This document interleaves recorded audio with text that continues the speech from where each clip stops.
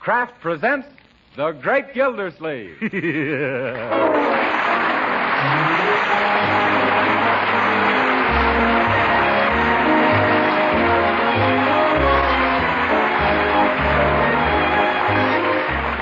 week at this time, Kraft presents from Hollywood, California, Harold Perry as The Great Gildersleeve, written by Leonard L. Levinson.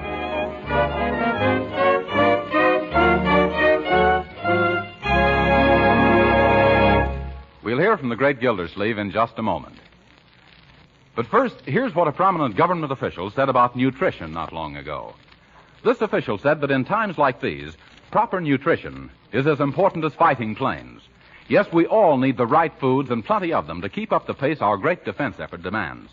So you'll be glad to know that Parquet margarine, made by Kraft, is one of the right foods, and that it's so economical you can use all you need. You see, Parquet margarine not only has delicious flavor that makes it grand for table use, baking, and pan frying, Parquet contains lots of valuable food elements, too. Yes, wholesome Parquet margarine is a highly nutritious food. In fact, one of the best energy foods you can serve. And what's more, every pound of Parquet contains 9,000 units of important vitamin A. But just because Parquet margarine is good for you, don't think it isn't good tasting. Why, Parquet's delicate, appetizing flavor has made it a favorite with families all over the country, both for table use and for cooking. So try it. Buy a pound or two of delicious Parquet margarine tomorrow. Yes, ask your dealer for Parquet. Parkay.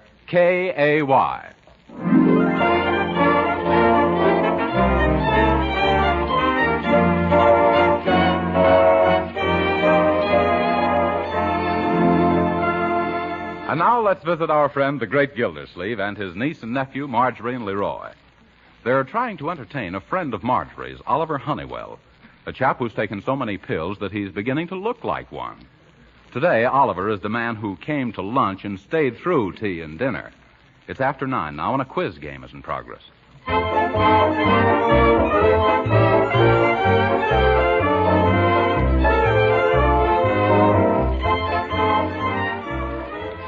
Very good. Now, the next question is for you, Uncle Mort. Okay. I love quizzes. Let's hear it, Leroy. Well, what's the difference between Niagara Falls and your friend Judge Hooker? There's no difference. They're both big drips. No, that's wrong. Oh, is it? The difference between them is that Niagara is a mountain fountain and the Judge is a legal. Oh, yeah. Leroy. Well, I see. Now whose turn is it? It's your turn next, Oliver. Boy, this one's a cinch. Huh? Can you tell us who was the third Assistant Secretary of Agriculture in President McKinley's administration? Oh, that wasn't fair, Leroy. No, that's too hard, Leroy. Oh, no, it isn't. Third Assistant Secretary of Agriculture, McKinley's administration, Lucius N. Follansbee. Yep, that's right. I remember. It is? That's great, Oliver. Oliver, that's wonderful. Oh, really, it's nothing. A fellow shouldn't get any credit for remembering his own grandfather's name. Boy, you had me fooled for a minute. I thought you were smart. Yes, Leroy. Next is Marjorie's turn. Huh? Sis, what does it mean if you say, throw up the sponge? I give up. Absolutely correct. Oh, right. Very good. Now, the scores so far are Oliver 27, Marjorie 19, and Uncle Mort -2. Young man, what do you mean, -2? You answered one question wrong twice. It's twice? Now, here's your chance to make up, Unc. It's an arithmetic. Arithmetic. If Jones buys 50 bales of hay and 100 bushels of barley for $300... Yes? And the barley costs 4 times as much as the hay, how much did each bale cost? Oh, my. Let me get paper and pencil. 50 bales, 100 bushels, $300. Mr. Jones should have bought defense bonds. The idea. Oh, what's that? 9:30. Leroy, I've got a question for you this time. If 9:30 equals your bedtime and you haven't done your homework yet, how do you expect to know your lessons tomorrow if you have to go to sleep now? Gee, that's an easy one, Uncle Mort. All those questions I've been asking you people are my homework. Oh, it's all done. It is? You're a bright boy, Leroy. Say, can we just finish this game, Uncle Mort? Yeah, I sort of lost interest in this game. I thought it was fun. So. You would. Now scamper off to bed, Leroy. Gee whiz, I'm not a bit sleepy. Why can't I stay up? It's the same thing every Sunday night. First Jack Benny, then Charlie McCarthy, and after that trying to get Leroy to go to bed.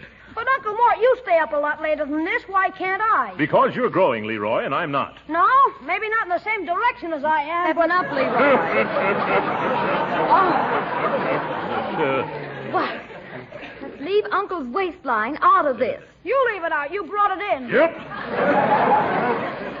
Children, let's drop my waistline. It's dropped too far already. Yeah. Good night, young man. Oh, are you going to bed, Uncle Mort? Sweet dreams. No, you're the one who's going to bed. Yes, and let's not discuss it anymore. But... That's all, brother. But it isn't fair. It's not democratical. I'd like to stay up as late as everybody else. Well, let me see. Can I, Uncle Mort? Promise to go to bed the minute we do? Gee, of course I promise. Then you can remain up as late as Marjorie and I. Boy, that's keen. Well, I'm pretty sleepy right now. How about you, Marjorie? What? Oh, yes. I can hardly keep my eyes open. Yeah. Oh, I catch on. It's a trick to make me go to bed now. You've made your bed, Leroy. Now get into it. In that case, maybe I should... I'll get it. Well, if that's my mama, you tell her not to worry. Yeah. Hello? Oh, hiya, Pig. Pig? It's for me. It's Piggy Banks. Piggy banks.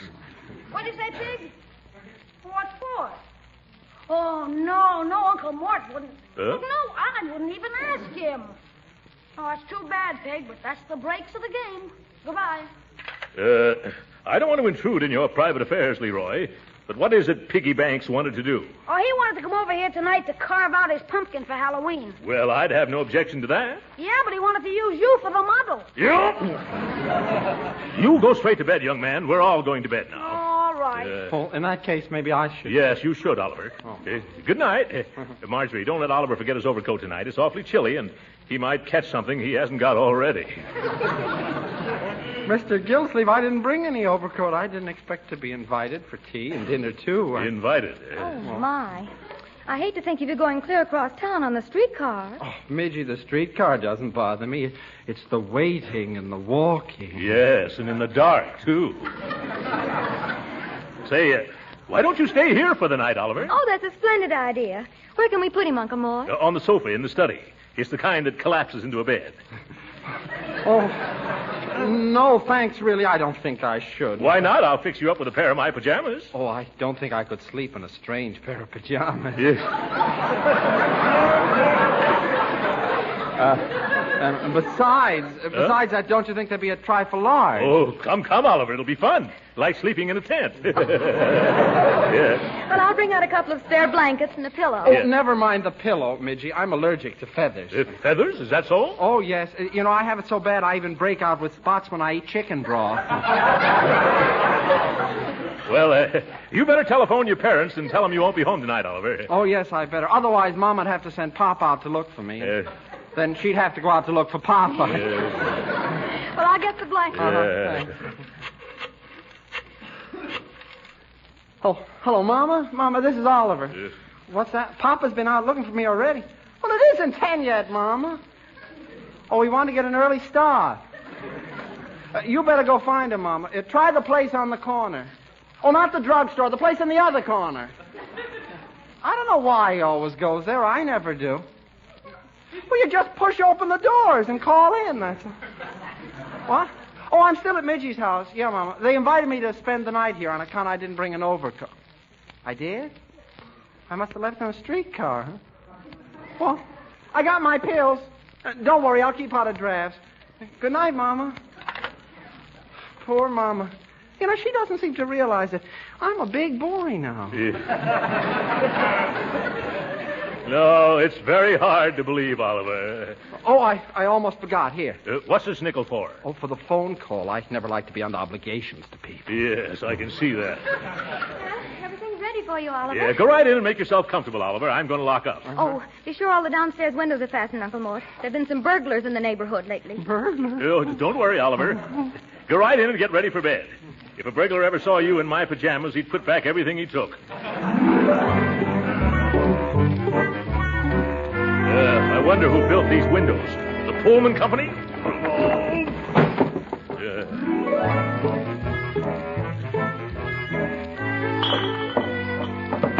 Oh, my bunion.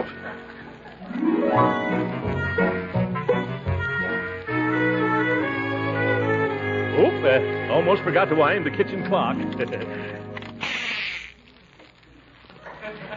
Somebody already wound it. Oh, excuse me, Aesop. I didn't mean to step on your tail. Now, Scat Cat, scram, go, outside. Yeah. Everything locked up tight, Uncle Mort? Yes, a burglar would need 3 policemen to help him get in here. Excuse me, I guess it was the company we had for dinner. Well, see you in the morning. Huh? Good night, Uncle Mort. Good night, my dear. Good night, Uncle Mort. What, you still up? Good night, Leroy. Good night, Uncle Roy. Good night. What's that? Who? Oh, good night, Oliver.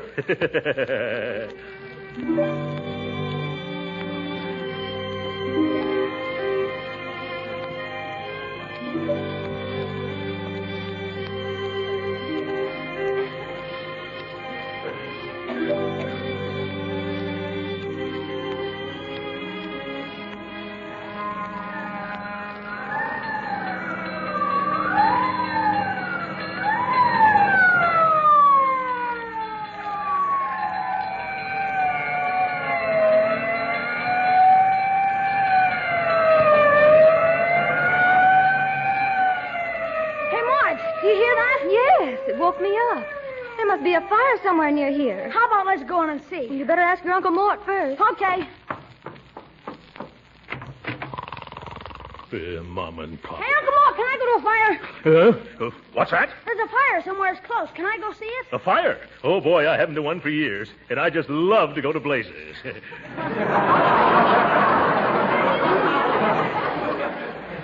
hurry up, Uncle Mort, hurry. No, not that door. That's the bathroom. Oh, excuse me.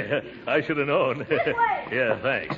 Now, let's hurry outside, or the fire will be out before we are. Gee, this is fun. Huh? Hey, Marge, let's go. Here's Uncle Mort. Yeah, let's get Oliver. You think he'd be interested? Sure, it'll be a tonic for his nerves. Oh, Oliver. Yes, Mom, I'm getting up. Yep. I'm not your mama.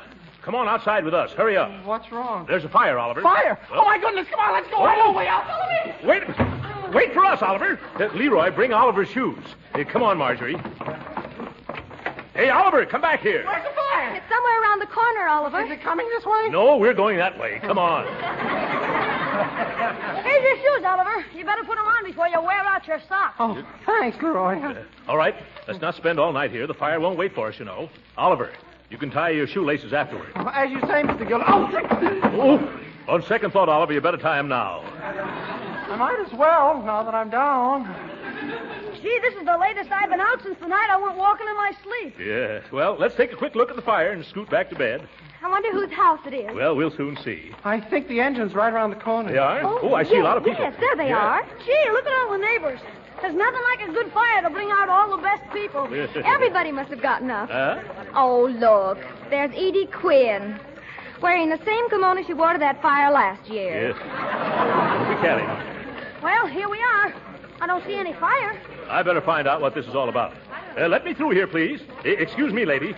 Oh, pardon me, Chief, but could you direct me to the fire? Mister, I wish you could direct me. We can't find it. Oh, well, it may be a little unprofessional, but have you asked anybody? Say, that's an idea. Thanks. Oh, it's all right. Quiet, please. Let's have quiet, everybody. Yes, quiet. Now, did anyone here turn in a fire alarm? Excuse me, I was the one who called. Oh, hello, Mrs. Beasley. Well, where's the fire? Oh, there isn't any fire. My poor little cat is stranded on top of that telephone pole up there. What? Oh, good grief. Madam, do you mean you got us all out of bed and dragged the firemen away from their gin rummy game just to look at a cat? Oh, disappointed because someone's home isn't burning down. Huh? I know who you are. You're the man who does want to set the world on fire. Now, see here, Mrs. Oh, this is Mrs. Beasley, Uncle Mort. Mrs. Beasley, this is my uncle, Mr. Gildersleeve. How do you do? Charmed, I'm sure. Now, see here, Mrs. Beasley. What do you mean by waking up the whole neighborhood? Now, take it easy, mister. I won't take it easy. Chief, are you going to waste the taxpayers' money climbing telephone poles for tomcats? Well, what's wrong with that? Well, give me a reason why you should go to all that trouble. Sure, I'll give you a reason. This lady happens to be the mayor's sister-in-law. Just as I thought. Politics. Hey, boys, get out the 40-footer and bring down that cat. Right. Thank you, Chief. I'll see that my brother-in-law hears about this. Yes, and I'll see that the newspapers hear about it, too. I'll write letters to the editors. And I write a nasty letter, madam. And as for you, Chief, you're paid to fight fires, not to go sky-hooting around town all night. Now, I've heard enough out of you, fatso. Yep.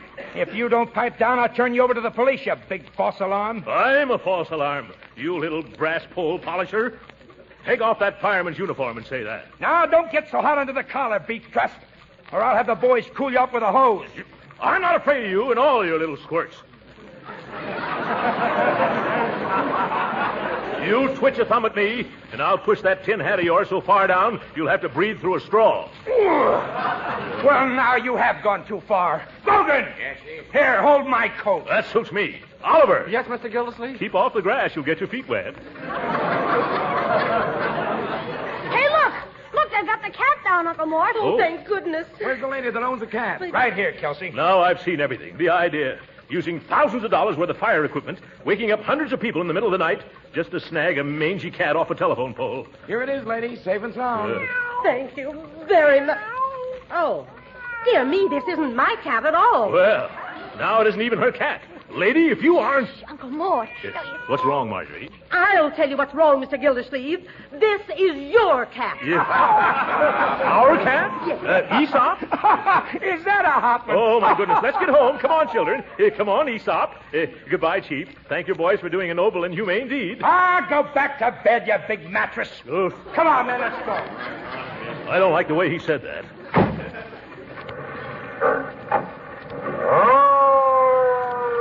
Too bad there wasn't a fire. We could have at least gotten warm. Oliver, but don't you dare catch a chill. I'll try my best not to, Midgie. Wish I'd brought along my cold pills. Let's hurry into the house, Oliver. We'll fix you up a nice hot cup of... well, what can you drink a nice hot cup of? Water, if it's distilled. Well, it'll be nice to get back into a nice warm bed. Open the door, Leroy. Okay. Uh-oh, it's locked. Locked? Why didn't I go home on a straight time? Now, don't get excited. Don't be nervous. Take it easy, everybody. I have the key right here. Right here in my pants pocket. Oh, no. No what? No pants. I'm just wearing pajamas. Here, let me try that door. Ooh, no shoes either. Maybe it's stuck. No, we're stuck, Oliver. The wind must have blown it shut. Well, I guess the joke's on us. I'm sorry, Mr. Gildersleeve, I don't get it. You keep asking questions like that, Oliver, and you'll get it all right. There must be a window around the side or in back that I could climb into. No, Leroy. Before we went to bed, I made sure that everything was locked as tight as a drum in a bagpipe band. Oh, wait a minute. We forgot something. Huh? I know how we can get in. You do? Well, what is it? Birdie. Clever girl, Marjorie. Birdie. Yeah, come on, everybody. Where are we going now, Midgie? We're going to see if we can wake Birdie or me. Yes. Oh, Birdie. Oh, Birdie! Oh, Birdie! Too many birdies. Let me do it, children. Oh, Birdie. Yes, Mr. Gildersleeve. Birdie, will you please come downstairs and open the front door? Come downstairs. Open the front door. Yes, I'm locked out, and so is Marjorie and Leroy and Oliver. What an unfortunate coincidence. Yes, Birdie, quit stalling and hurry down here. I would if I could, Mr. Gildersleeve, but I just can't. Why can't you? Because I'm locked out, too. What? Birdie, aren't you upstairs? No, sir, I'm right here on the back porch. Oh, this is a pretty pickle of fish. How did you get locked out? Well, I just got home from a lodge meeting. Yeah. You know, the mysterious and bewildering orders of the daughters of Cleopatra. I'm the head Sphinx. Sphinx, you are? Yes, sir. And I found the back door bolted. You know, that's contrary to the customary procedure. Yes, well, I wonder if the people next door have got a pass key. Oh, they went away on their weekend. Oh, I'm getting terribly cold. Maybe I better go home after all. No, Oliver. We'll get inside in 2 shakes of a jiffy. The only trouble is all the downstairs windows are locked. If we could only reach the 2nd floor. I can do it. If you boost me up, I can climb this tree and then crawl out on that branch and drop down on the roof of the porch there. Who do you think you is, Leroy? A Superman man? Yes. No, I won't let you risk your neck, my boy. You're too young. I do it myself, only why ruin a tree that never did me any harm? Oh, dear. Isn't it too bad that we don't have anyone big enough and thin enough to come to our rescue? It's getting colder, isn't it? You know, I can't help thinking what King Arthur or one of his knights would do in a case like this. Yes, I believe it is getting colder. Why, he'd leap off his horse, spring to the tree, and just swarm up to his lady love's window. If I'd only brought along some of my vitality tablets. Oh, what's the use? Oliver, why don't you go climb a tree? Who, me? Midgie, you know I get dizzy spells from high places. Oliver, it's really very easy. You can do it with your eyes shut. I don't like this. Give him a boost up, Unc. Can't you see he's raring to go? Raring to go home. Come, Oliver, you've got to be brave. Pull up my pajamas. No, I mean the ones you're wearing. Yeah, now tighten your belt. I didn't say yes. You shook your head. Can I help it if I shiver in the affirmative? Well, now you take his other leg, Leroy. Okay. Yeah, careful now. Yeah, there we go. Yeah, grab hold of the branch, Oliver, right above you. Well, don't drop me. I bruise easily. Yeah. It's all right. I'm right below you. Now, just pull yourself up. No, Oliver, go the other way. You're getting out on the wrong limb. Gee, if I only had my slingshot here, I'd head him in the right direction quick enough. Leroy. Keep going, Oliver. You're doing fine. Oh, what are you stopping for now? The string on my pajamas broke. Oh. I don't know. I'm falling. I made it. I landed on the roof. Yeah, well, congratulations, Oliver. I never thought you'd make it. How about it, Missy Witchy? Am I as good as any night? Oh, yes, Oliver, you're wonderful. Yeah. By George, for a weeknight, he finished strong on Sunday. Yeah. All right, Oliver. Now just climb in one of the windows and all our troubles will be over. Mr. Gildersleeve, Huh? I've got bad news for you. What? There aren't any windows over the porch. What? A porch without windows? I never heard of such a thing. Let me look. Well, that's one for Ripley. You better come on down, Oliver. Oh, I can't reach that limb again. Jeepers, we've stranded Oliver. Is that bad? Now what are we going to do, Unc? Well, there's only one thing to do. I've got to get a ladder someplace. And a piece of string. All right, Oliver. Oh, hurry, Mr. Gildersleeve. It's terribly cold up here. Yeah. The people in the back got a nice big ladder. Yeah? Why don't you just pussyfoot over and sort of bar it? Well, thanks, Birdie. I suppose that's all I can do. Children, you just stay where you are. And Oliver, don't go away. Very funny. I'll be back just as soon as I can, Oliver. Fine state of affairs when a man can't break into his own home. Well, that's what you get for chasing fires in the middle of the woods. Oh, it's you, Aesop. Out of my way, you Siamese snake in the grass. Now, let me see. There's a loose board somewhere along this fence. Ah, there it is. Tight squeeze, Throckmorton. You should really cut out the starches. I wonder where that ladder is. It's as dark here as the back of a coal miner's neck. Who's there? Huh? Speak up or I'll shoot. Oh, hello. Don't shoot, Mrs. Beasley. It's only me, Mr. Gildersleeve. What are you doing in my backyard at this time of night? What am I doing here? Oh, yes, we were locked out of our house, Mrs. Beasley. You happen to have a ladder I could borrow? It's in the shed, and the shed's locked. Well, then, if you could find the key and kind of throw it down to me, I'll... Nerve. Waking me up, scaring me half to death, and then having the gall. What did you say, Mrs. Beasley? Wait where you are, Mr. Gildersleeve. I'll be right there. Yeah, lovely woman. A break at last. This time we're all set, TP. Where are you, Mr. Gildersleeve? Right underneath your window, Mrs. Beasley. Directly underneath? Yes, directly underneath. Well, then, catch.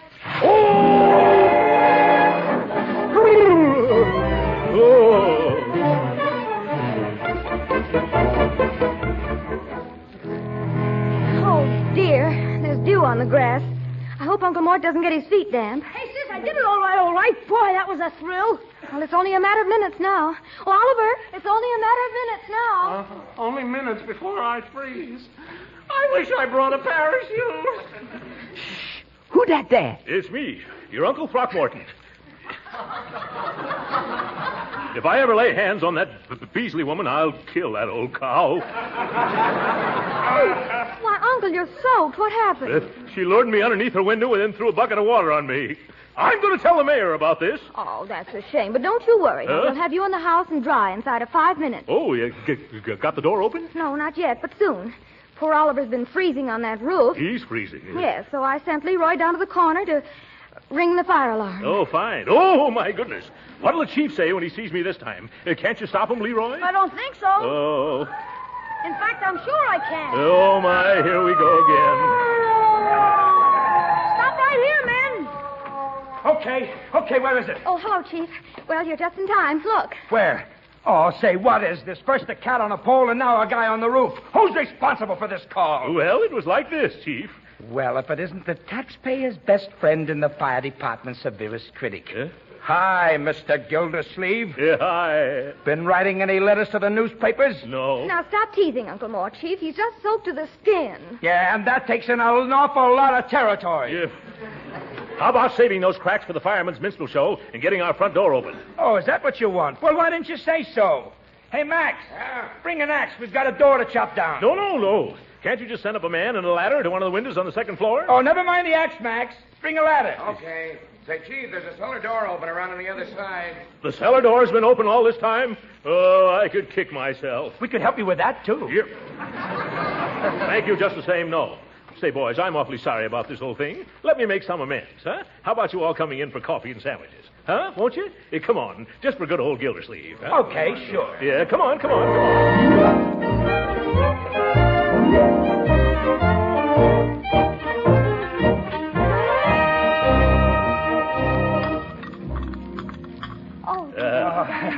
Have another cup of coffee, Chief? No, thanks. I've had 2 already. You've had 4, but have another anyhow. Oh. Sandwich, Mr. Grogan? No. I'm full clear up to here. Incidentally, I made sure that cellar door was locked tight this time. Thanks, Mr. Grogan. Well, this has been swell, Mr. Gildersleeve, but now we'd better be getting back, boys. Hey, you guys in the kitchen, let's get wheeling. Well, goodbye, boys. Thanks for everything. And if I ever have a fire, you'll be the first people I'll call in. I like firemen. Say, Uncle Mort, can I go out and watch them leave? Sure, we'll all go out and wave goodbye to them. Come on, Marjorie. You too, Birdie. Okay, Uncle Mort. Yeah. Well, thanks for the hospitality. So long, boys. Don't take any wooden fire plugs. Yes, nice fellas. Well, let's get back in. There they go. It's colder out. Catch the door, Birdie. It's good. Oh, my goodness. Gee, we're all locked out again. Yes, this is where we didn't come in. Hey, isn't anybody ever going to get me down off this roof? Oh, Oliver!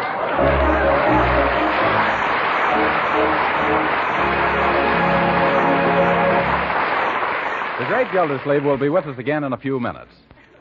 But right now, let me remind you that next Friday is Halloween. And if you mothers are the kind that worry about the children being out and getting into mischief, here's a worthwhile suggestion for you. Keep the kids at home with a well-stocked pantry. Yes, if you have plenty of popcorn and cookies and cakes on hand, you can be sure the kids won't go very far away. Now, to make popcorn extra good, drench it with plenty of melted parquet margarine made by Kraft. Yes, that delicate, tempting flavor that makes parquet a favorite for table use makes it delicious on popcorn, too. And remember, use parquet margarine in the cookies and cakes you bake. It makes them tastier because it's a real flavor shortening, not just a bland, tasteless fat. And not just at Halloween, but the year round, parquet margarine provides your family with wholesome, nourishing food values. Yes, parquet margarine is a highly nutritious energy food that contains important vitamin A. So use parquet margarine made by Kraft all 3 ways.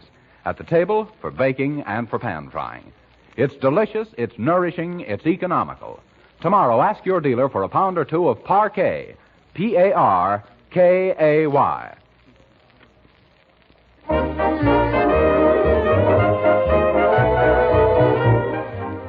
Sorry, ladies and gentlemen, our time's up. Good night.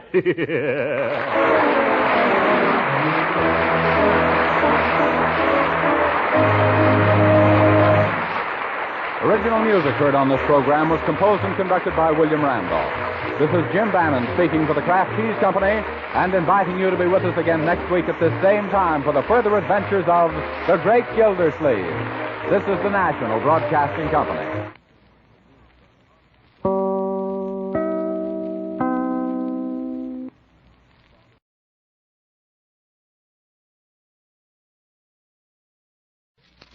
Kraft presents The Great Gildersleeve. Each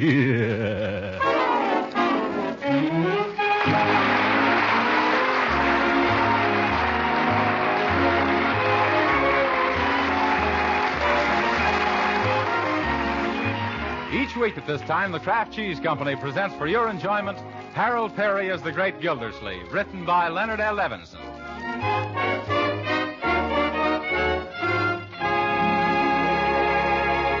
We'll hear from the Great Gildersleeve in just a moment. But first, let me remind you that fall is coming and winter, too. And when chilly winter weather really comes, your family is going to need plenty of wholesome, nourishing energy food.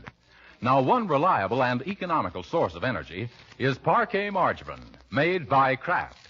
Yes, this delicious new margarine called Parquet is a protective food of high nutritional value. And to make it even better for you, Kraft adds important vitamin A to Parquet margarine's natural goodness. 9,000 units to every single pound. Now, of course, all this wholesome food value wouldn't do much good if your family didn't like Parquet margarine. Well, we think they will. Thousands of American families do. Yes, they like Parquet margarine's delicate, satisfying flavor for table use, for baking, and for pan frying. Best of all, Parquet margarine is economical, yet it's made by Kraft to the same high standards as all Kraft food products. But why not find out for yourself? Yes, why not try a pound or two of wholesome, nourishing Parquet margarine tomorrow?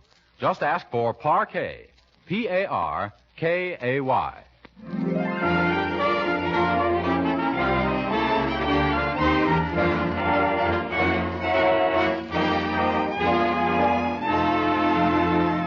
And now for the adventures of the Great Gildersleeve.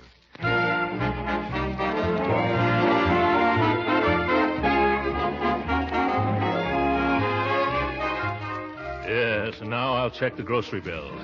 9 and 9 is 18, and 8 is 28. 26. And 7 is, 33, and 5 is... What are you doing, Uncle 33 and... now I've lost my place. Sorry I disturbed you. Yeah, that's all right, Marjorie. I was just checking your household expenses. Part of my job is guardian for you and Leroy, you know. But we never had any trouble with little things like that before. We never had to count a Judge Hooker before either. Why, that dyspeptic little judicial blunder. Oh, now, Uncle Mort. I'll let you get on with your work. Yes. Guess I'll have to start all over again. 9 and 9 is 18, and 8 is 28. 26. And 7 is... Excuse me, Mr. Gildersleeve. Ham or beef? And 7... Lost it again. Ham or beef what? Filling. What filling? Sandwich filling. What sandwich? That's what I want to know. Ham or beef? Cheese. Yes, sir. Yes. 9 and a cheese sandwich is 18 and... 26. Well, I got it right the first time. And 7 is... Say, Uncle Mort, supposing I could buy a swell airplane motor cheap, what would you say? 9 and 9 is 18. Where am I? Oh, back at the bottom again. But I can, Uncle Mort. I can buy a practically brand new Bumblebee plane motor for $19 from Piggy Banks. What are Piggy Banks? They aren't anything. He's my pal. Ew. And this engine is such a bargain, I'm ashamed to buy it for that price. You needn't be ashamed, Leroy. You're not going to buy it. But, Uncle Mort. Young man, you're far too young to take up flying. But this is a miniature plane motor. It fits right in my model super-duper swooper. A model plane. Well, I forgot you were a flying bug. That's a good one, Uncle Mort. Yeah. How's about that $19? Yeah. Now, hold on, Leroy. $19 is a lot of money. Oh, not for this motor, Unc. Piggy'd never part with it except his plane made an emergency landing into his pop store window. And he wants $19 for the motor? No, he wants $19 for a new window. Yeah. Can I have the dough, Uncle Mort? Well, I'm afraid not, Leroy. That's quite a large sum. And you know I've got to account to Judge Hooker for every penny you children spend. Oh, why can't he keep his nose out of our business? But that is his business, Leroy, sticking his nose into other people's. And he's got plenty of equipment for the job, too. Oh, but gee whiz, Uncle Mort. I bet you had a model airplane motor when you were my age. When I was your age, my boy, there were no airplanes. Everybody thought the Wright brothers were wrong. Well, I bet you had some hobby. Let me see. What did I have? Oh, yes, I had dynamite. Dynamite? Yes, Dynamite was the name of my Shetland pony. Oh. He was my hobby, that little horse. I can see him now. Bless his shaggy coat. Well, if you could have a big horse, Unc, why can't I have a little motor? Because I earned the money to buy Dynamite, my boy. You earned $19? How'd you do it, huh? Well, selling lobsters. I lived on the East Coast when I was a lad, and I got my spending money out of a string of lobster pots. I never knew lobsters grew in pots. They don't grow there, Leroy. That's how you catch them. I can still remember how hard it was in the winter. Getting up before dawn, rowing 5 miles, sometimes in a biting gale, just to tend my pots. Rowing back to market with my boat full of lobsters and my hands full of blisters, then walking 5 miles to school. Yes. It's wonderful to think what you'll do when you're young and you want a pony. Say, whatever became of that pony? Well, I took Dynamite to school one day and he bit the teacher. We didn't have school for a month. Gee, instead of a motor, maybe I should get a pony. Yeah? No, I guess not. I'll stick to aviation. There's more of a future in that. Yes. But, Leroy, I said I wasn't going to give you the money. Oh, that's all right, Uncle Mort. I'm going to earn it, just like you did. A splendid idea. It'll help build your character, like it did mine. How are you going to do it? Oh, all I got to do is find a job and earn $19. Then would you let me buy Piggy's bumblebee engine? I'll do better than that, my boy. Seeing that you're so ambitious, I'll advance you the money out of my own pocket. You will? Yes, and you can pay me back as you earn it. Oh, gee, Uncle Mort. You've got a heart as big as you are, Uncle Mort. And don't worry about me paying you back. I'll get a job in no time. Yeah. And can I have the $19 now, Uncle Mort? Now? Yeah, Piggy's here with me. He can't go home until he gets the money. Oh, yes, I see. Well, here you are. 10, 15, 17, 18, 19. Oh, thanks. Yeah. Hey, Piggy, it's a deal. Here's the dough. Yeah. Youth with its trivial problems. I wonder what kind of a job that boy will get. Need a boy? Oh, you don't. Need a boy? Oh, you don't.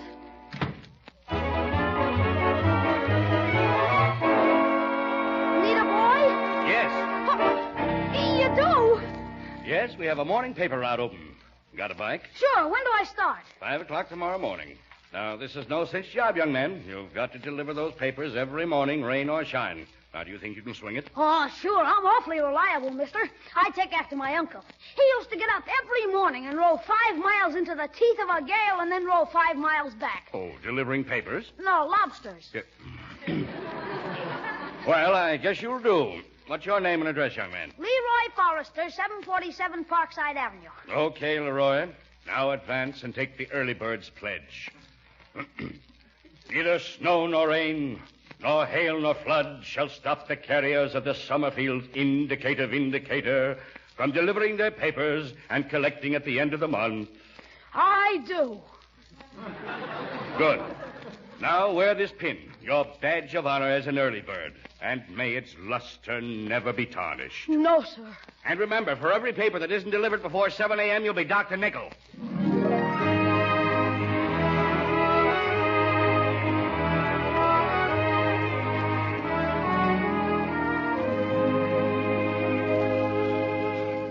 Strange. Leroy isn't usually late for dinner, is he, Birdie? No, ma'am. Dinner's usually late for him. Have you tried phoning any place? I don't know where. Well, how about this young friend of his, Porky Pine? No, Hogface something or other. Oh, yes, Piggy Banks. What's his phone number? Let's call him, huh? I got a job. Well, congratulations, my boy. What you doing getting jobs at supper time? What kind of a job is it, Leroy? Delivering a paper route for the Indicator Vindicator. Well, isn't that peachy? Indicator Vindicator, huh? Yeah. When do you start? Tomorrow morning at 5 o'clock. 5 in the morning? Did he say 5? You hear what the boy say? Yeah. Yeah, that means I gotta get up at 4. Oh, Leroy, you can't get up that early. Oh, yes, I can. I'll set all the alarm clocks in the house. Oh, Leroy, I'm afraid you're a little too young for that sort of thing. Maybe next year. Oh, but you had a much tougher job, Unc. You told But me. Uncle's a big man. Yeah. Well, he wasn't a man then. He wasn't even an uncle. You promised me I could do this. Uncle Mort, you promised me I could do it, and I promised the circulation manager. How'd it look if we both broke our promises? It looked better than getting up in the middle of the night. Yes, I agree with you. This puts me in rather a bad spot, Leroy. What would Judge Hooker say about this? That it's building my character.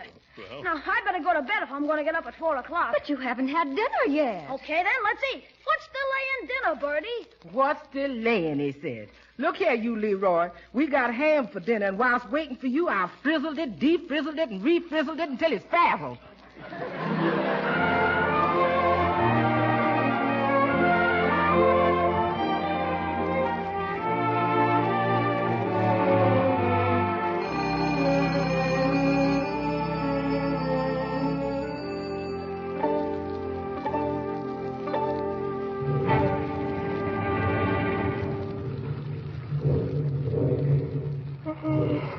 You dressed already, Leroy? Yep, up bright and early, Birdie. Hello, Birdie. Good morning, Leroy. Oh, don't look at me. I haven't had time to put on my makeup. I'm a sight. Gee, sis, I never knew you looked like that. I like you better without makeup. Looks like a skinned rabbit to me. Stop. Have you had anything to eat, Leroy? Oh, yeah, I fixed myself a swell breakfast. What did you have? A ketchup sandwich and a peanut bar. Land of Goshen, boy, that ain't no breakfast. I'm going to fix you some pancakes. What was that? Oh, just a little drizzle. A little drizzle? Why, Leroy, it's coming down in buckets. Where? Why, look at that street. It's flooded. Why, the water's running over the curb. You can't go out in weather like this. Oh, yes, I can. Neither snow nor rain, nor hail nor flood shall stop the carriers of the indicator vindicator. I do. You don't. Not this morning. Oh, gee, Marge, I got my rubber boots and my slicker and my rain cap out in the hall, and I'll be riding my bike. You're not going out in that rain. Oh, shucks. This is nothing to what Uncle Mort had to face when he was a boy. He used to row 5 miles out to sea in a lobster pot. I don't care if he... Oh, Uncle Mort. Why, he could take out the car and drive you around. I'm going to wake him up right now. Oh, gee whiz. Who ever heard of a guy's uncle driving him around a paper route? Oh, Uncle Throckmorton. That's very good, Judge Hooker. Uncle Mort? Yeah, giddy up, Dynamite. Uncle Mort, wake up. Wake up, Uncle Mort. Well, who's that? It's me, Marjorie. Marjorie who? Oh, Marjorie you. Yeah. Good night, Marjorie.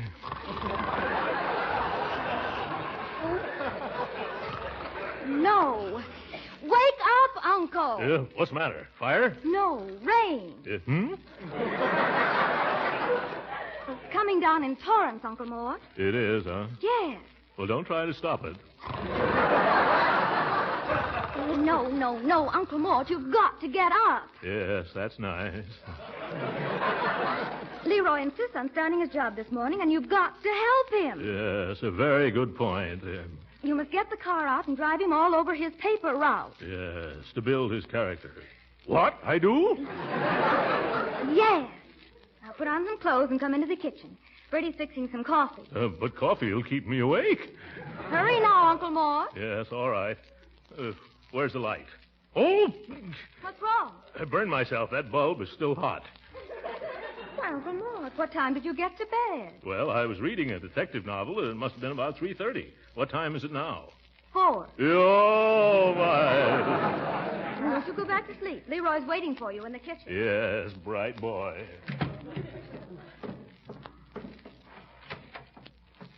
But if people don't get their papers, Leroy, they'll understand it, because it's on account of the rain. Birdie's right, Leroy. No, look. I got almost 100 customers. And if I don't deliver 100 papers, I get docked a nickel apiece. That's $5. You do? Yeah, and suppose it rains steady for a week. Then I'll owe the company $35. Why, at that rate, it'll cost me $150 a month just not to deliver papers. I can't afford it. Uncle Mort has very kindly consented to drive you around, Leroy. Oh, gee, you shouldn't have disturbed him. He had it tough enough when he was a kid. He's entitled to some rest now. Coffee. Here you is, Mr. Gildersleeve. Thanks. Somebody hold the saucer. I think I can handle the cup.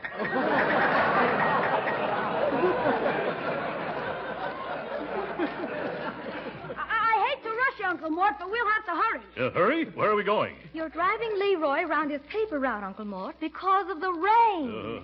You better put on something warmer than that bathrobe and them pajamas. You know summer's all over. He won't have to get out of the car. Here's your overcoat, Unc. That's all you'll need. Yes, thank you. There, we're all set. Now let's go. Okay. Which way's the door? Right through here. Yes. Oh, it's raining. What am I doing out in the rain? You're going to help me deliver my papers. Papers? What papers? The man said they'd leave the bundle right here on the porch. Where? I can't see any. Oh! Hey, Uncle Mort. What? They left the papers all right. Yes!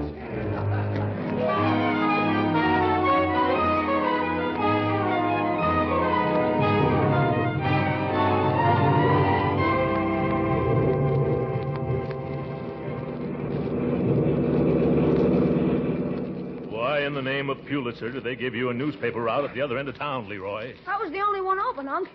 Say, I bet this reminds you of the good old days. What good old days? You know, when you went out to the sea lobster potting. Yeah. By George, I wish I'd never brought those lobsters up. How much farther is it, Leroy? Oh, just a block or two. Oh, no, stop right here. Yeah. Here's my first customer. The Taj Mahal Bungalow Court. You just wait here while I deliver 4 papers. Yes. Better turn on the radio or I'll fall asleep. And so, if you're troubled with insomnia, why don't you trot right down to your nearest open all-night drugstore and purchase a can of Dr. Dollop's delicious Dream Drops? Is that so? Yes. And tell the druggist that Bert, the night clerk, sent you. Yes. And after you've taken a dozen drops, you'll doze into a delightful delirium from... That guy would put an owl to sleep. Okay, Uncle Mort. Drive straight ahead to the next corner. Yeah. Now turn right. Right. Oh, careful of that milk wagon, Uncle Mort. What milk wagon? I don't... Oh!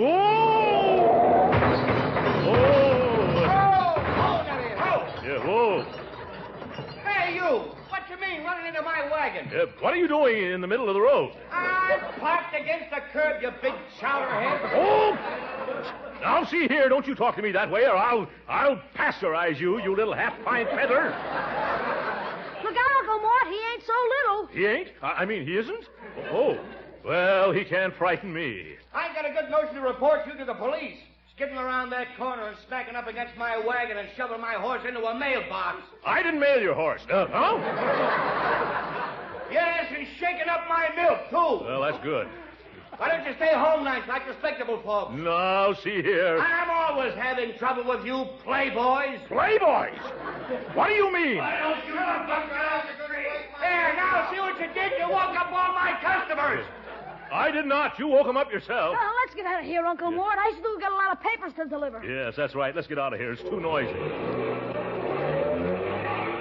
The nerve of that milkman. Parked in the dark.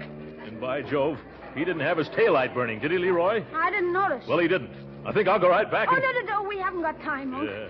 We've just been out for 15 minutes, and I'm already half an hour behind schedule. Yeah. Lucky for that milkman that you are. I'm just beginning to think of some things I should have told him.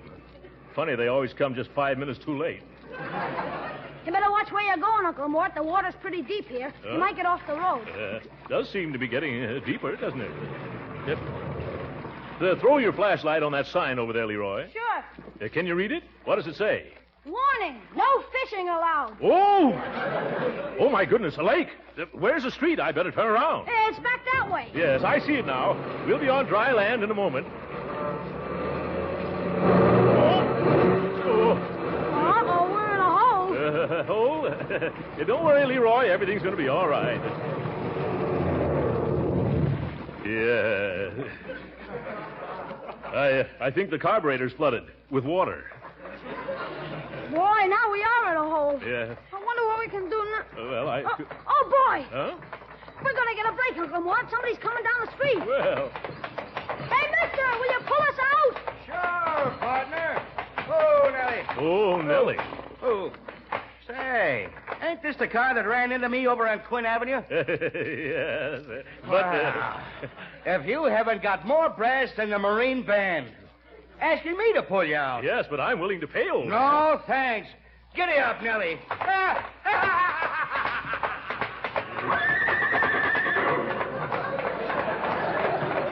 Go jump in your milk, both of you.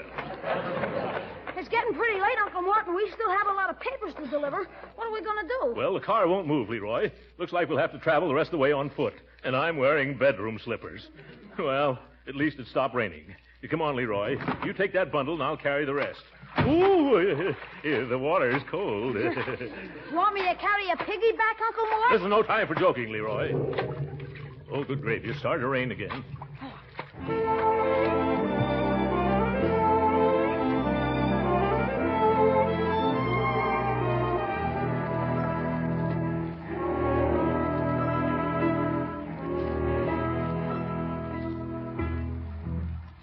Okay, come on, Uncle Mort.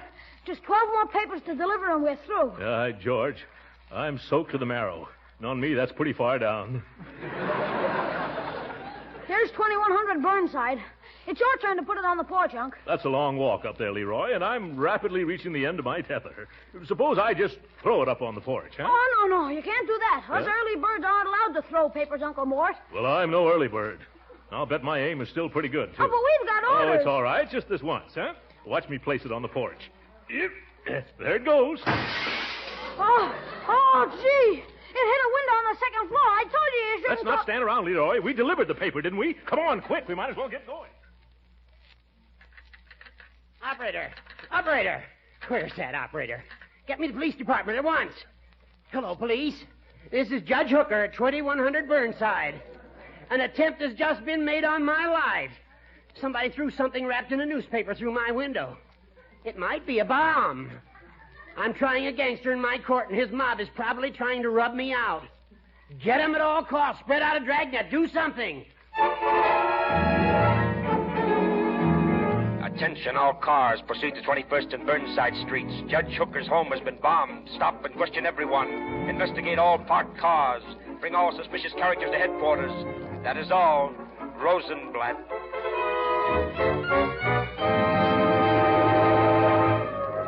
Oh, listen to those sirens, Leroy. Must be some excitement around here.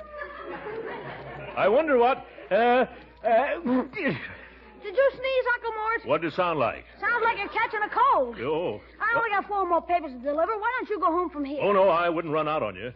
Well, if you insist, that's a different matter.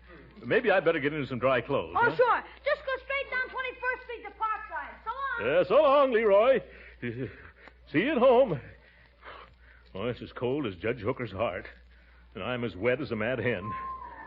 I wonder if those policemen would mind giving me a lift home. Well, nothing ventured, nothing gained.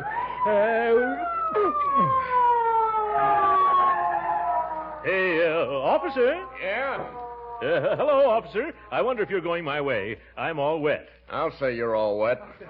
Why don't you call a cab, mister? Well, you know how cabs are. They're like policemen. Anytime you need one, you can never find... Oh, what am I saying? Present company accepted, of course. Where have you been, buddy? Hello. 2 of you. Well, I've been out delivering morning papers. Delivering papers in pajamas and bedroom slippers? Yeah, an overcoat, don't forget. What do you think, Joe? Smells. Smells to me, too. Well, I assure you, officers, it's true. I did it all for my little nephew's character. We're building it, you know. It was raining too hard for him to take his bicycle, so I drove him around. Yeah? Where's your car? It broke down. Where? Well, I can't tell you exactly, but it was right near a no fishing sign. Yeah? Oh, where's your nephew? He went that way. Say, fellows, I'm terribly cold. Couldn't you give me a lift? What do you think, Joe? Okay. Get in. Oh, thanks very much. Ooh, a gun. I hope this isn't going to be out of your way, boys. I live at 747 Parkside. Got it, Joe? Sure. Oh, but you're headed the wrong way, Joe. Oh, no, I'm not, buddy. I'm headed for police headquarters. Oh, my goodness.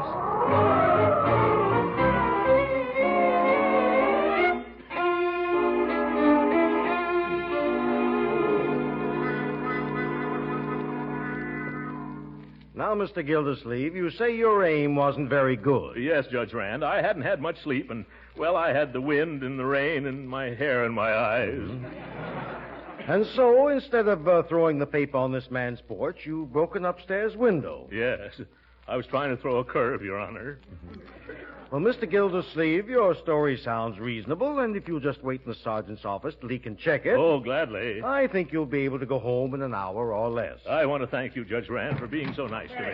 Yes. Here you caught the man who tried to kill me. Let's get a look at him. Here, one moment. This is a police court, not a pool room.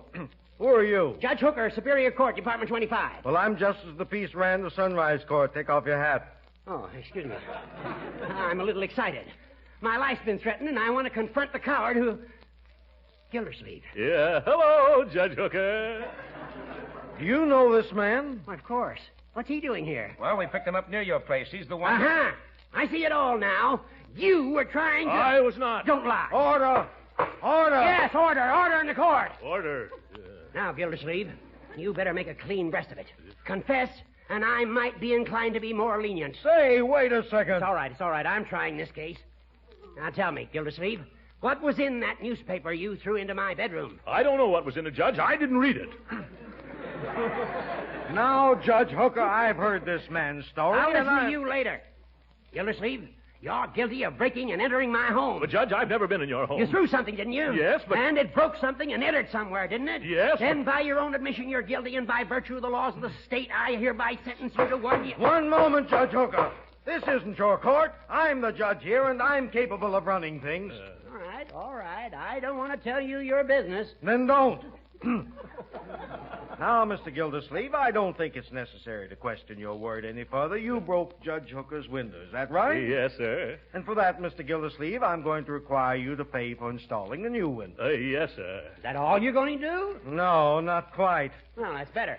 I've never before seen such disregard for the dignity of a courtroom, or the rights of others, as you've shown here this morning, Judge Hooker. Who, me? Yes, and I'm going to cite you for contempt of court. What? $25 fine or 30 days in jail. Yeah, this is wonderful.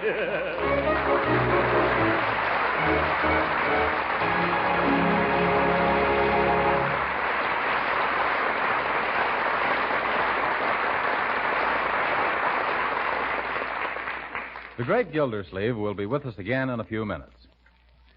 But right now, I wonder what the parquet margarine users who are listening in would say if I asked them why they like parquet. Well, it's a pretty good guess that they like parquet first because of its delicious flavor.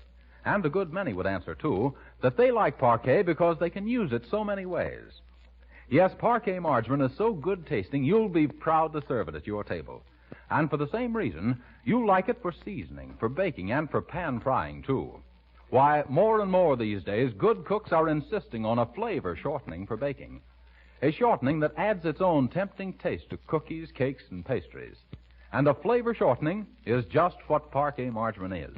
You'll find parquet's flavor makes it a delicious seasoning for hot vegetables, too. And a grand fat for pan frying that doesn't spatter or stick to the pan. And whether you use parquet margarine at the table, for seasoning, as a flavor shortening, or for pan frying, don't forget parquet is a nutritious food and a reliable year-round source of vitamin A.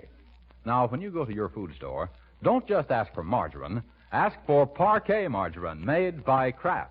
Remember, Kraft's reputation for quality backs every pound of parquet. So be sure to say parquet margarine. It's made by Kraft.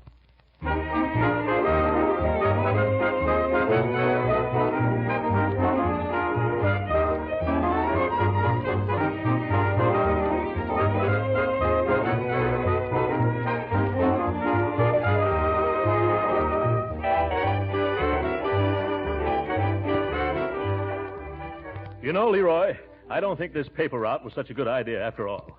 I wish you'd give it up. Well, I wanted to talk to you about that, If you Uncle quit Mort. this job, I'll pay for that motor myself. Well, thanks, Uncle Mort, but... Now, stop interrupting, Leroy. I'll even buy you the most expensive model plane there is, if you don't carry papers anymore. Oh, but, gee, Now, make up your mind, Leroy. Will you take my offer? Well, if you feel that way about it, okay. Fine. Yeah. Now, what were you going to say? I was trying to tell you, Uncle Mort, I was fired this morning. What? Good night.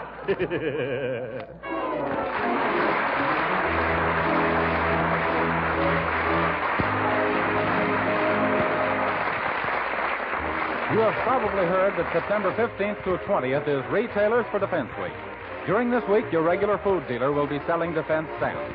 When shopping, you can help this patriotic cause by taking your change in defense stamps. Original music heard on this program was composed and conducted by William Randolph. This is Jim Bannon speaking for the Kraft Cheese Company and inviting you to be with us again next week at this same time for further adventures of the great Gildersleeve. This is the National Broadcasting Company.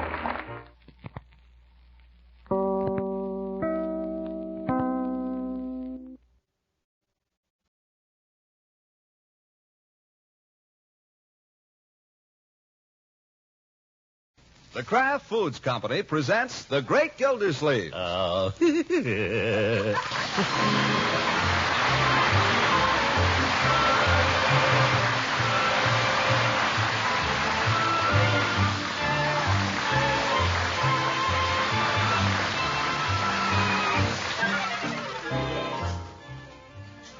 The Great Gildersleeve, starring Harold Perry, brought to you by the Kraft Foods Company, makers of a complete line of famous quality food products. For a fat man, Gildersleeve is quite a walker. But on bad days coming home from the office, he sometimes takes the B-Line bus. There have been a lot of bad days lately, and this is one of them. Back in the rear there. Come on, don't be afraid, folks. Step back. The rear end goes the same place as the front end. Step back. Oh, yeah? Come on, Fatso. You're blocking progress. Oh? Shove back, will you? What do you think I'm doing? Eep, zoop. Pardon, madam. Well. All clear there. Come on, watch the door.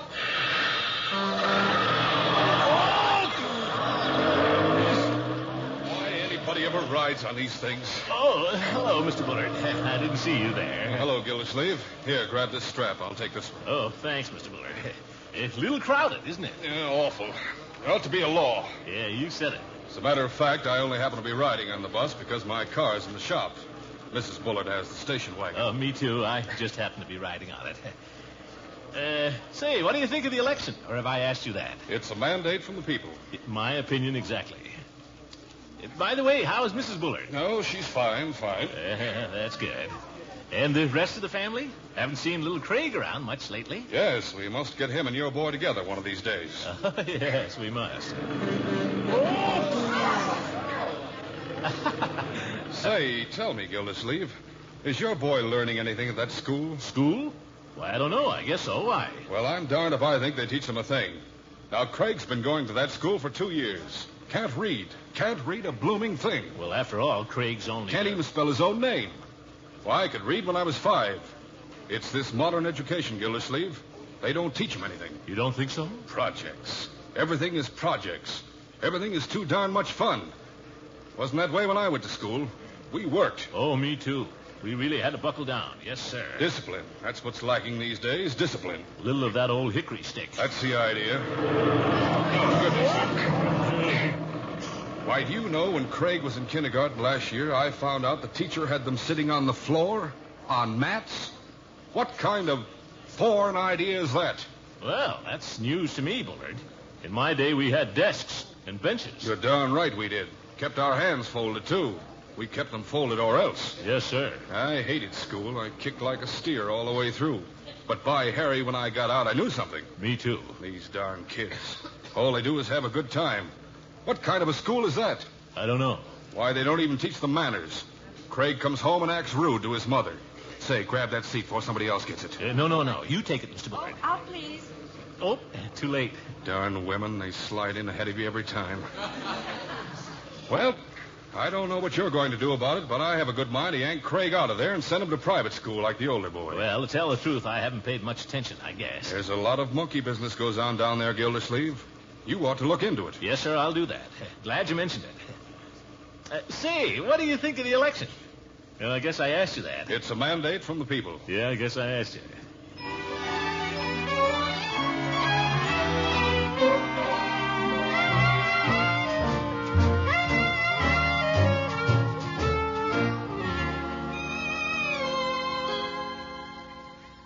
Leroy, how could you do that? Just when I had the whole house cleaned up nice, all over the place. I didn't do it. Craig did it. Well, I ain't going to stand for it, that's all. I don't care who did it. I'm going to have to tell your uncle. Yes, sir, this time I'm really going to tell him. I'm going to tell him, that's all. I'm just going to tell him. I'll clean it up, Birdie. I'll clean it up. Well, you better, because I'm going to tell him. I mean it. I'm going to tell him. The minute he walks in here, I'm going to tell him.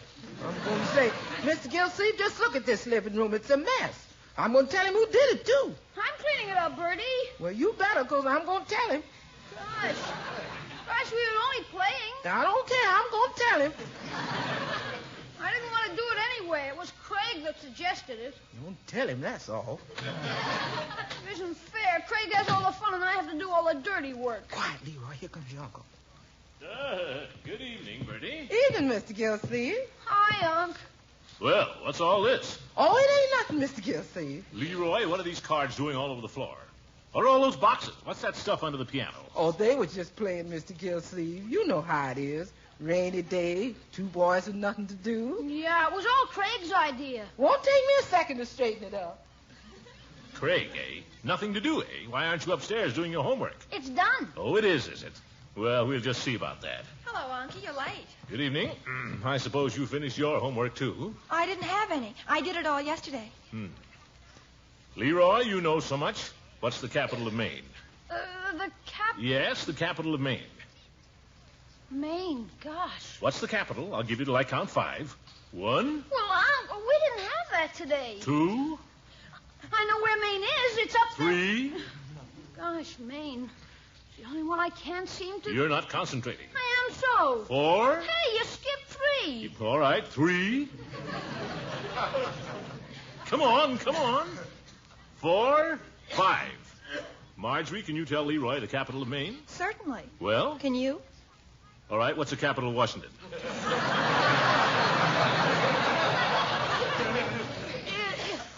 You mean the state of Washington? The state of Washington. Not Washington, D.C. You mean the state. The state, yes. What's the capital? Is it Seattle? I'm asking you. You're not asking me. You're supposed to tell me. Well, I thought it was Seattle, That's the trouble, Leroy. You don't really know, do you? You don't really know. Well, you keep hollering at me. Gosh, how can I That's the trouble with these modern schools. They don't teach you anything. I was talking with Mr. Bullard about this on the way home. I don't know whether the fault is yours or your teacher's, Leroy, but by George... Hey, By George, I mean to find out. Unc. Yes, Leroy, why are you waving your hand? The capital of Maine is Augusta. Did you tell him, Marjorie? Certainly not. Well, you're too late, my boy. I'm going down there to school with you tomorrow morning, and I'm going to have a talk with your teacher. Oh, Unc, you aren't going to do that. Why not? Oh, gosh, I'd die if you walked in there in front of everybody. Unky, I don't think Miss Goodwin is going to like it if you go over her head and start messing around with her teachers. Who said anything about messing around? Well, she's the principal, and after all... All right, I'll have it out with Miss Goodwin. Maybe you're right. Maybe I ought to take it up with her first. After all, haven't seen Eve in some time. Might just run over to her place after dinner.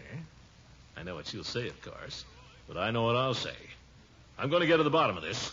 I'm going to find out whether she's got those kids tending to business or sitting on the floor.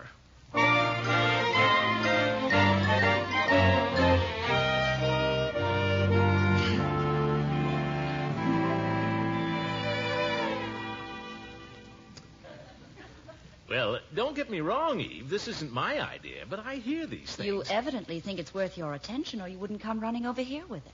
I didn't run. Frankly, Throckmorton, I'm very tired of hearing people complain about the school. We're badly overcrowded. The teachers are overworked and they're underpaid. But they're doing the best they can with the little they have. And I think they deserve great credit for it. Oh, so do I. Yes, indeed. Don't misunderstand me, Eve. I think I understand you very well. You're complaining because Leroy isn't taught exactly the way you were taught. Isn't that so? Well... Are you so perfect? Huh? Are any of us? If we had learned all there was to be learned, would the world be in such a mess today? I guess not. School can't take all the responsibility for a child, you know. If you feel Leroy isn't developing as he should, it's just possible that what is partly to blame is the intellectual atmosphere around the home. What? Tell me, do you ever read? Well, certainly. I read to the children. I read to them, I read the Christmas Carol every year. Once a year. Do you ever discuss things with Leroy? Oh, all the time. I mean, besides his faults. Well, I'm busy, Eve. Gosh. Do you ever read yourself? Now and then. Whenever I can. Now and then. Well, I told you, Eve, I'm busy. Busy at what? Well, things. Throckmorton, be honest with yourself. Do you remember any of the things you learned at college? Or have you tried to keep up any of the interests you had then? Gosh, Eve, I came over here to talk to you about Leroy. This has a great deal to do with Leroy. This is very important to Leroy. Because don't you see, you're Leroy's hero. He worships you. He imitates you. You're his hero. And that's a very great responsibility. I guess I'm no good, Eve. I guess I'm just a drifter. Oh, I wouldn't say that. I guess you must hate me, all right. And I don't blame you. You're wrong. I like you, Throckmorton, because you're human. And so am I. Yeah? It doesn't really seem right. It doesn't really seem right that weakness should be an attraction. But nevertheless... Oh, I'm awfully weak. Nevertheless... I sometimes think the only thing that makes life tolerable is the little weaknesses we share in common. Why don't you move over here where it's comfortable, Eve? I've got another little weakness we could share. Now, I'm afraid you're making a joke of the whole thing. Oh, no, I'm not. Believe me, Eve. Just the same, why don't you move over? Oh, you want me to come over there? I think we're getting off the subject. Nuts. Have you ever read Plato's Republic, Throckmorton? Phooey, why should I read that? What'd you say? I said, no, I've never read it, Eve. Oh, you should. It's one of the truly great books. In fact, I believe it's included in the 100 great books. The what? The 100 great books of all time. Some universities drawn up a list of them. It's really very worthwhile. All the students are required to read them. Read 100 books? Oh, I think everyone should read them, if he hasn't already. Gosh, even if you join the book of the month, you only have to read 12. You're not suggesting I should... Did you mean what you said, Throckmorton? Do you want to be an example to Leroy? Or do you just want to drift? I want to drift. Only kidding, Eve. I'm only kidding. I never know. I'll do anything you say, Eve. Well, why don't you just try this book, just to begin with? I'd love to lend it to you. Well, The Republic of Plato.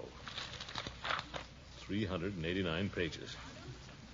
I don't know, Eve. This looks kind of heavy. For Leroy, Throckmorton. Yeah, for Leroy. You say there are 99 others? Don't let that frighten you. You read them one at a time. Oh. Say, maybe we could read this together, huh? I think you'd get more out of it if you read it alone. Yeah. But any time you run into trouble with it, why, come over and I'll be glad to help you out. Is that a promise?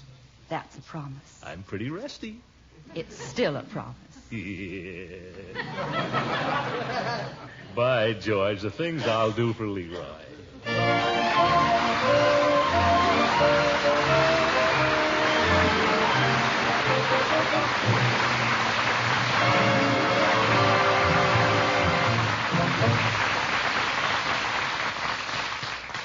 A fine cook is always very particular about the salads she serves, preferring to make them whenever she can with one of two famous products, Kraft Kitchen Fresh Mayonnaise or the popular Miracle Whip, also made by Kraft. Now, both have been scarce for some time, and Miracle Whip will continue to be fairly hard to get because of the sugar shortage. But I have some wonderful news about Kraft Kitchen Fresh Mayonnaise. Now that the supply of fine salad oil is more plentiful, Kraft mayonnaise is once again available and in reasonable quantity. Your dealer should have some soon, if not already. Kraft mayonnaise, you know, is a truly superior mayonnaise with a delicate flavor that comes from the choice ingredients that go into it. Fine salad oil, selected eggs, fragrant vinegar and spices, and as a final touch of perfection, fresh lemon juice is added. And flavor is not all. Its texture, too, is superb. A special beater patented by Kraft gives this mayonnaise a creamy satin smoothness you could never accomplish in your kitchen. For mayonnaise with a rich, homemade goodness, a texture nothing short of marvelous, choose whenever you see it, Kitchen Fresh Mayonnaise by Kraft.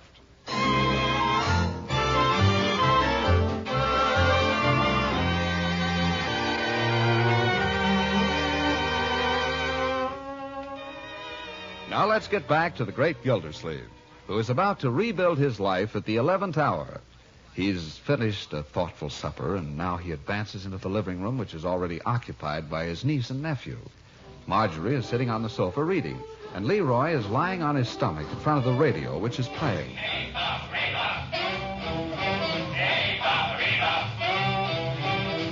Leroy, turn off that radio, please. Oh, you never let me play it. It's Clemmy Cornwell. I have work I wish to do. Marjorie's doing her homework. What do you think I'm doing? Homework with your head practically in the loudspeaker? Turn it off. Get your books up off the floor. Okay. I must say, Marjorie, what makes you think you can concentrate without music playing? Doesn't bother me. Me either. Now listen to me, both of you. No wonder you're not learning anything in school. I'm doing all right. Well, maybe you are, but Leroy isn't. Anyhow, nobody can possibly study with that radio blatting out that hooray for Bob or whatever it is. You've got to play the radio. Why don't you play symphonic music? Why can't we have a little culture around here? Well? It's okay with me. I'm glad to hear it. What is it? What's what? What's what? Culture? Yeah. Leroy, really? I'll tell you what culture is, young man. It's a love for the finer things of life. Oil painting, symphonies, great books like, where's that book I had before supper? Where? Oh, here. Look at that. Plato. What's it about? It isn't about anything. It's philosophy. 389 pages of it. You gonna read it? Certainly I'm going to read it. And I'm going to enjoy it, too. Well, I am.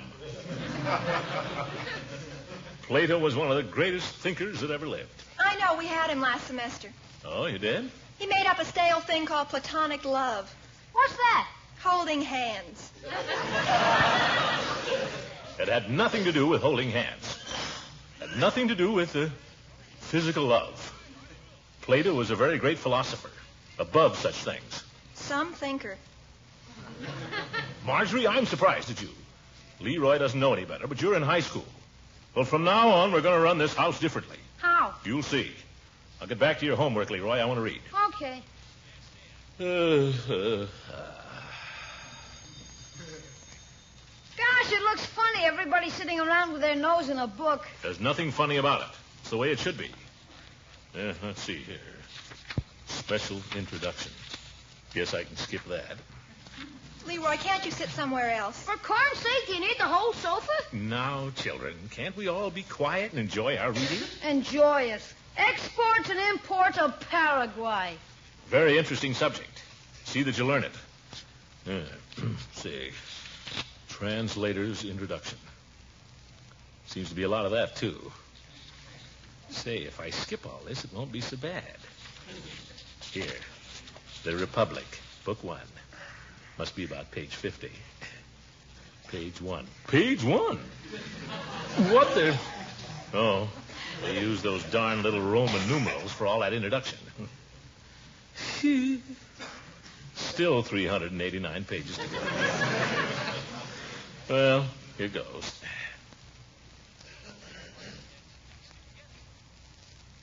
How do you like it, Unky? Oh, fine. Great stuff. Deep, though, deep. See, if a man love justice, he needs fear no attack from a dishonorable citizen, for the just man cares nothing for possessions, and the dishonorable man loves only wealth. Furthermore, if a man loves justice, the gods are on his side till eternity. Eternity is the companion virtue of truth, and truth is the opposite of dishonor. Thus the wisest man is the eternal man, and the eternal man is the philosopher. Judas. Say, maybe I could get a little help on this first part. Where you going? You keep right on with your work, my boy. I'm going out for a little advanced instruction. From Miss Goodwin? Yes. She promised to help me with Plato. I'll see you later. Okay, but keep it platonic, Unky.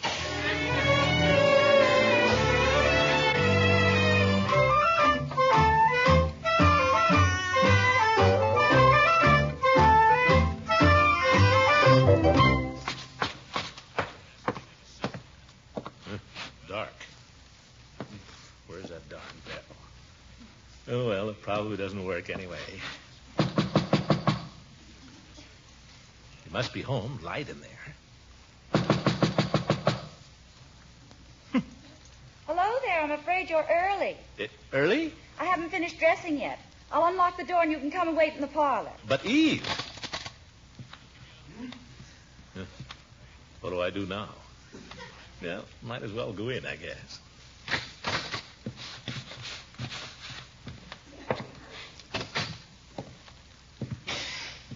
Oh, fire in the fireplace. Cozy for somebody. What time is it? About 7:30. Throckmorton. Is that you? Sure, it's me. Who'd you think it was? Well, to tell you the truth, I was expecting someone else a little later. Tell him not to come. I can't possibly. But, Eve, you said you'd help me with my studying. Throckmorton, you're a child. Wait a minute, I'll be out. Nuts. You mind if I take off my coat? No, I suppose not. Oh, thanks. The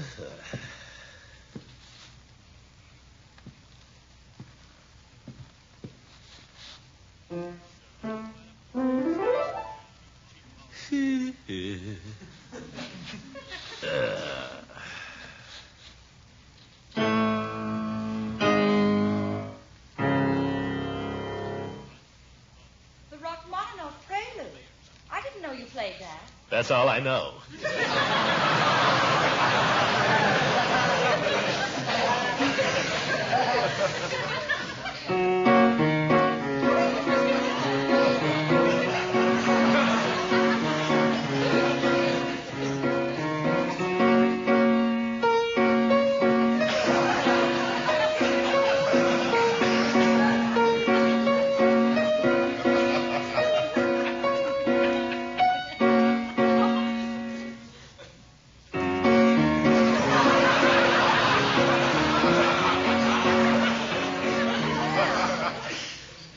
Now, just what was it you wanted help with, Throckmorton? Say, that's quite an outfit. Oh, do you like it? Well, I don't know. You didn't put it on for me. Silly. What was it you wanted help with? Plato, what do you think? That's deep stuff, Eve. How much of it did you read? How much? Yes. You mean how many pages? Yes. Well, I don't know exactly. That introduction is pretty long. Oh, I'm glad you read that. It's an excellent explanation of the whole book. It is? Well, I sort of skimmed it. And then you started in at the beginning of book 1? Yes. I couldn't make head or tail of it, Eve. A lot of characters with long Greek names running around talking to each other. What's it all about? Throckmorton, look me in the eye. What for? I want you to tell me the truth. Did you read one single page of the book? Why, Eve, sure I... Look me in the eye. I think I read a page. What's so funny? Oh, I'm sorry. I will help you, Throckmorton. But you've got to make a real effort to help yourself first. Now go back and try again. Read the introduction. Don't skim through it. Read it. And then read the first 20 pages. 20 pages? That's a lot. The introduction's long, too. All right, 10 pages. Read the first 10 pages, and if you don't understand it, come over and we'll talk about it. But if you could give me a little idea what it's about, Eve. I mean, right now, before I start. I've got to go out, Throckmorton. Who with? I don't believe you know him. He's a teacher at the normal school. Teacher? Going to some concert, I suppose. No. As a matter of fact, we're going dancing. Eve!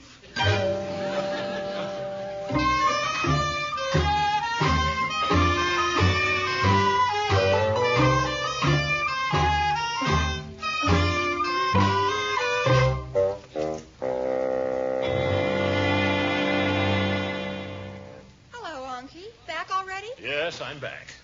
Nuts. Now what'll I do? Well, I suppose I can take another crack at Plato. Where's my book? Right where you left it. In your chair. Oh, thank you. Well, stop staring at me. Go on with your work. I finished it. You finished what? Your geography? Yeah. What about your history? I can do it tomorrow. No, sir, none of that. You get that right now and get it done. When you're finished, I'll examine you. Gosh. Now. Where was I? Wonder who that guy is she's going out with.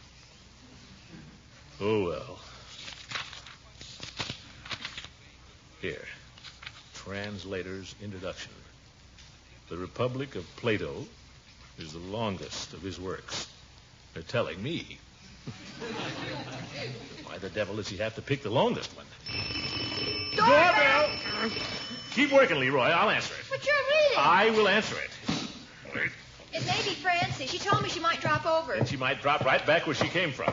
You don't wish to be disturbed this evening. Well, hello, Judge. Come right in. Glad to see you. Well, I'm just passing by, Gildy. I saw the light in the parlor, but if you're busy... Not at all, not at all. Here, let me have your coat. Thanks, old man. Come in, sit you doon a spell. Good evening, Marjorie, Leroy. Good evening, Judge. Hi. Doing a little homework, I see. Sure we won't disturb you? No, Judge. They've learned to concentrate. Have a chair. Tell me what you've been doing. Well, Ooh. Book. Uh-huh. Well, who's been reading Plato's Republic? I was glancing through it. I like to read a little philosophy occasionally. And when you're in the mood for philosophy, you can't beat Plato. You've been reading... Yeah.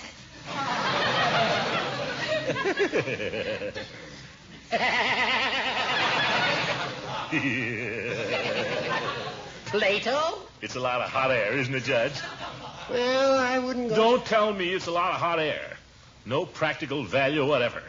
Why fill your head with a lot of theoretical stuff you're never going to use? Am I right, Horace? You bet I am. How about a game of checkers? Suits me fine. Where's the checkerboard? Here, underneath. Well, Leroy, what do you want? Nothing. I'm just going to watch.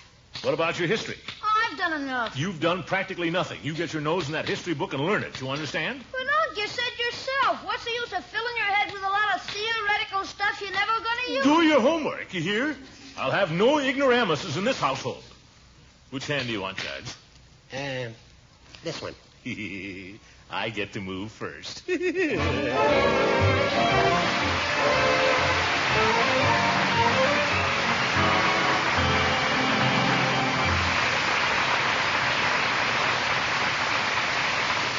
We'll be hearing from the great Gildersleeve again very shortly.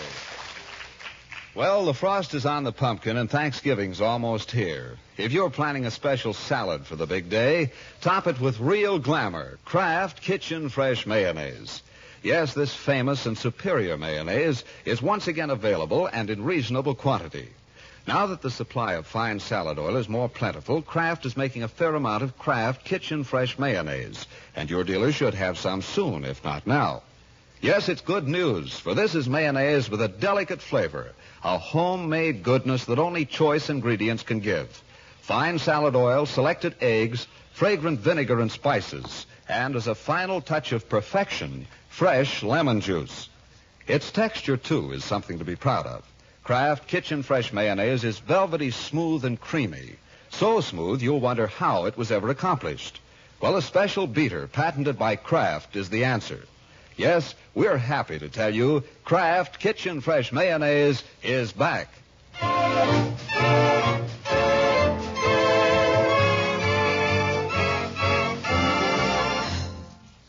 right, Leroy. Name the 13 colonies. You better have them perfect. Perfect? Yeah, perfect. Gosh. Well, Maine, New Hampshire, Vermont, Connecticut, Rhode Island, Massachusetts, Maryland, Carolina, Virginia, Pennsylvania, New York, New Jersey. That's 12. And Delaware. Well, I'll be darned. Go to bed, you lucky boy. Good night, folks.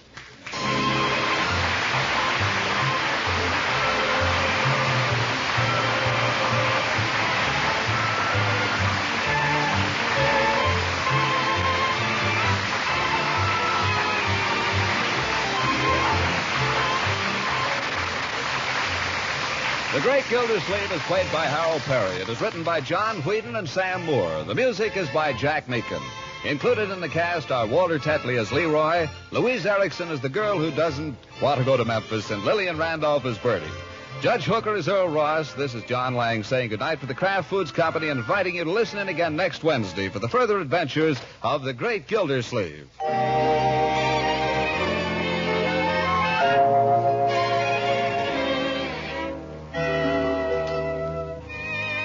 It's one of the finest desserts you can imagine. Yes, rich, velvety smooth ice cream made with Frizz. That's F-R-I-Z-Z. Frizz is the new Kraft product women are raving about. It makes real, homemade ice cream that has plenty of milk and cream in it. Just add water, a little sugar, and freeze according to directions on the package. Frizz is made by an exclusive process that retains the fresh cream flavor, gives you ice cream that freezes smoothly. Flavor variations from vanilla are easy. 6 generous servings from one package of Frizz.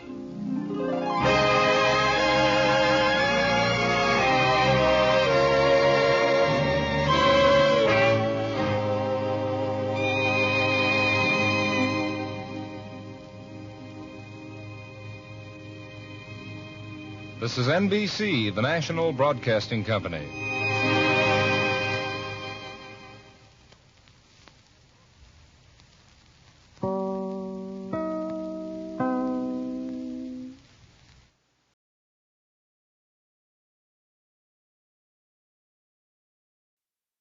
Lux presents Hollywood.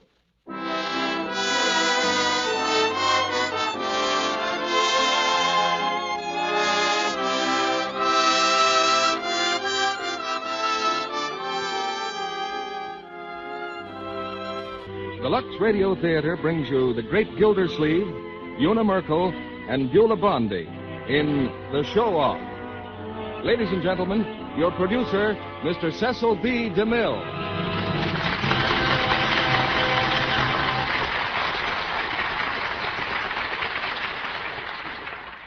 Greetings from Hollywood, ladies and gentlemen. The night Fibber McGee and Molly introduced a new character into their show called Gildersleeve, I'm sure no one could have foreseen the fantastic success story to which we add another chapter tonight. Mr. Gildersleeve made a great hit with Fibber and Molly's audience and soon had a radio program of his own. Then came a series of pictures at RKO. And tonight, we've cast him in one of the great comedy hits of the American theater. It's George Kelly's famous play, The Show-Off. And to show off the great Gildersleeve in a proper setting, we've co-starred him with Una Merkel and Beulah Bondi. You'll find another name on Gildersleeve's birth certificate, Harold Perry to be exact, but Mr. Perry has been swallowed up by Mr. Gildersleeve to the great enjoyment of the American people. In The Show-Off, he plays Aubrey Piper, a gentleman with a talent for getting into trouble. Witness the case of his brother-in-law's invention, which you'll hear more about in just a moment. Some inventors are remembered by everyone. The names of others are lost in the fog of time. The airplane, the electric light, the wireless, any school child knows who was responsible for them. But nobody knows who invented the wheel or who invented soap.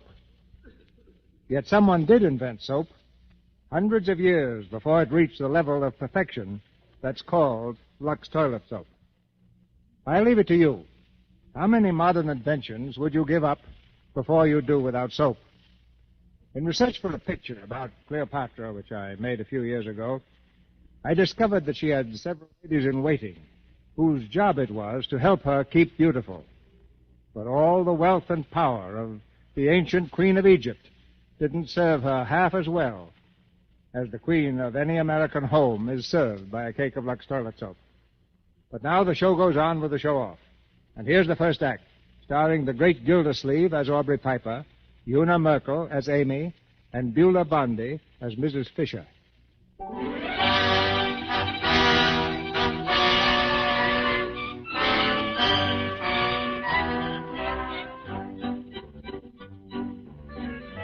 It's 8 o'clock on a Wednesday evening, and Amy Fisher is aflutter with excitement. 8 o'clock Wednesday is a big moment in Amy's life, for at 10 after, a certain party will ring the doorbell of the little frame house near Philadelphia. Hurriedly, she dabs a powder puff at her nose, and then, hearing the front door open, she rushes to the head of the stairs. Mama, was that the door? Yes, it was. It was your sister. Oh. Mama, when the bell rings, let me answer it. Hello, Clara. How's Frank? All right. Mama, did you see my blue bar pin? It was in my drawer. Well, look in the drawer. I haven't seen it. What's all the excitement, Mama? Wednesday night. Oh. Is that fella still coming here? Oh, right on the dot, such as he is. It looks like a steady thing, Clara. You never in your life heard anybody talk so much. I don't know how Amy stands him. Your pop can hardly stay in the room where he is. Well, doesn't she take him into the parlor? She does, yes, but she might just as well leave him out here, because he's not in there 5 minutes till he's out here in the kitchen again talking about politics. You'd think he knew something about it. And the investment business. He's always talking about that, too. That's where he works, you know, the Billings Investment Company. He says he's head of the sales department. But I says to your brother Joe, I says, I don't know how he can be head of anything from the talk of him. Joe says he's a nut. But you don't dare say anything to Amy about him. Oh, no. She thinks he's heaven's gift to the Fisher family. And for all she knows about him, he could be a tramp in the park instead of with the Billings Company. Well, that's where he works, though, Mom. How do you know? Well, Frank knows him. You're Frank? Uh-huh. He says he eats his lunch at the same place. They're at 15th and Arch. And does he say he knows him? Why, sure. He says he's seen him around there for a long time. Frank calls him Carnation Charlie. He says he's always got a big carnation in his buttonhole and carries a cane. That's the one. He's always got it on when he comes here, too. I believe in my heart, Clara, that's what's turned your sister's head. Oh, my. Did Frank say what his name was? Aubrey Piper, I think. That's it, Aubrey Piper. Sounds more like a place than a man's name. What does he do at Billings? He's a clerk. A clerk. I knew it. Head of the sales department. Hello, Clara. Oh, hello, Pop. Well, has that nut arrived yet? Not yet, but he will. I hope to heaven he stays in the parlor tonight. I want to read my paper. And if he slaps me on the back once more, I'll kill him. That laugh of his. Enough to drive a man crazy. What's that? Must be Joe. He's down the cellar trying to fix the radio. Joe? Is that you? Yeah. Give me a hand with the set, will you, Pop? Oh, I thought you was going to keep it downstairs. There isn't enough light. Okay, thanks, Pop. Well, has that screwball come in yet? Well, he certainly is a big hit with this family. Laughing Louie. He's a first-class pest, that guy. Every time I'm working on something, he sticks his nose in it. What are you doing? What are you doing? You know that formula I've been working on to prevent rust? He got his nose into that the other night, too. Next time he does it, he's going to get socked. Oh, there he is now. Amy? Put out the light in here and shut the door. Maybe he'll think we've gone out. Well, I gotta go. Well, go out the back door if you don't want to be here all night. Amy! Goodbye, Mom. Goodbye, Pop. Goodbye. Be quiet now. If he hears a voice in here, he'll pop in here like a jumping jack. Just a minute. Aubrey. Hello, Aubrey. Greetings on you, little girl. How's every little thing? Hitting on all three? Come in, Aubrey. Right on the job, Amy. 10 minutes past on the dot. The pride of old West Philly never misses. No, sir. I'll take your hat, Aubrey. Anything to please the ladies. Here you are. And the boy rode off with many thanks and many a backward bow. Oh, come on in the parlor, Aubrey. 1 second, little gal. One little favor. Never again will I trouble the belle of old North Philly. How about a drink of the old Aquapura, huh? That's water to me. Of course, Aubrey. I'll be right back. Make yourself comfortable. Don't you worry about me, little gal. Amy, shut that door. Oh, what's the matter, Mom? I just want to get a drink of water for Aubrey. Listen, Amy, I don't want that fella popping in here. Hi, good evening, ladies and gents. Yeah. Oh. Stay right where you are, folks. Right where you are. Going right out on the next train. How are you, little mother? Evening, Pop. Hiya, Joe. Hello. Amy, step on the gas with the old Aquapura. Man's got to have a drink. How about it, Pop? You'll stay with me on that, eh, Pop? Oh! Listen, I don't like to be slapped on the back. Yes, sir. Yes, sir. I want to tell you this is a very pretty little picture of domestic felicity. Father reading, mother knitting, and little old Joe Edison Fisher there working 18 hours a day to make the rich man richer and the poor man poorer. What about it, Popcorn? Am I right or raving? Oh, will you let me alone and keep your hands to yourself? I never saw such a pest in my life. Well, what's the matter with Popsy Wopsy? Little office feed, eh, Mother Fisher? Here's your water, Aubrey. Thank you, my dear. Blushing as she gave it, looking down at her feet so bare in her tattered gown. Yes. How's that, Mother Fisher? Can't beat that little old Willie Shakespeare, now can you? No, sir, I'd like to tell the brothers that that little old Shakespeare party shook a wicked spear. Well, here's laughter, ladies. And Mr. Marconi, my best regards to you. Very nice indeed. And a sweeter draught from a fairer hand was never quaffed. Oh, you. Well, Mr. Joseph, what are you doing? What are you doing, Joseph? I am fixing something. At it again, eh? The young inventor himself. Well, Mr. Joseph, I want to tell you you're wasting your time. When you're all through, they'll offer you 20 cents for it and sell it for $20 million, take it or leave it, sign on the dotted line. Yes, sir. That's exactly what they did to little old yours truly here. 20 Lincoln Anacondas for a formula that would have solved the greatest problem before the industrial chemical world today. What kind of a formula? Why, a formula to prevent the rusting of iron and steel. A solution of vanadium and manganese to be added to the metal in its molten state instead of applied externally. Where did you hear that? Hear what, my boy? About a rust preventative using vanadium and manganese? Little idea of my own. Yeah. You heard it right here in this room. I was talking about it last Sunday. Oh, you thought of it too, eh? Well, just goes to show you, Joe, great minds run in the same... Oh, shut up. You give me a swift pain. I love that boy. Yes, Mother Fisher, that little boy of yours has got some great ideas. I was speaking to some of the men who work under me just the other day, Mother. I said, gentlemen, the inventive genius in this country is... Where are you going, Mother? I got a touch of the same pain. Good night. Must be an epidemic around here. Oh, Aubrey, Aubrey, let's go in the parlor, shall we? Yeah. You know, Amy, sometimes I get a funny feeling that your folks don't like me.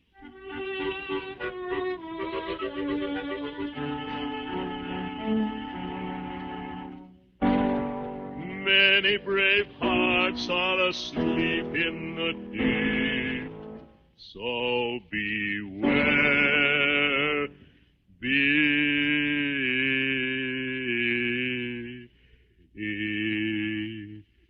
well, a little high, I guess. Yes, Mother, do you want something? I just wanted to tell you that it's nearly 12 o'clock. We're all going to bed around here. I was just about to take my reluctant leave, little mother. Well, I don't want to hurry you. Not at all, not at all. In fact, the recent outburst was in the nature of a farewell concert. The little old song at twilight, you know, Mother Fisher, to soothe the savage beast. Yeah. Come on, Aubrey. I'll walk to the gate with you.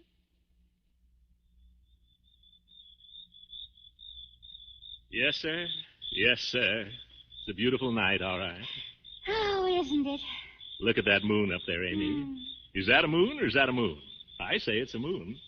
Oh, it's beautiful. Yeah. You know, it's times like this when a man gets to thinking, Amy. Does he, Aubrey? Yes, sir.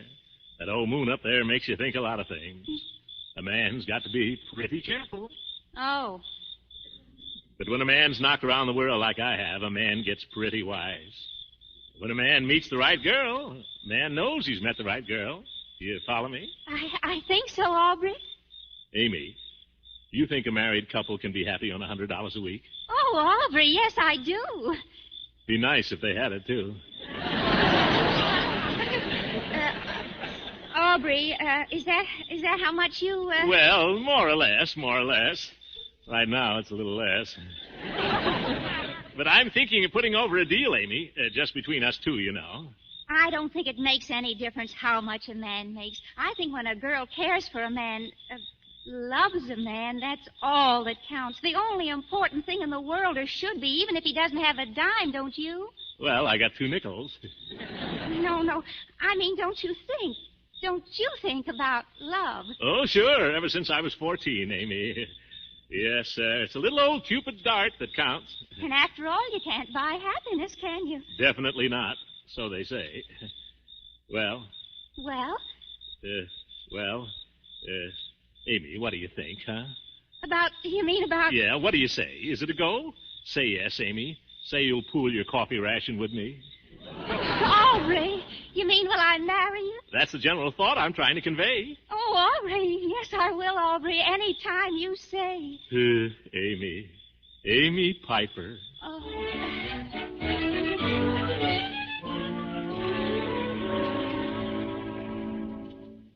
I'm not going to let you do it. I won't stand for it. Oh, Mama, stop it. I'm going to marry him, and that's all there is to it. But you don't even know him. You don't know what he does or how much he makes or anything about him. I don't have to. I know I like him, and that's enough. All right.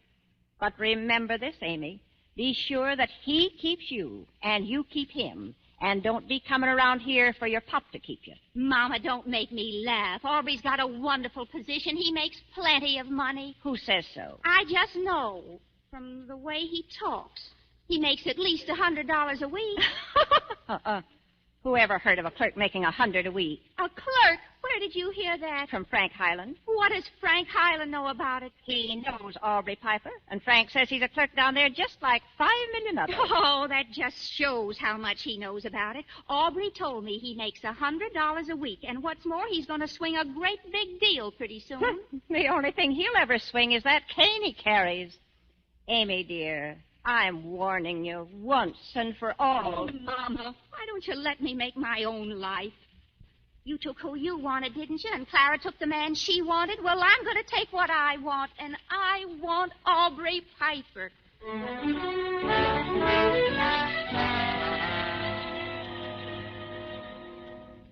So you'd like a raise, eh, Piper? Well, that's the general idea I was trying to convey, Mr. Williams. What for? Well, the way I figured is this. A man's going to get married. Well, when a man gets married, he's got to have enough to support a wife, right? Right.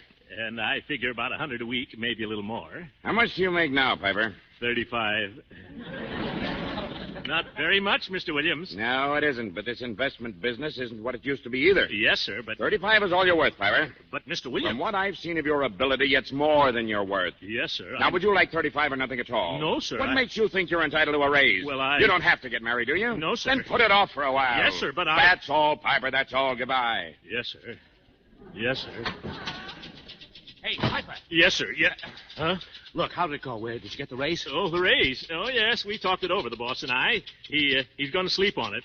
I hope he has nightmares. Oh, gee, pretty lucky, Piper. Well, there's nothing to it if you got the right approach, Fred. I got in a good word for you, too. Yeah? Oh, gee, thanks. Well, I'll go to lunch now. Got to feed the old furnace, you know. See you around, Fred. Yeah.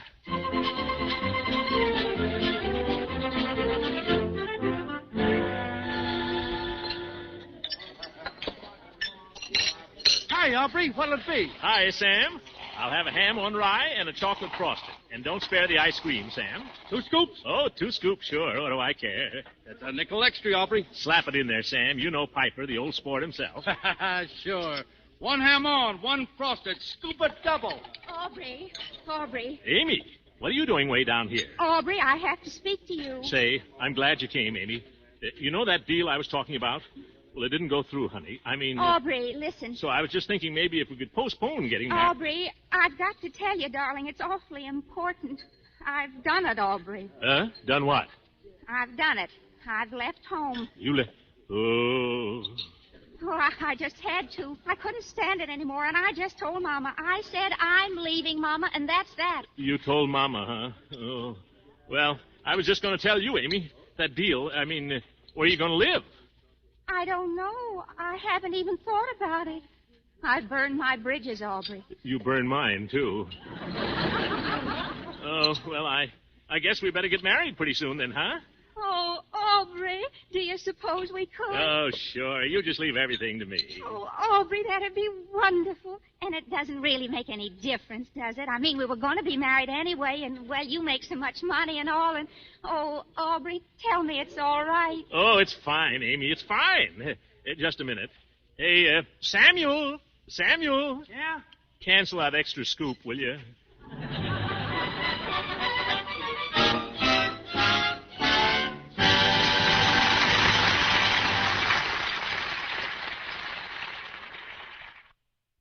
Act 2 of The Show-Off, starring the great Gildersleeve as Aubrey Piper, Beulah Bondi as Mrs. Fisher, and Una Merkel as Amy.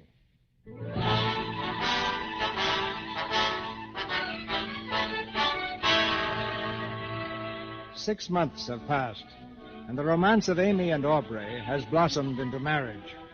Amy is too proud to admit it to her family, but she has discovered, as wives sometimes do, that her mate is more talk than action. He's not the head of his department, nor does he earn the expected $100 per week. And now, in the Piper kitchenette, the financial question has again reared its ugly head. Bills.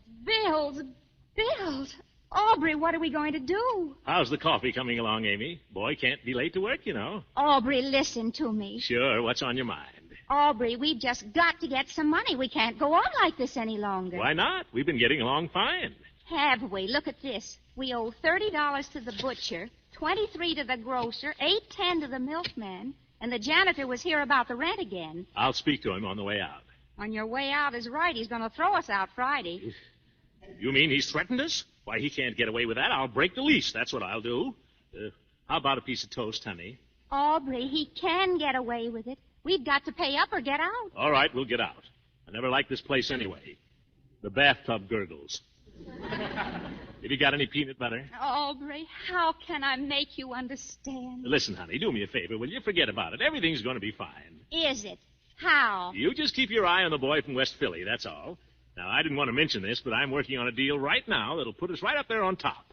Where's the jelly? What kind of a deal, Aubrey? Never mind, you'll see. But I want to know. Well, it's a little idea I've had in the back of my head for a long time.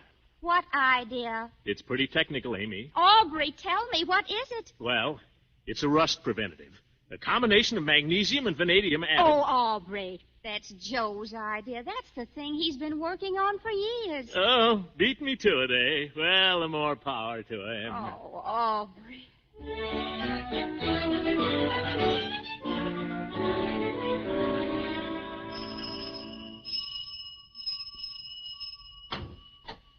good evening to you one and all. Hello, Mother Fisher. Oh, hello. It's you, is it? What's the good word, Mother? Been siphoning out any gas tanks lately? Where's Amy? Is she here? No, ain't she home? No, I just came by there. Well, she ain't been here today. She was saying this morning she thought she'd go out and look for a house today. I suppose she hasn't got back yet. I wanted to take her to the movies. I got the loan of Harry Albright's car. Did you say she was out looking for a house? Yeah, we got to get out of that place we're in.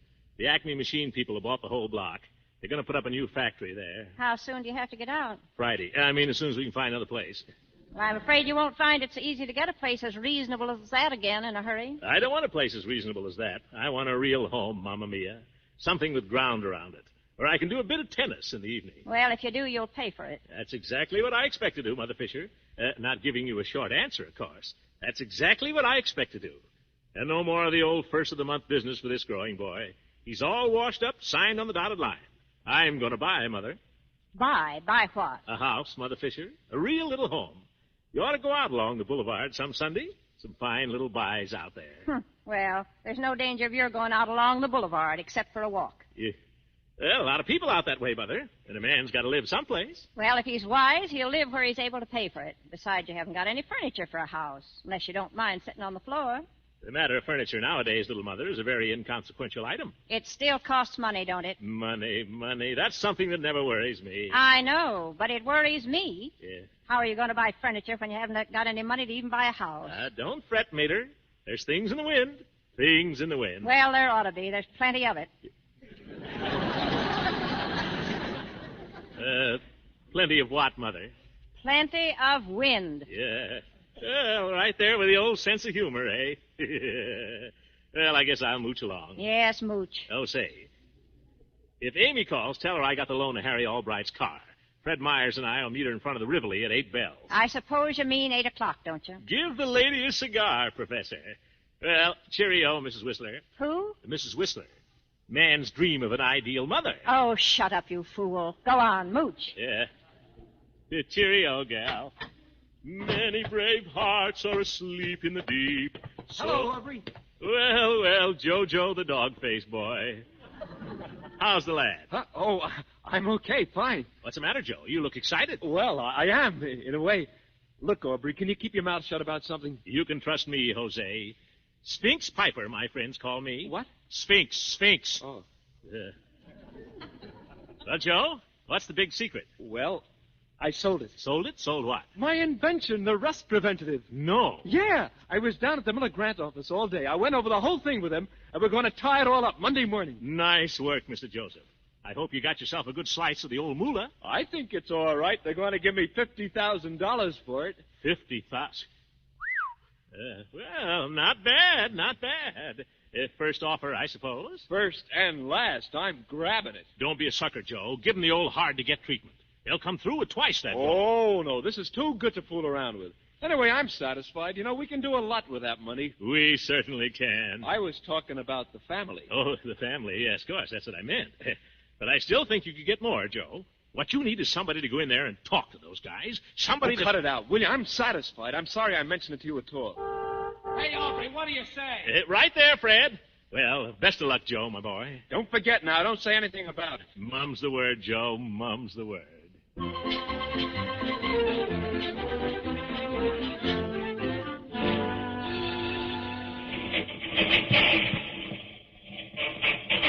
Hey, Aubrey, I thought you said you knew how to drive. What's the matter, Fred? We're getting there, aren't we? Yeah, but I hate to think what Harry's car's going to be like. Don't you worry about the car, Fred. Everything's under control. Yeah, so I hear.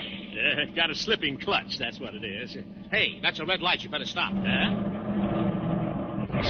Oh, boy, Aubrey. You're about the world's worst. I think I better get out and walk. Oh, we'll be there any minute. Just let that little old light give me the go-ahead, Fred, and we'll be zipping on our way. Here we go. Hey, watch. What's the matter? Look out for that car. Look out. Look out. Oh! Did you see that guy? He cut right in front of me. Listen, Aubrey, that was a police car. A what? A police car. You slammed right into a police car. All right, keep moving there. Move along. Hey, you. Good evening, officer. Had a little brush here. Nothing serious, I hope, eh? Oh, no, you just knocked 3 of our wheels off, that's all. I'd like to take a sock at that dope. Where is Now, he? take it easy, Mike. You go along and have that arm fixed. I'll take care of this fella. Go along now. All right, but you better report about the car. Don't worry, Mike. Did that other gendarme get hurt? Oh, no, I think it's just a little matter of a broken arm. Nothing serious, as you say. Broken arm? Well, how did that happen? I'm not sure, but I think he was waving to a friend. He threw it out of joint. Very good. All right, let's see your license. License? License. Oh, you mean my driver's license? You know what I mean. Sure. Let me see now. That's not it. That's not it. Oh, my draft card. 4PH. PH?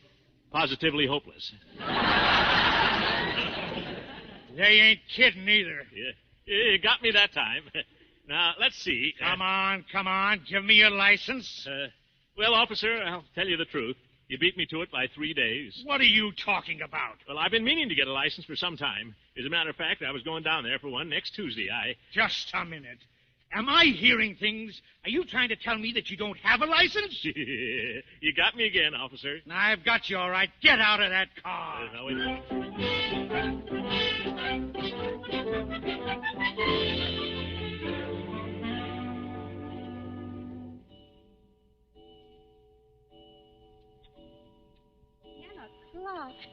I can't understand it. I waited at the movies for over an hour. If he wasn't going to come, he would have called here, wouldn't he? Don't ask me what he'd do. I'm beginning to get worried. He says you've got to get out of that place you're in. Yes, that's what I was doing today, looking around for something. Did you see anything? Oh, I saw a couple of places that were fair, but they want too much money. You're not really looking for a house, are you, Amy? Yes, if I can find one. Aubrey says he will not live in rooms any longer, and he doesn't want to pay rent. He wants to buy. Amy, I thought you had a little sense, but you're nearly as bad as him. You talk awfully silly, Mother. You'd think everybody that was married was living out in the street. Well, that's where a good many of them would be living, Amy, only that somebody belonging to them is giving them a hand. You're everlasting borrowing as it is. Why, I always pay it back, don't I? You do when you get it, but that's not the point, Amy. It's that what you get one week don't last you till the next. Oh, Mother, let me alone. If you're trying to make me say I'm sorry I married Aubrey, well, I'm not. I'm glad I married him, and I wouldn't change him for anyone else I ever met in my life. So there. All right, Amy, but someday that man's going to bring trouble on us. I can feel it in my bones. He won't bring trouble. And if he does, it'll be between him and me. You don't have to worry. All right, Amy. Is that you, Joe? It's me, Mom. Oh, hello, Clara. What you doing here? Well, I don't know. Isn't Frank here? You're Frank? He called up the house and said I better get right over here. It was something about Aubrey. What about Aubrey? Well, I don't know. I couldn't understand what he was saying. Oh, I hear you moving, Amy. Yes, we are. We want a house. A house? Oh, Amy, if you can't pay your rent where you are, how do you expect to pay more? How do you know I'm not able to pay my rent where I am? Now, don't you start a fight, Amy. Oh, but I'd just like to know what business it is of hers, whether I can pay my rent or not. Nobody's asking her to pay it. Oh, no? Well, your husband's been to Frank Highland twice already to pay it. What? That's a lie. It is not. He's asked him twice and got it, too. Till I put a stop to it. Mama, make her take that back. I won't. It's true. Now, you hush up, both of you. I guess if Clara says it's true, Amy, she must know. And it just goes to prove what I said. Oh, let me alone. I told her that man would start trouble. Well, now, who should arrive? Oh, buenas noches, little mother. Is Amy here? For land's sake, what's happened to you? What's that bandage on your head? Bandage? Oh, yes. Nothing to get upset about.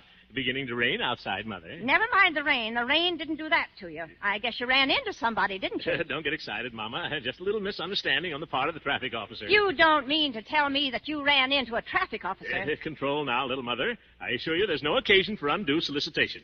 Good evening, Clara. What happened to your head? The veriest trifle, Mrs. Highland. Just a little spray from the windshield. Where's that car you borrowed? Smashed, I guess, ain't it? The car I borrowed, Mother Fisher, is now in the hands of the bandits of the law. The judicial gentlemen who collect fines from motorists by ordering them to go one way and then swearing they told them to go another. Never mind your fancy talk. I want to know who you killed, and where's the automobile that someone was fool enough to lend you. The automobile, little mother, is perfectly safe, parked and pasturing in the courtyard of the police station. So you got arrested. Well, I accompanied the officer as far as the station house, yes. And while I was there, I told him a few things about the condition of traffic in this city. I guess they told you a few things, too, didn't they? Repeat the question, please. Oh, shut up. Yes. What did they do? Fine you? Well, they were all set to find me. But when I got through with them, they didn't have a leg to stand on. So they trumped up a charge of driving an automobile without a license. Did they take the automobile away from you? Nothing of the sort. They simply complied with the usual procedure in a case of this kind, which is to release the defendant on bond pending the extent of the victim's injuries. So there was somebody injured. The traffic cop that ran into me. For heaven's sake, couldn't you find anybody but a traffic cop to run into? I didn't run into him, Mother. You don't understand the circumstances of the case. Well, I understand this much. They can give you 10 years for a thing like that, and it'd just serve you right if they did, too. Borrowing people's automobiles and knowing no more about running them than I do. No time like the present to learn, Mother. Well, you'll have plenty of time from now on if that officer's seriously injured. He was faking a broken arm around there when I left. Oh. It's a wonder to me the poor goof wasn't signed on the dotted line. He ran head on right into me. Did they take the cop to the hospital? I believe they did. Oh, Aubrey. Aubrey, what happened to you? Well, the little woman herself. Hi, Amy. What is it, Aubrey? Nothing in the world, baby. I had a little mix-up on Broad and Erie Avenue. You didn't get hurt, did you? Nothing but a scratch on the medulla oblongata. Just a little shake-up. He nearly killed a traffic officer. That's how much of a shake-up it was. You didn't, Aubrey, did you? Certainly not, Amy. Your mother's raving. The man's in the hospital. I don't know what more you want. Is he, Aubrey? You think I'd be here if he was? You wouldn't be here only that someone was fool enough to bail you out instead of letting you stay there where you couldn't be killing people. Are you out on bail, Aubrey? They always bail a man in a case like this, Amy. They got my car on their hands. I just got to call around for it Tuesday morning at 10 o'clock. I guess you just got to go down there to a hearing Tuesday morning at 10 o'clock and pay your fine. I guess that's the automobile you've got to call for. How much did they fine you, Aubrey? They didn't fine me at all. They'll do that Tuesday. Yeah, time will tell that, Mother Fisher. How much bail did they put you under, Aubrey? 1,000 berries, Amy. $1,000? What? That's regulation. Little chicken feed for the stool pigeons. Did you say $1,000? That's what I said, Mother Fisher. 1,000 trifles. I wouldn't kid you. You wouldn't kid anybody that'd listen to you for 5 minutes. And who did you get to go $1,000 bail for you? Don't be alarmed, little mother. I saw that the affair was kept strictly within the family. What do you mean? Your other son-in-law was kind enough to come forward. Do you mean my husband? That's the gentleman, Clara, Mr. Francis X. Highland. Ladies.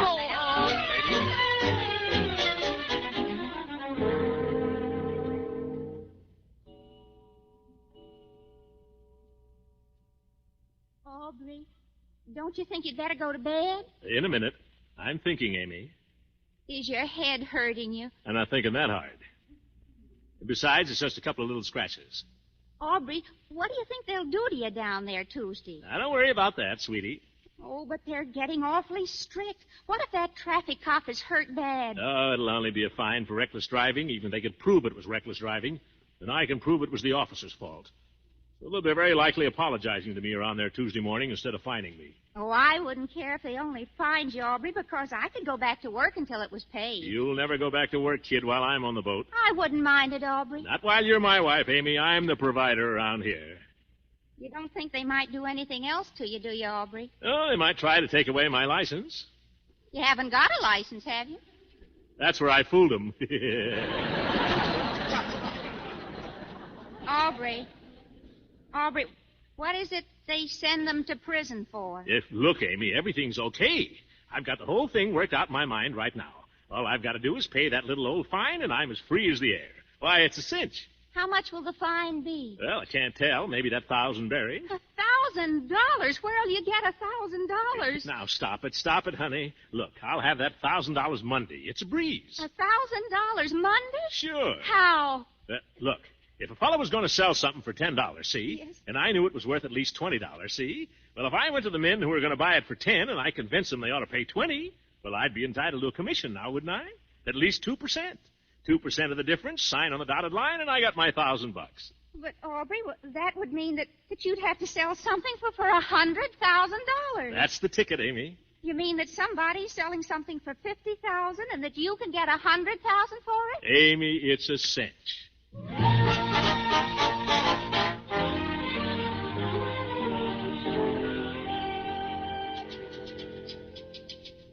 Well, what do you say, little lady? Mr. Miller ready to see me yet? Oh, let's see now. You're Mr. Piper, aren't you? That's the name, little lady. Just tell him I'm here about Mr. Fisher's invention. Oh, I told him that already, Mr. Piper. Oh, thank you, little lady. I don't know what I'd do without you. Oh, you go on. No, you go on. Miss Gray? Yes, Mr. Miller? I'll see Mr. Piper now. Yes, sir. That door over there, Mr. Piper. Oh, thank you, thank you. Many brave hearts are asleep in the deep, so be... Ah, good morning, Mr. Miller. Morning, come in. Piper's the name, Aubrey Piper. How do you do? Sit down. Thank you, Mr. Miller. I've come to see you about the rust preventative. So I hear. Well, where's Mr. Fisher? He was going to be here at 11 to sign the papers. So I came at 10. The signing of the papers can wait, I think. Oh? Are you an interested party in this deal, Mr. Piper? Well, slightly, yes. I'm Mr. Fisher's business advisor. Oh, I see. Well, he's a fortunate young man. Oh, very fortunate. And that's what I like to see, Mr. Miller. A young man getting someplace, pulling himself up by the seat of his pants. Yes, Mr. Miller, it's the American inventive genius that's put this country where it is today. And I'm here to state that every right-thinking citizen has the duty, no, sir, the privilege, of doing everything in their power to help the growing boy along. Am I right or wrong? Shake it up, brother. Shake it up. Just a moment, please. Yes. Now, let's not beat around the bush. I'm a man of a few words, Mr. Miller, and I can see that you are, too. Now, what I like to do is come straight to the point, sign on the dotted line, wrap it up, and take it away. Now, you know what this boy has done. Just one little idea, you say. One simple operation. That's true, Mr. Miller, but we can't pass it off like that. Oh, no. Now, you're a businessman, Mr. Miller. Your time is valuable, and so is mine. So let's settle right down now here. Just what are you talking about? Mr. Fisher's invention. What else? Well, you're a little late. We went all over this with Mr. Fisher last week. We're giving him $50,000 for it this morning. Now you've hit it, Mr. Miller. Right on the old button. $50,000. A paltry, measly, contemptible... Shame on you, Mr. Miller. What's that?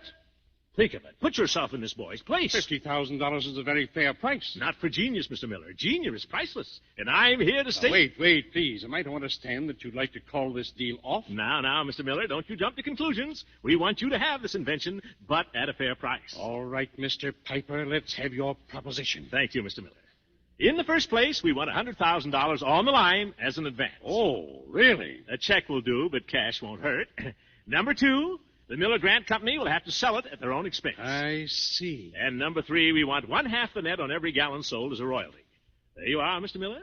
That's our proposition, and a fairer one you couldn't find. Am I right or wrong? Shake it up, brother. Shake it up. Mr. Piper, I'm afraid you're wrong. Yeah.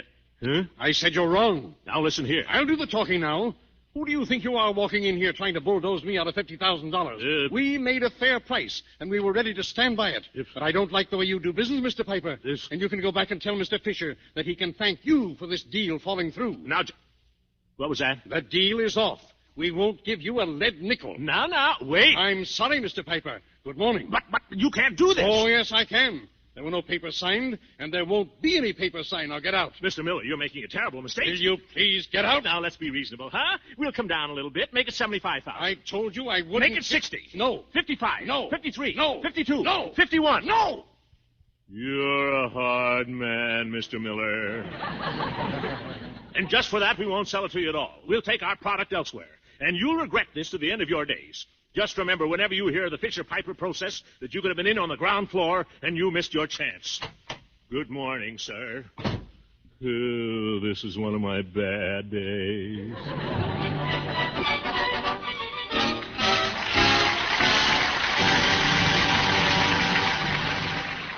We pause now for station identification. This is the Columbia Broadcasting System.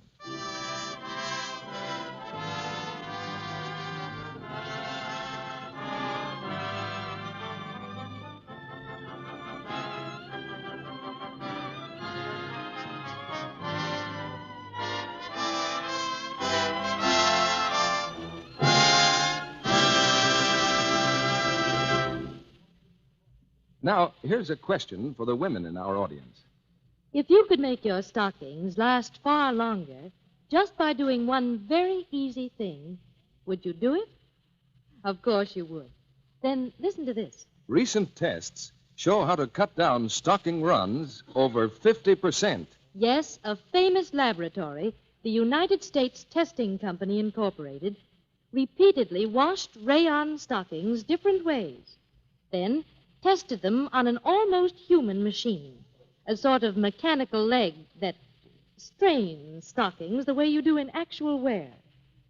Here's what they found. Washing with new, improved Lux cut down runs over 50%.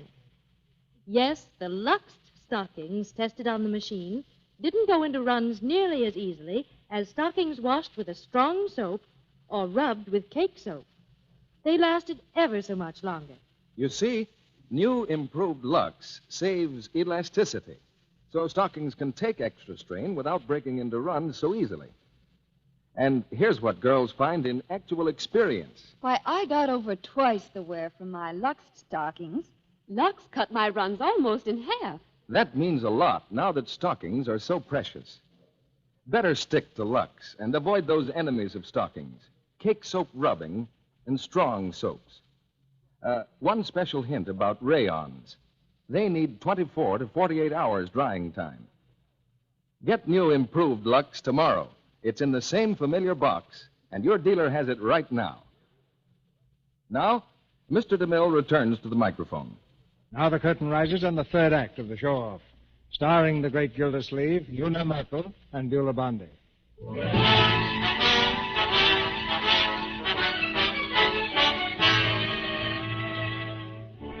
It's the morning of Aubrey's trial.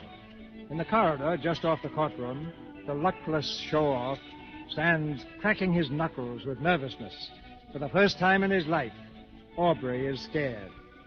With him is his benefactor, a sad-faced, sad-eyed man, his brother-in-law, Frank Highland.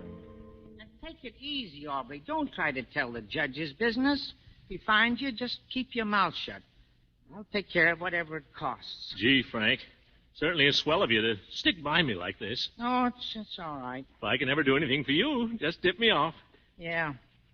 Things certainly been going awful lately. Did you hear about Joe? Joe? No. What's the matter with Joe? He had a deal all set for $50,000 for his invention. Went down there yesterday and they wouldn't even see him. Well, what do you know? No explanation or anything. No. Well, just goes to show you. You can't trust those fellas as far as you can throw them. Yeah. Wish I knew what gummed it up. So do I.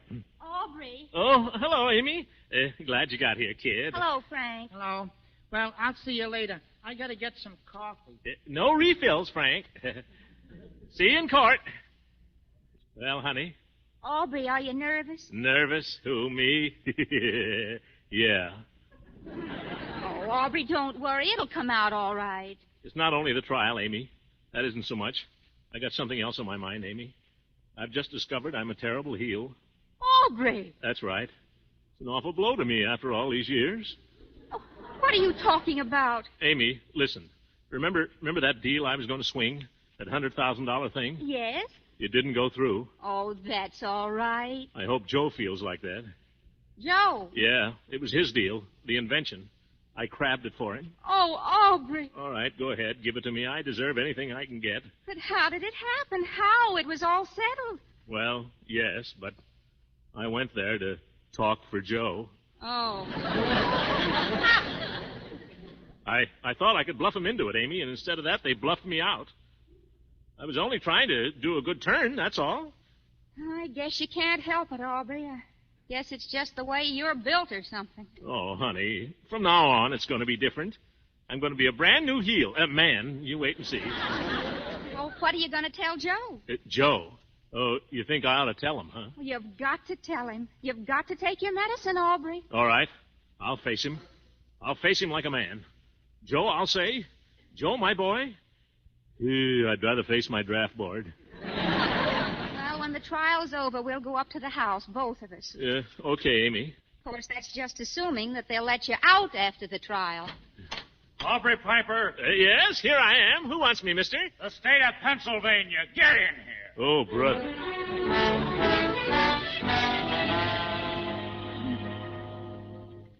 Here it is. Look, Clara, it's in the papers already. About Aubrey? You'd know it was about Aubrey if they didn't even mention his name. Oh, what's it say?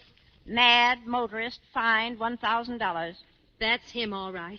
I suppose Frank had to pay it, too. Aubrey Piper of 903 Lehigh Avenue was arraigned today before Magistrate Lister to answer to the charges of reckless driving, injuring a traffic officer, and operating an automobile without a license. Magistrate Lister heard a plea of leniency and fined the defendant $1,000. Look, there's his picture. Aubrey's picture? Oh, carnation and all. I'd like to get my hands on that fool. I'd tell him a thing or two. Disgracing the whole family. Well, here's your chance. Oh, hi, Clarabelle. Come on in. Hello, Amy. Hello. Well, it's all over. The said and done. Sign on the dotted line. Greetings, Mother Fisher. You're looking very beautiful this afternoon. Pretty as a gangster's moll. Yes, sir. Shut up. What's the matter, Mother? What'd they do to him, Amy? Oh, nothing much. I'll tell you what they tried to do. You keep quiet. Nobody wants to hear what you've got to say about it at all. Well, I told them down there what I had to say about it, whether they wanted to hear it or not. I told them plenty. And then they fined you, didn't they? A little. Yes, they fined you $1,000. It's all right here in the paper. Mad motorist fined $1,000. Is that what they called me? Why, I'll sue them. Let me see that. Not a bad picture, is it? Oh, give me that paper. What do you want to do? Put it in your scrapbook? Oh, Mama, let's not fight about it. We're in trouble enough right now. Let's forget it. Oh, sure. Forget it. Is Joe here, No, Mama? he ain't. Well, Aubrey wants to see him about something when he comes. Then we're going home. I'll go make a cup of tea. Nothing for me, Amy. I couldn't eat a thing. Who asked you to? All right, Mother, all right. Is that you, Paul? It's me, Mom. Oh, come in. You've got company. Who is it? Oh, hello, Aubrey. Oh, hi, Joe. How'd you make out today, Aubrey? Well, I'll tell you. They fined him. He's lucky he isn't in the Hooskow right now. Oh, that's too bad. Joe, listen, I got to speak to you about something. Not now, Aubrey. I'm pretty busy. Yeah, but it's very important, Joe. What could you have to say that's important? You know who he is, don't you, Joe? He's the mad motorist. You cut it out, Mother. What is it, Mom? Right here in the paper, look. Oh, I never thought I'd live to see a thing like this happen. You know, there's something else in tonight's paper, Mom. What? Just cast your eyes on this right here. Well, what is it? Philadelphia youth makes important chemical discovery. Mr. Joseph Fisher of North Philadelphia perfects rust preventative solution. How do you like that? Joe, did they buy that thing from you? $100,000, Mother. They signed for it this afternoon in the lawyer's office. What, Joe? Oh, Joe, that's wonderful. Oh, I'll go tell Amy. Wait a minute. What is all this? Here, read it. Joe, I can't believe it. Let me see that thing. They sent for me to come over there this afternoon about 2 o'clock, and they had their contracts all drawn up and everything. What did you say about $100,000, Joe? Well, that's what they paid for it this afternoon on account. Then they're to market it for me from their laboratories and give me half the net. Net? What's the net? Whatever's left after all expenses are paid. But did they give you any of the money, Joe? $100,000, sure. Not in money, though. Oh, not in dollar bills. No, they gave me a check for it. Well, Aubrey, what do you say? Not bad, not bad. I guess we put it over, eh, Jose?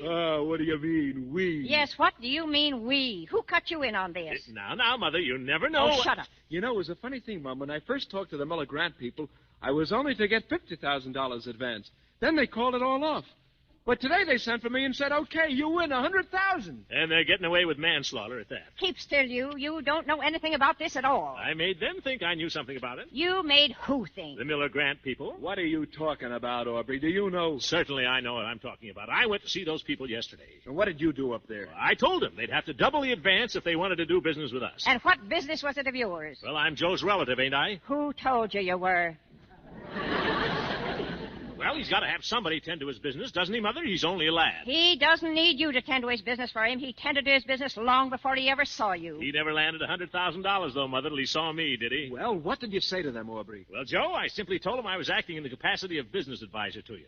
And that if this discovery of yours was as important as you'd led me to believe it was, they were simply taking advantage of your youth by offering you $50,000 for it. And that I refused to allow you to negotiate further unless they doubled the advance, sold it at their expense, and gave us one half the net sign on the dotted line. Holy smokes. I don't believe it. Well, I certainly have to give you credit, Aubrey. That's the way the contract reads. I told it to him all right from the shoulder. Yes, sir. Well, I'll have to give you a little present of some kind out of this, Aubrey. You'll not give me any present, Jose. Give it to your family. They'll need it more than I will. Joe, Joe, is it true what Clara said? Sure it is. Here's the paper. Oh, Joe. But Aubrey gets half the credit. He swung the deal for double the money. Aubrey, Aubrey, it's wonderful, darling. You're wonderful. Everything's wonderful. Nothing at all, Amy, nothing at all. Do you want some tea, Aubrey? Tea? Yes, I might, Clara. And a sandwich. I'll fix you something, Aubrey. Sure, anything he wants. Eh, Aubrey? Well, thanks, folks. Can I help, Amy? No, you just sit down there, Aubrey, and rest. Rest? Oh, thank you. Oh, Amy, that newspaper there. Just hand me the financial page, will you? Heaven help me from now on.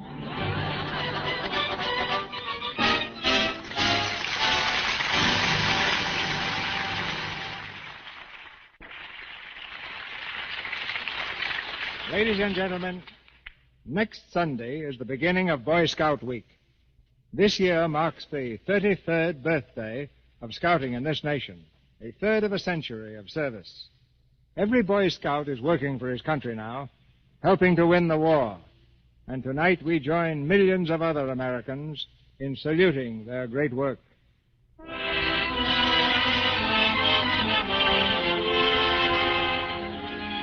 Our sponsors, the makers of Lux Toilet Soap, join me in inviting you to be with us again next Monday night when the Lux Radio Theater presents Edward G. Robinson, Gail Patrick, and Laird Krieger in The Maltese Falcon. This is Cecil B. DeMille saying good night to you from Hollywood.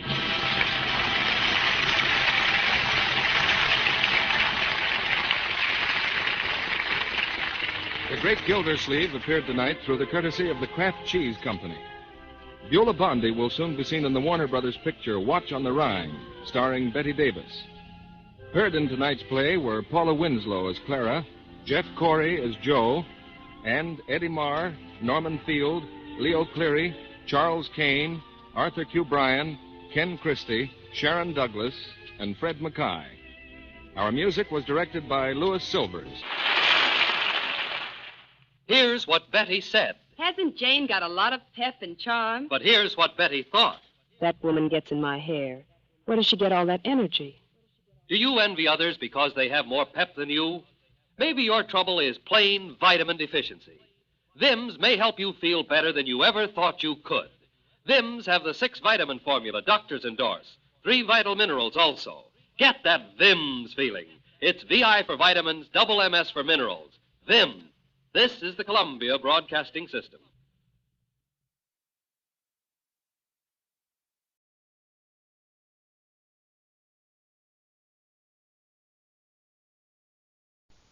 The Johnson Wax Program.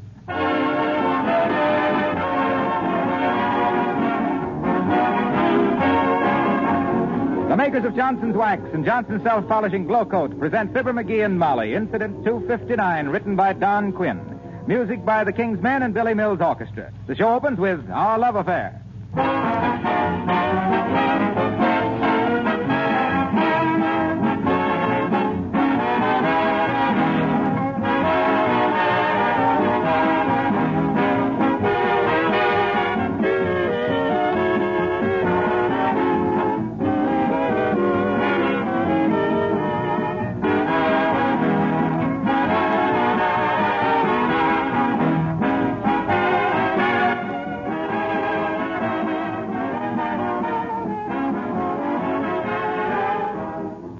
Haven't you often noticed how important floors are to the appearance of a home?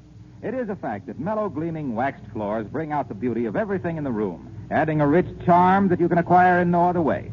Throughout America, there are countless floors that are made more beautiful every year with Johnson's Wax. Every application of this famous floor wax gives increased protection and beauty. Johnson's Wax gets down into the pores of the wood, seals out dirt, protects the finish against scuffing feet and sharp heels, and it does away forever with tiresome floor scrubbing.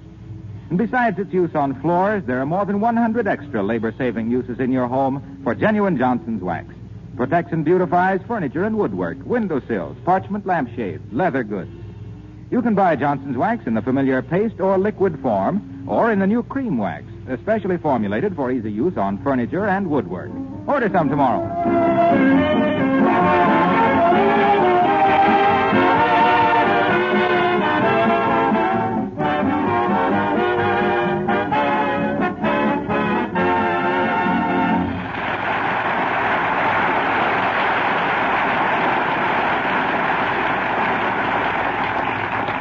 it will probably be news to everybody that Throckmorton P. Gildersleeve keeps a diary. And it'll be bad news to Mr. Gildersleeve that a careless maid has thrown it out on the trash pile. But heaven knows what will happen when he discovers that it was picked up by Fibber, McGee, and Molly.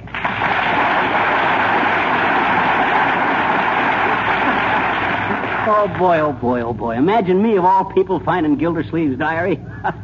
We sure got the goods on the old rumble-tumby this time, haven't we, Molly? I'll bet this is going to be rich reading. Well, how can you read it? It's got a padlock on it. Oh, padlocks can be picked.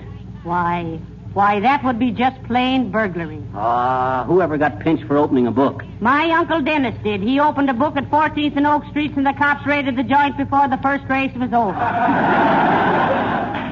Well, be that as it may or may not be, or not, I'm going to open this diary and read it. Now, look, McGee, I'm pleading with you. I beg of you, don't pry into Mr. Gildersleeve's diary. It's none of our business, and we have no right to. Would you open it with a nut pick? Hey, that's an idea. Give me a nut pick. We haven't any nut picks, but I could run over the... Heavenly days. Hide that diary quick. It's Mr. Gildersleeve. Oh, my gosh. Here, you take it. Oh. No, I'll hide it. No, you better take it. No, I'll sit on it. Ooh, darn that padlock. Calm yourself. Come in.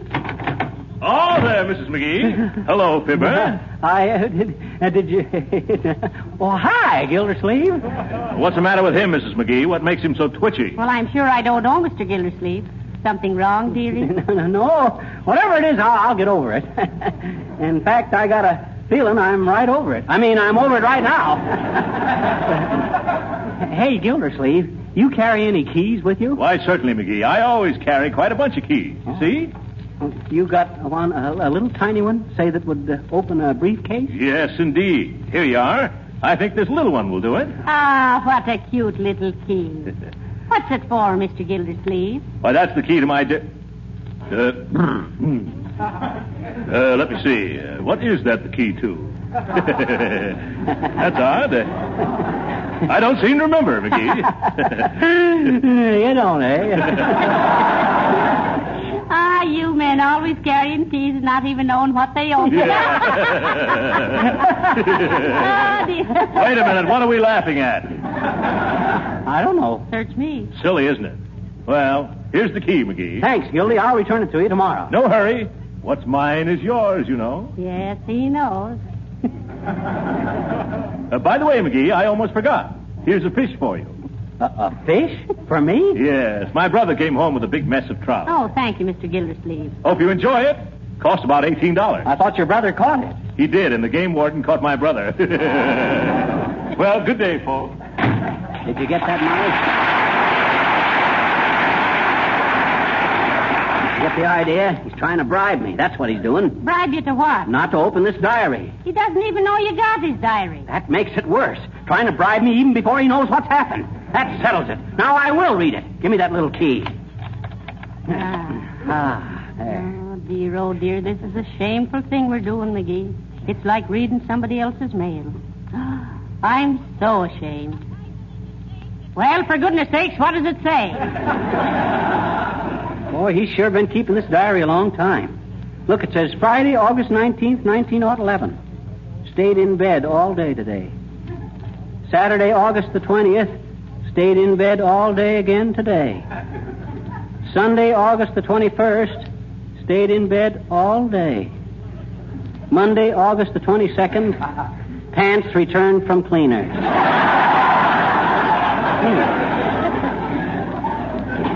There's a note here that says, in future, don't send pants out on Friday, as it makes for a tedious weekend. Hey, Molly, wait a minute. I just thought of something. What? I'm leaving my fingerprints all over this diary. I thought your conscience would finally catch up with you. Now then, are you going to close up that diary and give it back to Mr. Gildersleeve? What else can I do? You could wear gloves. Huh? I never thought of that. Where are my gloves? In the hall closet. In here? Yes, on the shelf there. Okay, as soon as I put these on.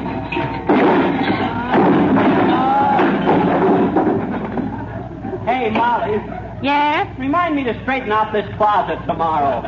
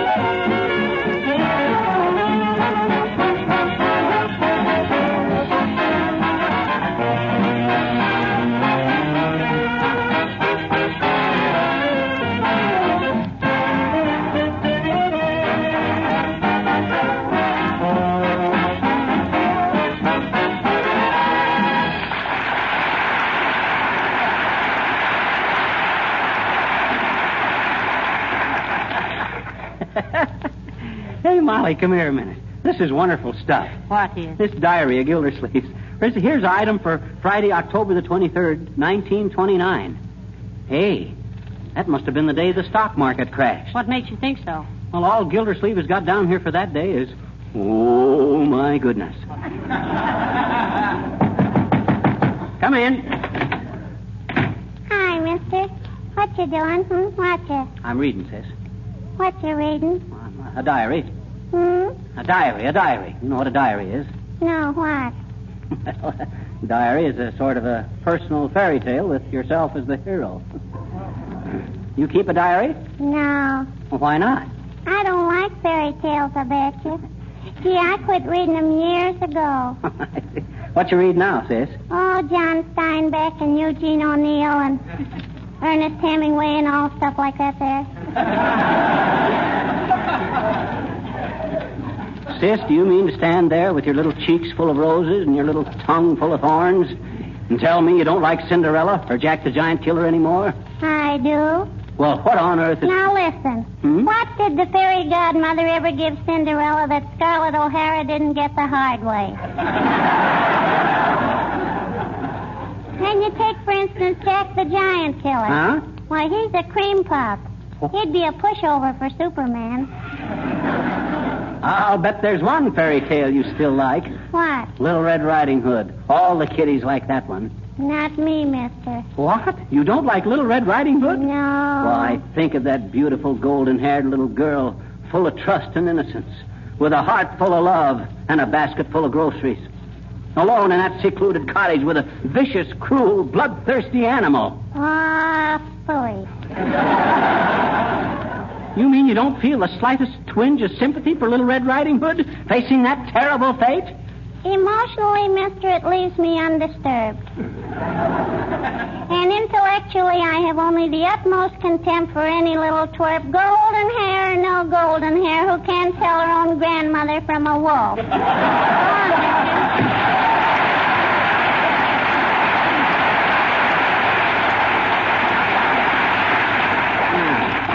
Sad-ratted kid. Book publishers better get busy on some new children's books. Looks like their Mother Goose is cooked. Let me see now. What did I do with Gildersleeve's diary? Oh, yeah. I have it right here, dearie. Listen to this item. It says, Dear Diary, I took my first airplane flight today. Uh-oh. It was a wonderful sensation, and I predict the day will come when people will travel from coast to coast in an airplane in 10 hours. Say, that was a pretty smart hunch of Gildersleeve's. Yeah? How long ago did you write that? Well, let me see.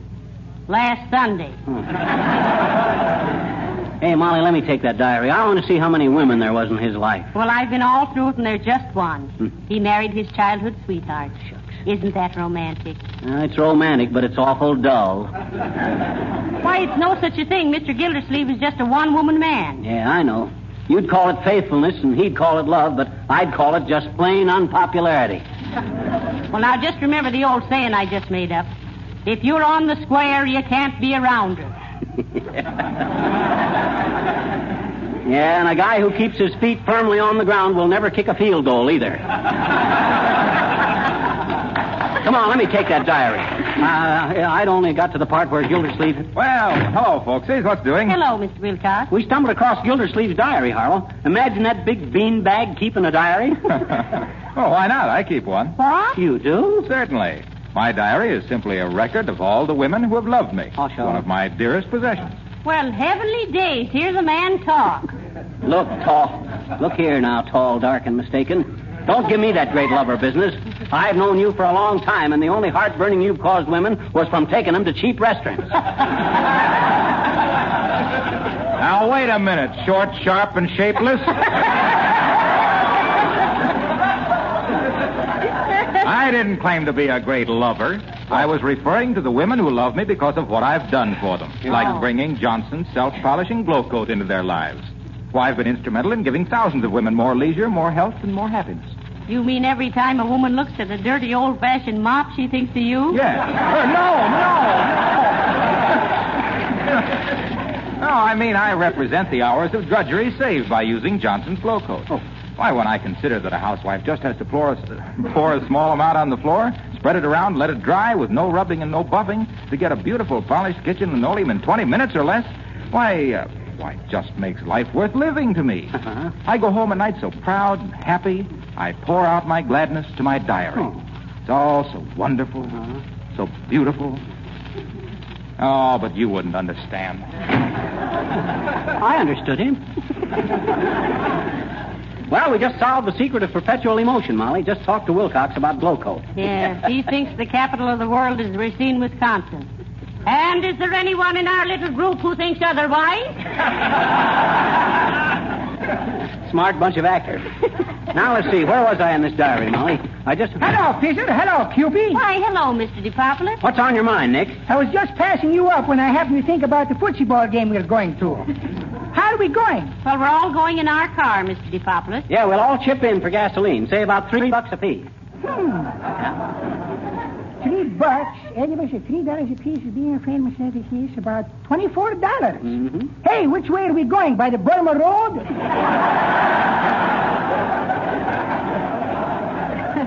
Oh, we'll have a wonderful time, Mr. DePopulis. You and us and Mrs. Uppington and Mr. Boomer and Mr. Wilcox and Mr. Gildersleeve. And the old-timer. Well, that Smartville is a heterogeneous collection of personalities, isn't it? If I do say so myself, and why shouldn't I? I'm one of them. Why, you're three of them, if the facts were known. That's pretty good, Cupid, but that ain't the way I hear it. Oh, wrong character. Say, what is that little volume of a book you have there, Fisher? Oh, this happens to be Gildersleeve's personal diary, Nick. Pretty mushy reading, too. That guy drips like a rented bathing suit. Is that so? Well, I hope for the heavenly sakes of goodness that Mr. Goldensleeve is unaware of the facts that you're reading out of his diary. Hey, you ain't going to mention this to him, are you, Nick? Oh, now, Fisher, are you afraid of this man Goldensleeve? What do you mean, afraid of him? Why, I can take old Gildersleeve like nobody's business. One swing from me and he'll be hearing music from them heavenly zephyrs. You mean zithers. I think he means a heifer. I do not. A heifer is a guy that dances in vaudeville. That's a hoofer. Well, then what's a zephyr? It's a horse with stripes on it. Nah, that's a zebra. Well, Dad Reddit, what's all this got to do with Gildersleeve? Nothing, unless Goldensleeve has got a striped heifer that dances in vaudeville. And if he has, it's too bad because there's no vaudeville. Well, so long. I'll see you later, kid.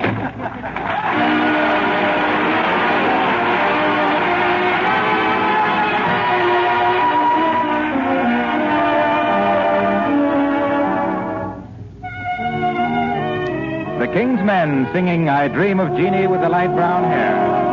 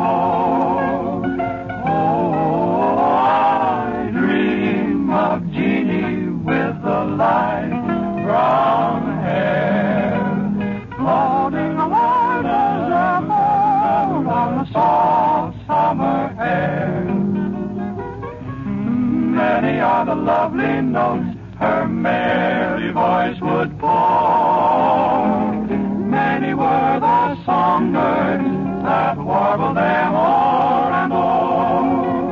Oh,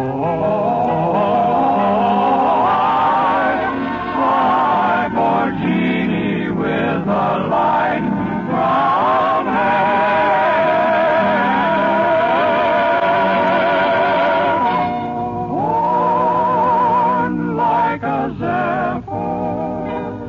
on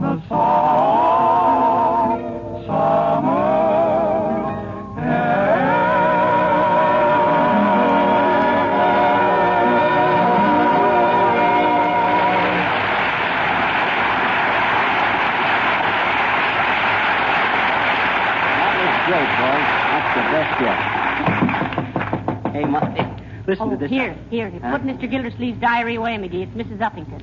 Not Mrs. Abigail Uppington. In the flesh. In the powdered, painted, and well-girdled flesh. Not so loud. The old moose will hear you. Come in, Abigail. How do you do, my dear? Hello, Mrs. Uppington. And Mr. McGee. Hi, Uppity. Say, that's a pretty weird pair of riding breeches you got on there. Please, Mr. McGee. These are job furs. Oh, well, I hope they fit him better than they do you, Abigail. But won't you sit down, dearie? No, thank you. I've been riding for 3 hours in the park, and no, thank you.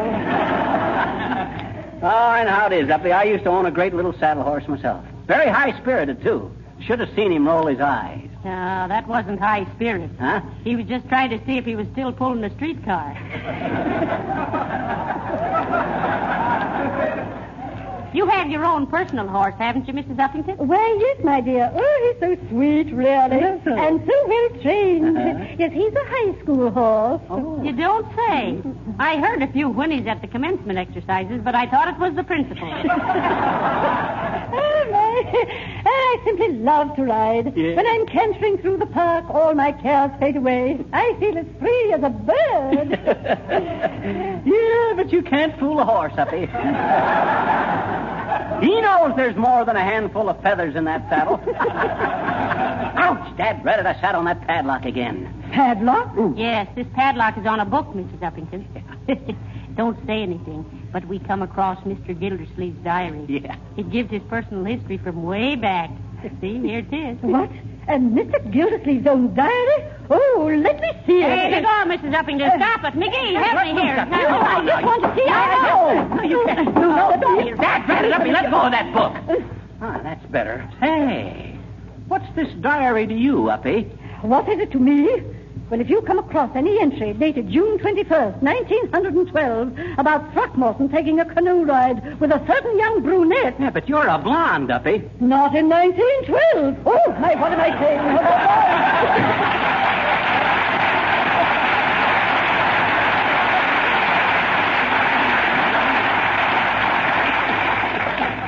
McGee, I'll bet she runs right over and tells Mr. Gildersleeve we've got his diary. What, you mean she ain't discreet?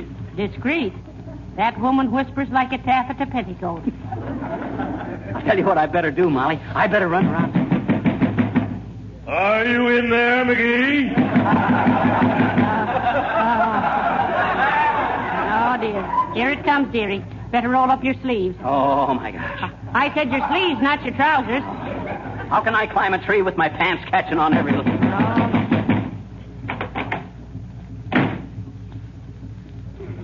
How do you do, Miss McGee? Good day, Fibber. It's a lovely day, isn't it? Yes, it is, Throcky, old pup. Peach of a day. How's everything with you? Don't you how's everything with me, McGee.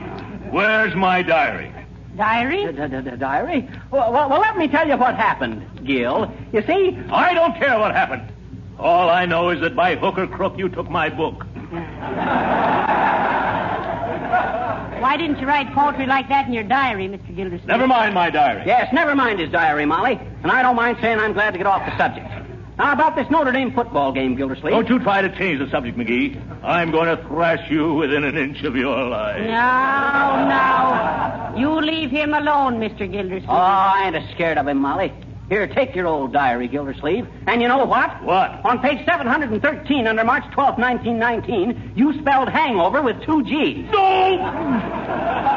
That's enough, McGee. Take off your glasses. He doesn't wear glasses. I do, too. Look.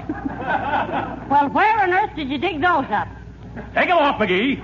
Why, you little book napper, I'm going to hammer you into a meat pie and cover you with your own crust.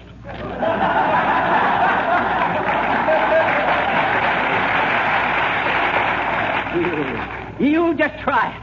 I'll give you one punch in that paunch, and you won't wake up till the swallows come back from Castropano.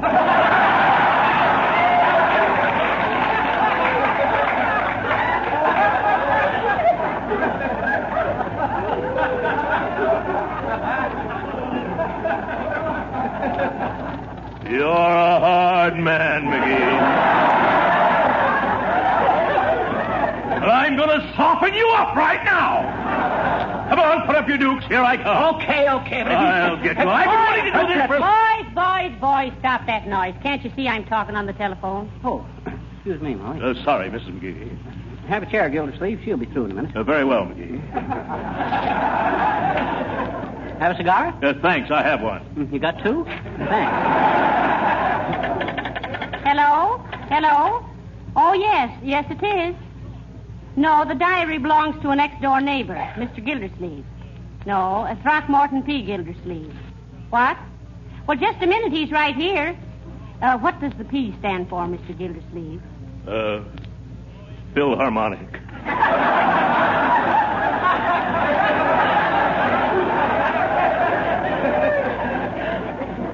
My father played the oboe in Philadelphia. But who wants to know what... It's Throckmorton Philharmonic Gildersleeve. No, I think the diary's the only thing he's written. Hey, what's the idea? What? Yes, we knew it had great literary merit the minute we got a hold of it. Yes, indeed. No. Oh, no, I'm sure he wouldn't sell the rights to it. Here, wait a minute. By George, I don't know whether Pipe down, Gildersleeve. You don't know what this is all about. Either. Yes? Well, I'll inquire, but I don't think $10,000 in royalties would interest him at all. No. $10,000? All righty. Oh, don't mention it. Goodbye. All right, McGee. Give the big crybaby his diary and let him go home. Here, Gildersleeve. Take it. Now, wait a minute, folks. $10,000. Maybe I was a bit hasty. What about this about a publisher wanting my diary? Oh, what difference does it make? No publisher would touch the thing anyway in its present form, and it would cost $25 to make carbon copies of it. Oh, I'll gladly pay that. Here's $30. You do what you can to promote it for me, and I'll give you a generous slice of the profits. Is it a deal? Well, I don't know after the way you act. Oh, I'm sorry about that, Mrs. McGee. I really am. I was a bounder. Gildersleeve, you're a cad. I'm going to leave my diary here, folks. Now I'll go and leave you to your work. I don't know how to thank you. Both. Good day.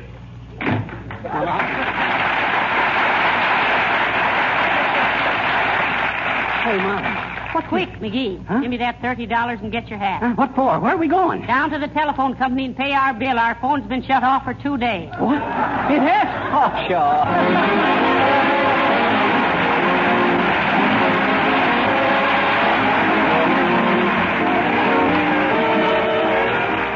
Fibber and Molly will be back in just a moment.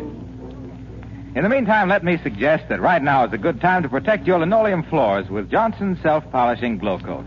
Bad weather days are ahead, and you know how hard it is to keep the children and delivery boys from tracking across the kitchen floors with wet, soggy feet. But if these floors are protected with Johnson's Glow Coat, you won't have to worry because a damp cloth will quickly make them clean and sparkling again. Glow Coat brings out the beauty of linoleum, keeps its colors fresh and clear. Many users tell us that Glow Coat actually makes their linoleum last 6 times longer than if it were unprotected. And, of course, one of Glow Coat's principal advantages is that it's such a wonderful labor saver. It requires absolutely no rubbing or buffing, you know. You simply apply and let dry, and in 20 minutes you have a floor to be proud of. If you don't already have Johnson's self-polishing Glow Coat on hand, buy some from your dealer.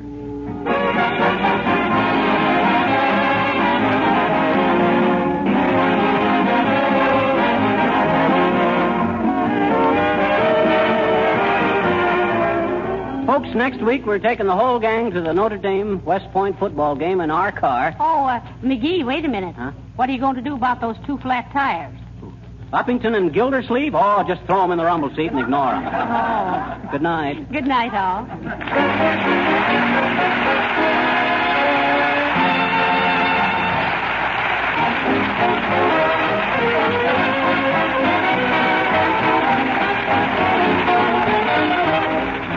When you buy any one of the Johnson Wax products, you get your full money's worth in satisfaction. Be sure to ask your dealer for Johnson's self-polishing Glow Coat for your linoleum, Johnson's Wax for your floors, furniture, and woodwork, and Johnson's Car New for your car. All these superior products are manufactured by S.C. Johnson & Son Incorporated, Racine, Wisconsin. We hope you'll be with us again next Tuesday night, same time, same station. This is Harlow Wilcox bidding you all good night. This is the National Broadcasting Company.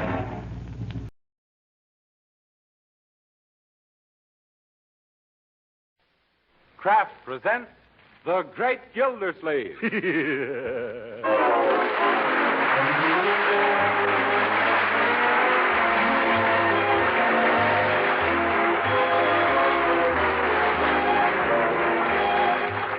Each week at this time, Kraft presents from Hollywood, California, Harold Peary as The Great Gildersleeve, written by Leonard L. Levinson.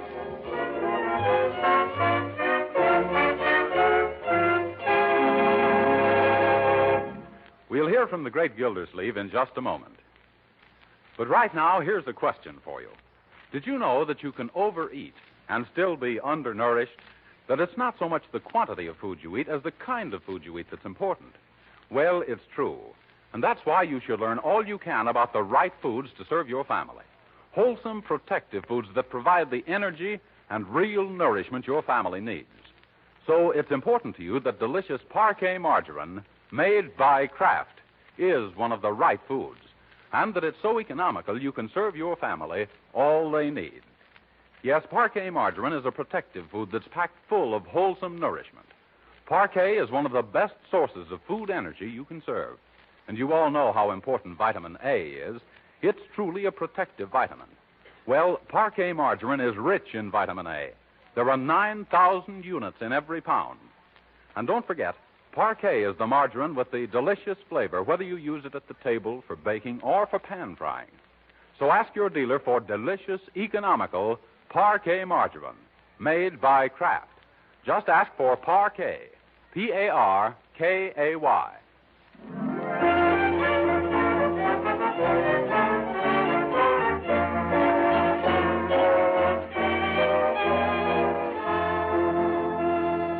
And now let's visit our friend, the great Gildersleeve.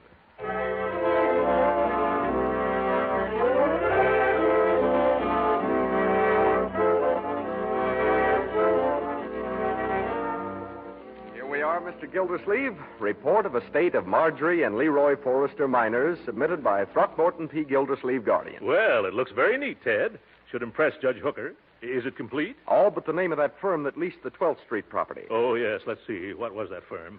Oh, yes, the Swanky Hanky Shoppy. Thanks. I'll just fill that in. It was a 99-year lease, wasn't it? Yes, 99 years with monthly options. Oh, Marjorie. Yes, Uncle Throckmorton. Oh, hello, Ted. Hi, Margie. Say, that's a new dress, isn't it? Yes. What do you think of it? Stop asking him questions, Marjorie, or he'll charge the estate for giving a legal opinion. I'll go in the other room, young man, and tend to your paper. Okay. Did you want me? Yes. All ready to go to court, eh? What about your brother? Where is Leroy? Oh, I sent him to change his shirt for the third time. Uncle, I wish we'd make him get rid of that printing press. Well, little boys will always revert to type. Now tell him to hurry. I don't want to be late. This is important, and I'm getting jittery about it. Oh, now relax and take it easy, Uncle Throckmorton. Relax? Ted says the report is in fine shape. Why, there's nothing to be excited about. Now, is there? No, by George. Come to think of it, I've done wonders. I do say so myself. In fact, I will say so myself. I've done wonders. I think so. Why, since you arrived in Summerfield a month ago, you've straightened out all of our investments, rented that vacant property, and even put the kitchen on a budget. Why, Judge Hooker should be very pleased. I hope so. I made up my mind to demonstrate to that old... What is it Leroy calls him? Old Leroy? What, Uncle Mort? What was it I told you not to call Judge Hooker? Pickle Puss. That's it. I made up my mind to show that old pickle puss that a competent businessman could administer this estate properly. Why? Because you can't put anything over on me. Excuse me, Mr. Gildersleeve. Yes, Birdie? Where did you buy them bananas? Well, from a man in a truck. They were bargains, too. The stores want 30 cents a dozen, and he only charged me 25. Well, he done gypped you. There was only 9 bananas. Yes. As I was saying, Marjorie, you can't put anything over on my type of businessman. We have a certain alertness. Great Danes. What's wrong? Look at the time. We'll be late for court. Oh, but court stays open until 5 o'clock, Uncle Mort. Yes, but we can't just drop in whenever we want, my dear. It isn't a barbershop, you know. We have to be there when the judge is ready to take us. Oh, like a beauty parlor. Yes. You see, I don't want to arrive late and have trouble with old Cucumber Face. I've got to get back here and pack up my bag so I can take the night train. The night train? Yes. Oh, I forgot to tell you. I'm going back to Wistful Vista this evening. Oh, Uncle Mort. Huh? I thought you were going to stay here and live with us. Well, I am. That's why I'm going back to Wistful Vista. Huh? To sell or lease my house there. You are? Oh, that's wonderful. Oh, Leroy. Yeah, what's this? Uncle Mort's going to sell his house in Wistful Vista and come back here and live with us. Oh, boy, gee, that's wonderful, Uncle Mort. Take it easy. Do you want me to make you a for sale sign on my printing press? No. Thanks, just the same. You haven't got that many shirts to spare. Oh, Ted, is it time to go? Yes, we should hurry down to the courthouse. Everybody ready? Leroy, Marjorie, Ted, Birdie? Birdie's not going to court with us, Uncle Mort. I know that. I just want a glass of water. That ham I had for breakfast. Water, Birdie. Yes, Mr. Gildersleeve, bringing it. Good. Anybody else want any water? No, no. thank you. Here you are, sir. You better hurry, Mr. Gildersleeve. 1 second while I drink this. Thanks, Birdie. Now I'm ready to go. Oh, excuse me. I must have drunk too fast. Wait a minute, Ted. I think Uncle Mort has the hiccups. Hiccups? No, I'll be all right. Ooh. Maybe you better do something about it. No, I'll be all right. Ooh. Well, Uncle Mort, you better sit down and rest a minute. Well, what about court? You know, old Judge... Judge Hooker, he'll wait. Yes, I can have it put over till tomorrow. But I got to get back to Wistful Vista, Ted. I couldn't do that. Or could I? Why not, Unc? No. I'll be all right in a few minutes. Oh, isn't this silly? Now, don't try to talk, Uncle Mort. Just sit quietly for a few minutes and rest. Rest? All right, I'll rest.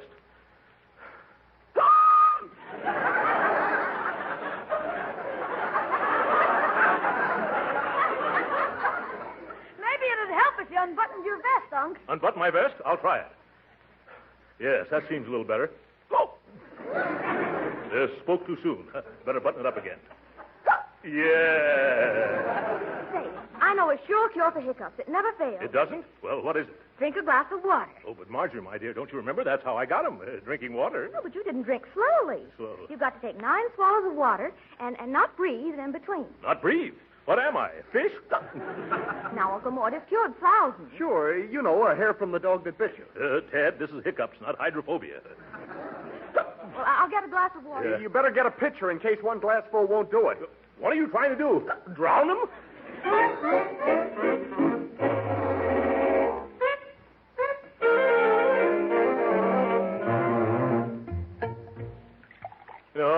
No more water, Marjorie. One more swallow and I'll fly back to Capistrano.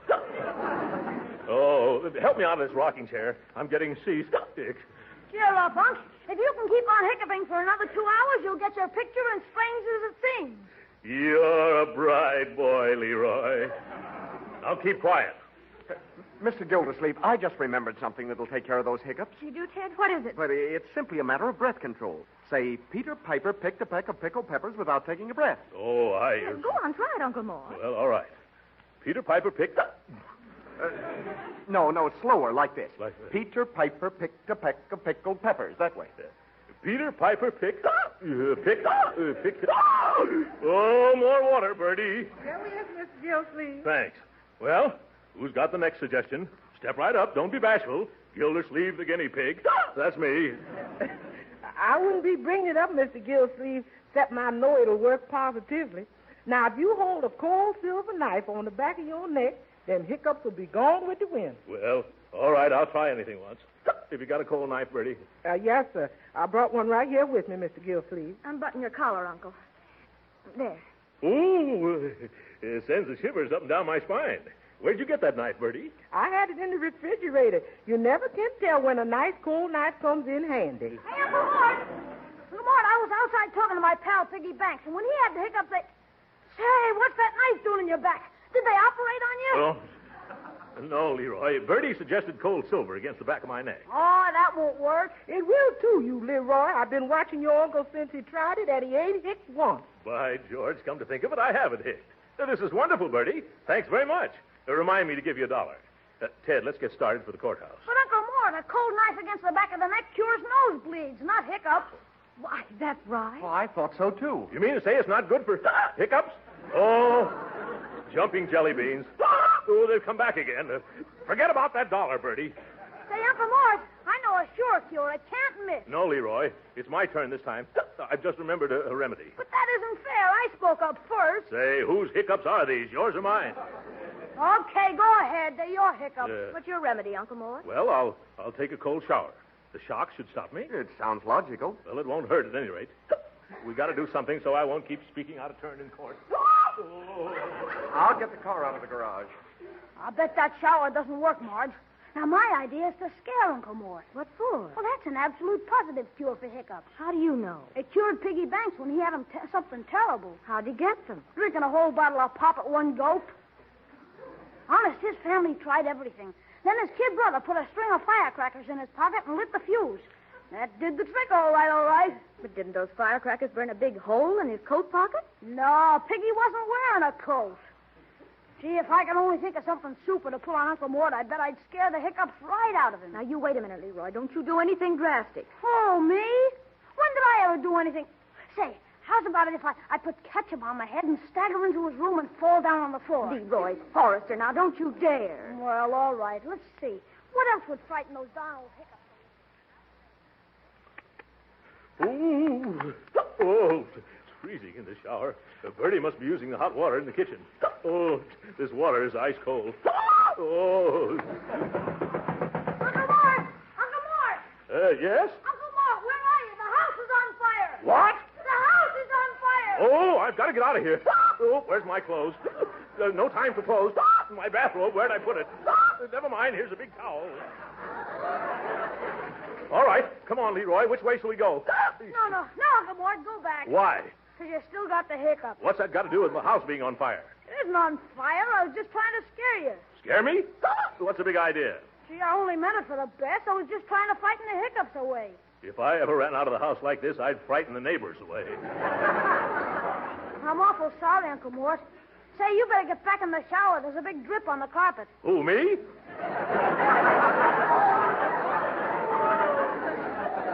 You clear out of here now. As soon as I get dry, we're going down to the court. Hiccups or no hiccups.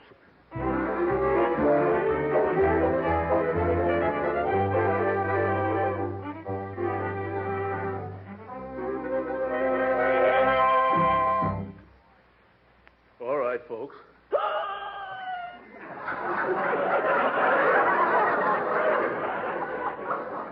I'm ready to go now.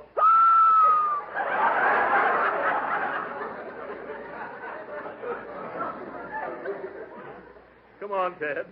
Come on, Marjorie. We're coming. Yeah. Where's Leroy? I think he went out. He must be waiting in the car. Good. I hope the judge doesn't mind. Okay, buddy, stick 'em up. Your money or your life. Leroy, come out of that closet and put back that water pistol. Oh, that didn't work either. You can't frighten me, Leroy. I'll go out and get in the car, young man. I told you, Leroy. Just you wait. I'll figure out a scheme that'll make Uncle Mort forget all about those beeps of his. Yeah. Now, get in the car, everybody.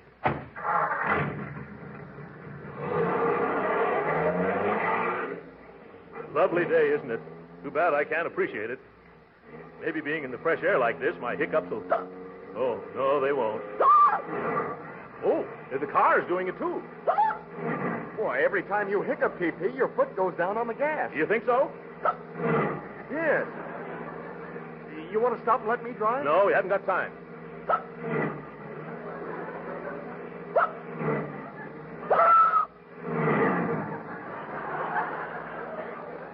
Careful, Uncle Mort. Careful, you just went through a traffic signal. I can't help it. I'm afraid they're getting worse. Oh, lots worse. Yeah, the curve, certainly, officer. Yeah. What's the idea of driving down the street like a jackrabbit and jumping the signal? Where's your driver's license? Well, it's like this, officer. Oh, it's like that, is it? Hey, what's going on here? My uncle has a severe attack of hiccups. Yes, he got it drinking a glass of water. Water, huh? Well, that's original anyway. He's been hiccuping for hours. Show the officer how you've been hiccuping, Uncle. See? Never mind, I've heard him before.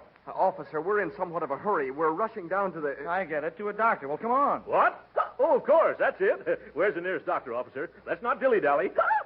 Gee, you got it bad. Follow me, I'll clear a way for you. Thank you.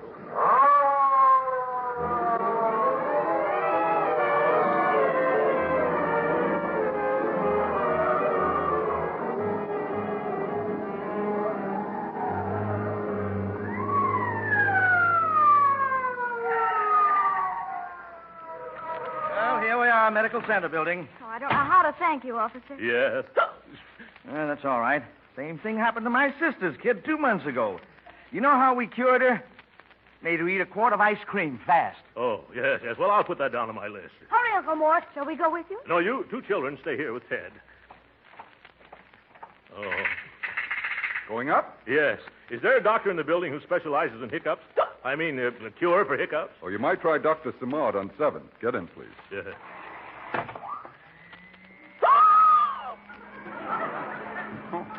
Say, you've got them bad, mister. Yeah. Well, I know something that will cure them in no time. You do? What is it? Eat a quart of ice cream fast. Yeah. 7th floor. There's Dr. Simard's waiting room, 4 doors down. Thank you very much. All this fuss over these silly hiccups. Well, at least I'll get rid of them for sure now. Dr. E.E. Simard, throat, chest, and stomach. That should cover hiccups, I guess.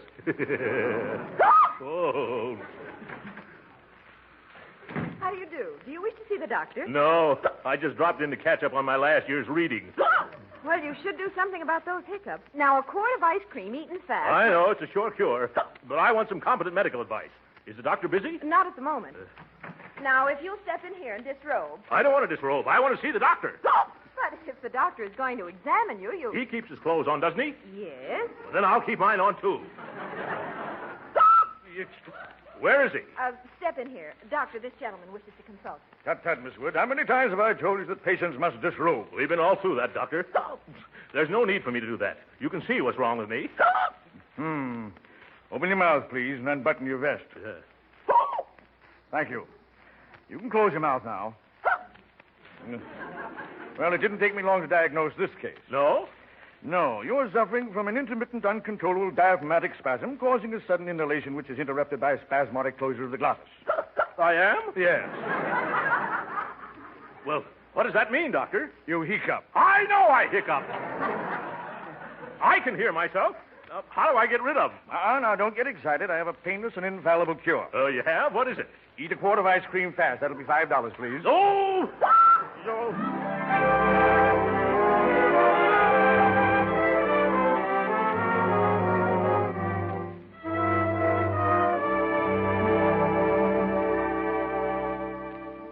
The judge's chambers are down at the end of the hall, T.P. Oh, jumping jeeps. Look at the clock.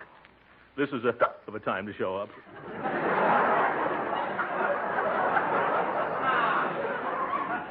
Feeling better, Uncle Mort? No.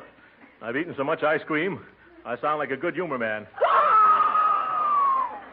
Now, take it easy, Uncle Mort. You take it easy, young man. Don't say anything to the judge. Here we are. Ted, did you send the financial report down this morning? Shh, keep quiet. Now, don't worry. That report went down early. Should make a wonderful impression. Well, come on, let's go. Yeah, might as well face old Pickle Puss. Careful, Leroy. Anything you say will be used against me. Come in. Hello, Judge Hooker. At last. I was ready to go home. What you hiccuping for, Gildersleeve? For about 4 hours now. Uncle Mort's been suffering all day long, Judge. Yeah, maybe if you could frighten him, Quiet, Judge. Leroy, quiet. Yes, Judge. I'd have been here sooner except for that. Well, I'm glad you sent down your report, Mr. Gildersleeve. Gave me time to study it. I'm pleased with what I found. Gee, that's swell, Judge. I thought you could do a good job for these children. You did? Well, thank you, Judge Hooker. In that case, we can leave. Come on, Leroy. Come on, Marjorie. Come on, Ted. What's your rush, Gildersleeve? Take it easy. Oh. You're nothing but a bundle of nerves. Yes. Oh, I never knew nerves came in such large bundles. Very good. I wonder if it'd be all right if I was absent from my duties for a while, Judge. I have some business to wind up in Wistful Vista. Sure. Go right ahead. Take all the time you want. Oh? Only be back next week. Oh. Yes, I see. Well, thanks, Judge. Excuse it, please. Oh, poor Uncle Mort. You can't travel in that condition. I bet Mr. Fowler at the drugstore would have something to relieve you. Let's us two go see him, Marge. And if he can't help, I know a couple of other guys that can. All right. If you'll excuse us, we'll run along. Certainly. Goodbye, then. Goodbye. You drive Uncle Mort home. Oh, sure. Hey, Leroy. Well, Ted, let's get started. Oh, I can't stop that. Hey, those hiccups must be annoying. They are, indeed they are. By the way, I know a sure cure for hiccups. What, you too? Oh, this one never fails. All you need is a brown paper bag. A brown paper bag? Well, that takes the prize. Shall I go out and get one, Judge? No, here's the bag. Wait a minute. Wait till I dump the apples out. Apples? I teach a class at law school, and the boys always bring me apples. Now, let's try this remedy. Oh, no, don't bother, Judge. I think they're stopping now. Now, let's make sure. All you have to do is to breathe in and out of this bag. Understand? I understand what to do, but I don't understand why. Well, you will. Just put your face in the bag. Fine. You look better already. Now go ahead and breathe. Oh. The principle is this. Normally, you exhale carbon dioxide and inhale oxygen. I see. But this way, you inhale the carbon dioxide you've already exhaled. I see. Is that clear? No. Well, if you stop inhaling oxygen, you'll stop hiccuping. It's really very simple. So are you. You ought to be all right by now. How are you feeling? Worse. Oh, my, and I almost had him licked. Strange. It's never failed before. Let me see. There's a hole in the bag. Oh, take me home, Ted. I'm going right to bed. Oh, stop that.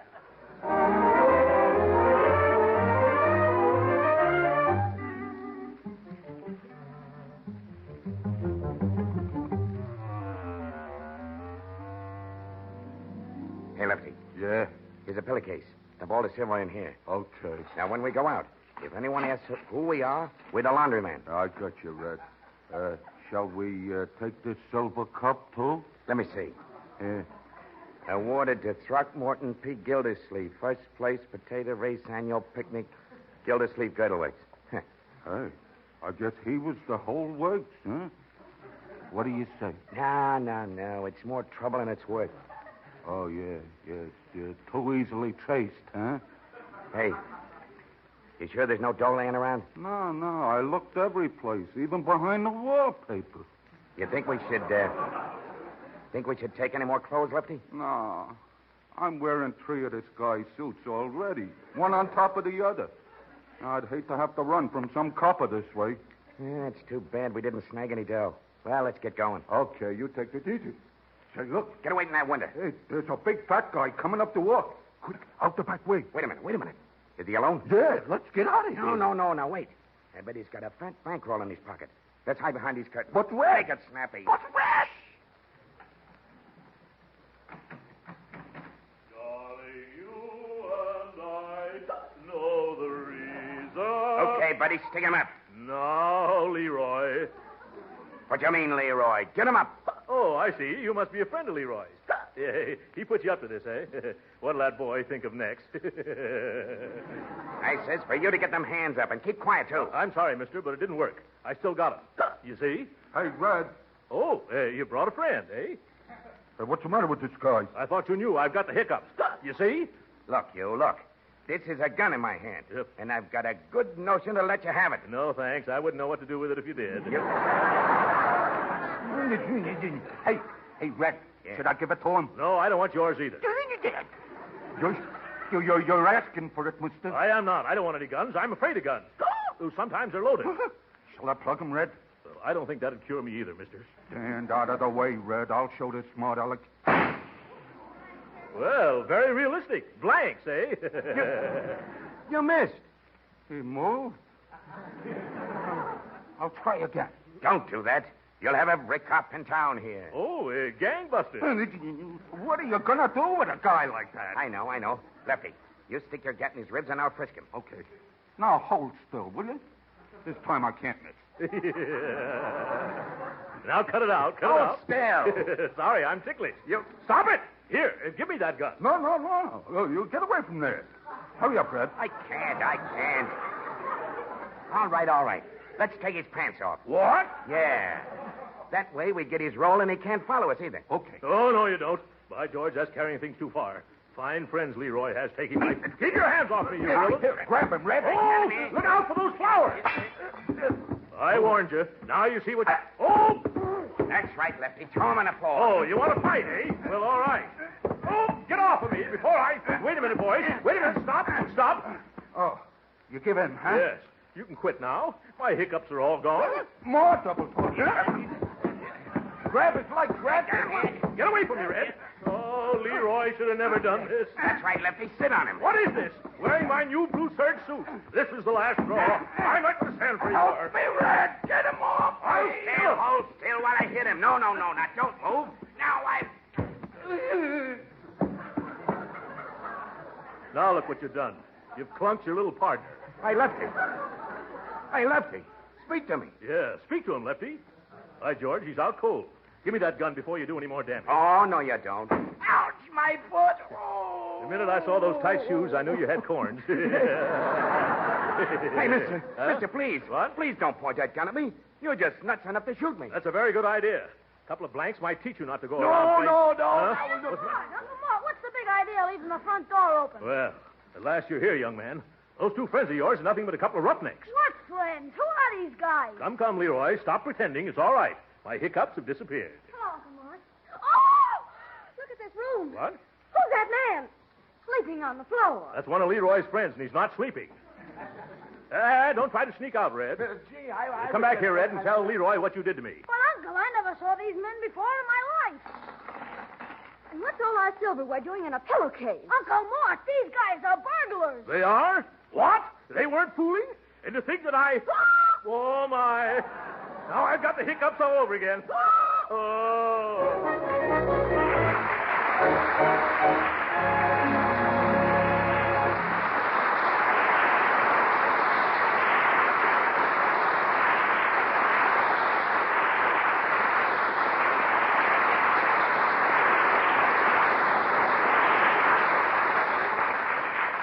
The great Gildersleeve will be with us again in a few minutes.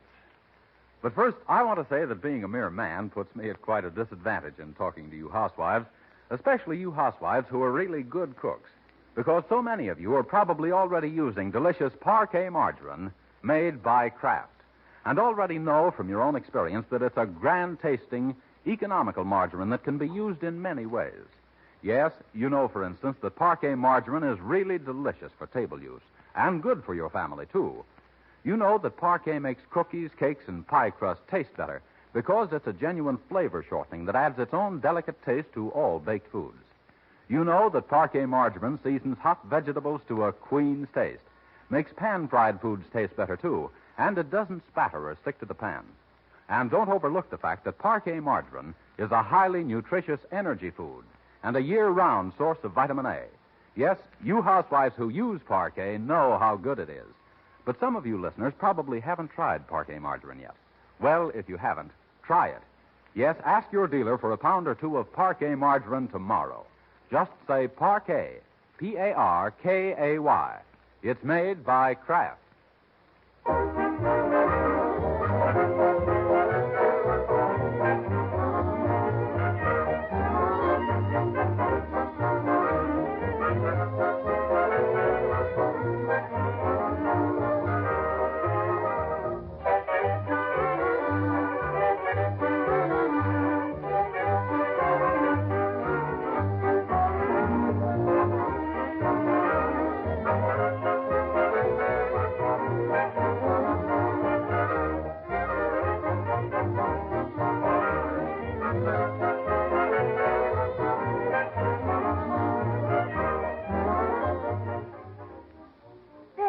Your bag's all packed, Uncle Mort. Oh, thank you, Marjorie. Say, Unc, how soon will you get back from Wistful Vista? Not until Wednesday. Oh, you'll be gone that long? Yes. I've got to put my house up for sale, and I also want to be on hand to greet my two little chums, Fibber McGee and Molly, when they return from their vacation Tuesday night. Say, maybe Fibber McGee would buy your house. No. From my past experience with Fibber McGee, he wouldn't buy the place, he'd just borrow it. Good night.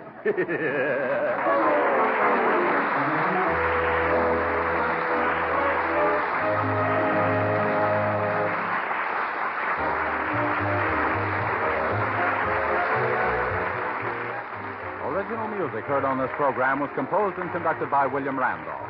This is Jim Bannon speaking for the Kraft Cheese Company and inviting you to be with us again next week at this same time for the further adventures of the great Gildersleeve. This is the National Broadcasting Company.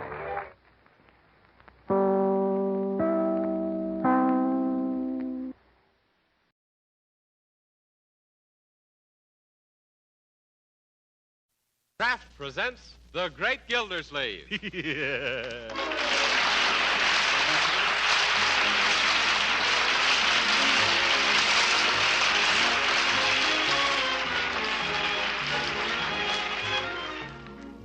Each week at this time, Kraft presents from Hollywood, California, Harold Perry as the Great Gildersleeve, written by Leonard L. Levinson.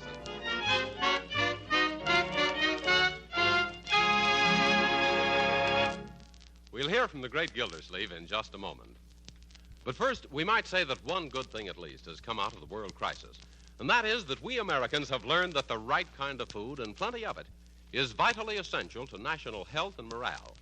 And realizing this, we Americans can become the strongest nation on earth. That's why you homemakers should know about delicious Parquet margarine, made by Kraft. Because Parquet margarine is an economical source of nourishment and energy your whole family needs.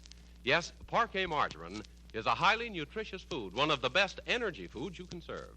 And equally important is the fact that every pound of Parquet contains 9,000 units of vitamin A. What's more, your whole family will like Parquet margarine's delicate, appetizing flavor. Yes, delicious Parquet margarine makes everything taste better, whether you serve it at the table or use it for baking or pan frying. So try this nourishing, economical food.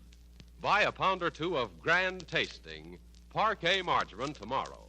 Just ask your dealer for Parquet, P-A-R-K-A-Y.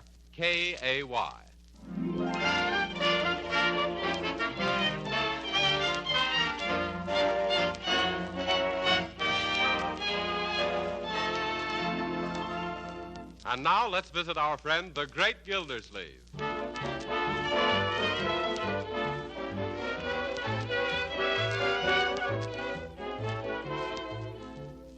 Hello. Where is everybody?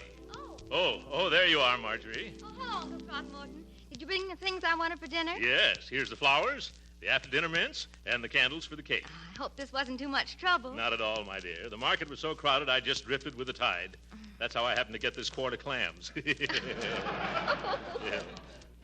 How many of these candles do you think we should put on Judge Hooker's birthday cake, Uncle? Well, I don't know. How many cakes did Birdie bake? Oh, now, Uncle, I don't think it'd be polite to put on more than 30.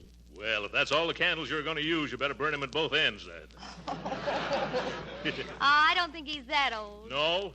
Say he's got a Lincoln penny that he got from Lincoln.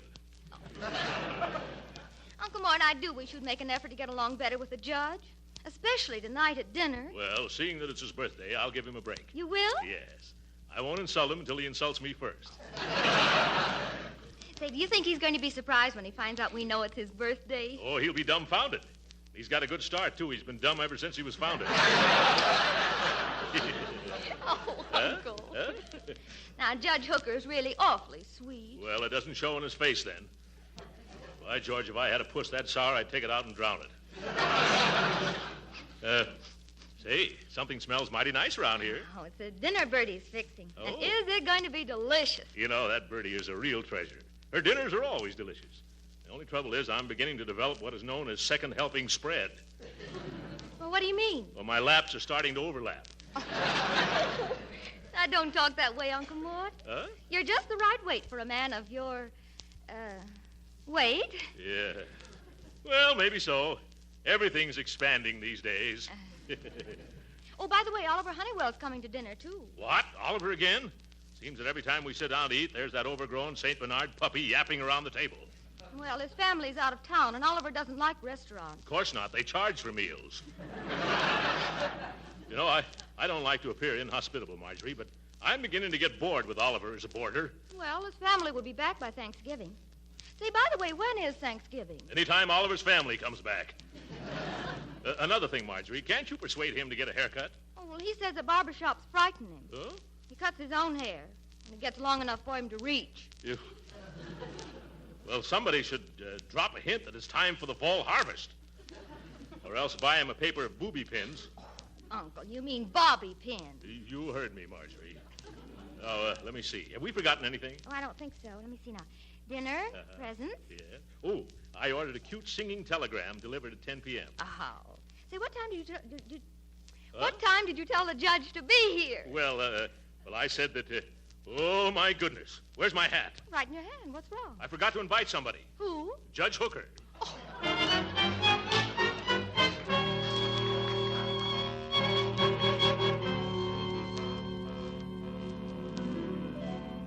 Hey, Marge, Judge, here comes Seabiscuit. Why, Leroy, what do you mean? Oh, hello, Oliver. Oh, Midgie Widgie. Gee, you look lovely this evening. How do I look? Gee, you look lovely, too, Oliver. Hello, Meatball. Hi, Oliver. How's all your allergics tonight? Leroy, now be more polite. You mustn't make fun of me. Here's Judge Hooker, Marjorie. Oh, hello. Everybody. Hi. Dinner will be ready very soon now, Judge. Really, Marjorie, you folks shouldn't have gone to all this trouble. No trouble at all, Judge Hooker. We had to eat anyway. By the way, Judge, do you know Oliver Honeywell? You mean that anemic young calf that hangs around, Marjorie? I've heard about him, but I've never seen him. Well, take a good look. This is him right here. Hello? What? Oh, say, don't mind me. I'm always kidding, Oliver. That's the trouble. Everybody's always kidding Oliver. No. My boy, you mustn't get bitter. Say, why is your ear all bandaged up? Huh? Oh, I did this afternoon when I was giving myself a haircut. You mean to say you cut your own hair? Yeah, I do it with mirrors. But what happened this afternoon? Did the bowl slip? No, I was using manicure scissors. I guess I didn't allow for the curve. Well, your hair looks very pretty with the scalloped edges. Oh, excuse me. Sure. Come in. I'm from the telegraph company. Oh, for goodness sakes, you're too early, boy. Later. Yeah, but I got a message. Come back at 10 o'clock now. Beat it before you spoil everything. Yeah, but... Wrong address, folks. Say, can I give it to him now? What? Oh, the present for the judge? Why, sure. Let's all give him his presents All now. right. Happy birthday, Judge Hooker. For me? Now I wonder what's inside. Listen to him. You'd think he was a sweet 16 instead of a sour 60. Go on, unwrap him, Judge. All right, I will. Thank you. Oh, He's opening yours first, sis. Yeah. I hope you like it, Judge. I'm sure I will. Well, what do you think? A necktie. Well. Just what I need. Thank you, Marjorie. Now let's look at the next one. With all best wishes from Oliver Honeywell. Well, Honeywell. Yeah. You shouldn't have done this. Gee, another necktie. Yeah, isn't it nice? A yellow one with green polka dots. You know, I got one just like that for Christmas last year. And I'll bet that's it. Well, let's see about this one. Although it is not Christmas Eve, here's a present you will receive from your old friend, Throckmorton Gildersleeve. Yeah. Catch on? It's a poem, Judge. Another necktie. Purple this time. Yes, just matches your complexion, Judge. Thank you. I wonder what's in this package. It's from Leroy, I see. One guess, Judge Hooker. It's a necktie, all right, but this one's different. It's got a picture of Superman on it. Well, now that the necktie party's over, let's trot into the dining room. Judge, Birdie's fixed a special new dish in your honor. Is that so? I'm flattered. I thought you would be. What do you call it, Gildy? Calf's brains a la Judge Hooker.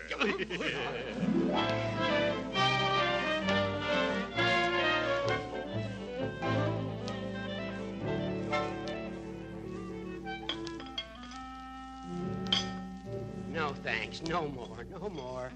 My, that certainly was a delicious cake, and beautiful, too. Yes. With all those candles lit up, we had enough heat to bake another cake. Have your fun, Gildersleeve. I'm so full of wonderful food, I don't mind. Oh, that was a marvelous meal. I wish I had a cook like your Birdie. Well, what happened to your cook, Judge? I let her go when I found out that after fixing dinner for me, she'd go out and have her dinner in a restaurant. Oh, excuse me. I wonder who that can be. Yes? I'm from the telegraph company. Not now, I said. Come back at 10 o'clock. Yeah, but I got a date at 10 o'clock. Break it. What was it, Gildy, old man? Nothing at all, Judgy. Just a boy out looking for the wrong house. Say, if you don't mind, I'm going into the kitchen and thank Birdie for that wonderful dinner. Oh, well, don't overpraise her, Judge. I won't. Remember, too many compliments spoil the cook. Something I can do for you, Your Honor? No, Birdie, I just wanted to tell you that dinner you just served was an Epicurean collation. Is that considered good? I didn't think it was good. I thought it was a gastronomic achievement. Oh, you didn't like it? I did, too. And I consider myself a pretty good judge. And so do I, and I'll be glad to vote for you. When's the election? Next spring. No, I mean judge of cooking. Wish you were working for me, Birdie. That Gildersleeve is a mighty lucky dog, but he doesn't really appreciate you. He don't? But look at the way he makes you wash those dishes, getting your hands all chapped and red. Well, man, them's rubber gloves. Well, the least he could do is to buy you a nice electrical dishwashing machine. Now, I've got one in my kitchen. Say, you'd have a lot of fun operating it. Well, I don't know. I may be old-fashioned, but I prefer to dunk the dishes in water instead of electrocuting them. Great sense of humor you have there, Birdie. By the way, did I ever tell you about the fine big maid's room in my house? No, sir. Is it pretty? Is it? It's got everything but Rochester. Certainly sounds like the elephant's earrings to me. Yes, and of course, I'm not home more than 3-4 nights a week, so that means my cook has plenty of days off and very little to do. What do you think, Birdie? Well, I think you're going to make some gal a wonderful employer. Well, you don't understand. I want you as my cook. Me? But I've already got a position. But think what it would mean to your social position among your friends if you were to cook for Horace Hooker. Yes, sir. That certainly would impress the other members of the mysterious and bewildering orders of the Daughters of Cleopatra, which I is the head sphinx. But, of course, I just couldn't do it. Why not? Has Gildersleeve got you under contract? No, sir. I was here strictly on a meal-to-meal basis. Well, then, where no contractual entailment exists between principal and agent at the time of severance of service, notice of termination is not required, ipso facto. Ain't that the truth? Yeah, that's common law. Oh, it happens often, huh? Well, yes. Say, after you left Gildersleeve and come to work for me, you wish that you had left old Stupid over... Old Stupid over what, Judge? Well, that is, I was saying to Birdie that it must be hard working all stupid over a hot stove. Oh, yeah. I see. Well, come on back in the living room. The kids want to play pin the tail on the donkey, and you're going to be the Democrat. All right, I'm coming. Bye, Birdie, and don't forget what I said. You mean about the ipso facto? Yes. And the quicker you ipso, the sooner it'll be a facto. Come on, Gildy, old pal. Let's go into the other room. Yeah, all right, Judge. Here he is. Well, children, what shall we do? Well, I think it'd be just dandy if we played Drop the Kleenex. Huh? Yeah. Oliver, don't you mean drop the handkerchief? Well, I figured that the other would be more sanitary. Yeah. How about musical chairs or something like that? Well, I bet I know who that is. Come in. Mister, this is positively my final appearance. Here's a telegram for you. It's not for me. It's to this gray-haired gentleman right here. Oh. No. Don't hand it to him.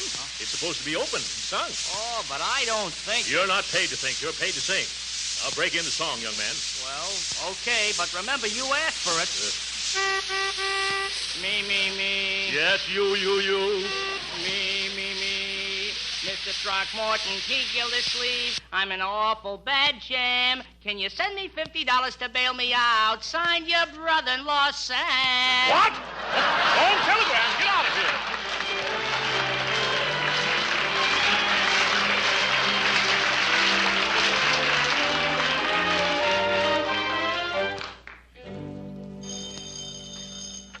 Gildersleeve residence. Good morning, Birdie. This is Judge Hooker. How are you this bright and sunny morning? Dull and cloudy. I was up all night trying to decide between remaining where I is with the status quo or packing up and moving over to the ipso facto. I just telephoned to tell you that whatever your salary is now, I'll better it by $10 a month. $10 a month? Judge, you done just hired yourself a cook. Fine. How soon can you come to work? Well, that depends on how soon they let me go. Well, cook up some excuse to leave quick. Bye. That's going to take a mess of doing. Oh, nobody knows the trouble I was getting into. Oh, Birdie, is breakfast ready? Yes, sir. Good morning, Birdie. You better set another place, Birdie. Oliver invited himself over for breakfast again. More people to feed. Just working myself to a shadow. Now, Birdie, can I help it if that biological blunder... come right in, Oliver. Thanks. Morning, Bert. Oh, prunes again, huh? Don't you like the way I fix breakfast? Of course he does. Oliver, never wrinkle up your nose at a prune. Morning, everybody. You too, Oliver. Say, what is this? Prunes again? Now, if you don't like it... Yes. Leroy, sit down and pass the toast. Yes, sir. Thank you. Yeah. Where's Marjorie? Isn't she... Oh, darn this toast. What's wrong with that toast? It just went down the wrong way. Oh, you don't like it. And after I worked my fingers to the bone scraping it off for you. Yeah. But all I said was wrong way. Oh, now I'm doing things the wrong way. teaching me my business. I'm tired of not being appreciated around here. I was resigning. There's other people who likes my cookery. Well, Birdie seems to be a little twittery this morning. Gee, she never acted this way before. And you think she means that about resigning? Say, I better find out what's wrong. And now, Birdie, I don't understand what... Birdie, where are you? Oh, Birdie! Oh, Birdie! Oh, Birdie! Oh, Birdie! Oh, my goodness, Birdie has flown the coop.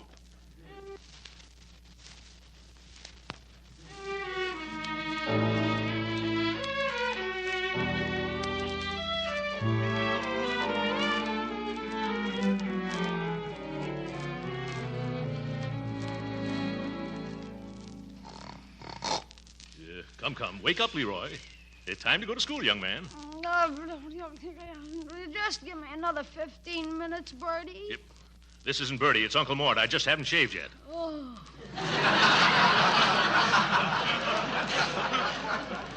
Hi, Unc. Where's Birdie? Oh, well, yeah. Yeah. Wake up, young man. Look at the clock. You want to be tardy? It's okay with me. Come on, Leroy. Wake up. Oliver's fixing some nice hot mush for breakfast. Oh, just let me sleep 10 minutes more. I can't, Leroy. By George, I'm going to pull the covers off of you. Oh, no, don't do that. I'll get up. Yeah.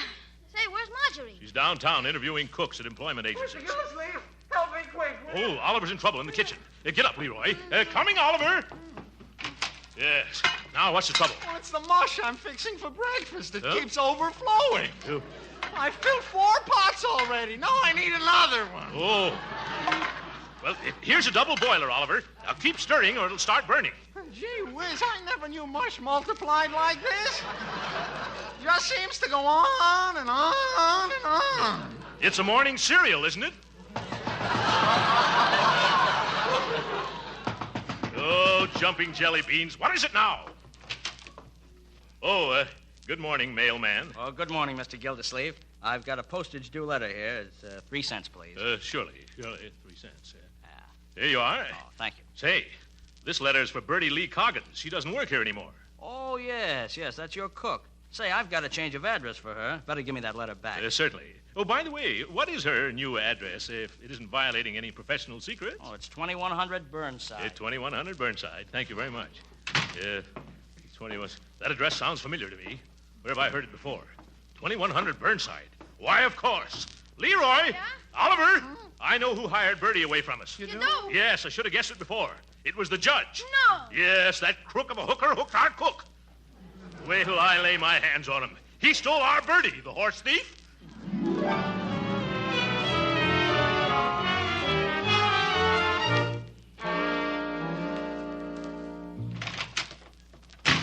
At last, hooker, I finally tracked you down. What do you mean, track me down? I'm always in my chambers this time of day. What do you want with me? Why, you oily worm, you got our Birdie.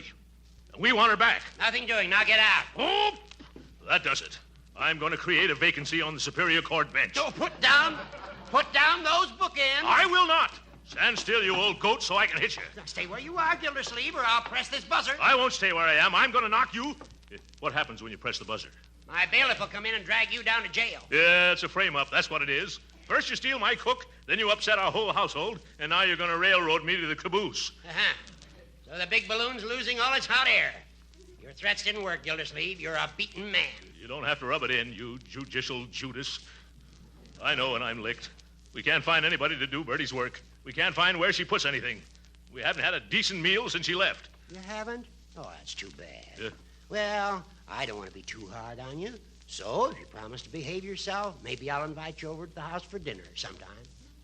I wouldn't sit down at the same table and eat a meal with you, hooker, if I were starving. What am I talking about? If I were starving, I am starving. I knew that your stomach was bigger than your stubbornness. You can come to dinner tomorrow night if you want to. I don't want to.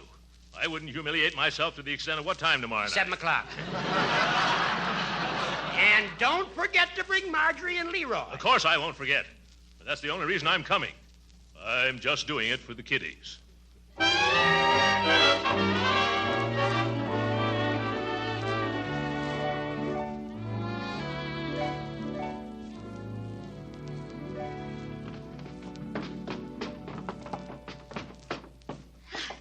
Now remember, Uncle Mort, if this scheme is to work, you've got to keep a tight control over your temper. Who, me? I never lose my temper. And Leroy, now, don't overdo the business of being sassy. Oh, don't worry, sis. I'm a born actor. Well, I guess we're all ready. Gee, we surely look like tramps, don't we? Yeah. Well, go ahead and ring the bell, Uncle. Yeah, all right. Now, on your guard, everybody. Here she comes. Yeah. Oh, hello, Miss Marge. Hello. Hello, Leroy. Hello, Birdie. Good evening, Mr. Gildersleeve. Yes, good evening. Won't y'all kindly come in and rest your hats and coats? They look kind of tired. Oh. Yes, of course. Come on in, children. Well, come right in. Oh, hello, Judge Hooker. So sweet of you to invite us. You have no idea how we're going to enjoy this. Hiya, Hooker. How's the cooker? Leroy, don't you talk that away. Oh, hooey-fooey. You can't boss me anymore, Birdie. Leroy, behave yourself. Oh, I just can't imagine what's gotten into you lately. You used to be such a little gentleman. Oh, who wants to be a gentleman? I'm going to be a heavyweight prize fighter and chew tobacco. You ain't going to be no prize fighter long if somebody hits you smack on that chew of tobacco. And look at your hair. Somebody must have been trimming it with hedge clippers. Nope. Oliver showed me how to cut it all by myself. You never did these farmadiddles when I was there. Why... Birdie, isn't dinner ready? Yes, sir. Well, when you needed a haircut... Then serve the first course, please. It's sitting on the table. Oh, shall we go in now? Yes, sir. Come on, Leroy. Come on, Marjorie. I'm starved to death. Yes. Well, how do you think everything looks? Oh, just splendid. Except for Birdie. What's wrong with Birdie? Well, I think she must be worrying. She's got dark circles under her eyes. Nonsense. Incidentally, you shouldn't talk coming here without a shave. Oh, yes, that reminds me. Birdie, where did you hide my good razor? I've looked high and low for it. Oh, I'm sorry, Mr. Gildersleeve. It's out on the back porch. I used to carry it with me when I went out in the backyard at night. Sort of discourage, late visitors. Birdie, isn't it time to bring the soup? It's right here. Oh, Mr. Gildersleeve, I fixed a special turtle soup for you. I knows it's your favorite. Well, thank you. It's darn expensive to make. We don't have it very often. But I'll come over here every day if you'll cook it for me, Birdie. Oh, I'll be glad to. Splendid. You mind if I bring over Oliver? He just loves turtle soup, Birdie. Uh-huh. Well, you're invited, Gildy. Yeah. Boy, this soup is super. No matter how you like it, Leroy, you just eat it. Don't kiss it. Leroy isn't your responsibility anymore, Birdie. Yes, the judge is right, Birdie. But I know how to handle him. You just send him over here. Birdie, pay attention to your work. That's just what I'm doing. Oh, Miss Marge, that bandage. You done cut your finger. No, Birdie, I burned it. Well, ironing. Oh, honey, how many times have I told you you ain't got no knack for ironing? Somebody's got to do it, and we haven't found anyone else yet. Then I'll come over tomorrow afternoon and do it for you. Now, wait a minute, Birdie. You're working for me. You can't do that. Oh, yes, I can. I got 3 afternoons off every week, and if I wants to spend them ironing for Miss Marge, nothing in the world can stop me. Ipso facto, habeas corpus, or postmortem. I tell you, I won't stand for it. As long as you're working for me, you can't spend all your time straightening out Gildersleeve's messes. By George, I can straighten out my own messes, you little... Oh, Uncle, remember now, you mustn't. Oh, yes. Excuse me, Judgy. What were you saying?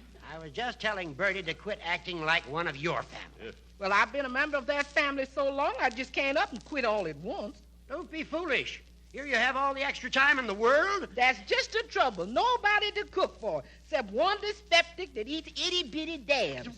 There's no big parties with lots of work like over at Mr. Gildersleeve. Well, I must say that is the way... And when I see that Leroy, who I practically raised myself, acting so fresh because he needs a guiding hand to slap him down once in a while, well, I just don't like this job, Judge. And if I thought Miss Marge would have me back again, I'd go right upstairs and pack my bag. What? Why, you ungrateful... Birdie, we'd be very happy to have you come back. Okay, I was resigning, Judge. But you can't do that. You haven't given me any notice. I don't need to. Where there's no contractual entailment exists between the principal and the agent at the time of severance of service, notice of termination is not required. Ipso facto. Oh, what's the use? I'll get my things, and I'll be waiting out in the car when y'all get ready. Goodbye, Judge. Bye. Oh, it's a fine mess. And I have a sneaking suspicion regarding how it all came about, too. Why, Judgy, what are you hinting at? Never mind. Oh, whatever are we going to do about this dinner? Well, if you want to come over to our house, our Birdie will be glad to fix us up some ham and eggs, Judge. No, thanks. You sneak in the grass. Look who's calling who a what and a where. Come on, children. I won't let you remain in this atmosphere a moment longer. That suits me fine. Yes. But there's just one thing I've got to do before I go, Hooker. Let go of me. Get off of me. Help. Help. He's choking me to death. What? Stop. Uncle, don't choke him. Now, you mustn't. I'm not choking the little pipsqueak. I'm just taking back the necktie I gave him for his birthday. Come on, children. Did I do my part all right, Uncle? Oh, you were perfect, my boy. You were a regular dead-end kid. Oh, this bandage on my finger bothers me. Can I take it off now? No. Keep it on for at least another day or so, Marjorie, or else Birdie might get wise that this was all a put-up. Ah, Birdie, there you are. Yes, sir, Mr. Gildersleeve. Are you all ready to come home with us now, Birdie? Yes, sir. That was mighty cute the way y'all pretended things was wrong at home. Of course, it didn't fool me a bit. What? We didn't? Oh, my goodness.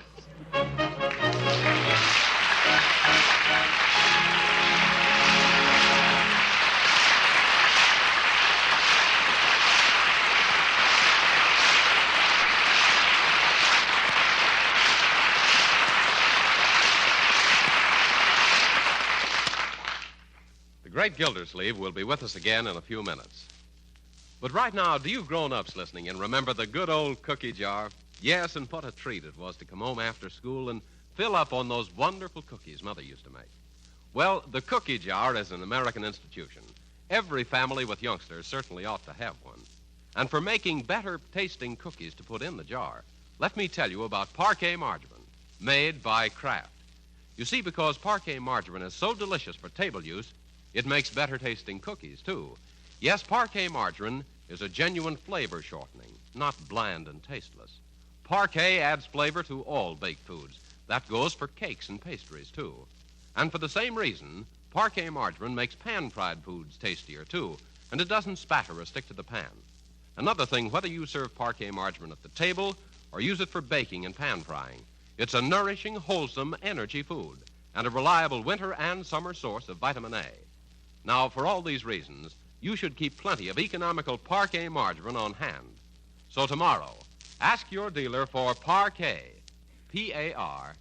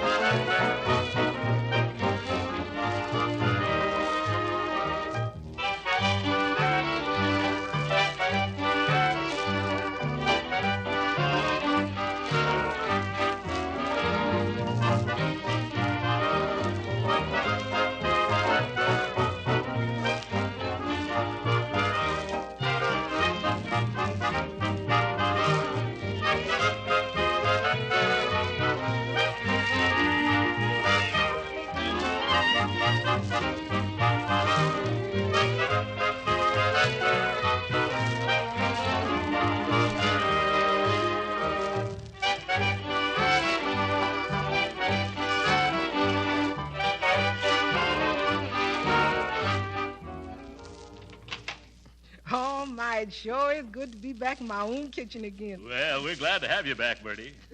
Well, there's one thing that sure was a surprise. What's that? I expected to find the sink piled high with dirty dishes and ain't a single one. No, we've been using paper plates. Yeah, we broke all the dishes. Yes. Good night.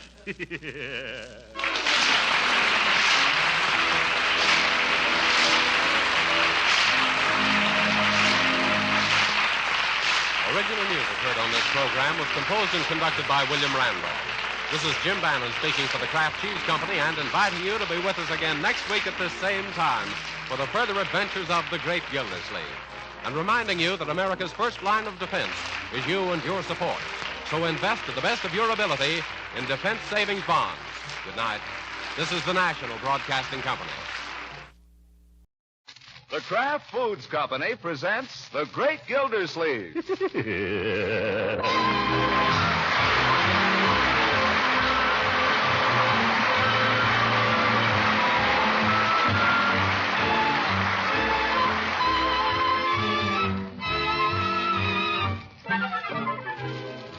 The Great Gildersleeve, starring Harold Perry, brought to you by the Kraft Foods Company, makers of Parquet margarine and a complete line of famous quality food products.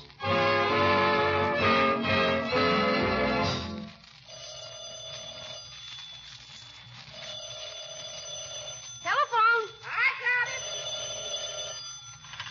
Mr. Gildersleeve's residence. I'm sorry that Mr. Gildersleeve isn't up yet. Yes, ma'am, I'm surprised myself.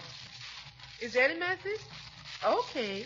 I sure don't understand it. Mr. Gildersleeve is a man who'd rather eat than sleep any day. Got any more toast, Birdie? Who was that? Some lady for your uncle. Dames. Who was it, Birdie? I don't know, except it wasn't Miss Ransom or Miss Goodwin. Well, someone new. He didn't get in till pretty late last night. Here he comes now. Hi, Unc. Oh, good morning, Leroy. You aren't thinking of going anywhere in that sweater, I trust. Sure, why not? Because it's filthy. Change it.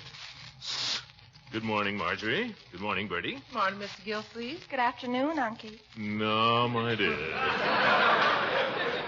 Your lady friends have already been phoning you. Lady phone? Who?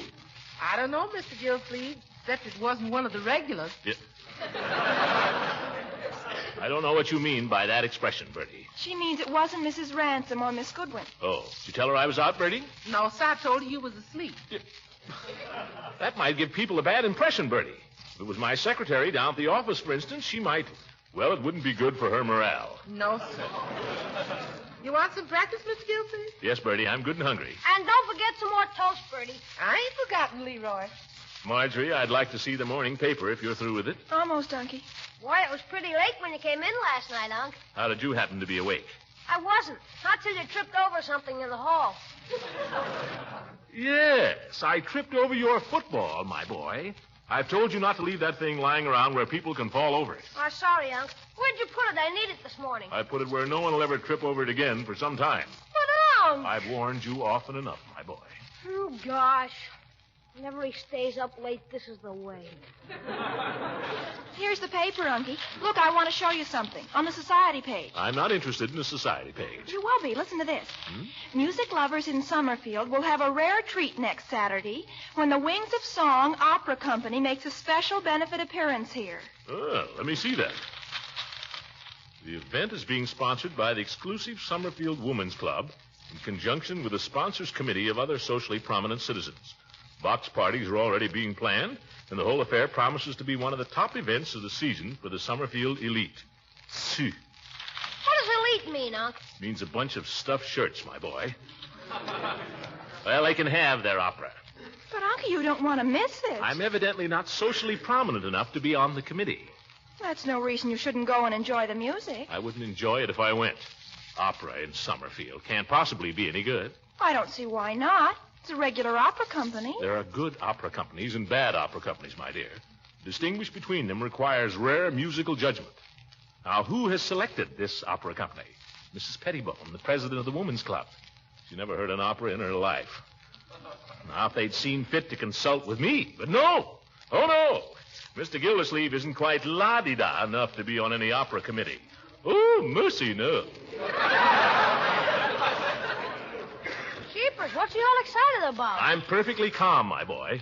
I'm a little disappointed, I'll admit, that there are people in Summerfield who think more of so-called ancestry than they do of real worth, that's all. I happen to believe that opera should be enjoyed by everybody, not simply by the favored few. I still don't see why you can't just buy a ticket. Because I'm not the kind of a person who likes to horn in where he isn't wanted. You mean just because you're not on the committee, you won't go to the opera? That has nothing whatever to do with it. The opera won't be any good, I'll tell you that. Some small-time company I never heard of. Any opera company that would come to Summerfield must have something to hide. I got it, Mr. Gildersleeve. Mr. Gildersleeve's resident. Yes, ma'am. He's been up, about 5 or 10 minutes. Oh, Birdie. Yes, ma'am. I'll call him. Mr. Gildersleeve, I think it's the same lady. Yeah, Birdie, you don't have to tell people I'm asleep, and you don't have to tell them how long I've been up. Hello. Oh, yes, Mrs. Pettibone. Yes, I read about it in this morning's paper. Me? A sponsor? I'm pretty busy, Mrs. Pettibone. But, of course, where opera is concerned, I'll be glad to help. You bet. Any time at all. Not at all, Mrs. Pettibone. Thank you. Oh, solo mio, da-da-da-da. What a character. You children have to hurry and get out of here now. Mrs. Pettibone and Mrs. Bullard are coming over to consult me about the opera. I'll get right out, Unc. I could play outdoors if I knew where my football was. It's in the laundry hamper upstairs. Gee, thanks, Unc. I'll do the same for you sometime. Yes, yes.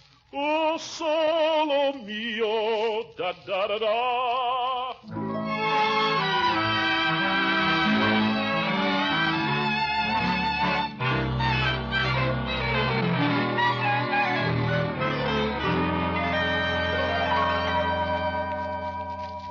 Just sit down any place, ladies. Sofa, Mrs. Pettibone? This chair is very comfortable, thank you. Then I'll try the sofa. Fine, Mrs. Bullard.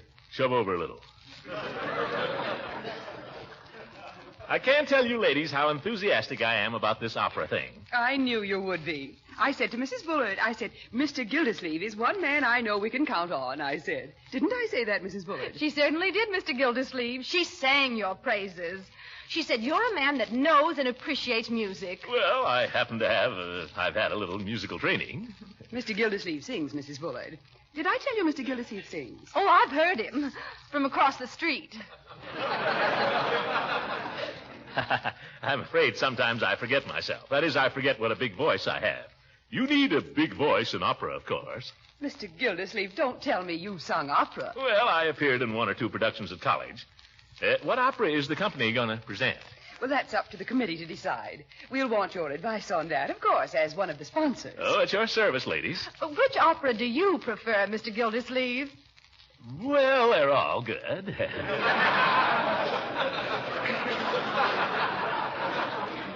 I think we can decide that later, Mrs. Bullard. There's another problem that we have to consult Mr. Gildersleeve about. Yes?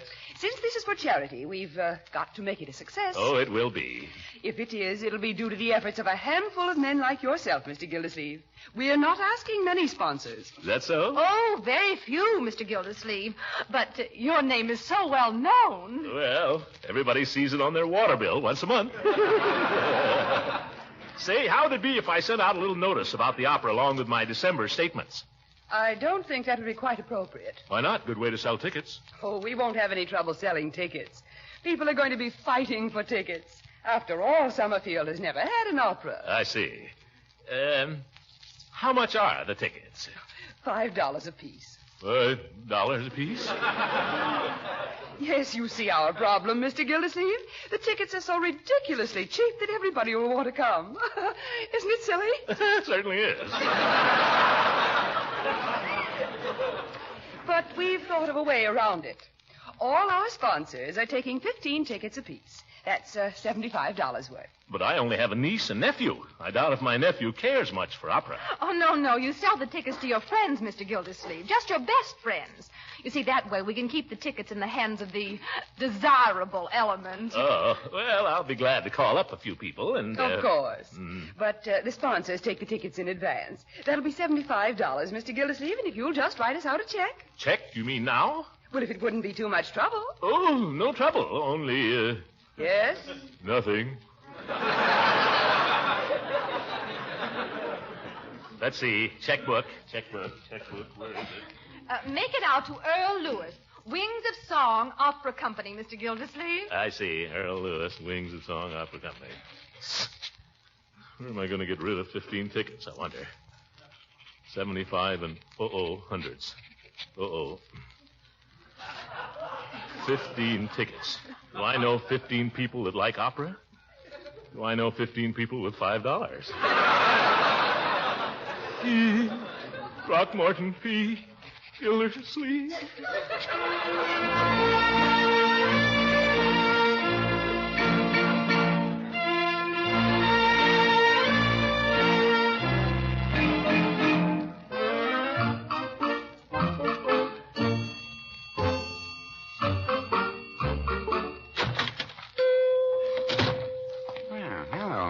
Gildersleeve?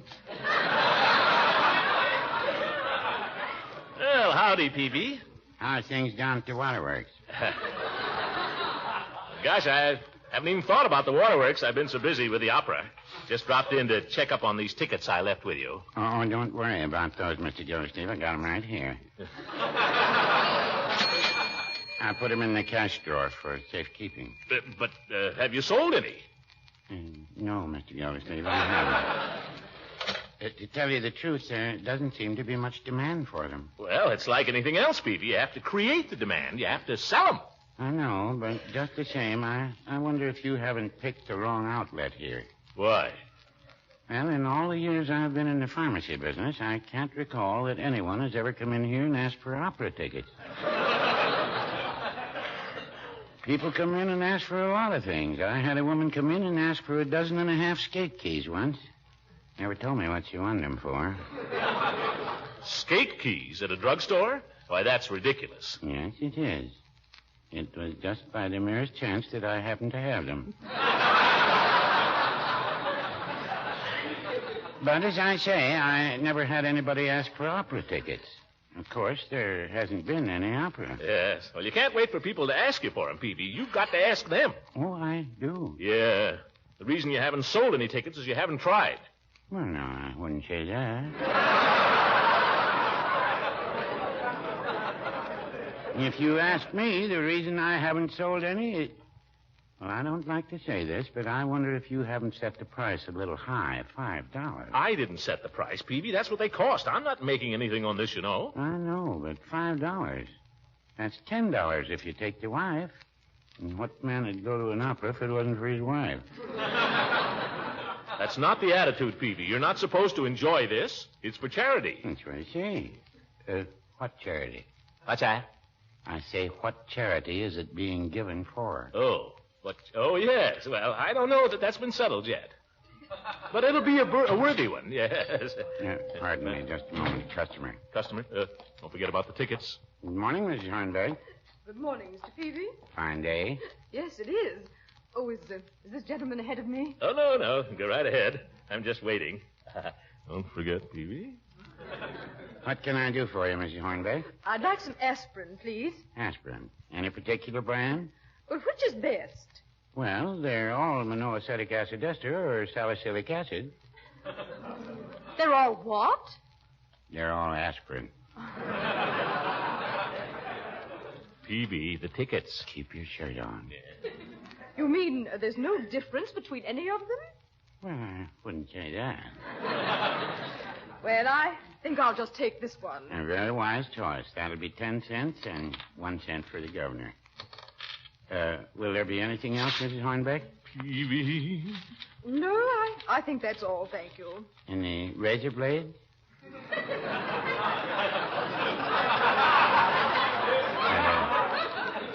Shaving lotion? Cod liver oil? No, thank you. Peavy. Vitamin tablets? We have a special on bath salts. Well, no, You wouldn't want any tickets to the opera, would you?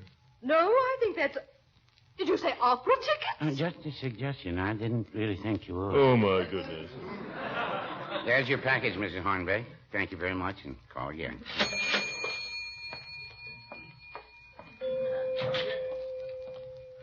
There, you see, Mr. Gildersleeve? Peavy, you take the cake. By George, you couldn't sell mittens at 60 below zero. Well, no, I wouldn't say that. Give me back my tickets. I'll sell them myself.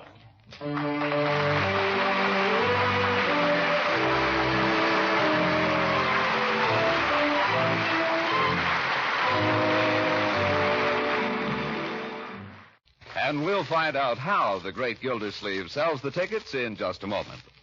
Mr. Lang, before you say anything about parquet margarine, do you generally have a big breakfast at your house? Well, we usually have a substantial breakfast. Most of my friends say breakfast at their house is such a hectic affair. Everybody sort of eats and runs. Yes, I expect that's true with a lot of people. But I think you'll find that a great many of our go-getting Americans have learned that they need the nourishment a hearty, hot breakfast provides. Well, I wish I could get that idea across in my home. Well, then I'd suggest that you make each breakfast as tempting as possible by serving hot breads or pancakes, or, of course, the old standby toast. And to make any kind of bread you serve taste extra good, I'd recommend parquet margarine as the spread. Parquet is preferred by millions as a spread for bread because of its unmatched flavor. And it's one of the most nourishing foods you can serve. It's rich in food energy value, and it's fortified with important vitamin A.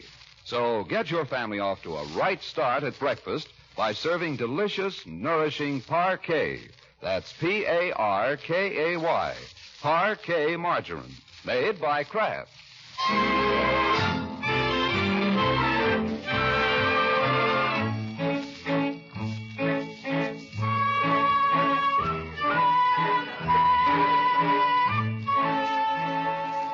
Hello, Mrs. Finley. This is Mr. Gildersleeve, Throckmorton P. Gildersleeve. You probably don't know me, Mrs. Finley, but I'm calling with regard to the forthcoming opera benefit, of which you have undoubtedly heard, and of which I have the honor to be one of the sponsors. Your name has been given to me, Mrs. Finley, as one of the... Oh, you're a sponsor yourself. Well, how's it going? Me too. Well, good luck.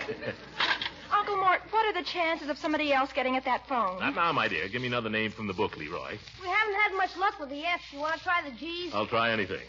But, Uncle Mort, you've been on the phone for hours. The way it's going, I'll be on it for days. But I've got to do my homework. Well, go do it. Pick a name, Leroy. But I've got to call Francie. It's algebra. You're not going to do your algebra on my telephone. Well, how can I do it if I can't call Francie? Do it in your head.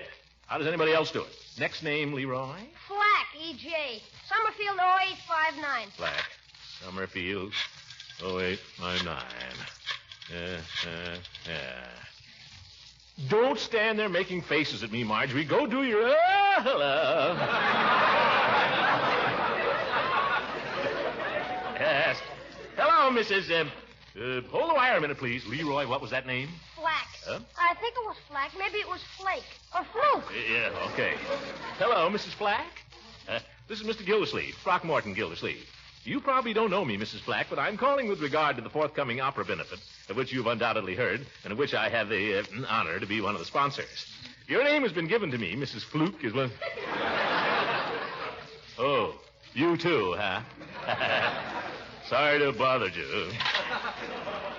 How can anybody sell opera tickets if everybody's going to be a sponsor? Doorbell. It's Judge Hooker. Oh, what does he want? Just when I'm... Wait a minute. Let the dear judge in, my dear. Let him come right in. Hello, Judge. Good afternoon, Marjorie. Horace, my old friend, welcome to our humble abode. Take the judge's coat there, my dear. Horace, I'm certainly glad to see you. Well. Leroy, get out of that chair. Sit down, old fellow. Sit down. Well, if it's all the same to you, I'll stand up, Gildy. No, thank you, Marjorie. I won't take off my coat. Sit down, stand up, take off your coat, roast to death, suit yourself. This is Liberty Hall here. We want to please you. Marjorie, how long has he been like this? Since birth, I guess. Horace, my friend, how much money have you got on you? None of your business. Why? Horace, my friend, much as I esteem you, I've always felt that there's one facet of your education that's been woefully neglected, and that is music. What bush are you beating around now? And if there's one field of music in which you're particularly ignorant, it's opera. Now, I am so fortunate as to have in my possession here a few little tickets. If those are opera tickets. They are. And if you were thinking of selling me any. It was in the back of my mind. Well, I happen to be the chairman of the opera's committee on arrangements. Horace, have you sold any of those tickets they stuck you with? To tell you the truth, Gildy, I've been so busy with all the committee work I haven't even tried. But I anticipate no particular difficulty. I just dropped in to tell you that owing to the many demands upon my time, I may be a little late to the Jolly Boys meeting tonight. Oh, I'd forgotten there was one. You're going, aren't you? I don't know. Well, if you do, ask him not to hold up the proceedings for me. Oh, and since you mention it, you might just take these opera tickets of mine and pass them around down there in case any of the members are cared to purchase. You go sell them yourself, Horace. I've got my own tickets to get rid of. Huh. Yeah. Well, I may see you later then, if you decide to go. Don't worry. I'll be going. You're not going to get down there ahead of me, the old goat.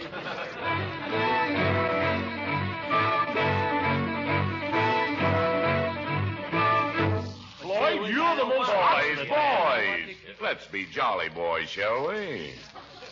I'm just trying to make myself heard, that's all, Chief. Well, we heard you. I say we've got to get behind the opera, fellas. I say we should support it. Why? It's for charity, Floyd. Yeah, I know about charity. Give me another reason. Well, it's going to be an important function socially. I think if the Jolly Boys were to attend, it would give them a little class. A little class could ruin this club. He's got a point there. Yeah. Well, there's another thing, too. This isn't just a club here. In a way, we're a musical organization. No, I wouldn't say that. Well, you wouldn't, maybe. But Floyd, you're a singer. Well, I can hold my own, I guess. You're as sound a tenor as I know. Gee, thanks, Commissioner. And the chief here. I don't know where you'd find a better bass. Thank you, Commissioner. Of course, the judge ain't here, so we don't have to lie about him. Yeah, very good, Floyd. So what I say, fellows, as music lovers and the only singing group in Summerfield that's worth a hoot, the Jolly Boys should not only go to the opera, they should attend in a body. How about it? He's got a point there. Yeah. Yeah, let's all go. That's the stuff, fellas. Now, I've been able to obtain a few choice tickets, which I happen to have here with me. Coincidence. Let's see. Each of us will want to take a wife or friend, I presume. Just a minute, Commish. How much are these tickets? How much are they? Yeah, how much? $5. $5? $5? $5 to take the wife to a lousy opera? $10, Floyd. The tickets are $5 apiece. You keep out of this, Peavy. Now, hold on. I'm for charity and all that, but fun is fun. Yeah. When I pay out $10, I like to get a little something for my money. Lousy opera. Have you ever been to the opera, Floyd? No, and it don't look like I'm going. Have you, Chief? No, I can't say that I have. Peavy? I saw your merry widow. Yeah. Why, gentlemen, you've missed some of the greatest entertainment in the world. That ain't what I heard. Why, it's exciting. It's spectacular. People go miles to see it.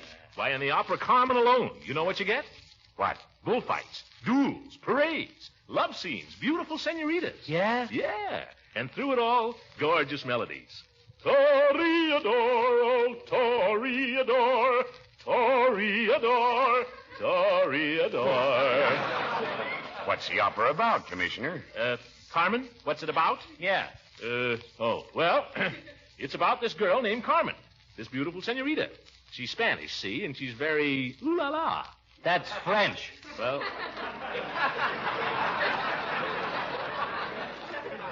She's the French type, only she's Spanish. Oh. So in comes this fellow who's in love with her. His name is Don somebody, and he's about 6'6". He comes marching in. Toreador, oh, Toreador. You sang that. Yeah. Well, he no sooner arrives and start make loving. Well, who wrote this? He no sooner arrives and starts making love to Carmen, who, believe me, fellas, is a dish, really. Then in comes another fella, Don somebody else. Right away, they're jealous. And they whip out their swords and go at it hammer and tongs. Toreador, Toreador. Is that the only song in the opera? Let him tell the story, Floyd. Floyd, don't betray your ignorance. Surely you've heard... Vesti la juba, yo-ho-ho, pagliacci. Da-da-da-da. Yeah, that's it, Chief. Why, I've heard that. Sure, and then there's... Celeste Aida. Who's Aida? Friend of Carmen's. Oh. Celeste Aida. Da, Carmen. Is that opera? No kidding? Certainly. Oh, and don't forget Martha. She another friend? I guess so. Martha, Martha, I implore you, leave me not to pine and sigh. Say, Chief, you know that, Why, don't you? I've got a record of that. Great. Say, this sounds like a great show. Oh, it's even better when you see it. Bullfights, fellas, beautiful senoritas, a band of 50 pieces. Mr. Gildersleeve, are there any elephants?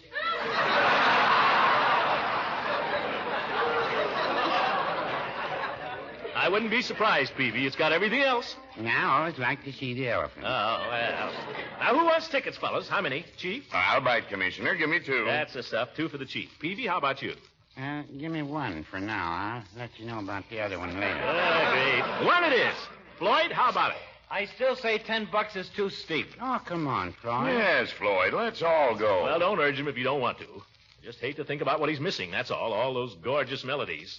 Some think the world was made for fun and frolic, and so do I. And so do I. Some like to fret and be all melancholic. To pine and sigh. to pine and chine.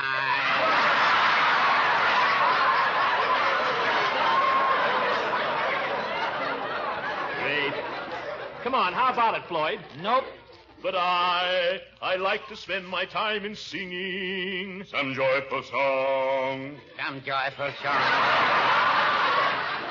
To set the world with laughter bravely ringing is far from wrong. Is far from wrong. Hearken, hearken, music fills the air. Hearken, hearken, joy is everywhere. Paninkily, paninkula, paninkily, paninkula. Joy is every...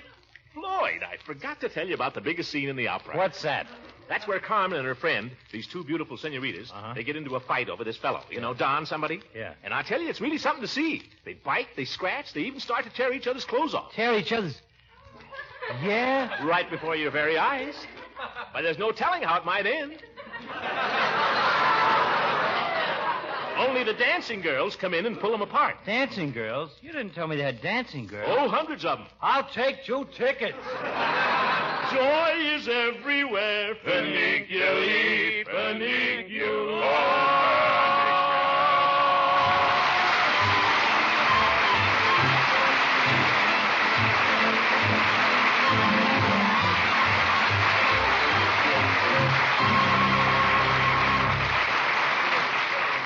The great Gildersleeve will be back in just a few moments.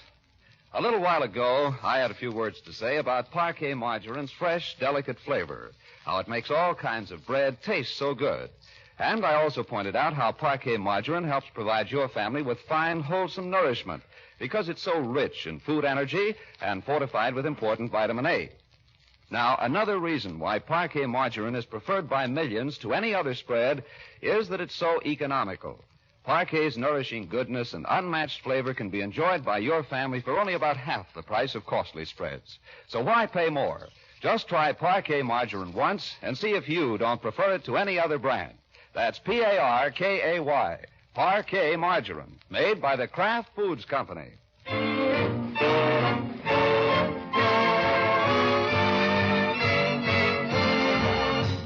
Ladies and gentlemen, there's just 1 week left in the Victory Bond Drive. The war is over, but the government needs money to bring our men home from overseas, to provide hospital care for the wounded, to support the wives and children of those who will never return. If the war was worth buying bonds for, surely these vital peacetime needs deserve our help, too. And remember, inflation is still a danger, and the bonds are the best defense against it. So if you haven't bought your Victory Bond yet, do it tomorrow. Will you? Good night, everybody.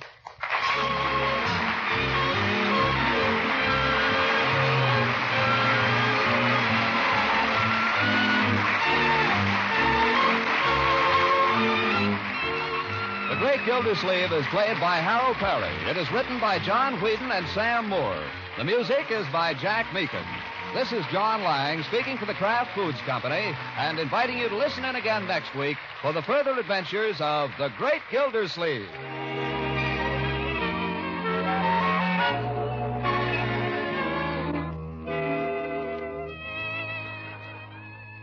You good cooks know it's the seasoning that adds extra zest to foods. That's why there's been such a big swing to Kraft Salad Mustard for pepping up meals. You'll be delighted with the extra flavor tang Kraft Salad Mustard adds to meat, hot vegetable, and cheese dishes, and to gravies, pickle relishes, and barbecue sauce. There's another variety, too, just a bit sharper, and oh so tasty on frankfurters and in sauce for fish. It's the Kraft Mustard with nippy horseradish added. Buy both delicious Kraft prepared mustards when you shop tomorrow.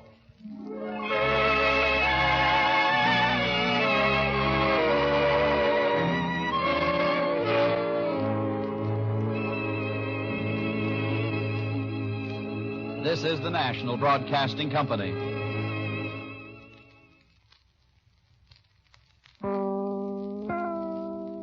The Kraft Foods Company presents The Great Gildersleeve.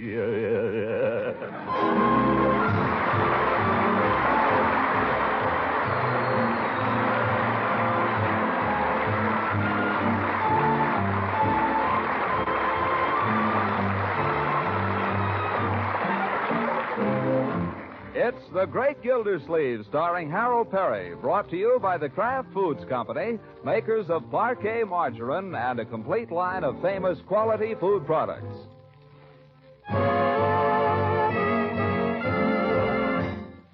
Now let's see what goes on in Summerfield. Well, you'd hardly know the place. Summerfield, which usually can boast no more than a second-run movie, is suddenly all aflutter over the prospect of an evening of grand opera. And how did this come to be? Well, it seems that Mrs. Rumson Bullard, while on a recent trip to New York, bought herself a very expensive evening gown. Do you like it, Rumson? Yes, it's very becoming. But where on earth are you going to wear it in this town? I know. That's the only thing. Never fear. Where such things are at stake, woman will find a way. And so it is that a touring opera company is scheduled for a single performance at the dusty old Summerfield Opera House, underwritten by such prominent citizens as Throckmorton P. Gildersleeve and Judge Horace Hooker. In fact, the two of them are up early and in Mr. Gildersleeve's study right now discussing the matter. What seems to be your problem, Judge? Women. Yeah. How'd you come to get mixed up with women at your age? No, it's this darned opera. They made me chairman of the committee on arrangements. I don't know why I ever said I'd do it. Nothing but a lot of jealous women in my hair all day long. You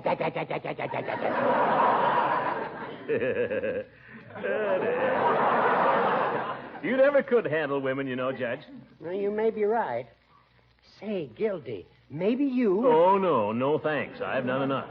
I've sold my $75 worth of tickets for the opera, and that's plenty. But, Gildy, you're the man they should have appointed to head this committee in the first place. That may well be, but it so happens they didn't.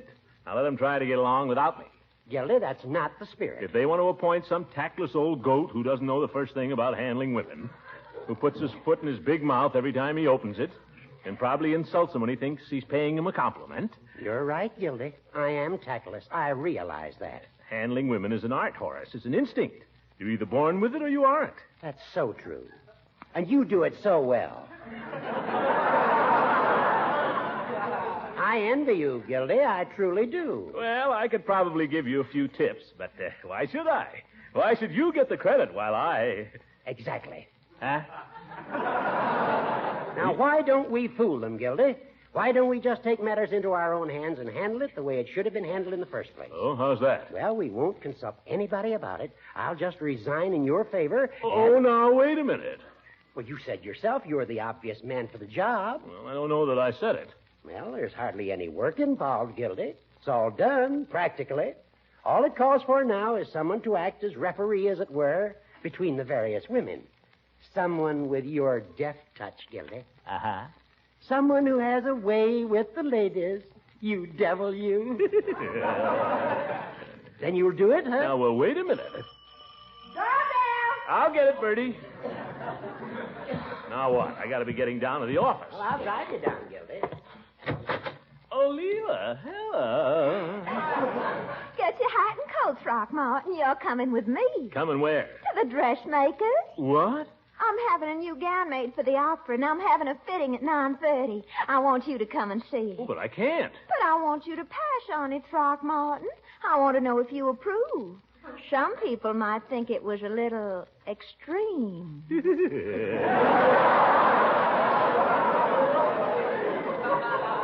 Well, I'd like to, but I can't, Leela. I got a million things to do. Oh, now run and get your coat, you hear? I won't take no for an answer. Besides, how am I going to get there if you don't drive me? Well, gosh, all right, wait there. I'll go get the car out. Hello, Leela. Horace, I didn't know you were over here. Did you hear the news, Leela? Gildy's taking over the chairmanship of the committee on arrangements for the opera. It's a tremendous honor. Horace, you didn't stick Throckmorton with that. Well, he claims he has a way with the women.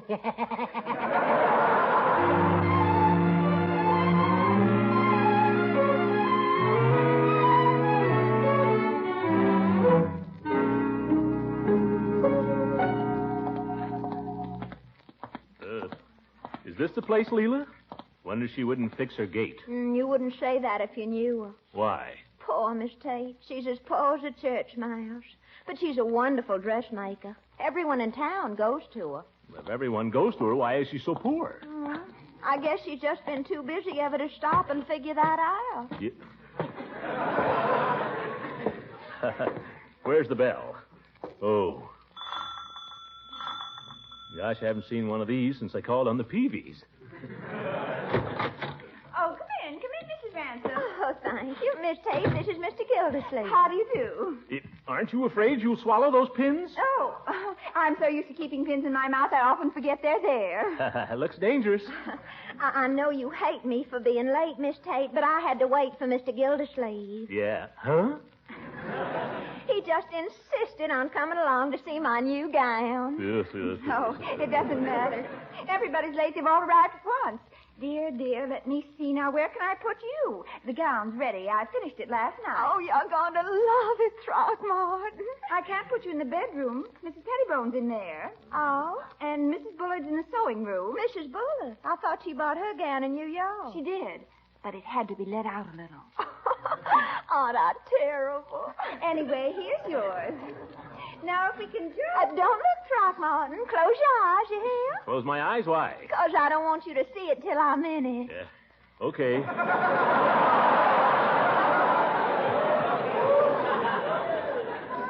Okay, Leela, they're closed.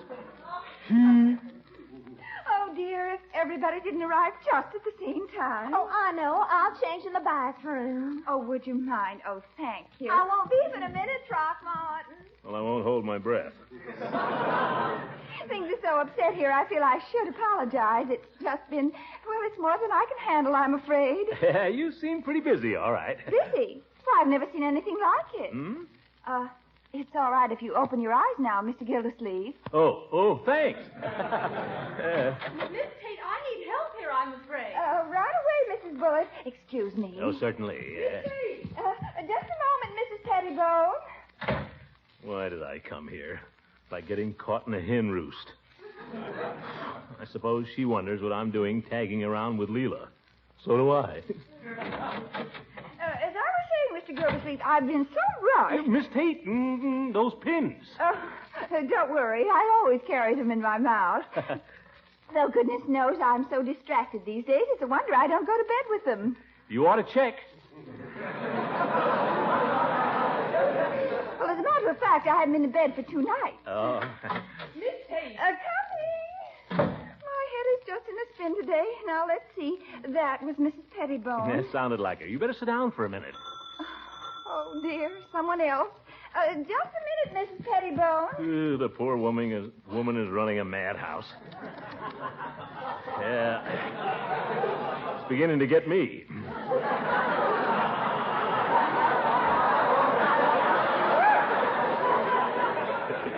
Yeah, I'd sure like to get out of here. Oh, come in, Miss Goodwin. Miss Goodwin. I hope I haven't come at a bad time, but I have an appointment in half an hour with Throckmorton. Hello, Eve.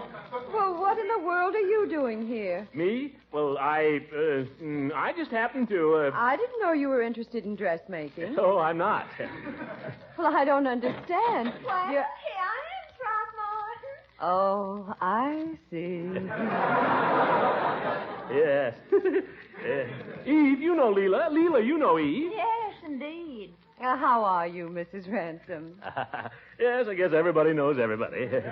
Oh, Miss Tate. Oh, of course. Sure, you know them, sure. Well, aren't you going to say anything about the gown, Throckmorton? Yes, very nice, Leela. Say. It's a lovely gown, Mrs. Ransom. It won't fall off, will it?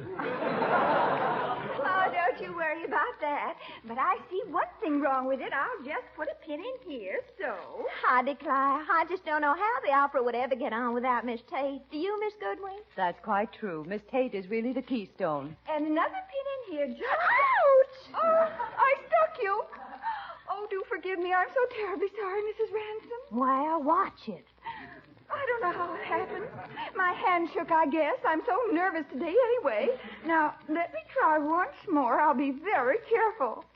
Oh, dear. Where did I put those pins? Pins? Oh, in your mouth. Yeah. Oh, thank you. Now, one more. Miss Tate, how long do I have to wait? I've been here half an hour. Oh, dear. I might remind you, Mrs. Pettibone, that I arrived here before you did. My appointment was for 9:30, and that's when I got here. Oh, dear. Well, I don't want to step out of turn, Miss Tate, but unless I can have my fitting within the next 15 minutes... Just a minute, everybody. I might remind you that I'm having my fitting now. Continue, Miss Tate. Well, I like that. Comes in here after everybody else. I was the first one here. Well, I told Miss Tate when I arrived I have an appointment. I'm getting and if I can't get my fitting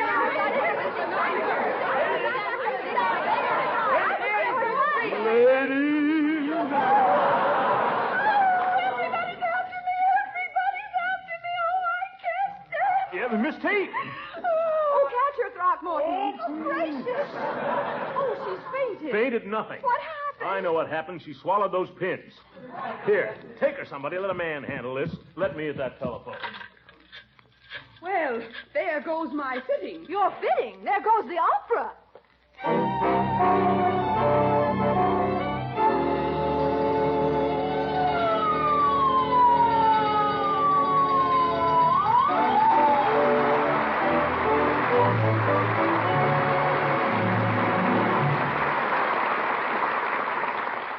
The Great Gildersleeve will be back in just a minute. Mr. Lang, I'm very grateful to you. Well, that's nice to hear. What have I done? It was you who put me wise to parquet margarine. You see, I fix 3 lunch boxes every day, and it takes a lot of spread for the sandwiches. And you find that parquet margarine spreads quickly and easily, don't you? Even when you first take it out of the refrigerator. Yes, that's one reason I like to use it. Because I have to work fast, preparing 6 to 8 sandwiches while my children and husband are having breakfast.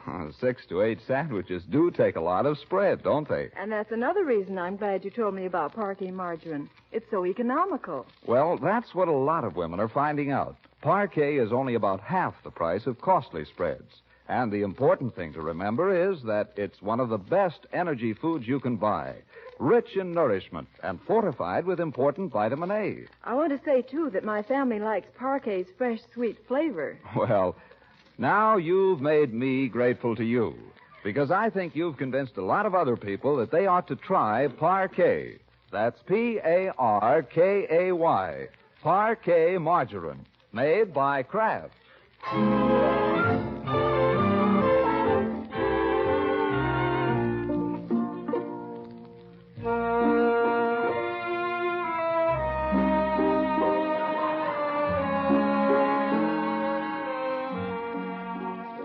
Now let's get back to the Great Gildersleeve.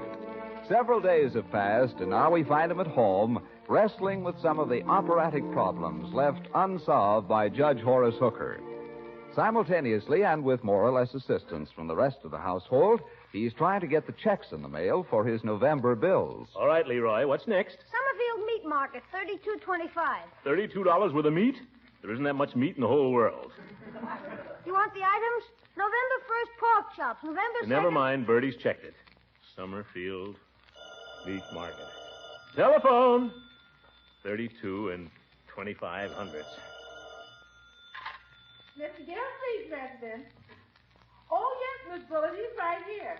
Miss Bullard across the street, Miss Gildersleeve. Oh, thanks. Wonder what she wants. Keep working, Leroy.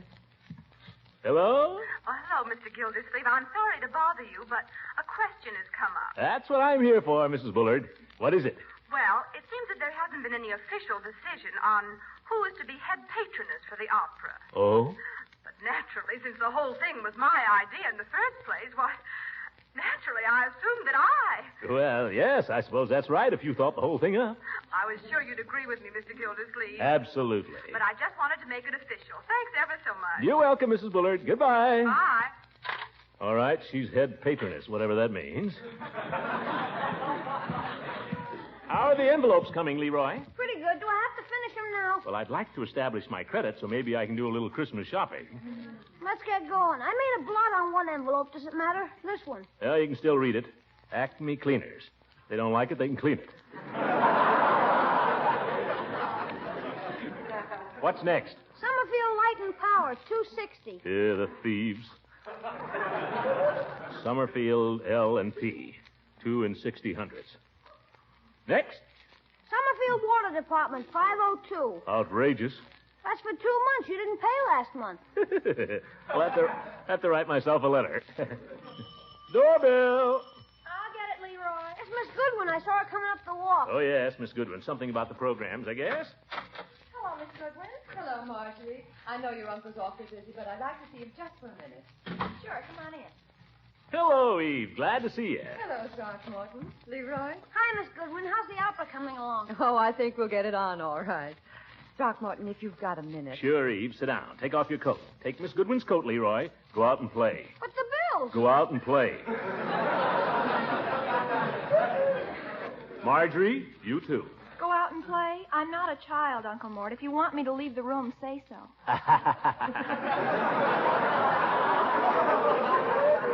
I don't think any of this is necessary, Throckmorton. But we're going to have an opera a week from today, you know. Oh, yes. The important thing is we ought to decide which one it's going to be. Oh, yes. Well, what operas has this company got? Well, they offer a choice of 3 for this kind of engagement. Carmen, Rigoletto, or Tannhauser. Let's make it Tannhauser. Tannhauser. All right, but why? Never mind why. You asked me which opera, and I told you. Bing, bing, that's me. All right, I'm glad you settled it. I must say men are awfully efficient. Well, of course, I'm an executive. But I think you're efficient, too, Eve. Oh, thank you. Yes, sir. You've got your mind on the opera, not on what you can get out of it.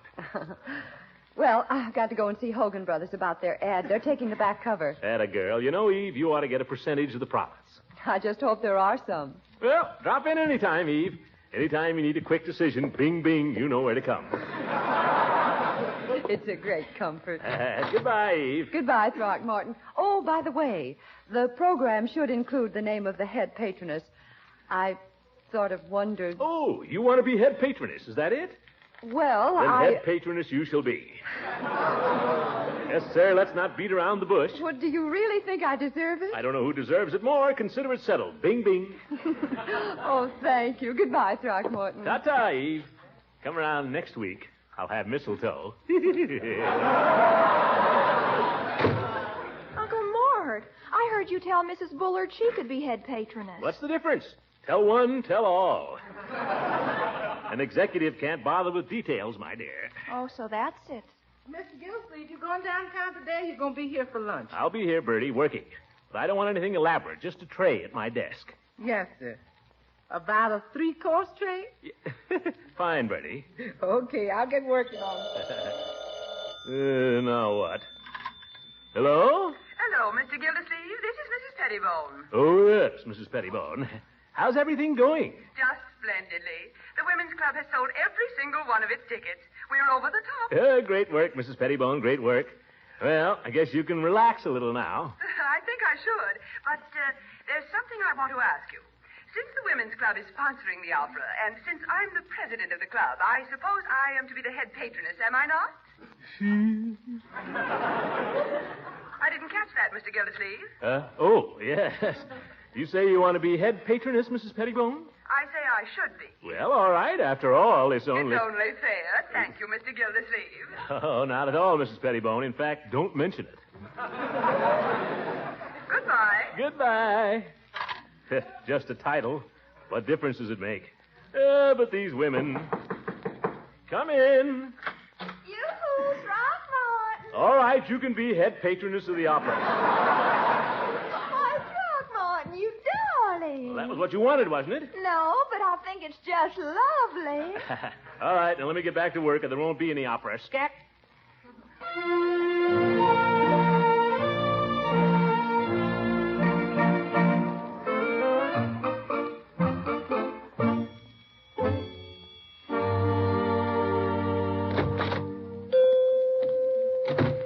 Well, if it isn't Mr. Gildersleeve.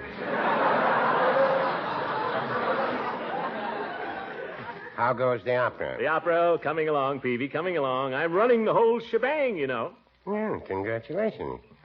How'd you ever get stuck with that job? Well, I just took it over to help Judge Hooker out. After all, I know how to handle women, and he doesn't. Oh. Well, I do. I don't have any trouble with women. Even a whole committee of women. And you know why, Peavy? I don't ask them. I tell them. Treat them rough. That's the way, is it? And you're darn right. Women just want to be told, that's all, Peavy. And they want a man to tell them. No, I wouldn't say that. I wouldn't expect you to agree with me, Peavy. You never agree with me about anything. I agree with you when I think you're right, Mr. Gildersleeve. Well, that's practically never. That's what I say. Now, you're wrong about this. Women like to be treated rough. They want to be bossed around. That's female psychology. Do you know this for a fact, Mr. Gildersleeve, or have you just been reading some magazine? I know it for a fact. Did you ever try it? No, can't say I ever did. You better not, Peavy. I doubt if you're the type. You have to be the caveman type to get away with it. Now, here I am with all these women on this opera committee, and when I say jump, they jump. You just tell them jump, just like that. That's it. Jump, Mrs. Pettibone. Jump, Mrs. Bullard. Jump, ladies. Jump. And they jump. I'd certainly like to see that. Did you come in here for anything particular, Mr. Gildersleeve? No, just out for a breath of air, Peavy. Better get back and start cracking the whip, though. They'll be getting out of their cages. Take it easy, Peavy. If any women try to shove you around, shove them right back. Oh, my.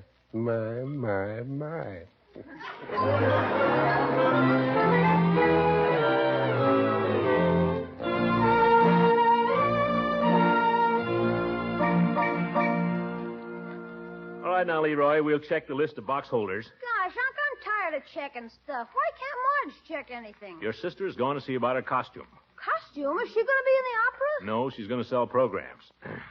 Now, box A downstairs. Does that mean she gets to see the show? I suppose so. Jeepers, what about me? I didn't think you'd enjoy it, my boy. I enjoy anything at night. Well, we'll see. Now, box A. Doorbell, I'll get it. Oh, nuts. Whoever it is, tell him I'm not at home. Okay. Oh, hi, Miss Goodwin. Hi, Mrs. Ransom. Hello, Leroy. Is your uncle home? Of course he is. We saw him through the window. Well, that takes care of that. Come on in. Oh, my goodness. Well, Leela and Eve. Come on in. Leroy, you go in the study and check this list, will you, my boy? But, Unc. Christmas is coming, Leroy. Okay. Boy, it better be good. Well, sit down, ladies. Make yourself comfy. How's everything going? Everything's going all right, Throckmorton, only there's something you'll have to straighten out. Well, you know me. Bing, bing. I give my decision. Throckmorton, you told me this morning I was to be head patroness, and now I find Miss Goodwin somehow has the impression she was to be. Oh, that. Do you remember how I got the impression I was to be head patroness, Throckmorton? Well, now, let's see. Been so busy, so many details to be taken care of. You told me, that's how. I did? You couldn't have, Throckmorton, because you distinctly told me I could have it. I didn't even ask, remember? Well, I remember something about it. Do you remember your conversation with me? I guess so, only... Only what? Oh, I don't know. Is it possible, Throckmorton, that you've promised both of us we can be head patroness? Yes, it's possible. Ye gods, what difference does it make? It's just a title. Who cares who's head patroness anyway? Well, I certainly care. It's very important, Throckmorton. I don't see why. Well, the head patroness appears on the stage between the acts in a spotlight, and the star of the opera kisses her hand. Well, even so. You saw my dress, Throckmorton, and if anyone in town has a more impressive one... I don't consider it important. But it just so happens that I have the same dressmaker. Well... I didn't think you'd care about a thing like this. Well, I do. But perhaps not for the same reasons as Mrs. Ransom. She seems to have forgotten that the head patroness has to make a speech. I hope you'll want the committee effectively represented. Oh, yes, that's very important. Well, I hope you don't think I'm tongue-tied, Throckmorton. Oh, no. I once gave a talk before 1,000 people down home. The time the Sunday school burned down and they raffled off a Buick to buy a new one. You made a speech? I certainly did. Yes. The lucky ticket is number 93. Eve Goodwin, I made a regular speech. I may not be a school teacher, but I'm just as... Now, Leela... But I won't stand here and be insulted. And if you cared all about the appearance of the head patroness, you'll choose me. Not necessarily. Of course, if he wants a matronly type. Eve. Matronly? I'm not considered matronly. But even if I was, I'd rather be matronly than scrawny. Mrs. Ransom, you be careful. I won't. Throckmorton, make up your mind. Is it me or her? Yes, Throckmorton. Is it she or I?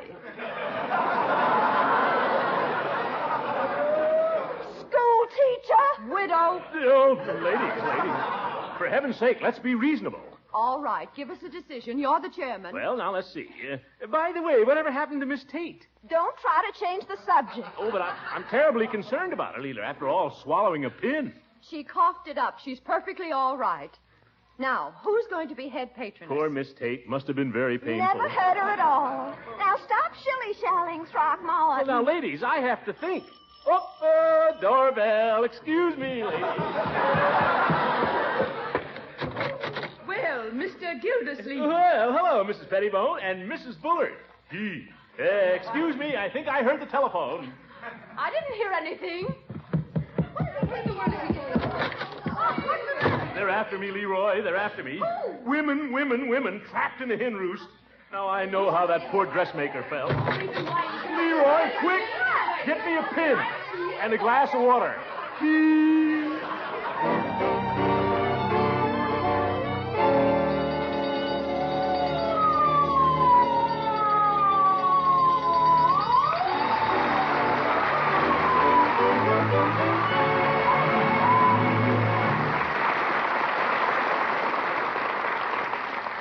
We'll be hearing from the great Gildersleeve again in just a moment. You'll remember a few minutes ago, I had a conversation with a lady about what a swell spread parquet margarine is for lunchbox sandwiches, because you can spread it so easily and quickly, and that you can't beat parquet for economy, because it's only about half the price of costly spreads. But perhaps the thing that makes parquet margarine a favorite of millions is its fresh, dairy-like flavor. For sandwiches, hot breads, pancakes, and waffles, parquet margarine is still unmatched for flavor. Made from selected farm products, vegetable oils rich in energy and pasteurized skim milk, and with important vitamin A added, parquet margarine is one of the most nourishing foods you can buy today. So be sure to try this nourishing spread that tastes so good. Parkay, parquet margarine. Made by Kraft.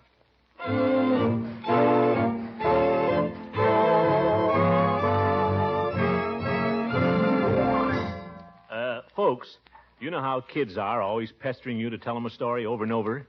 Well, I thought, why not just have a phonograph record you could play, make the kids happy, and save yourself the trouble? And that's just what I did. I made 3 records. Puss in Boots, Jack and the Beanstalk, and Rumpelstiltskin.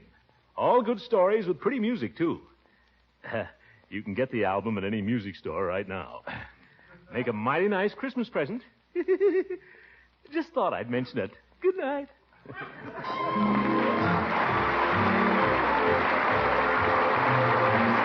Great Gildersleeve is played by Harold Perry. It is written by John Whedon and Sam Moore. The music is by Jack Meakin. This is John Lang speaking for the Kraft Foods Company and inviting you to listen in again next week for the further adventures of the Great Gildersleeve.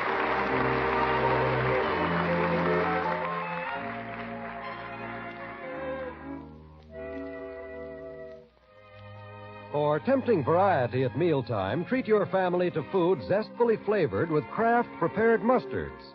Remember, there are 2 popular varieties. A tangy golden Kraft salad mustard that's mild and delicately spiced, and a sharper Kraft mustard with nippy horseradish added. They're both grand flavor treats in sandwiches and on frankfurters and cold cuts, and mighty appetizing blended into cooked foods, too. Buy both kinds. Ask for Kraft salad mustard and Kraft horseradish mustard when you shop tomorrow.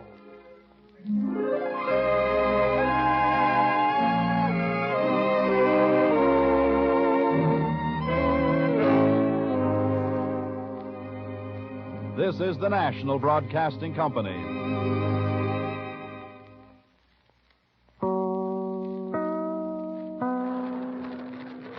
The Kraft Foods Company presents The Great Gildersleeve.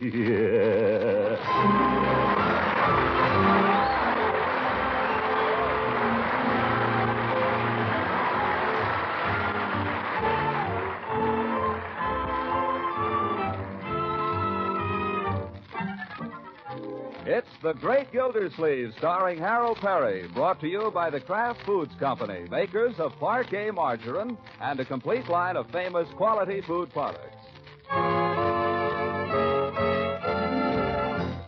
Now let's join the great Gildersleeve. There seems to be a good deal of activity going on in his house. Leroy, ask Birdie if she's finished ironing my shirt. Okay. Marjorie, what'd you do with my tuxedo? Your tuxedo? I haven't been wearing it. It came back from the cleaners this morning. Someone must have put it someplace. Leroy, you going to ask Birdie about my shirt, or aren't you? Sure. Gosh, what's the hurry? There's an opera on, young man. Now get moving. Ask her about my tuxedo at the same time. And answer the phone. I'll answer the phone. It's probably for me. Well, somebody answer it. Mr. Gildersleeve, President. Oh, yes, Miss Goodwin, he's sitting right here. No, he ain't particularly busy. I'll call him. Mr. Gildersleeve, Miss Goodwin on the phone. Yeah, all right, Birdie, thank you. But I am busy. Do you know what happened to my tuxedo? It's hanging in your closet, Mr. Gildersleeve. Oh, well, what about my shirt? It's in your dresser drawer. Already? Wonderful. Well, wait a minute, Birdie. Don't go away now. Hello, Eve. How are things shaping up? Great. Look, how would it be if I pick you up around 8 o'clock? Okay, my chariot will draw up to your door at the stroke of 8. Shall I blow the horn? I was only kidding, Eve. I'll ring the doorbell. Am I dressing? You darn right I am. After all, an opera doesn't come to Summerfield every day. Okay, Eve. Ta-ta. Let me see now. If I forgot you were standing there, Birdie. Something you wanted, Mr. Gildersleeve? Yes, Birdie, very important. I wonder if you could press my black tie, give it a little backbone. I can try, Mr. Gildersleeve. Fine. Leroy, run upstairs and get my black tie. It's lying with my collar and studs on the bed. Gosh, all this work to go to the opera. Does everybody have to go through this? Men always dress to go to the opera, my boy. It's a tradition. Yeah? Who started it? Women, go get the tie. Okay. See, a shirt, collar, tie, socks. Socks? Birdie, have I got any black silk socks? You got 3 pair, Mr. Gildersleeve. One pair never even been mended. Well, one pair ought to be enough. Let's see. What else? Oh, yes, my opera hat. Have you seen it? No, sir, not in some little time. I've worn it since the day I sat on the platform with the governor. Marjorie, have you seen my opera hat? Not since Leroy had it. Leroy? What was he doing with it? Don't you remember? He used it for his magic. Oh, my goodness. Here you are, Unc. Is this it?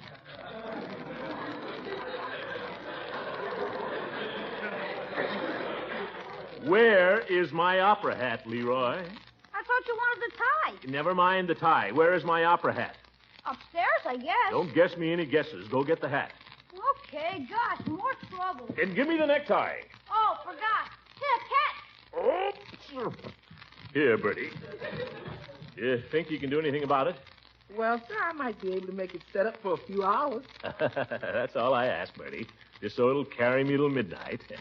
Then I'll come home like Cinderella. Yes, sir. A little starch ought to do it. Marjorie, what kind of tricks was Leroy doing with my opera hat? Oh, you know. He used to pull things out of it. What kind of things? Eggs and stuff like that. That darn kid. By George, if he's... Leroy... Were you thinking of wearing this hat, Unc? I was? Tonight? Tonight. Let me see it. Gee. Leroy, you've ruined it. This hat cost me $7.50 in 1922, and I've only worn it 3 times. The first chance I've had to wear it to an opera. And look at it. Oh, it isn't so bad, Unc. Just one teeny little hole in the top. I bet it wouldn't leak even. An opera hat is not worn to keep off the rain, my boy. Oh, well, I suppose the music will sound just as good if I wear a derby.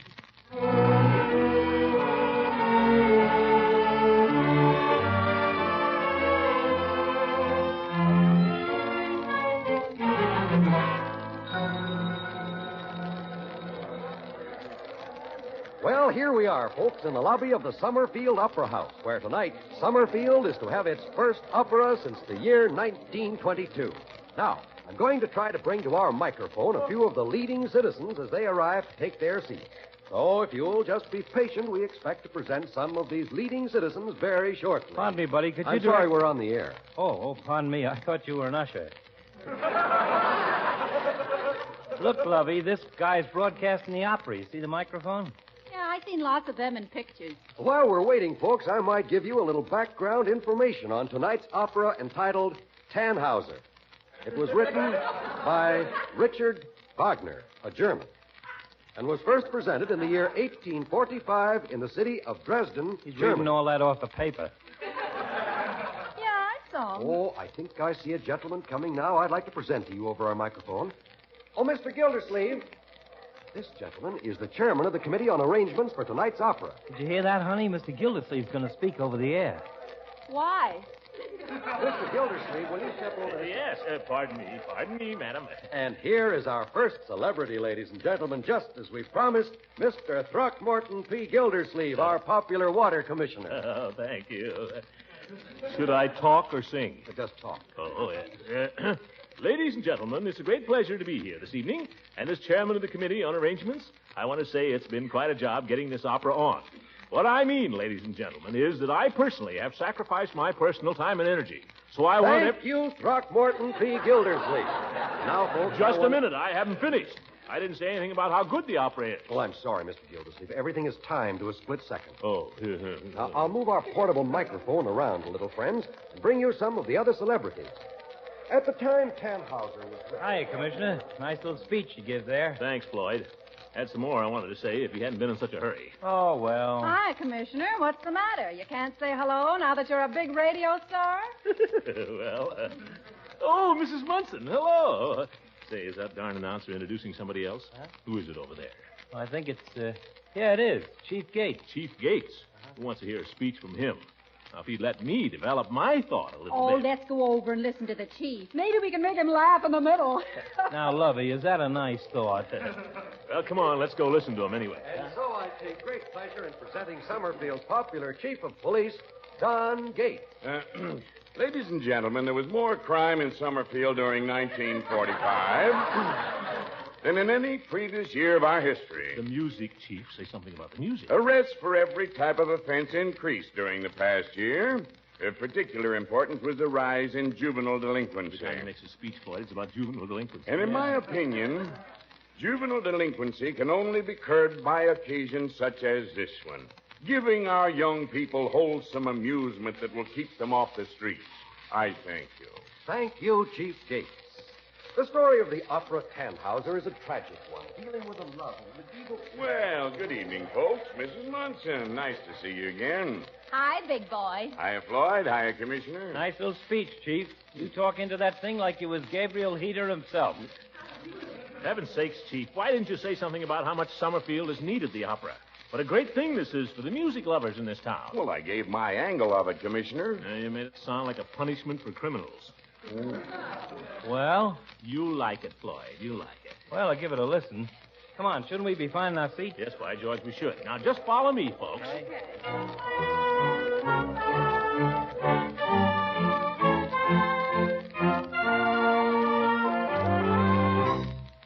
Here we are. Follow me, folks.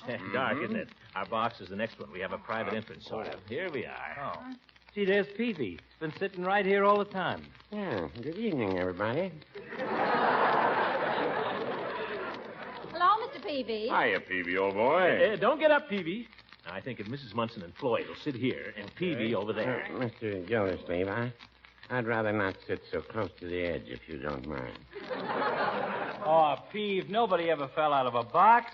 Yeah, maybe not, but I've always had a nervous feeling about high places. Yes. Oh, look at all the people way down there. Catch me, Lovey. I think I'm going to jump. Oh, Floyd's a clown, isn't he? Yeah, very funny. For heaven's sake, Floyd, people are staring at us. Let 'em. I bought my ticket. Yeah. It's a funny thing being nervous about high places. Psychology, I suppose. Yes. Hey, look. I could drop my program and bean the president of Hogan Brothers. Little psychological quirks. For example, I never can eat eggplant after tomato soup. Yes. Where the dickens is Judge Hooker? The show ought to be starting any minute. Some people don't like to be locked up in a small room, I understand.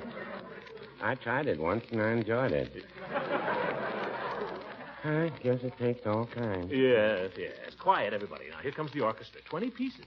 I tell you, this is going to be a real show. Hey, wait a minute. That little guy with the piccolo. Don't he hustle baggage down at the depot? Jimmy Pittenger. Sure, that's him. Hey, what kind of orchestra you palming off on us here, Mr. Gildersleeve? For $5 a throw, I don't want to hear no freight handler.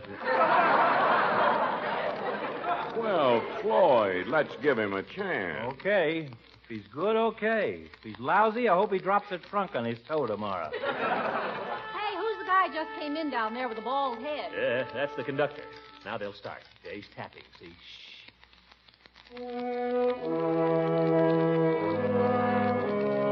Yeah, that's it. That's the overture to Tannhauser. Beautiful. Beautiful.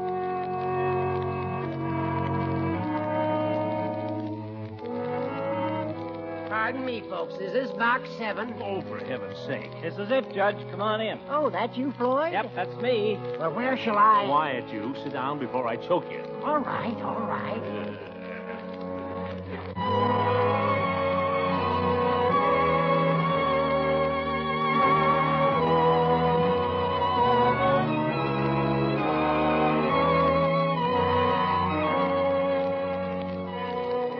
Ladies and gentlemen, WSUM, the voice of Summerfield, regrets that time does not permit us to bring you the opera Tannhauser in its entirety. We urge you, however, to stay tuned to this station. My, it certainly feels good to sit down and relax for a while. Don't tell me Christmas shopping has got you down. Yes, it has. I've never seen such crowds in the stores, Mr. Lang. I'm glad my shopping's just about done. All I have to do now is pick up a few things on my holiday food list. Well, don't forget your grocer also is a very busy man these days. And with quality foods in such big demand for special occasions, I think it might be wise to get in a reminder right now about homemakers shopping early for Parquet margarine. There's always a big demand, you know, for this popular spread made by the Kraft Foods Company. It's a favorite of millions. I'm glad you reminded me of that, Mr. Lang. We're going to be serving all kinds of hot breads over the holidays. And I know I can always count on Parquet margarine to make them taste extra good.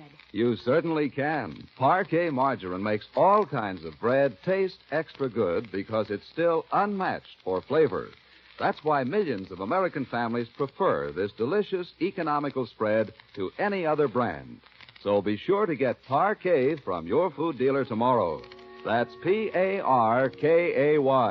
Parquet margarine, one of the quality foods made by the Kraft Foods Company.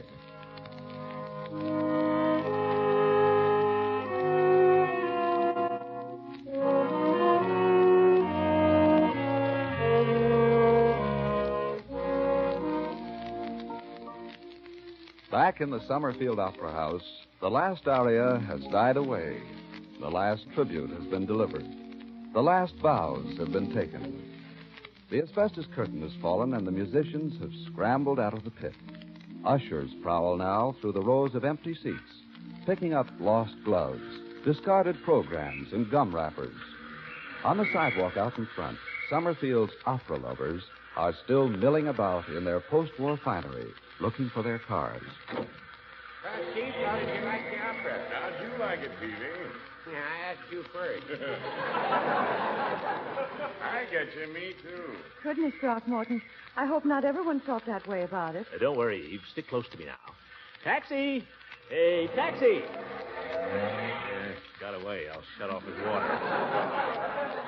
Wish I brought my own car. I thought parking would be so bad. Hey, Commissioner! Oh, there's that Mr. What's-his-name. He's calling you. Where? Sounded like Floyd Munson. In that car that just pulled up. Hey, come in. Oh, yeah, Floyd. Hello. Hey, nudge the ball and chain there, will you, if you don't see me. Where? Standing right behind you there, with a mouth open. Hey, Dreamy. Oh, yeah. Hey!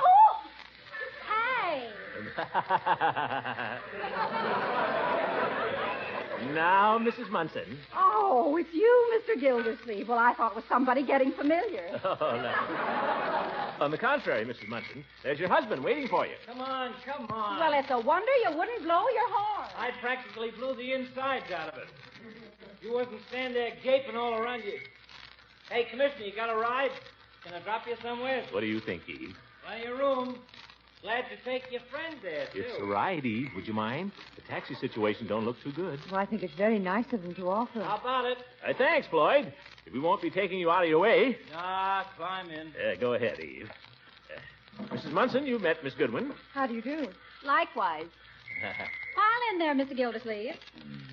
You think there's room for me in the back here? Oh, plenty. I'll just... Oh. Yeah, a little tight, isn't it? Yeah. All set? All set, Floyd. Where to? Home, Jay. There's other people in the car besides you, Lovey. Oh, where are you headed for, Miss Goodwin? I'm seeing her home. She lives over on Laurel Avenue, Floyd. Yeah, I know the place. We drove by there one time. Ah, keep your shirt on. You think you're on the street?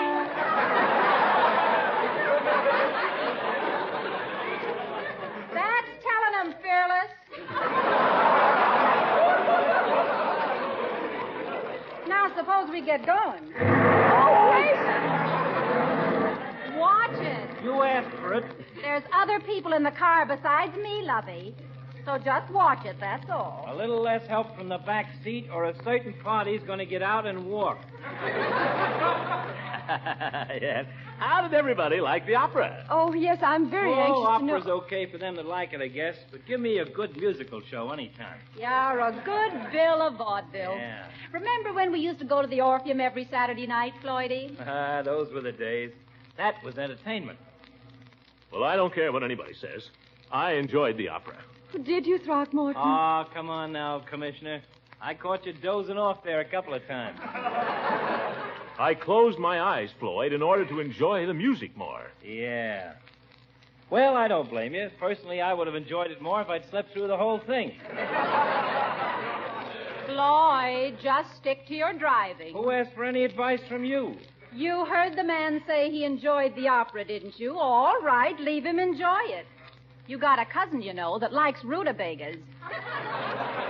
Listen, you want to get out and walk? Let's not discuss the opera anymore, folks, shall we?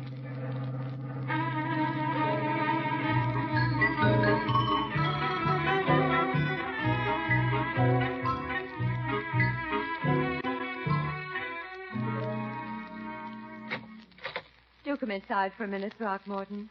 Well, just to say goodnight. At least it's warm in here. Feels good. Let's sit down. Tired? A little. Aren't you going to take off your coat?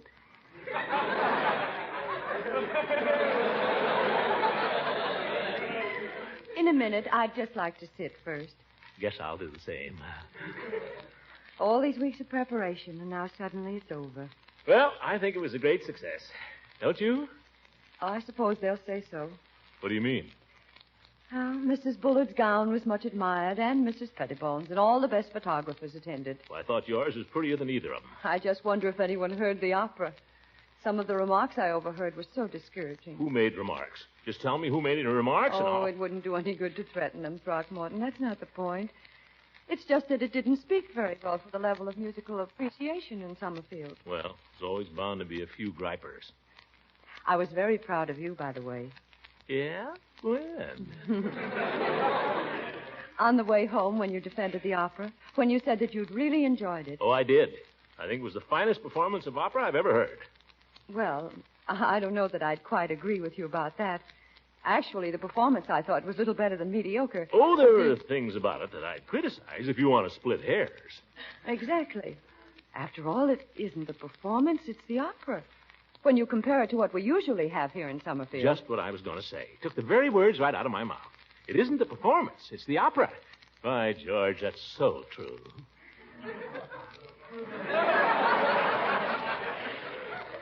You know, Throckmorton, perhaps I shouldn't say this, but I'd almost given you up for lost there for a while. And now I think again perhaps there's hope. What do you mean, lost? Well, I had a feeling that you were simply running with the crowd, that you cared more for the plaudits of the multitude than you did... Eve, my whole life has been an attempt to get away from that. You know, you're very puzzling at times, Throckmorton. You're really quite an enigma. Oh, you think so? I mean, sometimes I think I see a spark in you. And then for long periods it disappears. I just get too busy. And then suddenly the spark is there again. I can see it. And I have the feeling that if it were just fanned a little. Fan it, Eve.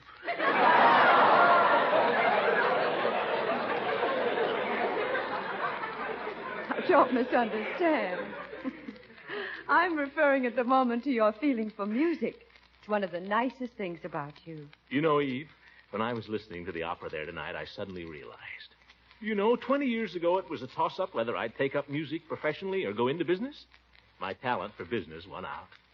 But I still wonder sometimes if it wasn't a mistake. Perhaps it's not too late. You mean you think I could... Oh, not professionally, perhaps, but you still have a lovely voice. Well, music has always been one of my great loves. Me. How does that aria go? Oh, evening star, da, da. Oh, if you studied, Throckmorton, if you really work. I will. I really will, Eve. I'll work and I'll study every spare minute I get. Oh, do. I'll let nothing stand in my way. I'll work till I've made up for all the years I've wasted. And then one day, I'll cast aside the waterworks and surprise everybody. Oh, yes, yes. Oh, evening star, how bright you are. Da da da dee da da da da. Oh, evening star,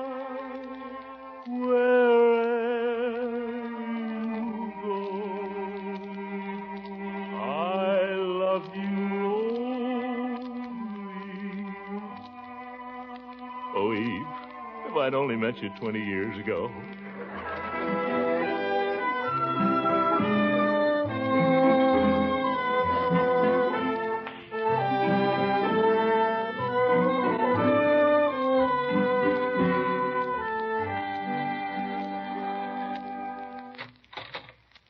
Good night, Eve. Good night, Throckmorton. Eve. Yes? No, I won't. Won't what? I won't ask to kiss you. Not till I've made good. Good night. Good night, Throckmorton. And remember, work and study. Day and night.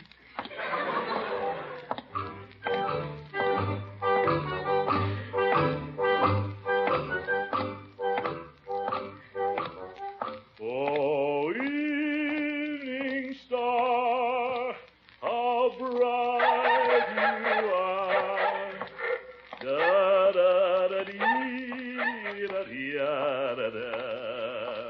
Oh, evening star, wherever you are, I love you. Quiet down there. Shut up!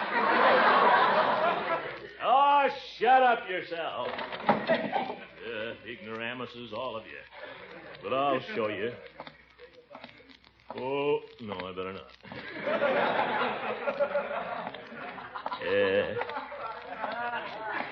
Eve, she's the only one who understands me.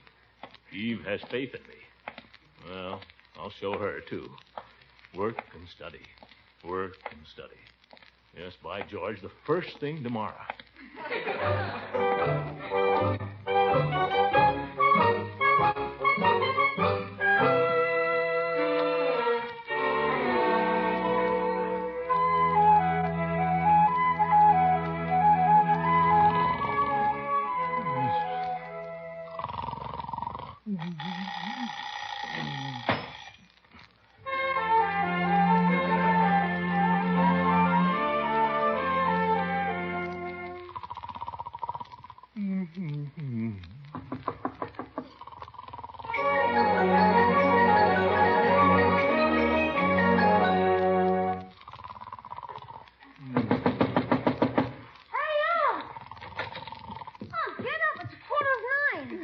What you for? It's 9:15. It is, huh? Well, close the window. So it's 9:15? Yeah, Birdie said to tell you. 9:15, eh? Well, what was I going to do today? There was something I was going to do. I don't know what you're going to do, but I got to get going. Wait a minute, my boy. Where are you going in such a hurry? To school. Where do you think? Oh, school. I told you it's 9:15.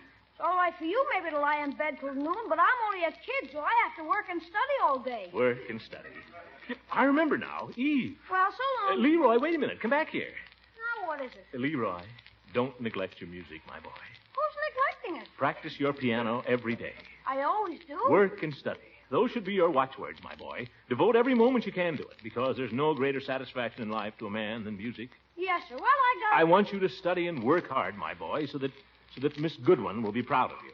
Yeah, well, In fact, beginning the first of the year, I think I'd like you to take 2 music lessons a week instead of 1. What? 2 lessons? You'll thank me for it, Leroy. When you're an older man, you'll thank me for it. One of the greatest regrets of my life was the fact that I didn't keep on with my musical studies when I was a young man. I'd even take them up again now, if I had the time for it. Close the door when you go out, my boy. I think I'll catch a few more winks before I get up. Up a little late last night. What a character.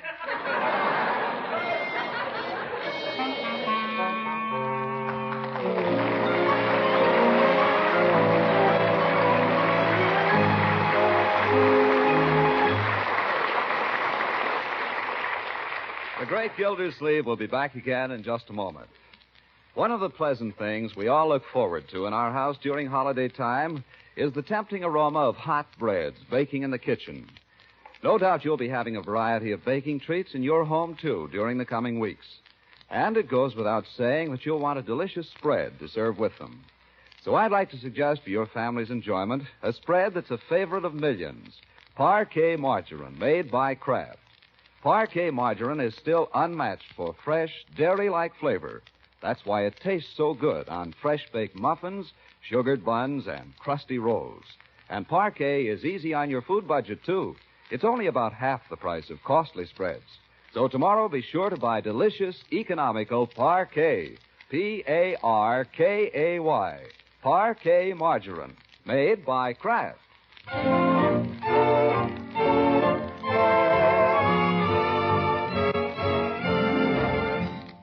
Ladies and gentlemen, one thought before we say goodnight. In the hustle and bustle of Christmas shopping, it's very easy to forget to buy the little Christmas seals that are helping our country to control mankind's most dangerous disease, tuberculosis. The tragic thing about tuberculosis is that its spread is preventable. We know how to control it, but it costs money. Most of us have known someone who's been a victim of tuberculosis. I do myself. So I make this plea very sincerely. Don't forget to buy some Christmas seals tomorrow. Good night.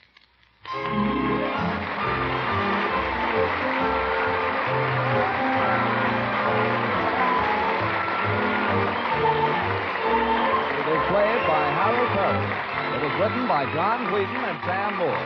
The music is by Jack Meakin. This is John Lang speaking for the Kraft Foods Company and inviting you to listen in again next week for the further adventures of the great Gildersleeve.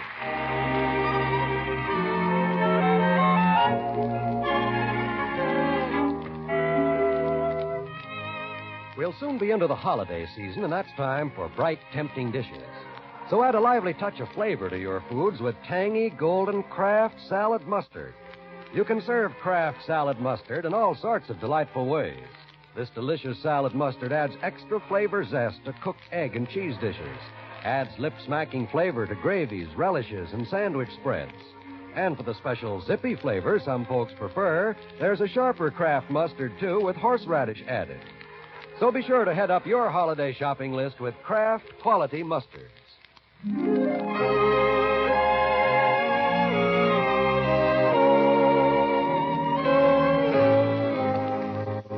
This is the National Broadcasting Company.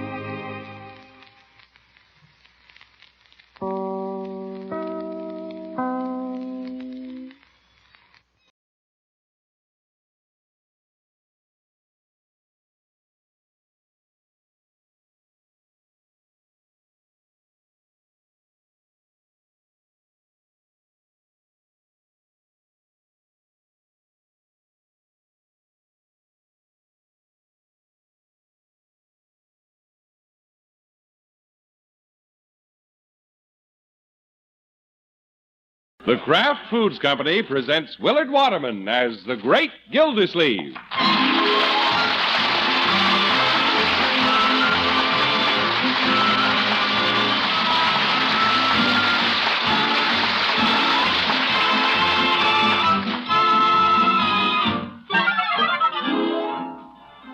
The Great Gildersleeve is brought to you, partially transcribed, by the Kraft Foods Company. Kraft, makers of the one and only Miracle Whip salad dressing. We say one and only because there just isn't any other salad dressing like Miracle Whip. Miracle Whip is different, and it tastes different.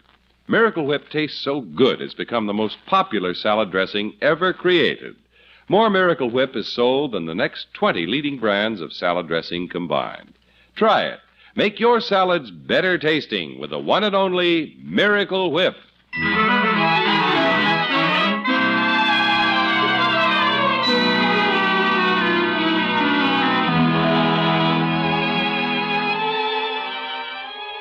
The great Gildersleeve has never plunged into the sea of matrimony, but he does like to dangle his toes in the water once in a while. A few days ago, he met a Miss Gloria McKinley, manager of the complaint department at Hogan Brothers. He hasn't had a date with her yet, but this afternoon he has persuaded her to let him drive her home from work. Accordingly, we find him parked in front of the store with his motor running. I better leave it running, too. That policeman in the corner has his eye on me, and I'm parked in a loading zone. Well, I'm waiting to pick up a pretty little package. Right, George, I want to make a good impression on her. Should have washed the car.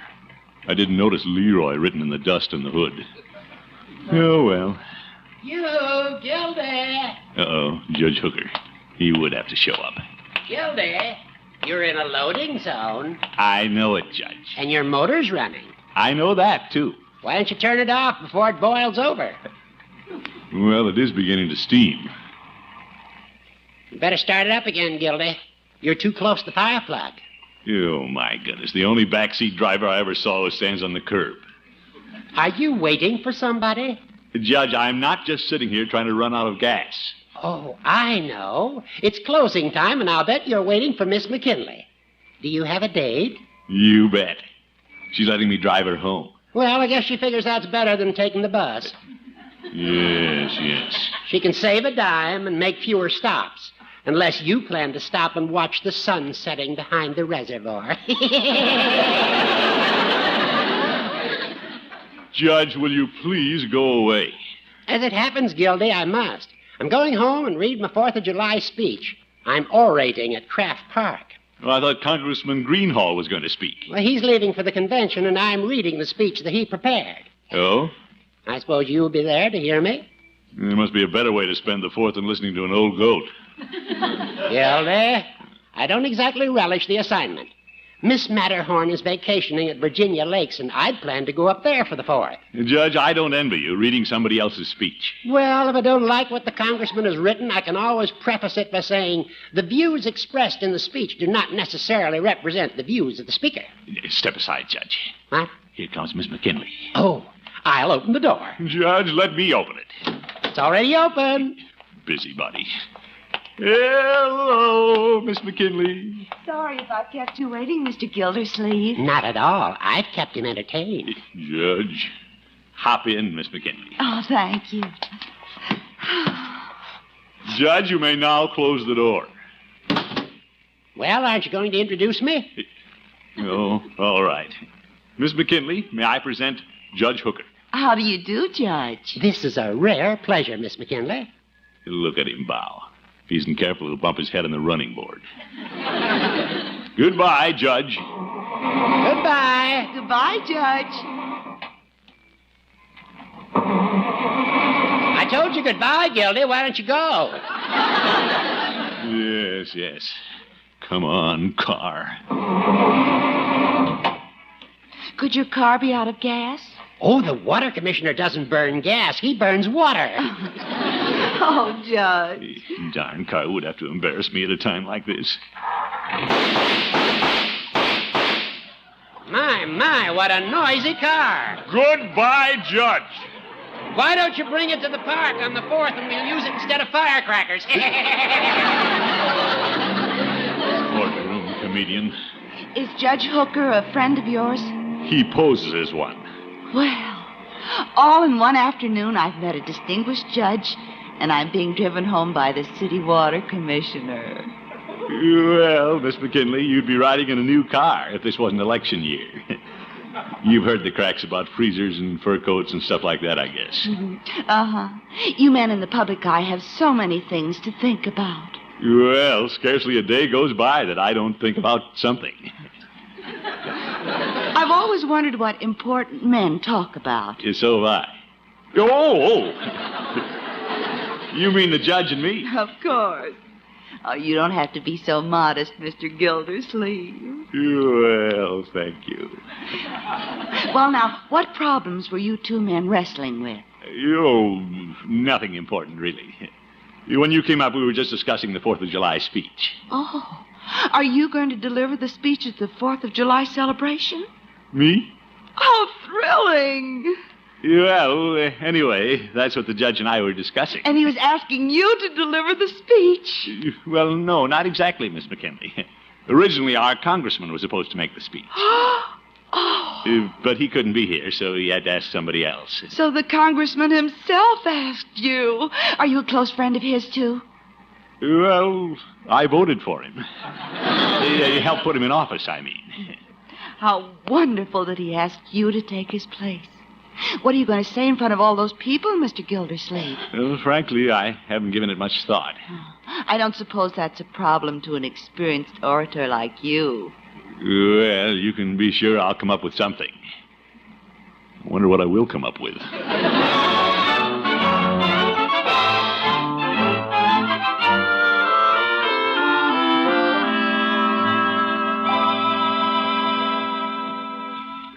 So that's how it happened, Marjorie. Now I'm behind the 8 ball. Unky, why did you lead her to believe you were going to make the speech? I didn't. When a woman wants to believe something, she just believes it. I got an idea, Unc. What's that, Leroy? Tell her you can't make the speech because you have laryngitis. But I don't have laryngitis. Go get your feet wet and catch it. Leroy, don't be ridiculous. I'm not even supposed to give the speech. That's Judge Hooker's job. Why didn't you just tell her Judge Hooker was supposed to do it? Well, she made it sound like such a big thing, I couldn't say no.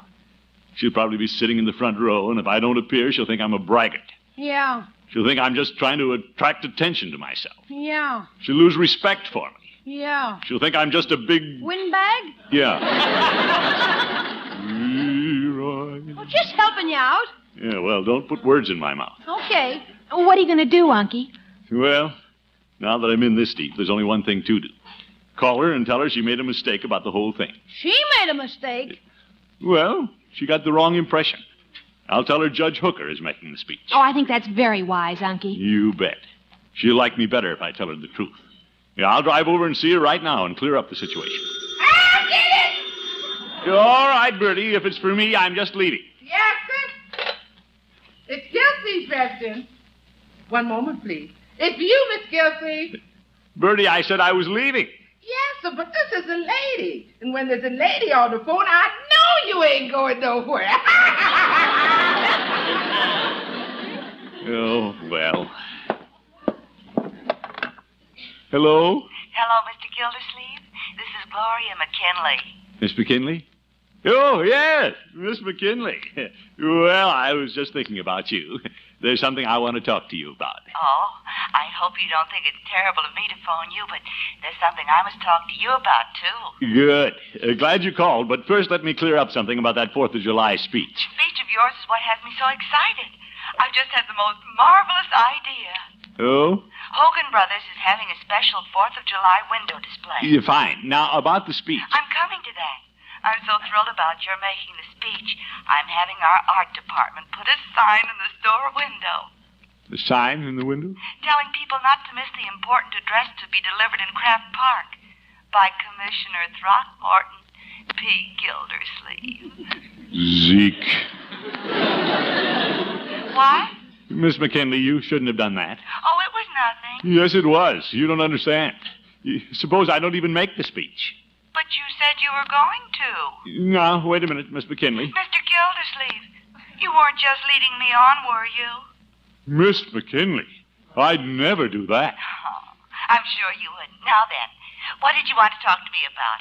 You said there was something that needed clearing up. Clearing up? Oh, yes. Well, it's a little cloudy. I hope the weather clears up so I can give that speech. The sun is shining at my house. It isn't shining over here.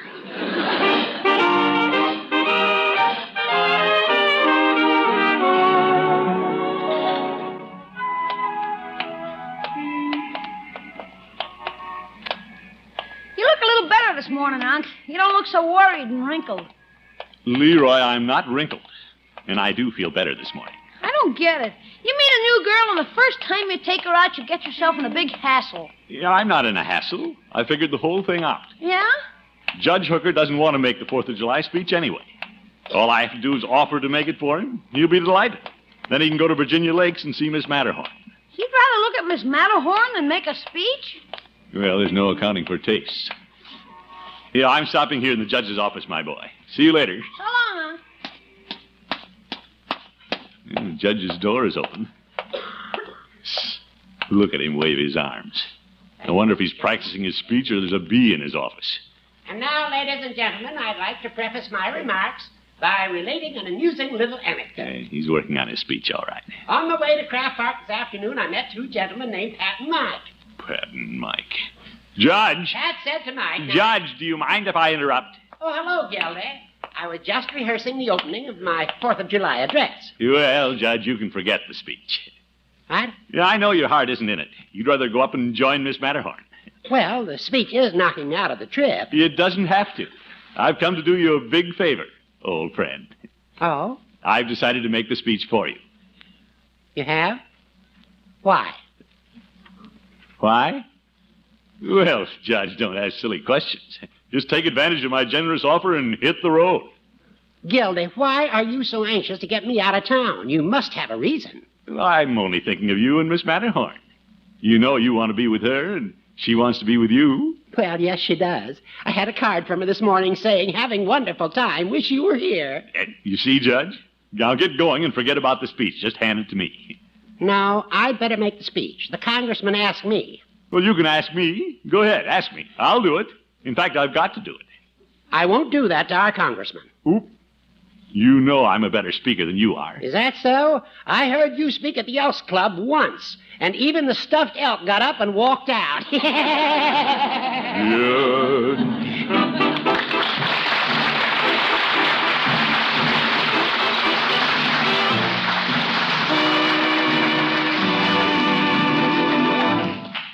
The great Gildersleeve will be back in just a minute. The time is early evening. The place is your dining room. The table is set with your best linen and china and silver because you're expecting guests. And you, the hostess and star of this drama, are proudly bringing in the most beautiful and elegant-looking salad you've ever fixed. You're relaxed, too, sure that this salad will taste just as delicious as it looks because you've used the salad dressing you know will give it just the right flavor. Miracle Whip. Miracle Whip salad dressing has a flavor millions of folks call just exactly right. It's a lively, teasing flavor. Distinctive, too, one you won't find in any other salad dressing. That's because Miracle Whip is a different kind of salad dressing. It's made from a secret Kraft recipe and gives you the best qualities of old-fashioned boiled dressing and fine, rich mayonnaise. Miracle Whip has a perfect texture, too. Creamy thick and smooth as satin because this salad dressing is blended carefully with special Kraft beaters. No wonder it's America's favorite salad dressing, the most popular salad dressing ever created. So whether you're fixing fancy company salads or the simplest salad in the world for your family, remember to make it extra delicious. Make it with Miracle Whip.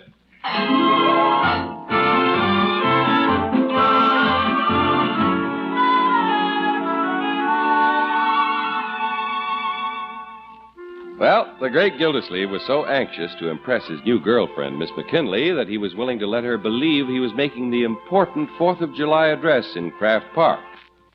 Now, the water commissioner is in hot water. The judge certainly did surprise me, Marjorie. He didn't care a thing about making the speech until he found out somebody else wanted to do it. Well, that's a very human reaction, Unky. Yeah, that's the trouble with the old goat. He's too human. He immediately suspected that I was up to something. Weren't you? Well, naturally. But what sort of a friend is he to accuse me of it? Ain't you giving the speech, Miss Gildersleeve? Apparently not, Birdie. Yes, sir.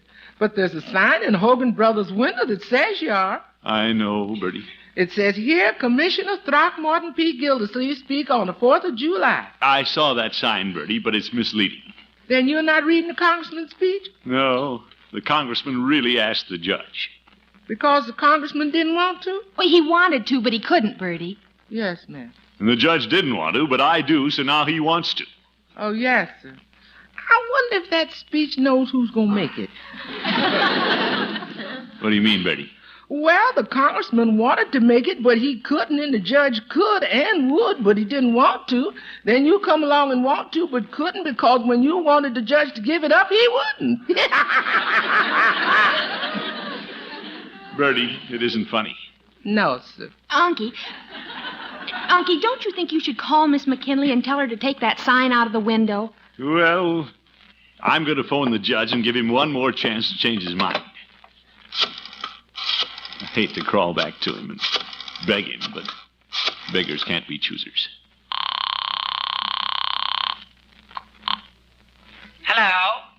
Judge Hooker speaking. Hello, Judge. About that speech you don't want to give. What about it, Gildy? Well, I just wondered if you wouldn't reconsider. I have reconsidered. You have? My answer is still no. Oh, my goodness. I saw that sign in Hogan Brothers' window. Well, then you see, I have to make the speech or I'll be the laughing stock of the town. Good. May I be the first to laugh? Yes. Now hang up, will you? I'm busy. I have a million things to do. But I have to study my lines, go to the barber shop, stop by the cleaners from a blue suit. The only one that I can wear for the speech. Oh? You don't have another suit? When I thought I was going to rough it at Virginia Lakes, I sent all my suits to the cleaners. They're rushing my blue serge for me. Well, Judge. Horace. Old friend. If you're so busy, why don't I stop by and pick up your suit for you? Would you do that for me, Gildy? You bet. Naturally, I want to do anything I can to help make the 4th of July a success. Well, Gildy, be sure to pick it up before 5. The cleaners are closed over the 4th. Don't worry, Judge. You'll have something to wear. Thank you, Gildy, old friend. I have to hang up now and get busy. Yeah, I have to get busy, too. Goodbye, Judge. Goodbye. You don't seem the least bit upset about not getting to make the speech. Oh, not a bit, my dear. Just imagine. The judge doesn't have a thing to wear tomorrow. What's so funny? Unky, you are going to pick up the judge's suit, aren't you? Sure. But there could be many a slip between the cleaners and Judge Hooker's house. Birdie! Yes, sir? Is Leroy's little blue suit up in the closet?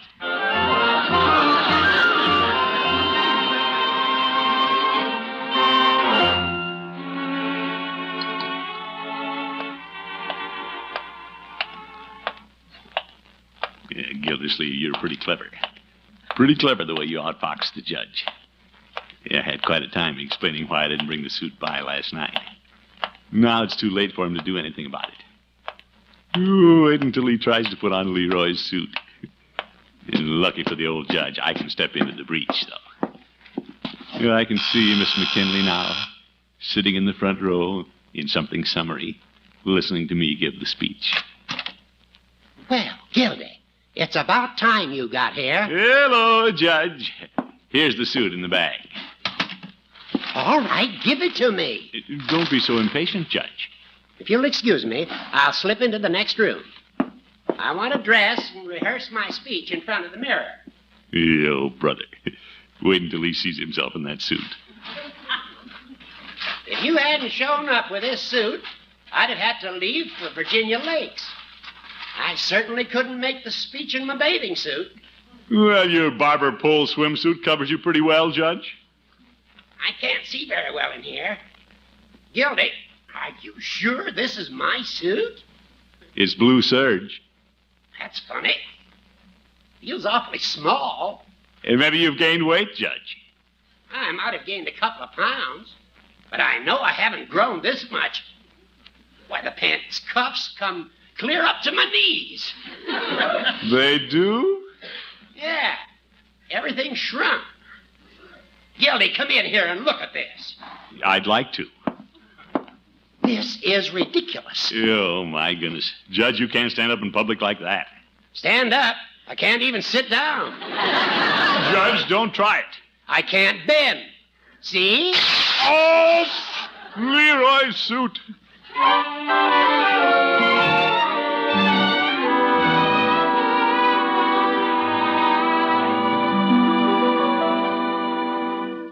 Birdie, how's my new suit?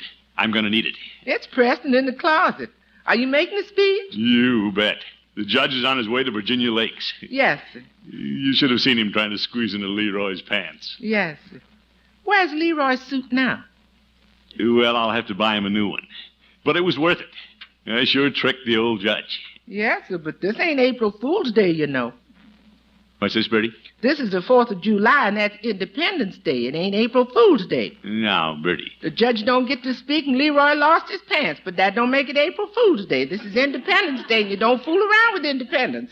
Yeah, all right. Mr. Gildersleeve, you know why you don't play April Fool jokes on the 4th of July? Yes, That's Birdie. right, because it's Independence Day, and you don't fool around with independence. Good old Birdie. She takes Independence Day pretty seriously. Well, I do, too. That's why I want to be with Miss McKinley. She seems to like big shots, and by George, that's exactly what I am. I'll mesmerize her with my speech, and then take her to the hot dog stand. Never mind, Birdie. I'm right here. Wonder who that is. Hope the judge didn't decide to come back and speak in his bathing suit. Hello, Throckmorton. Miss McKinley. I didn't expect to see you. Come in. Oh, I haven't time. I just stopped by on my way out of town. Out of town? But I just couldn't leave without wishing you luck with your speech today. Miss McKinley, you're not going to be there? Oh, didn't I tell you? I'm going to Hogan Brothers' 4th of July picnic with the assistant manager. Assistant manager? But I thought you wanted to hear me speak. Oh, I do. But I can't afford to offend the assistant manager. You can't? Mr. Gildersleeve, he's an important man. But what about me? Oh, you can read me the speech some other time. Goodbye now, and I'll be thinking about you every minute. Big help.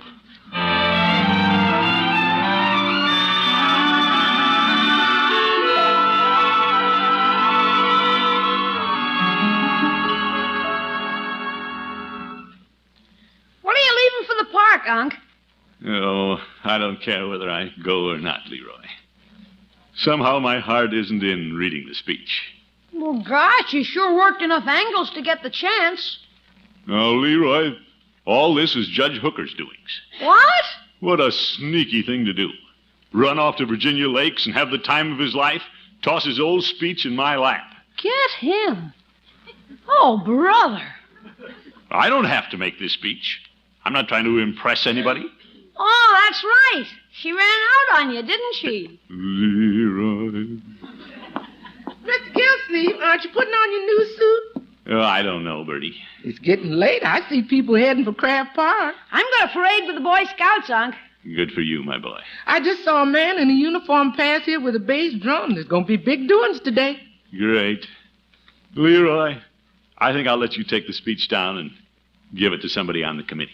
Yeah? Who? Well, give it to Mr. Sprague. He likes to be in the limelight. Is this a speech here on the table? What's the speech about? It says freedom. And you ain't going to read it, Mr. Gildersleeve? Birdie, it isn't my job. Congressman Greenhall wrote the speech. It was his job to give it. Yes, sir. And then it was the judge's job. And then they wished the job onto me. Yes, sir. Hey, Unc, says here that freedom is everybody's job. What's that? The speech says the survival of our freedom depends on everybody. Oh? And listen to this.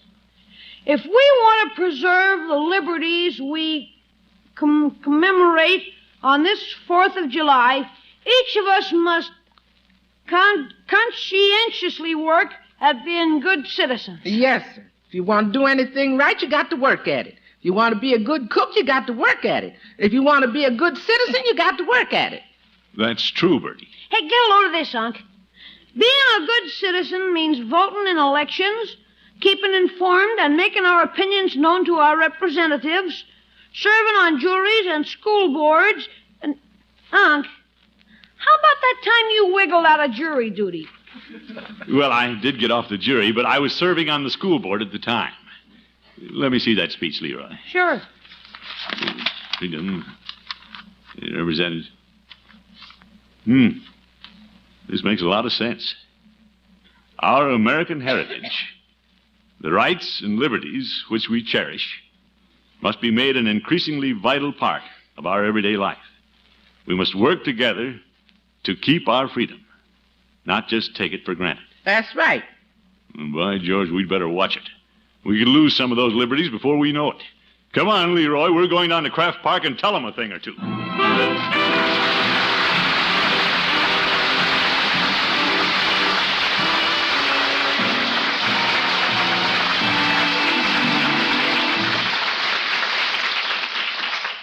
The great Gildersleeve will be with us again in just 30 seconds. Too hot to cook? Make a cool, easy salad main dish and make it really delicious with Miracle Whip salad dressing. And I mean really delicious, because Miracle Whip has such a wonderful flavor, a peppy flavor, a flavor that folks everywhere call just right. It's a different flavor, too, one no other salad dressing has. Try Miracle Whip on the very next salad you make. See how much better tasting your salads are when you make them with the one and only Miracle Whip salad dressing.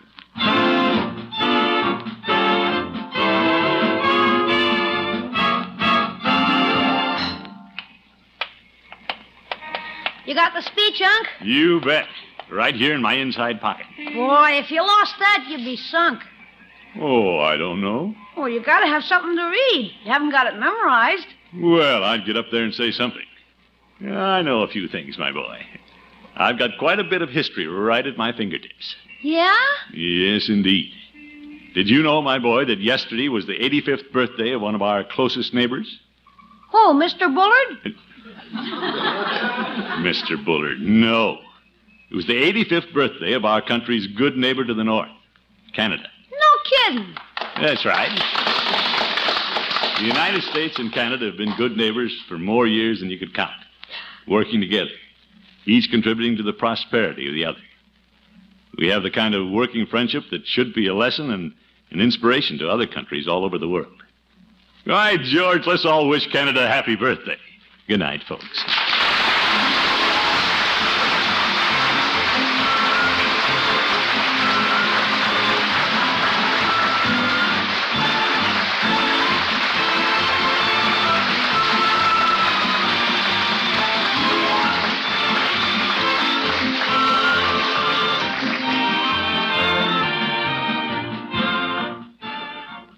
The Great Gildersleeve is played by Willard Waterman. The show is written by John Elliott and Andy White and is partially transcribed. Included in the cast are Walter Tetley, Mary Lee Robb, Lillian Randolph, Earl Ross, and Gloria Blondell. Musical compositions by Jack Meakin.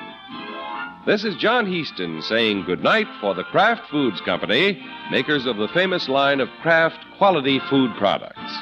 Be sure to listen in next Wednesday and every Wednesday throughout the summer for the further adventures of the Great Gildersleeve.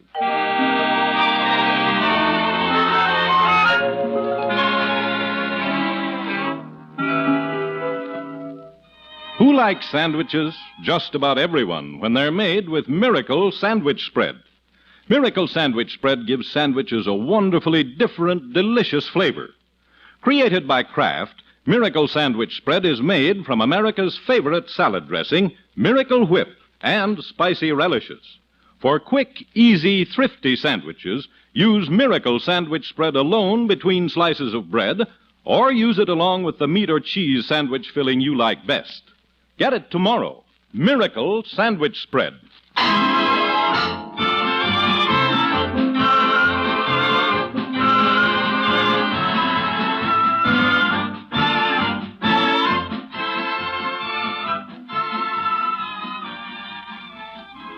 Tonight, hear the best of Groucho Marx on NBC.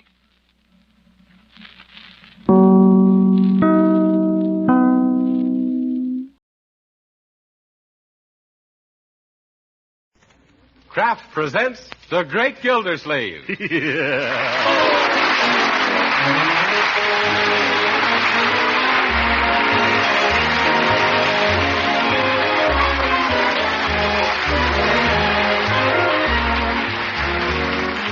week at this time, Kraft presents from Hollywood, California, Harold Perry as The Great Gildersleeve, written by Leonard L. Levinson.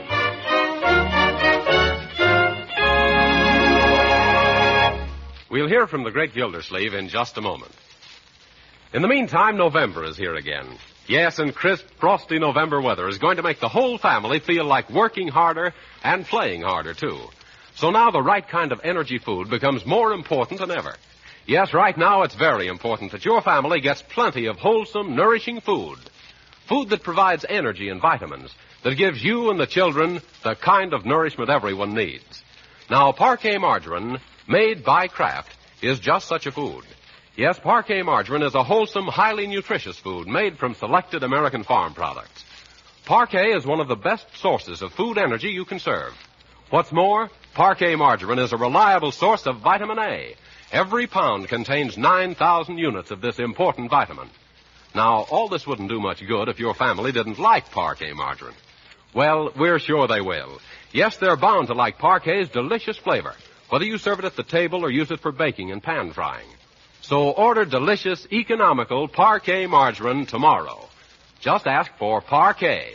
P-A-R-K-A-Y.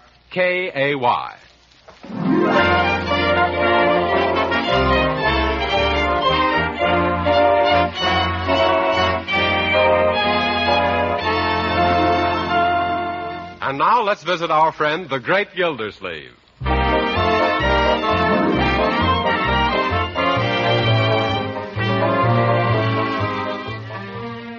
Leroy? Yes, Uncle Mort? Come in here a minute, will you? I want to... Say, how did you get that scratch on your nose? And by George, your shirt's all torn, too. What's happened to you? Oh, I had a slight argument with a friend of mine. A slight argument with a friend, eh? I'd hate to see you after a big fight with a stranger. Where did you two argue? Inside a cement mixer? Nope. All the way from our backyard to Georgie Beasley's front steps. Oh. It was a sort of a running argument. Yes. Now, Leroy, I disapprove of you holding knuckle debates with your little chums. But gee, Uncle Mort, you should have heard what Georgie said. No matter what he said, it wasn't the friendly thing to do. Well, if you'd have heard, you'd understand why I had to bop him on the smeller. You bop him on the smeller? Leroy, where do you pick up that kind of language? From you. Remember Wednesday when you almost ran into that truck? That truck almost ran into me, young man. And besides, I don't recall using those words. It was just after the truck driver told you to go. Leroy, never mind. Let's get back to you. Young man, you must realize that you can't keep friendships by indulging in pugilistic altercations. What's that? Poking people in the puss. Yeah. Well, who wants to be friends with old Georgie Beasley anyhow? Now, Leroy, friends are more precious than gold or diamonds. What would a man have if he didn't have any friends? Gold or diamonds? That's right. No! Leroy, I want you to go over to Georgie Beasley's house and apologize. Well, not right now. His big brother is home. Oh. Besides, I'm not going to shake hands with him after what he said about you. Come. Remember, sticks and stones may break... About me? What did he say? Well, I don't like to repeat it. But I want to know. Now, Uncle Mort, you'd only get angry. Yeah. And besides, your head isn't any fatter than anybody else's. So he called me a fathead, did he? Yeah, how'd you find out? Wait till I tell his mother about this. Oh, you won't have to do that, Uncle Mort. He was just repeating what she said. Oh, let's drop the subject, Leroy. Only remember one thing. Friends are wonderful things to have. Because when you're over your head in debt, a friend won't let you down. And when you're up to your ears in trouble, a friend won't let you down. And when you find out you're on a limb... A friend won't let you down then either. Yes. Say, that reminds me. I've been meaning to look up an old friend from back home ever since I came to Summerfield. Does he live here? Yes, a fellow named Charlie Dapple. I'll get in touch with him right now. Hand me the phone book, will you, please? Sure. Thanks. Great chap, Charlie. I remember when I was first struggling to get into the girdle business. It was Charlie who helped me. To get into girdles? No, young man. Yes. He owned Dapple's department store at the time. He snapped up the first 10 dozen I made. Yes, he had a stretcher point to do it, too. Did that help you? Yes, sir. It pulled me out of a mighty tight squeeze. Let me see. Daniels, Danner, Dante. Here we are. Dapple, Charles. 147 Olive Street. Pimento, 4733. That'll be good to see good old Charlie Dapple again after all these years. Yeah. Well. Hello? Hello? Could I speak to Charlie Dapple, please? Well, he isn't home now. This is Mrs. Dapple. Mrs. Dapple? Well, don't tell me that good old Charlie's married after all these years. Congratulations, Mrs. Dapple. You're a mighty lucky woman. Thank you. That's what Charlie keeps saying. Who is this? What was that? Who is this? Well, when did the big event take place? 3 years ago, Labor Day. Who is this? Well, good old Charlie married on Labor Day. Say, I'll bet you're a redhead. No, I'm a brunette. What made you think I was a redhead? Well, you know how Charlie always went. No, I guess you don't. Maybe not, but I will. Who is this? Oh, it's an old friend from back home, Throckmorton P. Gildersleeve. Doesn't that name mean anything to you? No. Oh, but surely he's told you about the times we used to have together. Didn't he ever talk about Atlantic City? No. What about Atlantic City? Well, it's in New Jersey. Well, he'll be home any minute, and I'll ask him all about it. Oh, no. Let's make it a surprise. Make what a surprise? Well, I'm going to drop over for a visit. Oh, but really, Mr. Now, come, Mrs. Dapple. I haven't seen your husband for 5 years. Let's see, you live at 147 Olive, eh? Yes, it's an apartment house. The Venus de Milo Arms. Well, I think I can find it. I'll drop in half an hour. Oh, but I don't know if you should come today, Mr. Silvercoat. Gildersleeve's the name. Yeah. Now, don't fix anything special for me. Just think of me as one of the family. Goodbye. This is going to be fun surprising Charlie. He loves surprises. I'll never forget the night he sneaked a lot of his wax dummies into my office to scare me the next morning. And did it? It would have if our night watchman hadn't shot 6 of them. He claimed they pulled a knife on him. Mr. Dapple sounds like a keen guy. He is, Leroy. Good old Charlie. Come along and meet him. Oh, but I wanted to go to a movie. We can go afterwards. Come on.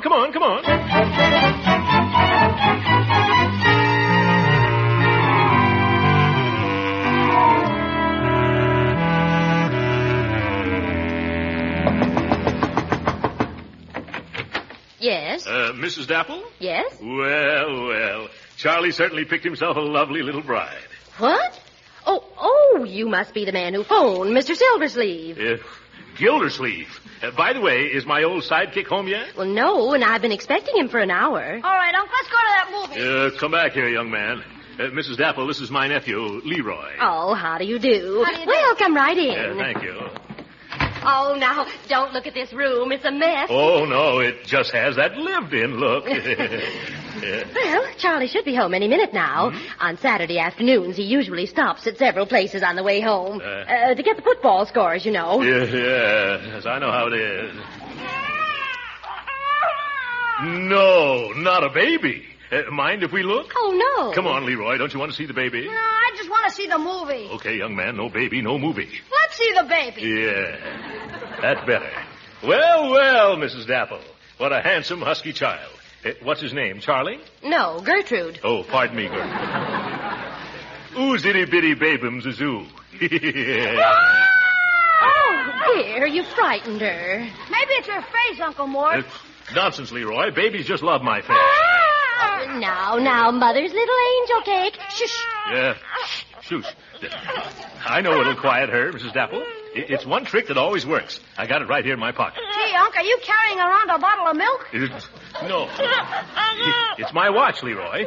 Yeah. Now listen, little cupcake. You hear the tick-tick? Oh, isn't that cute? She's holding it to her ear. Yes. There's nothing like a piece of jewelry to stop a girl from crying.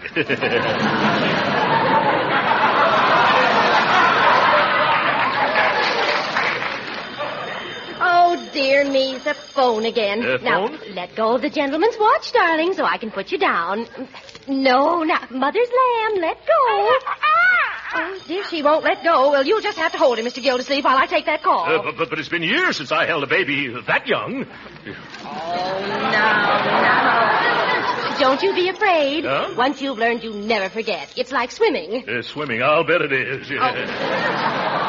Here, hold Gertrude, Mr. Gildersleeve. Well, all right. Take it easy, Gertrude. Oh, well, jiggly, isn't she? Whoa, now. I'll be back in just a minute. You better come back now. She's getting restless. Now, see here, Gertrude. Oh, I was just kidding. Relax. Kitchy, kitchy, goo. Kitchy, kitchy, goo. Oh. Gee, Uncle Mort, I never knew you could take care of babies. I can't. Leroy, would you like to hold little Gertie a while? Not me. Come on, let's ditch her and go see Hopalong Cassidy. Yep, wait a minute. I can't get my watch and chain away from her.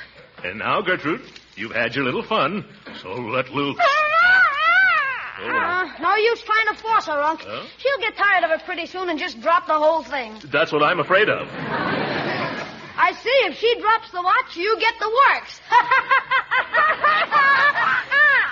Leroy, don't poke fun. Now, Gertie, let go of Uncle Throckmorton's 21-jewel nasty gold watch. Yeah, that's a good girl. You see, Leroy, I got it back. Oh, now she's got a hold of my hair. Let go, Mother's little devil's food cake. Say, she certainly is a cute kid. Leroy, don't stand there. Do something. Well, if I could find a pair of scissors, I could cut off that hunk of hair she's holding. No! Ouch! Gertrude, unhand my hair. Say, she likes you. Yeah, she's practically drooling over me.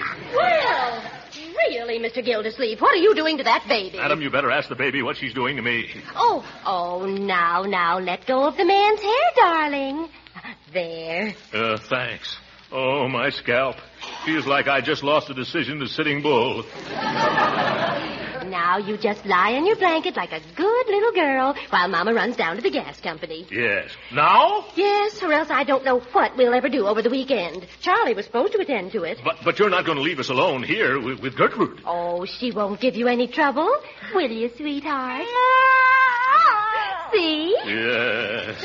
Well, Charlie will probably be here before I return. Oh, and in case he isn't, just heat the baby's bottle in 10 minutes. 10 minutes? Take the roast out of the oven in a quarter of an hour. Take the roast. Then light a fire under the soup. Fire the soup. And if a COD package comes, it's all right to pay for it. But I... And if it gets any cooler, phone down to the janitor for more heat. Huh? Light a fire under the janitor. Put the COD in the oven. Phone down for the baby's bottle. Oh, my...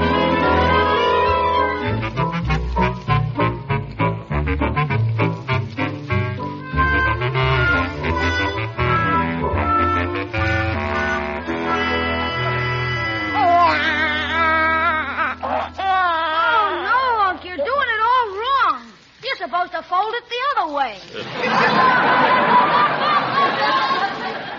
Leroy, I know which way it folds. After all, I used to be a baby myself.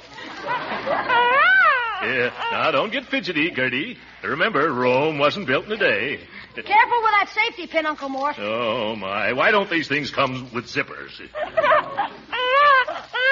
Yes, Mother's little leg of lamb. You better hurry up, Uncle Mort. Gertrude's getting restless. And cold, too. Well, it's her own fault. She keeps kicking it off. Well, if you can't pin it, why don't you just leave it off altogether? No, Leroy. We've got to pin Gertrude down some way with this blanket. There we are. I wonder what makes her do that. Maybe she's just bored with everything. When she isn't yelling, she's yawning. Well, that's because she should be sleeping, Leroy. Possibly if I told her some little anecdote, that might put her to sleep. It always works at the Rotary Club. Why don't you just try singing her to sleep? That's a fine idea. Friends have told me my voice reminds them of a meadowlark singing bass. Okay, Unc, make for the lullabies. All right. What would you think of Asleep in the Deep? You know. Many brave hearts are asleep in the deep. Too deep. How about Rockabye Baby? That's it. Go ahead, Uncle Mort. All right, let me see. I think it goes, Rockabye Baby in the treetop. Yes. When the wind blows, the cradle will rock.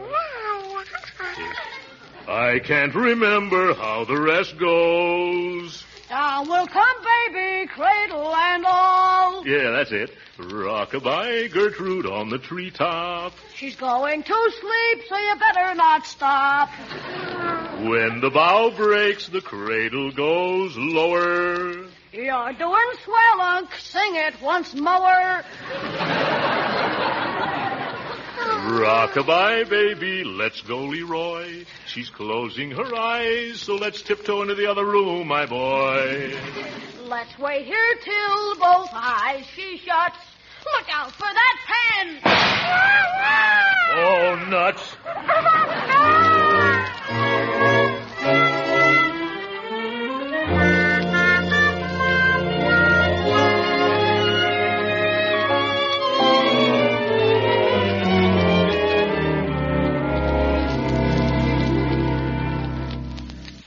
Rock-a-bye, baby. Oh, what's the use? I have been singing till my tonsils are loose. You better give up, Unc. Whatever it is that kid wants, it ain't a meadowlark that sings bass. Yeah, I'm afraid you're right, Leroy. Gee, if this takes much longer, we won't see those two pictures before dinner. Leroy, if this takes much longer, we won't even see dinner. I better call home and tell your sister we'll be late. Hand me that telephone. The idea. Me playing nursemaid to a baby. Fine thing. Hello? Oh, hello, Marjorie. Looks like Leroy and I'll be a little late for dinner tonight, my dear. We stopped in to see an old friend. Who's that? Your old friend? No, it's Gertrude. She's just a baby. Yes. Leroy and I are taking care of her, for Mrs. Dapple. She's out taking care of the gas. Yes, and we're even taking care of the cooking. Oh, you, Uncle Moore, taking care of the cooking? Yes. I was supposed to take the roast out of the oven and put the soup on the fire. But I had to put the soup in the oven because the roast was on fire.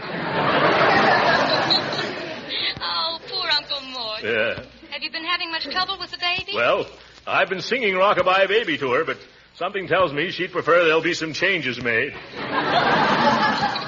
I think I'd better come over and help you. That's a marvelous idea. And bring Birdie, Marjorie. Maybe she can patch up the dinner I've ruined. All right. Oh, I think I know what's wrong with that baby. It's probably hungry. Hungry? Say, I never thought of that. Let me have a look. Oh, my goodness, that's what it must be. Marjorie, hurry over quickly. What's wrong? Gertrude's so hungry she's trying to swallow her foot.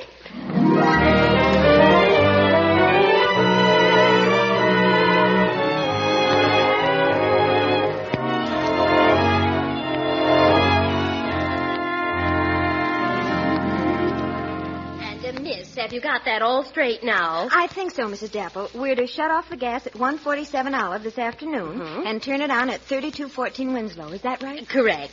We're moving away from the Olive Street apartment tonight, and I don't want any slip-up. Oh, there won't be. Oh, now, can I change my light and water here, too? No, the Light and Water Company's down at 10th and Spring Street. Oh, dear. Well, that'll take me an hour. I left someone with my baby, and I promised to be right back. Oh, well, they'll just have to wait.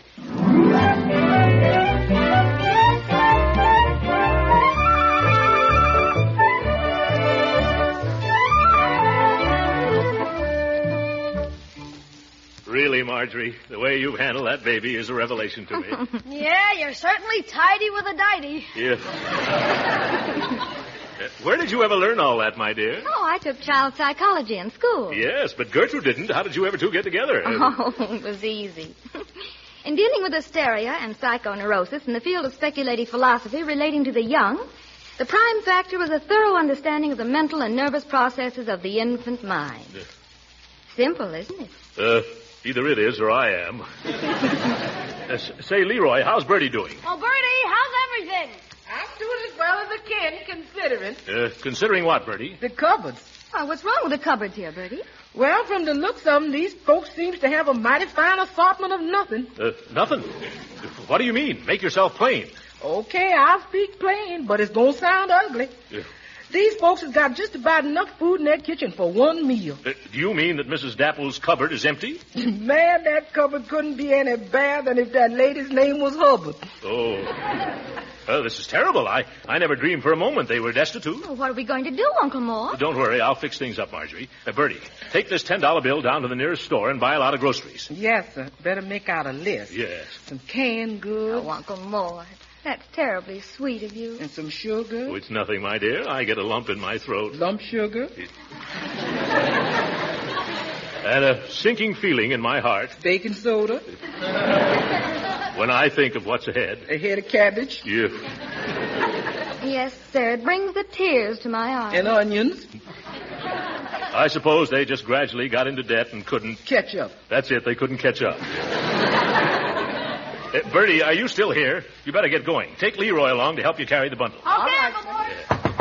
Hurry out the back way. I'll bet that's my old pal now. And will I clap hands if here comes Charlie? Now, see here, Dapple. We've exhausted our patience with you. Why do you ignore our letters? Why do you hang up when we telephone? Why don't you be a man and make your payments on that piano like you promised? No, see here, mister. I'm not Dapple. But by George, if I was and you used that tone, I'd cuff you around till you'd crawl back into the woodwork. Oh, yeah? Well, if you're not Dapple, what do you care how I talk to him, you big blimp? Oop! He's my friend, and you can't abuse an absent friend in my presence, especially if he isn't here. Uncle Mort, not so loud. Huh? Oh, that's right. Not so loud, mister. If you want to fight, just step inside. Okay. But this time when I leave, I'm taking that piano with me. Over my dead body. That makes it even more attractive. Oh. One more crack like that, and I'll shove that swollen zither down your noisy throat. Now, you take your hat off and state your business before I forget my manners and bop you on the smeller. Now, take it easy, Tubbsy. Whoop! My name is Baxter of the Summerfield Washing Machine and Piano Company. Now, this fellow Dapple has been buying this piano from us on the installment plan, only he ain't kept up his payments. Well, I happen to know that Mr. Dapple has been up against it pretty badly lately. Couldn't you just kind of forget the payments this month? Forget it? How can I? I've got a memory like an elephant. Yeah, and a hide like one, too. All right, then. How much is the payment? I'll give it to you myself. No, you won't. According to our contract, once a payment is defaulted, the entire remaining balance becomes automatically due. Oh, my goodness. How much does he still owe on it? Now, let's see. I've got it right here. It's $74. $74 more? Why, that mahogany monstrosity over there was never worth that in the first place. Either I get the money or else the piano. Yes, I think you mean it. Well, Charlie Dapple helped me up when I was getting started, so I can't let him down when he's just about finished. I'll write you a check for the $74. Let's see. That'll leave me with a balance of 28 cents.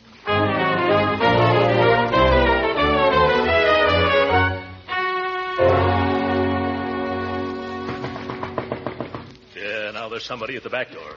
I better go see. I'm coming, you blasted woodpecker. Excuse me, I'm the gas man. Don't want any. I got enough gas. I come to shut it off. Shut it off? Didn't Mrs. Dapple call at your office this afternoon, probably to pay the bill? Look, brother, I'm a guy who sticks strictly to his own job. Yeah. I got an order saying turn off gas at Dapple Apartment 147 Olive Street. And that's what I'm going to do, brother. Yeah. Well, let's not be too hasty about this, brother.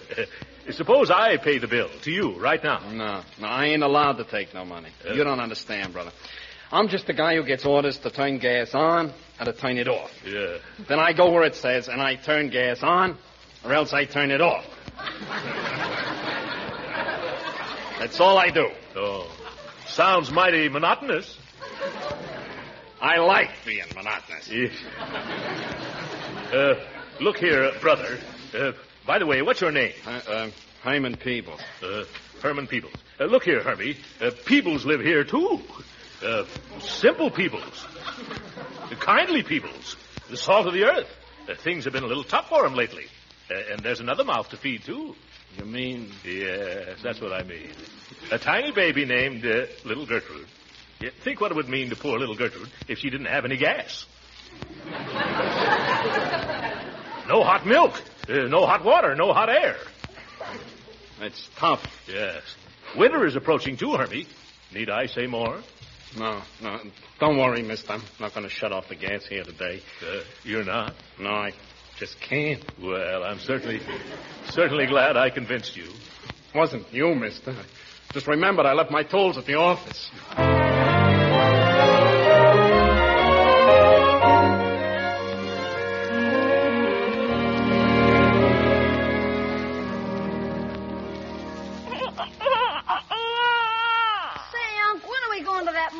Just as soon as a Dapple shows its nose through that door.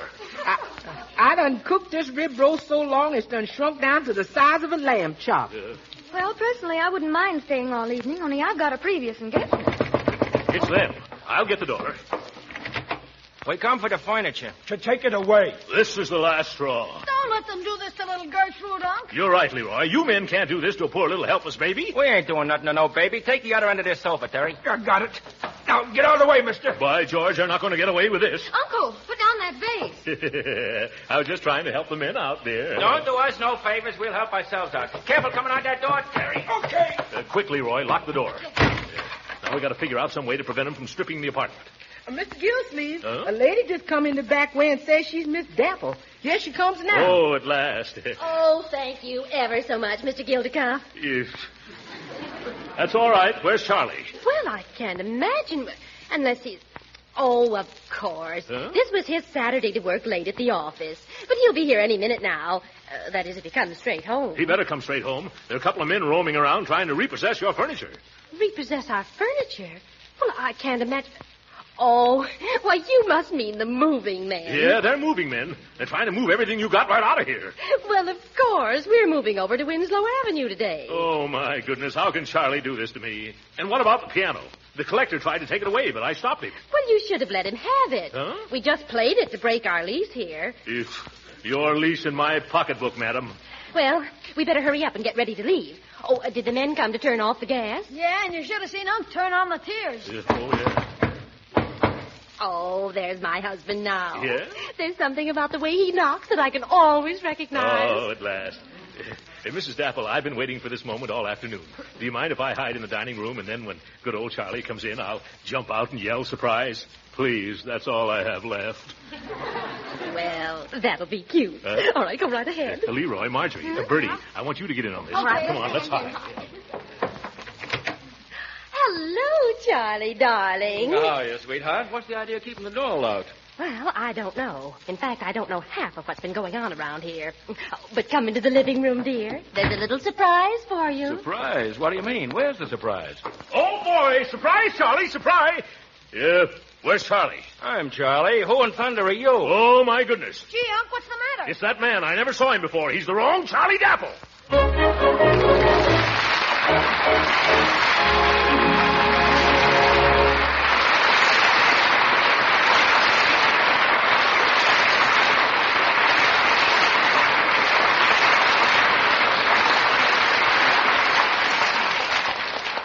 The great Gildersleeve will be with us again in a few minutes. But first, I wonder why I always talk to the ladies in our audience, because after all, some of us men aren't such bad cooks. Why, I can fry a wonderful egg. I can even make pretty good biscuits. So really, we men should know about delicious parquet margarine, too. So this is for men only. Next time you men feel like whipping up a batch of biscuits, use parquet margarine, made by Kraft. You see, parquet margarine is a real flavor shortening. It adds flavor to all baked foods. So no wonder the wife's cookies and cakes taste better when made with parquet. And if you like pan-fried foods, you'll find they're tastier, too, when you use parquet margarine. And you don't have to worry about parquet spattering or sticking to the pan. Of course, you'll want to use parquet margarine at the table, for you'll like its delicate, appetizing flavor. Now, maybe you men aren't as interested in nutrition as the women are, but you should know that parquet margarine is a nourishing energy food that contains vitamin A. So, men, if you can't find parquet margarine at home, buy a pound or two tomorrow. You'll be pleased to learn that it's mighty economical, too. Just ask the dealer for parquet. P-A-R-K-A-Y.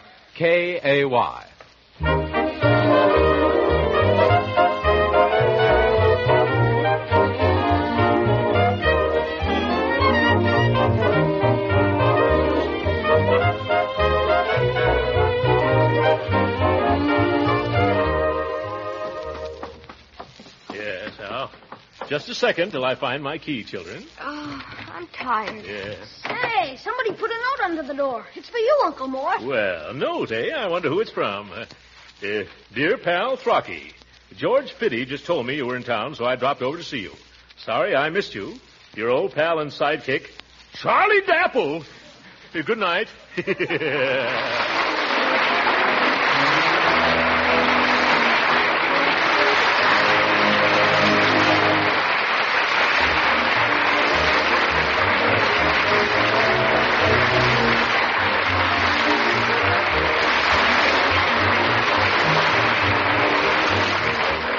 Original music heard on this program was composed and conducted by William Randolph. This is Jim Bannon speaking for the Kraft Cheese Company and inviting you to be with us again next week at this same time for the further adventures of the great Gildersleeve. This is the National Broadcasting Company.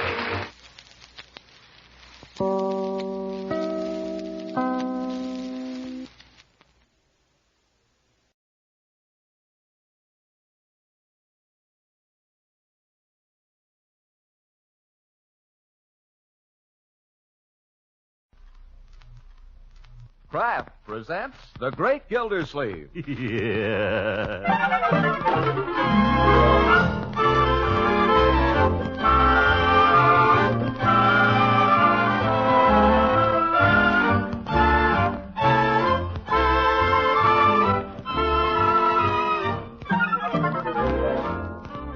It's The Great Gildersleeve, starring Harold Perry in a new season of fun for everyone. Brought to you by Kraft, makers of parquet margarine and a complete line of famous quality food products. No, Leroy. No, no, no. For the 1,001th time, no. Do you get it? No. What did he say, Leroy? He said no. Where is he? Out on the front porch on the swing. What's he doing? What do you think he's doing? Just lying there. Let me try him. You stay here. Well, it looks as if they were closing in on Uncle Throckmorton. But before they corner him, here's a special message from Kraft.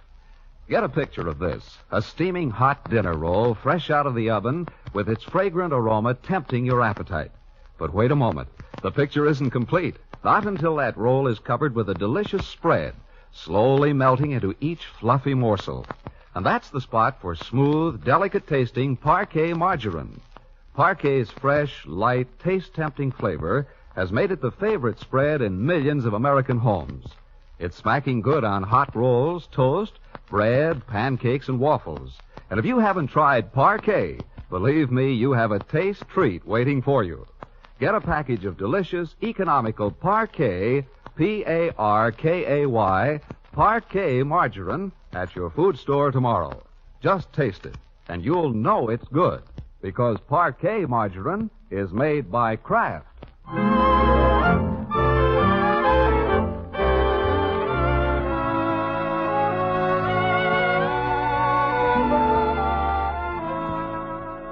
Now let's return to the Great Gildersleeve, where we left him taking his ease on his front porch, stretched out comfortably in the swing.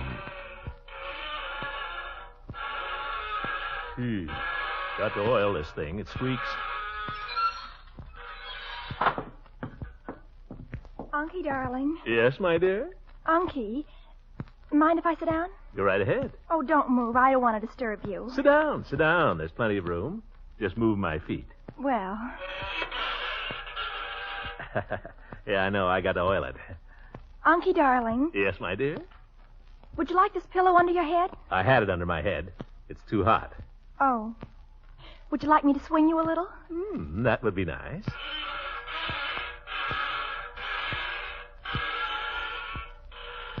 Unky. Yes? You're sure I'm not crowding you? Oh, for corn's sake, ask him. Ask him what? What's he talking about? Come out here, Leroy.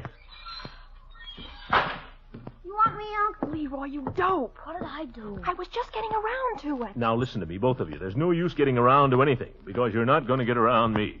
Do you know what he's talking about, Marge? I know what you're up to. Uncle Mort, really, I don't know what you're thinking, but all Never mind. Now listen to your uncle. Listen to your uncle. You too. I'm listening. I've explained to you, children, this is my vacation.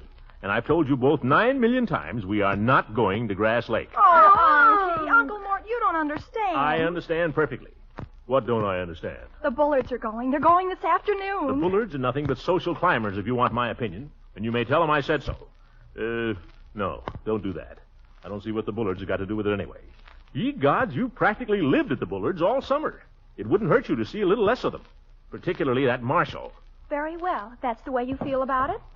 But it might interest you to know that it wouldn't surprise me if I married Marshall one of these days. I'll bet it'd surprise Marshall. Oh, shut up.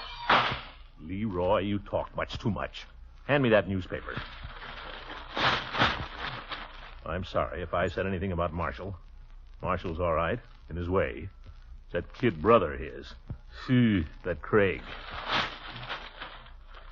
Unc. Yes? Never mind. What is it? I was going to ask you something, but if I asked you, you'd say no, so I guess I won't ask. If it has anything to do with Grass Lake, your assumption is correct. Gee, I haven't been swimming all summer, hardly. Some boys get to go swimming all the time. Yes, yes. Last time I was in swimming was the 4th of July. Yep, 4th of July. That was the last time. The last swim I had, 4th of July. Some vacation, no swimming. All I do is hang around the house. I've probably forgotten how to swim.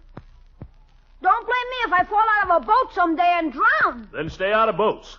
Go away, Leroy. Go find something to do. What? Don't ask me. That's just the trouble. There's nothing to do around here. Don't tell me that. Why, I could be busy every minute if I wanted to. I just don't want to. Don't give me that look, Leroy. Huh? Don't sit there looking like a sick spaniel. Go do something, or I'll find something for you to do. Okay. Ye gods, I'll be glad when school starts again. Man works hard all year. He's entitled to a little relaxation. Instead of running around all over the country. Grass Lake. I'd like to see anybody get me off this porch. I'd like to see anybody get me out of this swing.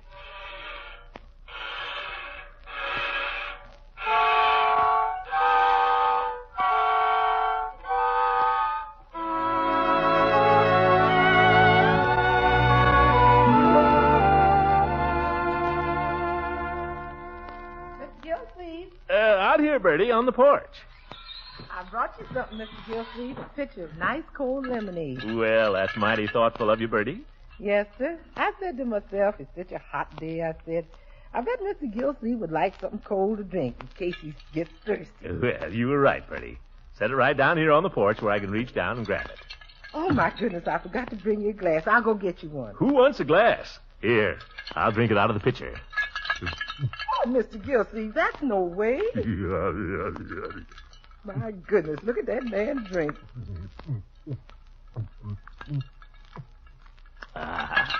Boy, that hits the spot. I think I'll hit it again. Oh, Mr. Gildersleeve, suppose somebody was to come along now and see you. Let me go get you a glass. Folks will think we don't live right. That's nonsense, Birdie. The best people drink out of pitchers. Tastes better that way. Do you mean to tell me you've never drunk well water out of a bucket? Old oaken bucket? No, sir. All cool and dripping right out of the well? No, sir, I haven't. Neither have I, but I've always wanted to. I heard about a lady once. She drank well water and it had pollywogs in it. Oh, go on. It's a fact.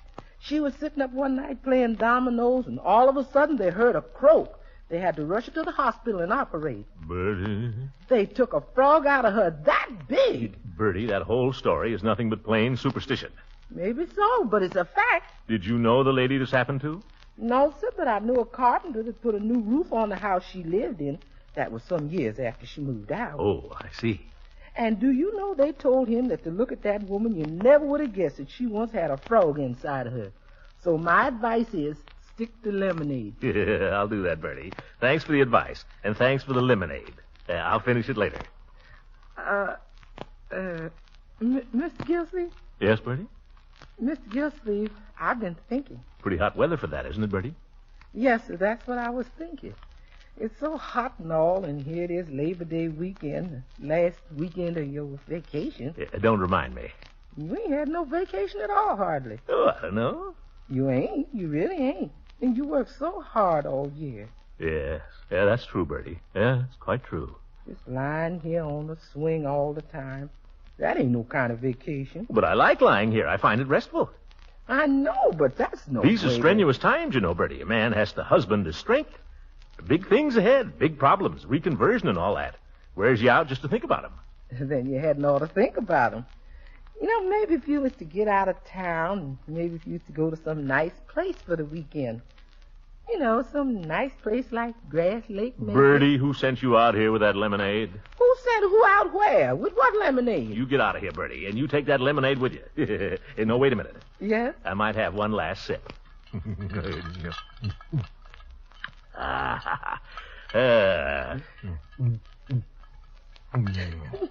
You'll have a sip, he says.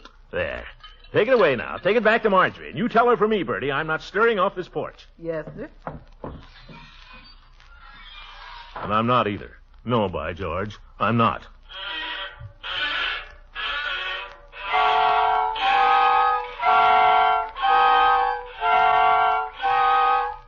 Well, if it is... Hey, Peavy. Oh, hello, Mr. Gildersleeve. Is it hot enough for you? I'm just about to ask you the same thing. What's your hurry? Come on up on the porch. Well, I can't really stop, Mr. Gildersleeve. I've got to be getting down and open up the shop. I'm pretty late as it is. That's nonsense. Come on up and be sociable. Yeah. Lying on the swing, I see. Yeah, just taking it easy, Peavy. The only way to enjoy life, especially on holidays. I wouldn't say that. Mrs. Peavy and I planned a little jaunt for the weekend. Mistake? That is, Mrs. Peavy planned it. I'm going along. Driving out to visit a cousin. Cousin Clara. That is, she's a cousin of Mrs. Peavy's, no relation of mine. Sounds like a whale of a time. I wouldn't say that exactly. As a matter of fact, if I knew any way to get out of it... Peavy, any man who takes his car out on the road this weekend is a darn fool. That's what I say. Well, I may do it, and I may not. I don't know. I'll never forget the day the war ended. Why? What's the war got to do with it? Well, when I heard the news, it came right in the middle of supper. Miss Peavy cooked me some rhubarb that evening. I'm very fond of rhubarb. Stewed rhubarb. I got the Studebaker down off the blocks, and I backed her out into Elm Street. Uh-huh. Well, what happened? Well, the light turned green, and my goodness, those drivers. I ran her right back up to drive and put her back on the blocks again. I never saw anything like it. So, as I say, we may be driving out to Cousin Clara's, and we may not. What are your plans for the holiday, Mr. Gildersleeve? My plans, Peavy, are to spend Labor Day right here in my own front yard, on my own front porch, and not stir off it. A very wise decision. Of course, you haven't my problem, though I shouldn't refer to her as a problem. Mrs. Peavy and I usually see more or less eye to eye on things. More or less. Oh, who's the little fellow coming up to walk there? Huh? What? Oh, that Bullard kid. Cunning little tyke, isn't he? Mm-hmm. Cunning like a fox. Oh. Hello, Craig. Can Leroy play? I guess so. This is Mr. Peavy, Craig. You know Mr. Peavy. I want Leroy to play with me. Well, Leroy's upstairs, I think. You can go up to his room and see if you want. I want him to come out and play. You'll have to take that up with Leroy. He's upstairs. Mr. Peavy and I are trying to talk now, Craig, so... Tell Leroy to come down. Look, Craig, you little so-and-so. Oh, Mr. Gildersleeve, he's only a child. Well, he started it. Perhaps you don't understand, Craig. Mr. Gildersleeve and I were trying to talk about something important, so why don't you just run along and... I want Leroy to play with me. Yes, I know, but Mr. Gildersleeve's already told you that Leroy's upstairs. So if you'll just go I want him to come down. Listen, little boy, I don't care what you want. You go on about your business. If you'll excuse me, Mr. Gildersleeve, I think I'll be going on about mine. Yeah, I don't blame you, Peavy. I'll leave you with your little friend. I hope you have a nice holiday, you two. Yes, you coward. Well, what are you looking at? Well, don't just stand there and stare. Kid gives me the willies. Well, say something. I want Leroy to play with me. All right. Oh, Leroy. Yeah, what do you want? Hurry down here, my boy. Company. Dirty trick. But now maybe I can get a little peace and quiet.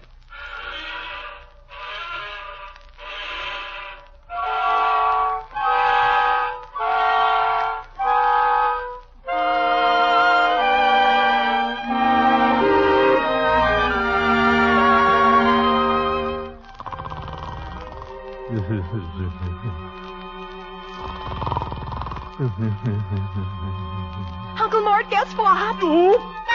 Marjorie, never frighten a man like that. I'm sorry, Unky. I didn't know you were asleep. Oh, Unky, guess where I've been? You seem out of breath. I've been over at the Bullards. No. And guess what? They've asked me to go to Grass Lake with them. Well, how'd you work that? They're leaving this afternoon. And guess how long they're staying? Till Monday night. Can I go? Is it all right? Please say I can go. Please be a nice uncle and say I can. Well, They've got it all arranged about the rooms at the hotel, I mean. Marshall's going to sleep with somebody. Mr. Bullard's going to sleep with somebody else. Well, I don't know, but Mrs. Bullard and I are going to share a room together. They've got it all arranged. Can I go, please? Well, I don't see why not. Certainly. I think that'd be fine. Oh, Unky, you're so wonderful. That takes care of her. Oh, I could love you to death. No, Marjorie. Do you want to break the swing? What's come over her? Nothing, Leroy, nothing. Get up, my dear. And let's keep this quiet. I won't say a word. Say a word about what? Oh, nothing. Where's Craig? I thought you were playing with Craig, Leroy. He's upstairs. What's he doing? Hiding. But you're not looking for him. Nope. Leroy? George, I've got to hand it to you. Why didn't I think of that? Listen, I asked the question. What's going on here? What's she feeling so good about? Well, I'm not feeling good, particularly. I mean, why shouldn't I feel good? After all, it's natural, isn't it, to feel good? Oh, here comes Judge Hooker. Hello, Judge. Morning, Marjorie. Leroy, Gildy. Well, this is a glorious day, isn't it? Glorious? Glorious beginning for a glorious weekend. Gildy, what are your plans? My plans? Never mind what they are, because they've just been changed. My plans, Judge, are to spend the weekend right here where I am. Why, you won't stick in the mud. You can't stay here on Labor Day. Now, listen, I got an idea. It's wonderful. Why don't we all drive out to Grass Lake? Yeah, They're having a golf tournament out there, and we could phone for Stop reservations. it. What's this about Grass Lake? Why has everybody got to go to Grass Lake? Well, Labor Day weekend, Gildy. You always go somewhere Labor Day weekend. Why go to Grass Lake? Where else is there to go? Well, It's a golf tournament, Gildy, open to everybody. I've given up golf. Haven't played it in a year. Not that I couldn't beat you, you old goat. Prove it. Yeah. I don't need to. Come on, Unc, show 'em. I'm betting on you. It's much too late. Everybody in town is going to Grass Lake. We couldn't get reservations. I phoned this morning. They had one double room left, and I reserved it, just on the chance. Of course, there's the problem of the children. Oh, you don't need to worry about me. I'm already going with the Bullards. What? Hey, that's a big jip. She gets to go and I don't. That's no fair. She always gets to go everywhere and I don't get to do anything. That's a jip. Be quiet. I don't care. It's a jip. Please come, Uncle Mort. It'd be such fun if we were all there. Big jip. Come on, Gildy. Now, don't be a wet blanket. We'll find a place for Leroy. I can sleep in my Boy Scout sleeping bag. We'll have more fun than a barrel of monkeys. Mr. Gildersleeve, I heard what the judge said, and I think you ought to go. Yeah, Come on, Gildy, for the love of Mike. Quiet! Listen, all of you, let me make myself perfectly clear. I have not the slightest intention of going to Grass Lake now or ever. Do you understand? We are not going to Grass Lake. And that's final.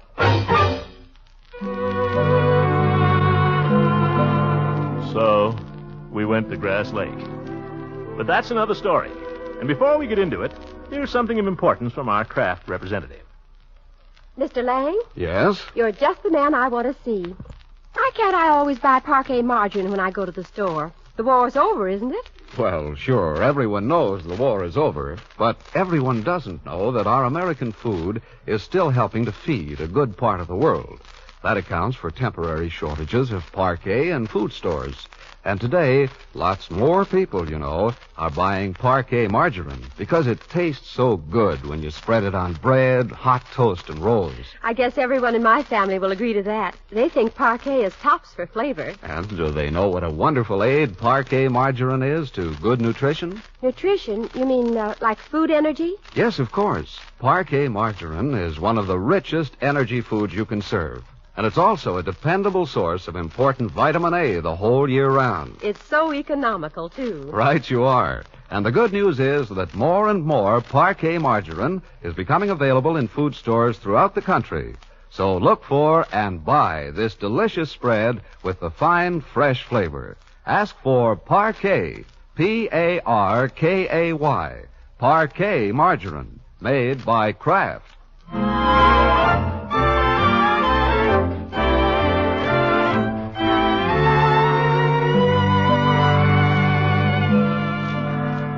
Now let's return to the great Gildersleeve. Well, as I say, we drove out to Grass Lake, Leroy and the judge and I. It's a 4-hour drive. We made it in 8. You know, Labor Day weekend. Come on, Gildy. They're honking at you. I can hear them. The thing is stalled. Step on the starter. What do you think I'm stepping on? Oh, shut up! Is the ignition on? Of course it's on. Well, then you flooded it. Hey, Unc, there's a good humor, man. Not now, Leroy. I'm hungry. Try it again. Hey, come on. Listen, you want to make something out of it? Just get the car going, Gildy. Get the car going. That's easy enough to say. Well, if you hadn't flooded it like a fool... I suppose you could drive it better. Well, I certainly hope so. Very well, Horace. You know so much, you take the wheel. Go ahead, I wash my hands of it. Where you going, Unc? Around to the other side. Hey, Unc, the good humor, man. Oh, nuts. All set? Go ahead. I'd just like to see you. Just as I thought. The ignition wasn't on. Who turned it off? I never touched it. I was back here all the time. Well, go ahead, Judge. If you're going to drive, drive.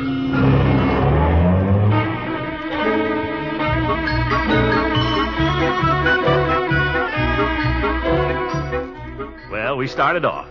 I'd like to say at this point that the judge is without doubt one of the worst drivers in the whole of North America. Every time we came to a curve, stop the car, stop the car. Boy, that was close. dogs. Look, Horace, either I drive this car or I get out and walk. Have it your own way, Gildy. Have it your own way. Shove over. Get off of my foot. Well, if you'd get out and walk around instead of making me crawl over you. Hey, Unc. What? There's a man. He's selling popcorn. That's nice. All right.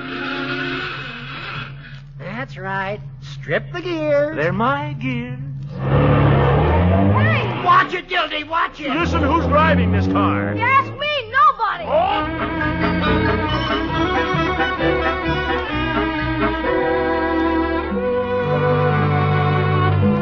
Yes, it was a lovely trip. We started before lunch, and we got there too late for supper. It was after dark, and you couldn't see a thing. But there we were at beautiful Grass Lake. Pile out, Leroy. Leroy, wake up back there. Uh-huh. What? We're there. Hooray!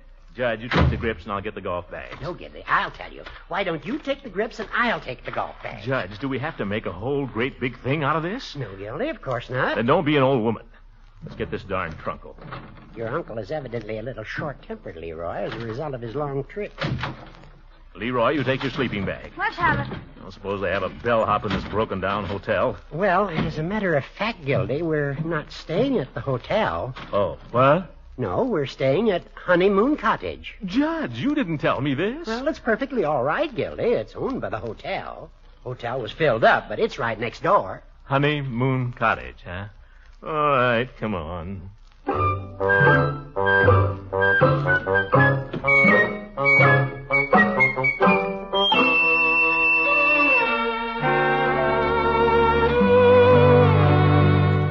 Honeymoon Cottage. What memories it holds for me.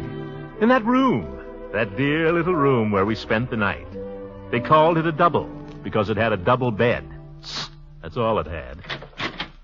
Holy smokes, is this where we sleep? Quaint, isn't it? You didn't mention the double bed, Judge. You didn't tell me about that. Well, I'll tell you, Gildy. Labor Day... You old goat, you knew about this all the time. Do you expect the two of us to sleep in that thing? Unless you want to sleep on the floor. Leroy is the lucky one. He brought a sleeping bag. Leroy, how would it be? Oh, no, you don't. The sleeping bag is mine. I got it for my birthday, and I'm sleeping in it. I'm going to take it out on the lawn and sleep there. Oh, no, you're not. Why not? Because guests will be walking on you. You're going to sleep right in here with us. Oh, Corn, what's the use of having a sleeping bag? I'll tell you, Leroy. There seems to be a little balcony outside the window here. You could spread your sleeping bag out there. Hey, not bad. Somebody at the door, Gildy. Yeah, I'll go. Can Leroy play? What? You here? I want Leroy to play with me. Well, he can't. It's past his bedtime and it's way past yours. Now go back to your room. Ye gods.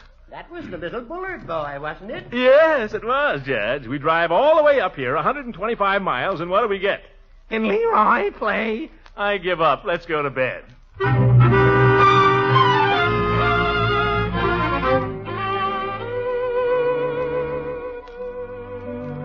Go to bed. Ha! To bed, but not to sleep. Ever try to sleep with an old goat like Judge Hooker? All knees and elbows. And his feet, cold, like two dead flounders. Kept telling him to get him off of me. Get him off of me, Hooker.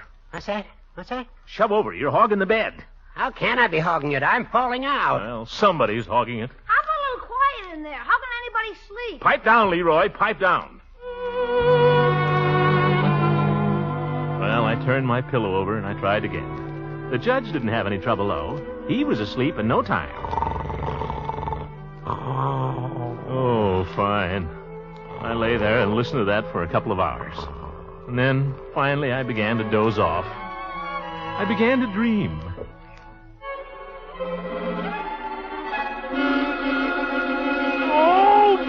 Oh, shut up. I want Leroy to play with me. I want Leroy to play with me. I want Leroy to play with me. I want Leroy to play with me. Oh, shut up. Gildy, what's the matter? Oh, shut up. Gildy. Oh, be quiet, Judge. You want to wake the whole hotel? What's going on in there? Nothing, Leroy, nothing. Go to sleep. The judge just had a bad dream, that's all. Turn over, Horace. Try sleeping on your little tummy. Yes. And try to keep your knee out of my face. Yes. Then it began all over again.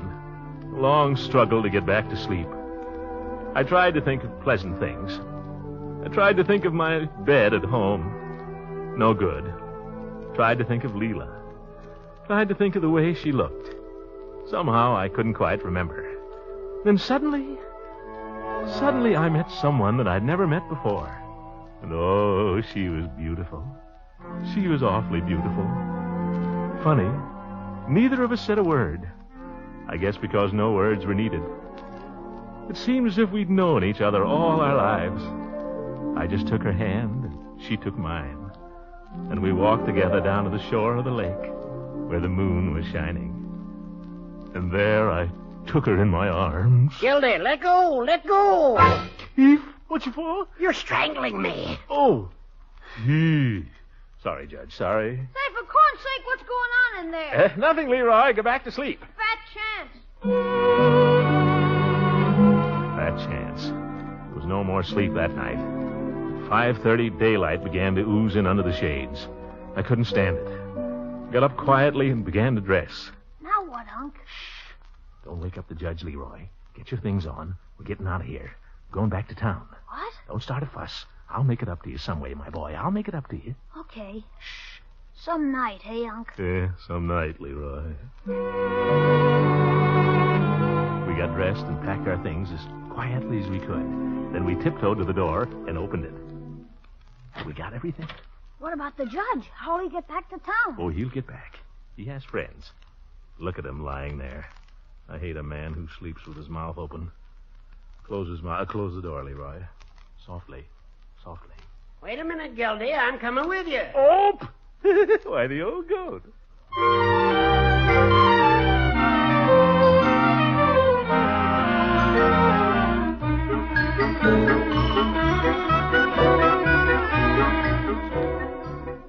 So it was back to town. Back to good old Summerfield. Yeah, there were traffic jams 5 miles long. But we didn't care, did we, Leroy? Nah, they were all going the other way, the dopes. Yeah, that's right. We made wonderful time. And before we knew it, there we were. Home, sweet home. And that, my dear, is why you never saw hide nor hair of us at Grass Lake. But, Uncle Mort, I don't understand. Leroy never once got a chance to go in swimming? Yeah, but Sunday I had a banana split and a strawberry soda and a cherry phosphate. And today I had a battleship sundae and 2 root beer floats. Mm-hmm. And that cake, Leroy. Yeah. Yeah, I think Leroy and I have reached an understanding. That's why he's always going to do as I tell him hereafter. Aren't you, Leroy? That's right, Unc. And never beg to go places or be allowed to do things when I don't want him to. That's right. And always do the chores that have been assigned to him without being told. And pick up my things and always keep my room neat. Mm-hmm. This is too good to last. You better tune in next week, folks. Leroy, are you feeling all right? I don't know, Unc. I'm not sure. Good night, everybody. Leroy, you come with me.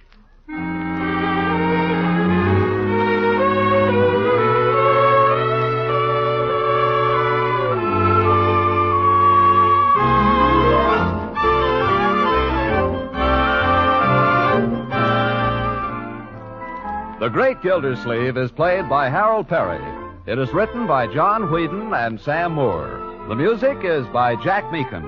This is John Lang speaking for the Kraft Cheese Company and inviting you to listen in again next week for the further adventures of the Great Gildersleeve.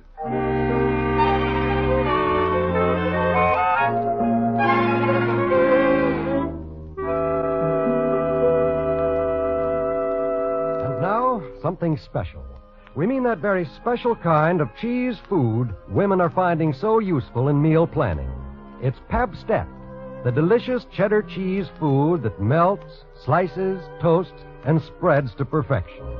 There are 100 tempting uses for Pabstet, and there are 2 delicious varieties, Golden Pabstet and Pimento Pabstet. Buy both kinds for a variety of main dish and luncheon time treats. Be sure to add Pabstet cheddar cheese food to your shopping list tomorrow.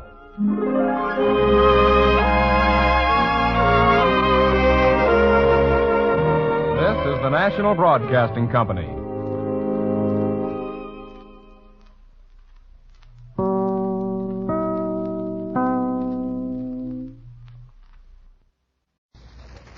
Pabstet presents The Great Gildersleeve. Yeah.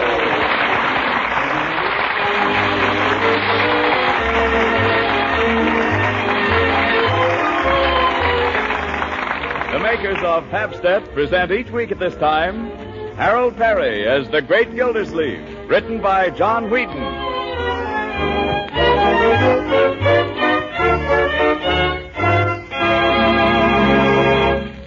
We'll hear from the Great Gildersleeve in just a moment. But first, do you housewives find it difficult sometimes to get meals in a hurry these busy days? Yes, and make them as tempting and nutritious as your hard-working family deserves? Well, that problem is much simpler if you have a package or two of Pabst-ett on hand. Because Pabst-ett is the delicious golden cheese food of 100 different uses. Pabst-ett spreads easily to make tasty, appetite-satisfying sandwiches. It slices neatly to serve with apple pie or fruit. It's easy to make smooth cheese sauces with Pabst-ett to pour over hot vegetables and other foods. Yes, and there are any number of main dinner dishes you can make in a jiffy. Why, in no time at all, you'll discover 100 or more ways to give tempting variety to everyday meals with Pabst-ett. So keep Pabst-ett on hand. Remember, it's easy to digest. A fine energy food that's wholesome and nourishing. Yes, ask your grocer tomorrow for Pabst-ett in the distinctive round flat package. Remember, it's Pabst-ett. Pabst-ETT. The delicious golden cheese food of 100 uses.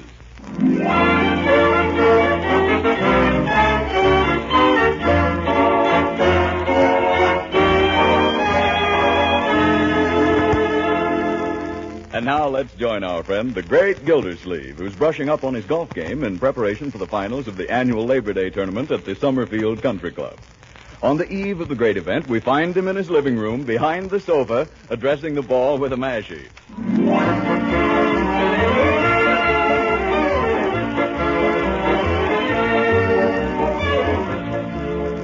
Well, now, let me see.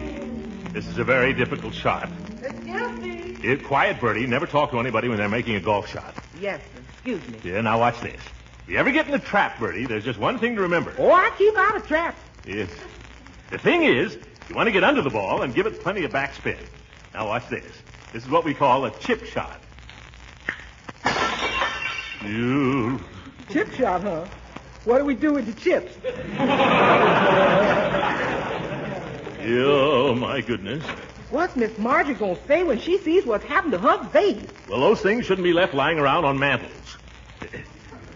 As a matter of fact, I know something that'll look a lot better up there anyway. What's that? A nice big silver cup with my name on it. Oh, yes, that would go good. Oh, by the way, Mr. Gildersleeve, Miss Marjorie said to tell you we're putting you in the sewing room tonight. It's the sewing room? Why? What have I done? She said she's going to put Mr. Ferris in your room. Who's Mr. Ferris? I don't know, but he's the gentleman who's going to sleep in your room. Where am I expected to sleep? On the floor? Oh, no, you're going to have Leroy's camp cot, the one that folds up. It folds up. Suppose you get the broom and sweep up these divots, Birdie. How soon is dinner? I'm starving. Oh, any time now, Mr. Gildersleeve. We're just waiting for Mr. Ferris. Yeah, Mr. Ferris again. Well, I'm hungry enough to eat a horse. What are we having, Birdie? Oh, we're having calf's liver. Have we come to that? And mashed potatoes and fried eggplant. Fried eggplant. Yes. You know I can't stand eggplant, Birdie. It makes me break out. Yes, I know it, but Miss Marjorie said Mr. Ferris just dotes on eggplant. Well, I don't dote on Mr. Ferris. You can tell him that, whoever he is. Yes, I'll do that. Excuse me now, Miss Gildersleeve. I got to see what's cooking. Whatever you do, don't let anything happen to that eggplant. Eggplant, sewing room.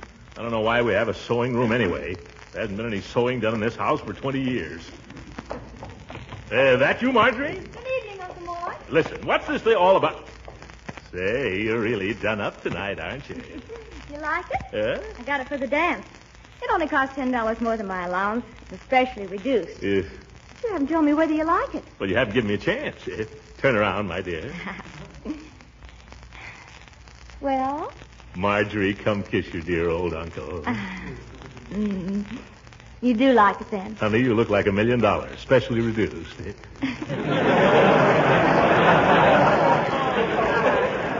I'm glad. There's only one thing. You don't think that dress is a little, Oh, don't be old-fashioned, Uncle Mort. I'll bet probably every girl at the dance will be wearing a dress like this. Maybe I'll change my mind and go. Oh, please do. It's going to be such fun. No, my dear. I've got to get my sleep. I got to be in the pink tomorrow. Oh, come on. No, you and Doug go ahead and have a good time. Oh, I'm not going to the dance with Doug. You're not? No. Why not? Well, Doug and I have just had an understanding, that's all. You mean you're not speaking? No, it's all perfectly friendly. Oh, brother, that's worse. Well, who is taking you to the dance? I'm going with Leroy. Leroy? You didn't buy that dress with all to go to the dance with Leroy. And another thing, since when does Leroy go to dances at night? I don't ever... Leroy! Oh, hello, Unc. Come back here, young man. Yes, Uncle Mort. Where did you get that necktie? Upstairs. No, I thought so. Suppose you take it right back upstairs. Yes, sir. Oh, by the way, Unc, can I go to the dance tonight? What do you mean, by the way? I mean, can I? Why do you ask me? You seem to be going. Oh, gee, thanks, Unc. I'll sweep out the whole garage tomorrow. Well, see that you get back here by 10:30. Oh, okay. I'll sweep out the tool shed. Oh, say, I forgot to ask you how you came out in the tournament today, Uncle Mort. Oh, the tournament? Oh, I'm doing pretty well. I played Judge Hooker in the finals tomorrow. Judge Hooker? Yeah. Well, the judge must have improved his game. He's improved his handicap. I think they added in his age or a social security number or something. Oh, you can beat him. Yeah? Why don't you come to the dance? After all, he's coming. I don't trust that old goat. He's just the type who would sneak home early and go to sleep. Besides, we got a good bet on this game. $2. Well, you're going to miss the best dance the club's ever had. That's right, Unc. And you know all the trouble we had over the band. Well, guess who we finally got? I don't know. Who? They got Bill Ferris. No. Yes. Who's Bill Ferris? Margie, tell him who Bill Ferris is. He's a band leader. He plays the trumpet. Just probably the greatest trumpet player in the world, that's all. Next to Maury Haynes. I never heard of him either. Oh, you have too, Uncle Mort. You know that record, I Don't Want to Walk Without You, Baby? I ought to. You played it night and day for 3 months. Well, that's Maury Haynes on the trumpet. Bill Ferris plays a lot like him. Keep him away from here, then. Oh, don't be a Nicky, Uncle Mort. Nicky. As a matter of fact, he happens to be coming here to dinner tonight. We're putting him up for the weekend. Oh, he's the one who's sleeping in my little bed, huh? Oh, we couldn't ask a guest to sleep on a cot. He's the gent who's ordering the meals around here now, huh? Bill Ferris. I put up with a lot of things, my dear, but this is the first time I've ever had to play second fiddle to a cornet player.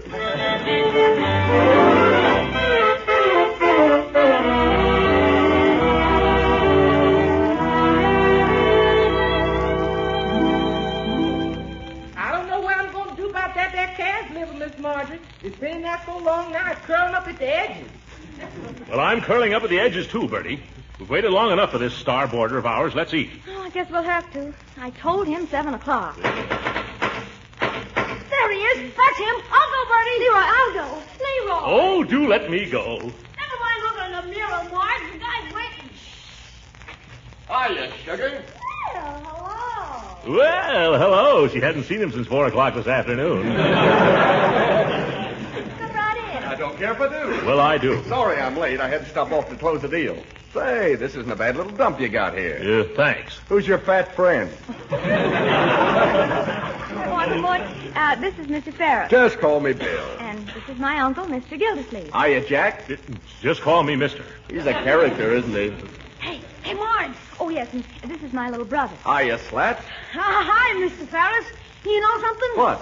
I think you got a swell band. I listen to you every time you're on the radio. Well, that hardly comes under the heading of news, Bud. They all listen to me. You listen to any of the bands today, Eddie Francis, Goonie Myers, Maury Haynes, they all steal from me. Oh, but I love Maury Haynes. Don't you? Maury Haynes, don't make me sick. What's that guy got? No talent? Nothing. Yeah. Well, I can blow more trumpet with my left ear than he can blow with his mouth.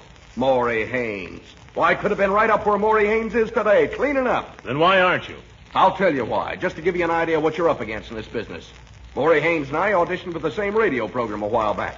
There's no question which is the better band, but it so happens that the sponsors got a crutch on I Don't Want to Walk Without Your Baby.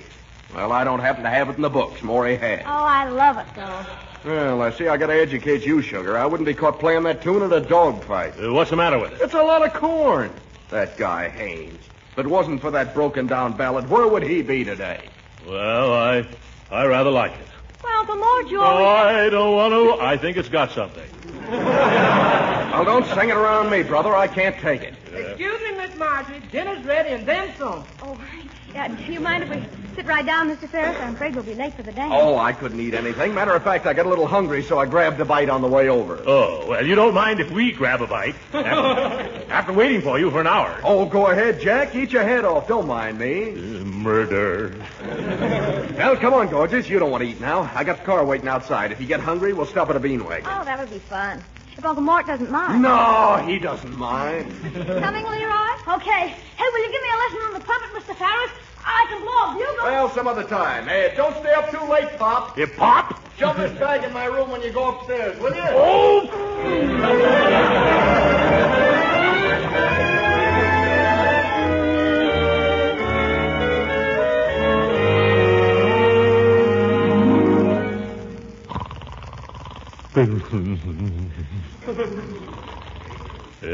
Hooker, watch this drive now. Head down, wrist locked, left arm stiff, come back slow, and 1,700 yards right to the pin.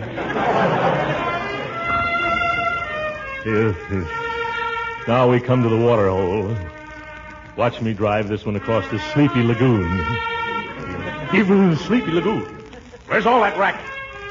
What's going on out here? Oh, they must be back from the dance. This is a fine time for Sleepy Lagoon. I'll go down there and put that goon to sleep. Oh! He'll never get me in a folding cot again.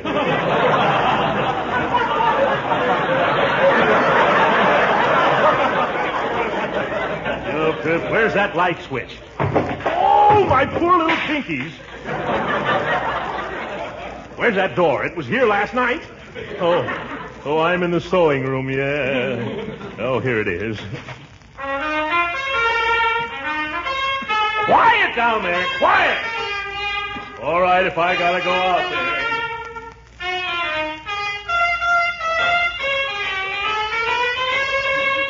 Boy, that was solid, Bill. Now let me try it. Okay, son, blow your brains out. Remember, take the second valve on that high one.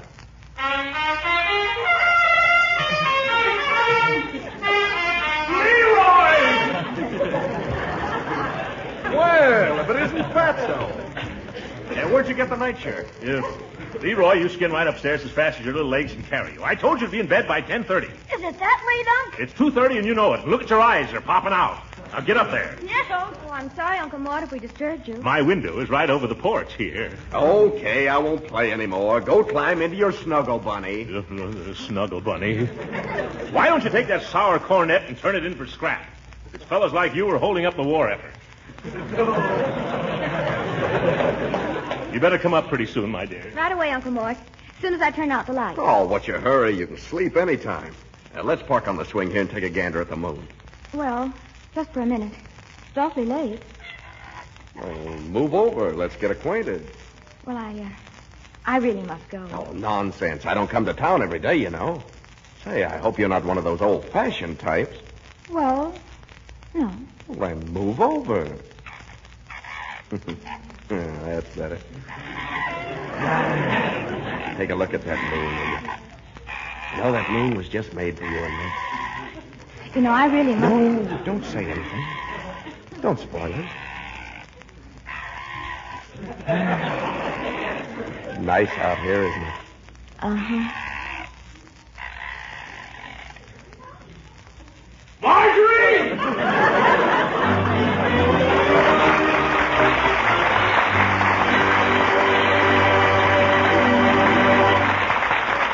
The great Gildersleeve will be with us again in a few seconds.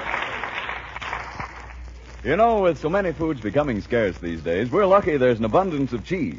Cheese is so tasty, satisfying, so nourishing, too. And it's mighty easy to add luscious cheese goodness to all kinds of dishes when you use Pabst-ett, the delicious golden cheese food in the handy round flat package. You see, Pabst-ett is just right for cooked cheese dishes because it melts so smoothly without stringing. Why, making a grand-tasting smooth cheese sauce with Pabst-ett is easy as 1, 2, 3. All you do is melt Pabst-ett in a double boiler, stir in a little milk, and season.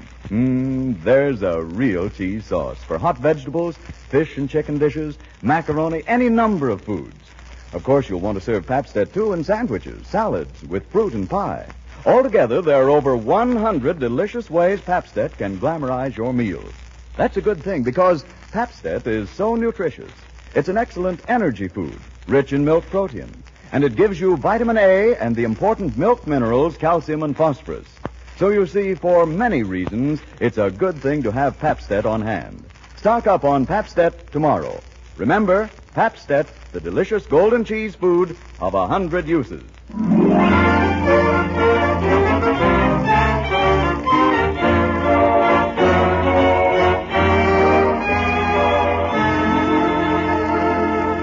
And now let's get back to the great Gildersleeve. After a hard night in the sewing room, he comes down to breakfast with murder in his heart and circles under his eyes. Oh, what a night. I think I'll just have a poached egg this morning, Birdie. Yes, sir. Uncle Mort, I'm sorry about last night. Really, I am. I tried to... Think nothing of it, my dear. Think nothing of it. What's a mere golf trophy compared to one night of giddy pleasure? Oh, Uncle Mort. Oh, well, I guess I'll just give up the game. Would have been nice to win a cup, though. Just once before I die. Oh, Uncle Mort, don't talk like that. You're going to win. Anybody home? Oh, it's Judge Hooker. Come in, Judge. He always comes for breakfast. What does he want? I suppose he came over here to gloat. Old goat yourself. Morning, Marjorie. Why, Judge, what's the matter with your leg? Attack of gout. I've got it bad. Did you say gout? What'd you think I said? Can't you see it's killing me? Oh, Judgy, that's a shame. Yeah, something I ate. It kept me awake the whole night. Well, that's too bad. Birdie, cancel that egg. I think I'll have some hotcakes and sausages. Yes, sir. What'd you say, do with the egg? Cancel it. Oh, shucks, I went and poached it. Never mind, bring it on. I'll eat it anyway. Care to join me in an egg, Judge? No, thanks. Oh, it's too bad about your foot, Judge. That'll kind of spoil your game, won't it? Yes, I'm afraid we'll have to postpone the match, Throckmorton. What do you mean, postpone it? You either play it or forfeit it. Now, Gildy, you wouldn't want to win that cup by default. Well, it's tough luck, Judge. You wouldn't want people saying you took advantage of a fellow when he ate a lobster. You should have thought of that before you ate the lobster. Oh, have a heart, Gildy. You know I can't walk around that course. Hiya, Jackson. How's the kid? How's your sleep? You've got the nerve to ask me that. Hiya, Judge. What's the argument? Well, maybe you can settle it for us. You know anything about golf? Oh, do I know anything about golf? Don't make me laugh. Well, I've got the gout. I can't play today, and Gildersleeve here claims I have to forfeit the match. Well, that's easy. I'll play it for you. You? Oh, no, you won't. Why not, Gildy? It's better than a default. Oh, he's afraid, that's all. I am not afraid. I'll play this fellow if that's the way you want it. All right, Fatso, let's get going. Yes.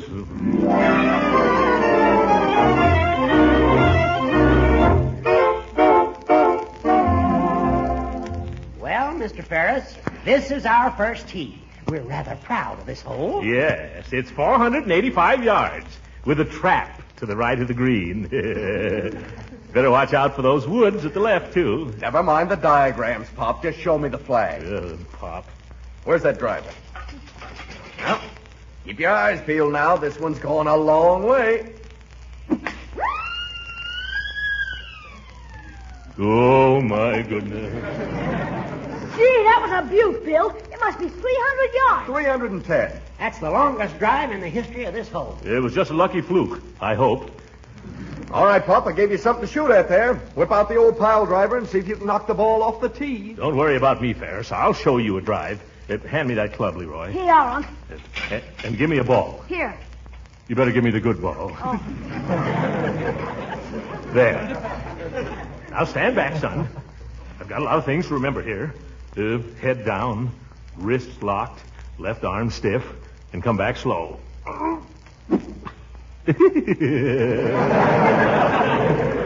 You forgot one thing, Pop. You forgot to hit the ball. Leroy, remember you're caddying for me. You laugh at my jokes. Watch this now.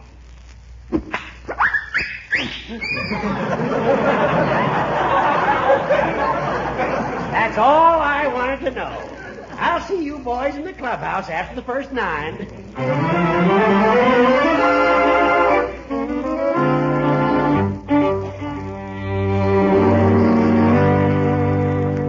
Your attention, please, ladies and gentlemen. Latest results after 8 holes of the final round match between Throckmorton P. Gildersleeve and Bill Ferris, who is substituting for Judge Hooker. Gildersleeve is 2 down. Well, may the best man win.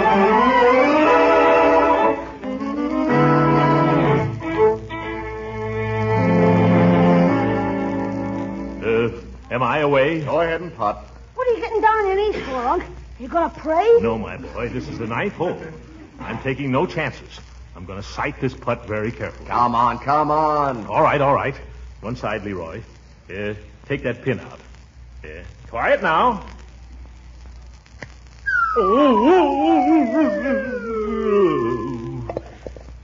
Sighted putt sank same.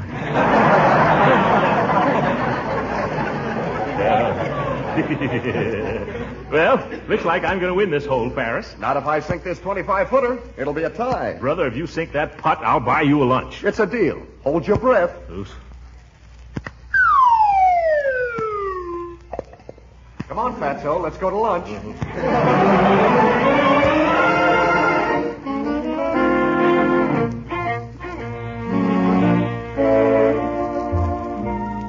Well, Ferris, another piece of pie? No, not for me, Pops. Light lunch is best when you got another 9 to play. Light lunch, 3 pieces of pie. Well, maybe I guess you're right. Mr. Gildersleeve, can I show you some French pastry? No, thanks, garçon. Light lunch today. You got it right there with you, though, haven't you? Yes, sir. That little chocolate house looks pretty good. What's inside of that? Just a light filling, Mr. Gildersleeve. Oh, fine. You can give me the chocolate house. Yes, sir. Which one? You might as well give me both of them. Oh, hello, Judge. What do you want? I just wanted to make sure you're eating your head off as usual. Well, Mr. Ferris, you think you can beat him worse this afternoon than you did this morning? Oh, sure. I didn't have the feel of my clubs this morning. You hear that, Gildy? I ought to shoot better than 37 on a dinky little 9-hole course like this. No, just a minute, Ferris. You can't come to Summerfield and knock our golf course. You're right, Gildy. Oh, take it easy, fellas. It's a cute little course. If you like croquet. Croquet, nothing. I'll have you know that Walter Hagen played this course, and he said it was wonderful. The Hague said that? Yes. He said I've never played on anything like it in my life. Those were his exact words. They sounded better even when he said them.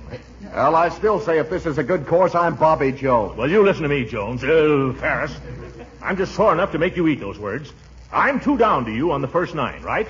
I'll bet you $50 that I win this match. Did I say that? $50? Hey, Uncle, you off your stick? Yeah, I must be. No, by golly, I said $50 and I'm going to stick to it. What about it, Ferris? It's a bet, Pop. I never hoped to make $50 any easier. Come on. Wait till I eat this last roof.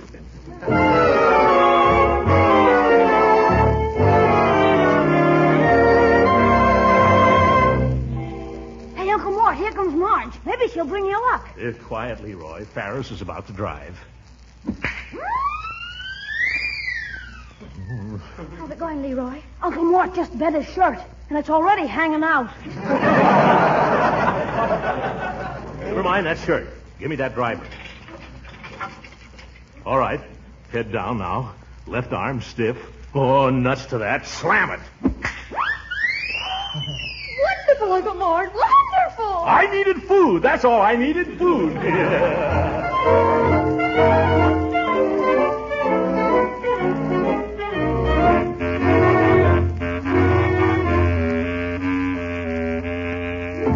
Attention, please, ladies and gentlemen. Latest results on the final round match between Gildersleeve and Ferris. Gildersleeve has staged a great rally, and the players reached the 18th tee all even. They're playing the deciding hole now. And once more, may the best man win. You know something, Unc? I think Ferris has been cheating on the last 2 holes. Cheating? Oh, no, my boy. He wouldn't do a thing like that. Still, he's a cornet player.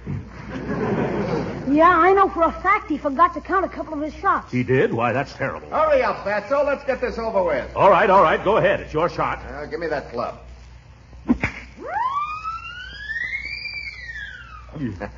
There. Right smack on the green. Pop that, Butterball. Butterball. Now, don't let him get you going, Unc. Here's your club. All right, my boy. Here goes. Look out! No, see here. You deliberately did that to make me miss. I did not. I was talking to my caddy. If you weren't such a little fellow, I'd knock the stuffings out of you. I mean, if you weren't such a big fellow. Quit squawking. Let's get going. Move over, Leroy. Okay, Unc. Don't worry. I know a way to fix him. What's that? Never mind. Let me shoot first. Gosh, Unc, you're only 6 inches from the pin. Come on, Leroy. Marjorie, we'll win this thing yet.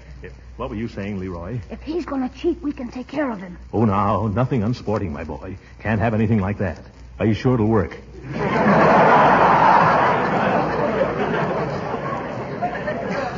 you worry, Uncle Mort. Just leave it to me. Yeah. Well, Pop, looks like you'll be home in 5, but if I make this putt, I'm down in 3 and the match is over. Yeah, I can't deny it, Ferris. It's only a 6-foot putt. Want to concede it? Concede? Throckmorton P. Gildersleeve concede? Never. There's a principle involved. What principle, Unc? $50. That's the spirit, Uncle Mort. Well, have it your way, kids. The cup means nothing to me, but oh, that cash. Hand me my putter, Sam. Do it now, Leroy. Now. Okay.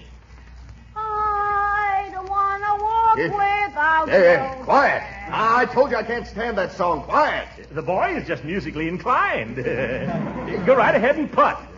Darn kid. No. All right, I missed it. But if I sink this one, I still win. Oh, yes, I can still lose. Go ahead. I don't want to walk without Listen, you. I told you I don't like that song. Now cut it out. Sink the putt, sink the putt. Okay. I don't want to walk.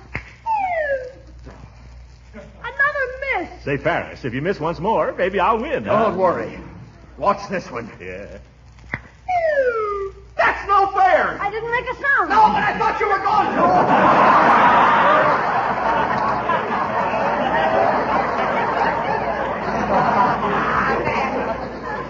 to. Say, if I make this putt, I win, don't I?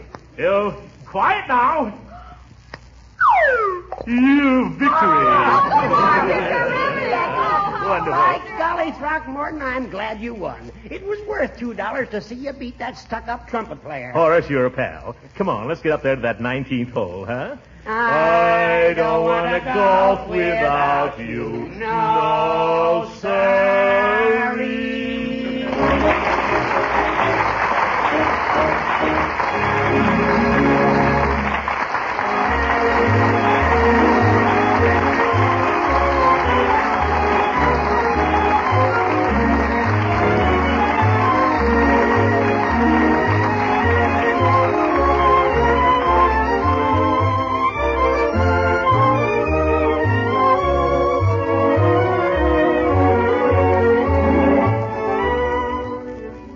How do you like my trophy, Birdie? My, sure looks handsome up there, Mr. Gildersleeve. Just what the mantle needed.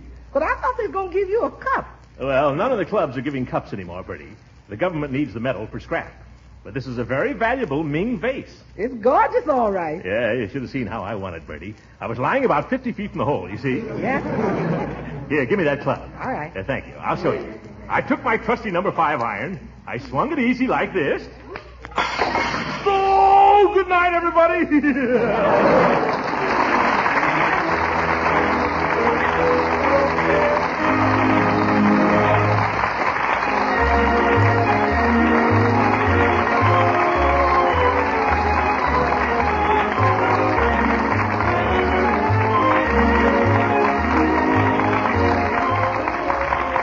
Music heard on this program was composed and conducted by Billy Mills. This is Frank Bingman speaking for the makers of Pap-Set and inviting you to tune in again next week at the same time for the further adventures of the great Gildersleeve. Have you discovered the speedy way to make swell macaroni and cheese? These days, clever women make that favorite dish without any fuss of grating cheese, without any bother with blanching and baking the macaroni. They simply open up a package of the product called Kraft Dinner.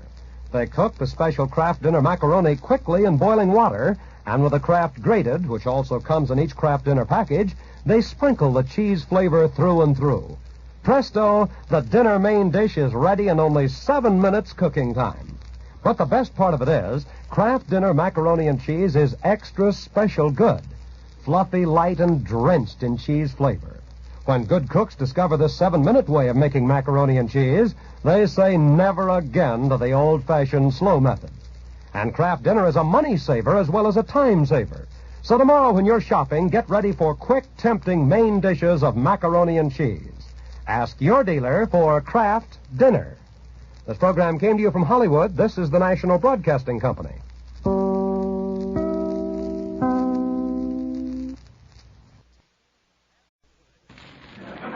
Kraft presents The Great Gildersleeve.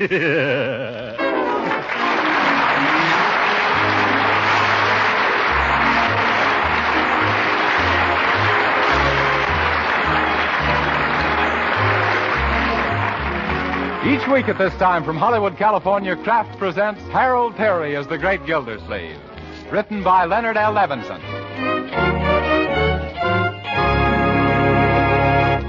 We'll hear from the Great Gildersleeve in just a moment. But first, even though winter doesn't officially begin till December 22nd, it's here right now for most of us. Yes, and on cold, blustery days, plenty of good, nourishing food is all important. I mean food that supplies energy. Food that produces body warmth. Food that keeps us going despite the weather. Now, Parquet margarine, the delicious vegetable margarine made by Kraft, is just such a food. Parquet margarine is one of the best sources of food energy you can serve.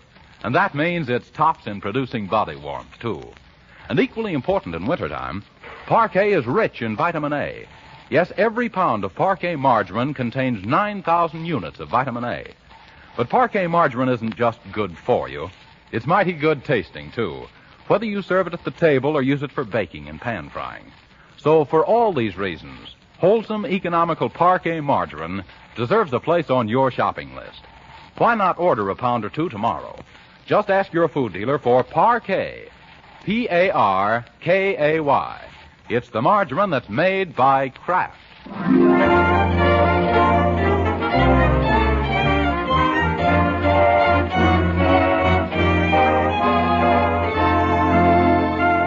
And now let's visit our friend, the Great Gildersleeve.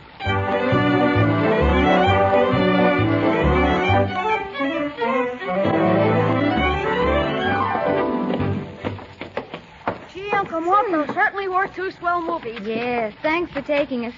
Did you enjoy them? Well, Marjorie, I'll have to confess I fell asleep in the middle of the first feature and woke up toward the end of the second one. You did? Yes, Leroy. Those 65-cent seats are too darn comfortable. Tell me, did Betty Davis finally marry Hopalong Cassidy? Uncle, they weren't even in the same picture. Oh, they weren't? Well, then he must have been singing to a blonde horse. Now I'm all confused. Who was it that defeated Notre Dame in the newsreel? Tarzan or Popeye? It was Charlie's aunt. Yes. And he wasn't in the newsreel. He's in the picture coming next week. Oh. That's the trouble with the movies. You can't sleep there in peace. What they need are more actresses like Betty Grable. Yes. Now, there's a girl with beautiful potential. She'll get somewhere, that young lady. Well, it's almost midnight, so we'd all better get... Why, look at that. A bird cage. Yeah, where did that come from? There's a canary inside. Why, I don't understand it. This wasn't here when we left. Maybe Birdie brought it in. Yes, let's find out. Oh, Birdie. Yes, Mr. Gildersleeve. Birdie, whose canary is this? It's yours, Mr. Gildersleeve. It is? Yes, sir. You just won Napoleon in a raffle. Napoleon? I did? When did it happen? While I was asleep at the movies? No, sir, at my lodge. This is the night the mysterious and bewildering order of the Daughters of Cleopatra hold their weekly business meeting and shag contest. But Unc couldn't have been there. He was with us. Yes. Well, your uncle bought a ticket on our big raffle. Oh, yes, now I remember. But I thought you said the drawing was for a beautiful big set of dishes. No, sir. The lodge is raising money to buy itself a set of dishes, but the prize they're giving away is a canary bird. Well, this is mighty nice to win on a 50-cent chance. First time I've won a prize since I wore my woolen underwear to that rumba contest. Uncle. I'd like to thank whoever it was that drew out the lucky number, Birdie. Well, it just so happens that the drawing was done by the grand exhausted ruler of the pyramids. Yeah. And it also just so happens that happens to be me. Why, Birdie. Of course, it was just a coincidence, but did anybody say anything? No, ma'am. But the show was a lot of black looks. Yes,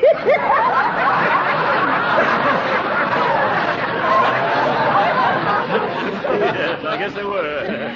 Say, this Napoleon's a pretty feisty little bird. Will he sing? Of course he will. Only the man we brought him from says that in 2-3 days he's got to get customized to his new surroundings, and after that he'll sing just like this here Eddie Nelson.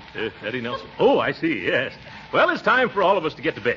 You better find a cloth someplace, Birdie, and drape Napoleon for the night. Oh, we don't have to do that, Mr. Gildersleeve. This is a special, newfangled kind of cage. Look. Well, imagine that. A bird cage with Venetian blinds. When the Daughters of Cleopatra do something, they don't mess around by halves. That reminds me of something I kind of hate to bring up. What's that, Birdie? Well, speaking of has, you never did pay me them 4 bits you owed me for that raffle ticket. Oh, yeah.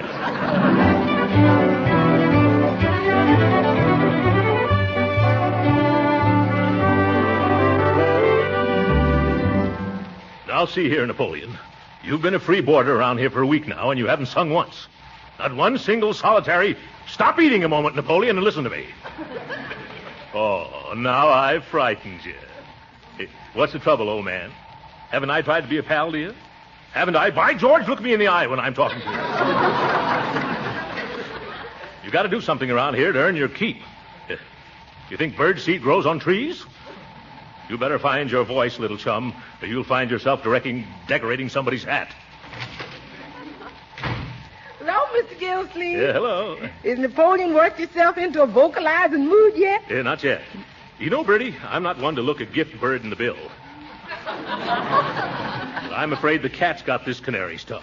No, sir, the cat was after it this morning, but I chased him away. Oh, well, I don't know much about birds, but if ever I saw a moody mudlark, it's this jaundiced little jaybird. You know, I can't understand it, Mr. Gildersleeve. This canary bird was not only guaranteed to sing, but the man said positively. Well, maybe we better take Napoleon back to the store and get the Duke of Wellington. Well, there was no store. No? You know, we bought that dicky bird off of a man that was selling them off the back of a truck. Well, but if he guaranteed them, he must have some permanent address. Well, he said something about if everything wasn't completely satisfactory to write him in care of the Canary Islands. Yeah.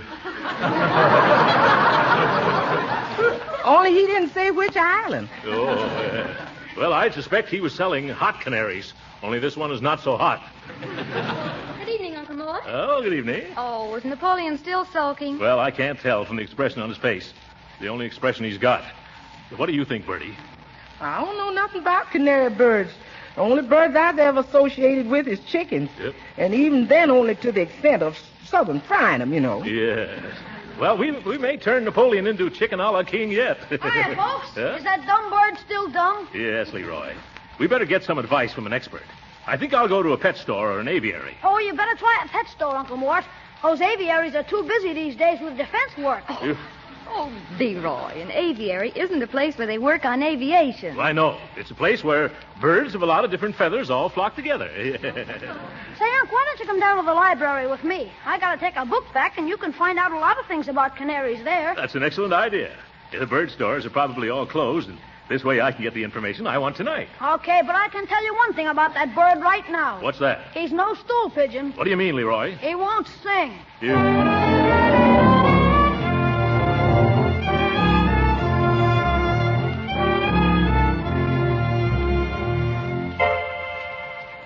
Here's the 88 cents for your fine, Leroy. The next time you want to use a dictionary, we'll buy one. Turn it in while I find where the canary literature is, will you? Here's the information desk. I'll be right back. Okay.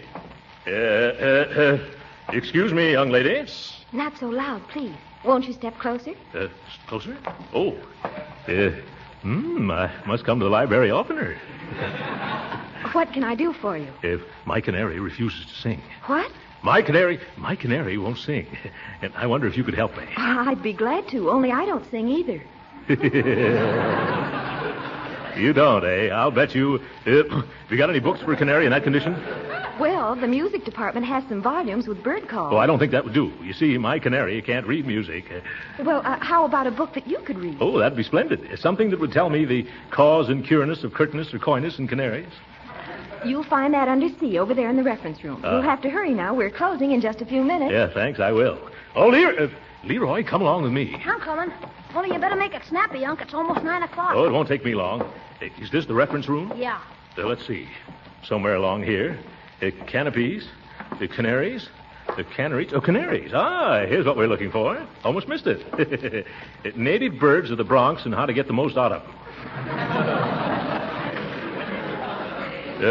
What to do till the bird doctor comes. You're getting warm, Unc. Yes, I know I am. Here, hold my overcoat, will you? 44 famous formulas for feeding our fine feathered friends by F. McGee. Oh, that sounds like it. I don't think you'll have time to read much, Unc. Here's what we're after. A list of different feeds to food. Foods to feed Napoleon. You want to read them off, Unc, while I take them down? Oh, a splendid idea, young man. Ready? Sure, go ahead. Shoot the junk to me, Unc. Yes. Yes. Watercress? Watercress. Nasturtiums? Nasturtiums. Dandelions? Dandelions. Marigolds? Marigolds. What's happened to the lights? Gee, they put them out. It must be 9 o'clock. Come on, Leroy. Let's get out of here before they lock us in. Okay, but I'm sort of mixed up. Which way is out? I think it's right over here. Not that way, Leroy. Here, take my hand. Oh! Ooh, an avalanche! Oh, my goodness. Oh!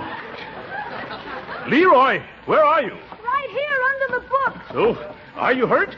Gee, my head feels funny. Say, your head does feel funny. I can feel it going around and around. That's not me, Uncle Mort. I'm over here. Well, what am I touching then? Oh, it must be that globe of the world. Let's see if we can grope our way out into the other room. All right, take my hand. Oh, to think of it. Trapped in a public library at my age. Gee, Uncle Mort, everybody must be gone. How are we going to get out of here? We'll find some door we can open, Leroy, or else I'll locate a window big enough to crawl out of. Yeah, a bay window. Never mind, young man. Now stay close to me so we won't get... Oh!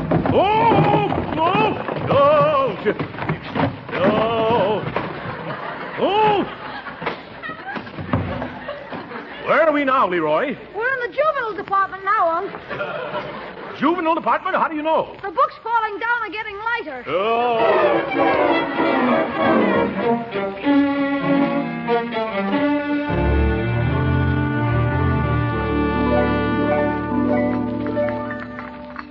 Good morning, Uncle Mort. Good morning, Leroy. Good morning. My, but you two look pale and tired. You shouldn't stay out so late nights. What kept you up so long? Well, it was like this, You better eat your breakfast, Leroy. Oh, yes. Say, did you see the morning paper? There's the most mysterious story. Listen. Prowlers turn library topsy-turvy. Excuse me, my coffee went down the wrong way. Oh, gee, Unc, we're sunk. Quiet, Leroy. Let your sister read the morning paper. What else does it say, Marjorie? Oh, finding the door of the Summerfield Public Library open at 2 a.m. this morning, Patrolman Elmo Dunkel entered and discovered a scene of unparalleled confusion. Well, I wonder what that could have been. Gee, don't you know? Thousands of books had been pushed from shelves, and the floor was, in some places, 4 feet deep in volume. That's an awful lie. I mean, awfully high, isn't it? It was estimated by city librarian Helen Hunt Schultz. Oh, yes, Miss Schultz, yeah. That the sorting and restacking of the books will require at least a week, during which the library will be closed. Boy, it's a good thing we got out. Our books last night. Shall I go on? Oh, yes. Very interesting, very interesting, yeah. Members of the detective squad who are investigating believe it to be the work of a gang known as the Laurel and Hardy Mob. Led by a large, fat man and his skinny little lieutenant. Why, isn't it warm in here? The detectives discovered a clue in the form of a slip of paper reading, watercress, nasturtiums, dandelions. Eat your dandelions, Leroy. I'm really not terribly hungry. Yeah. Say, incidentally, weren't you two at the library last night? Why, yes, come to think of it, we were, yeah. Oh, I suppose you missed the fun. There was no fun while we were there. We were looking for information about canaries. Did you find anything? Oh, we stumbled across a few books. Say, maybe we should give Napoleon a bath, huh? Canaries are like people. They like to sing in the bathtub. Shall we put the cage under the shower? No, Leroy. Birdie, you fill a soup plate with some tepid water, eh? Yes, sir. And if it'll help, I'll put some of my personal bath salts in it. They got the loveliest fragrance called The Last Time I Saw Harlem.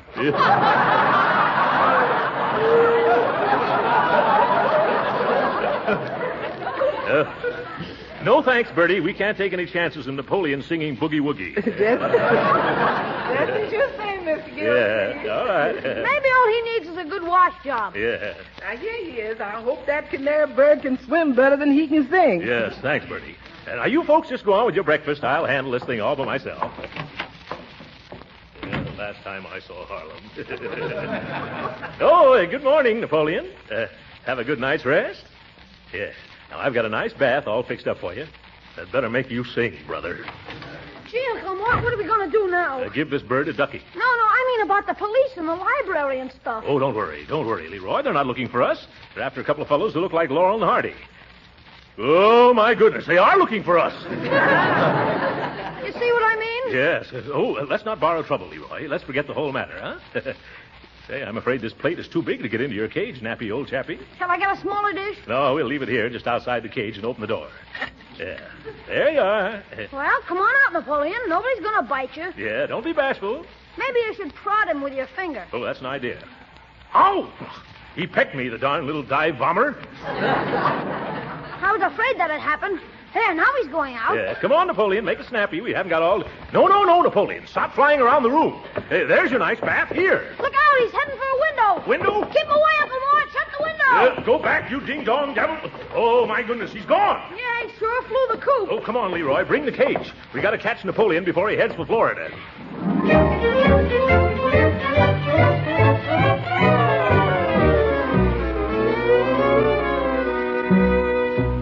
I see him. Look, there he is on the branch of that tree. No, Unc, that's a yellow leaf. Oh, yes, I forgot it's November. I could have sworn it was Napoleon. Say, don't look now, but what's that moving in the bushes? Where? Over there. By George, I think it's the bird, all right. Come on. Now, you head him off in the back, Leroy, and I'll sneak up on him from this side. Okay. Let me know if you catch him. Yes.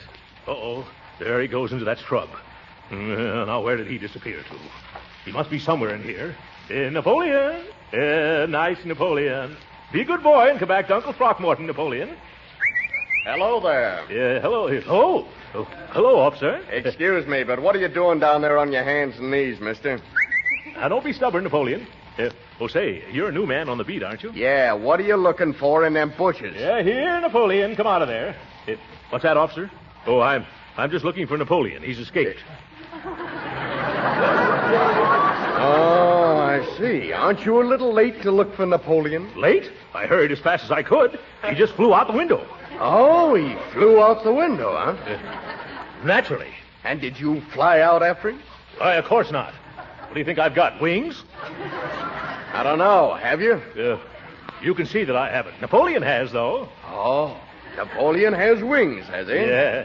I was just trying to make him take his bath, but I guess he didn't want to, so he zoomed right out of the house. Well, didn't he wait to put on his clothes? Why should he? Napoleon never wears clothes. Here's Napoleon. Here, Napoleon. He doesn't, huh? No.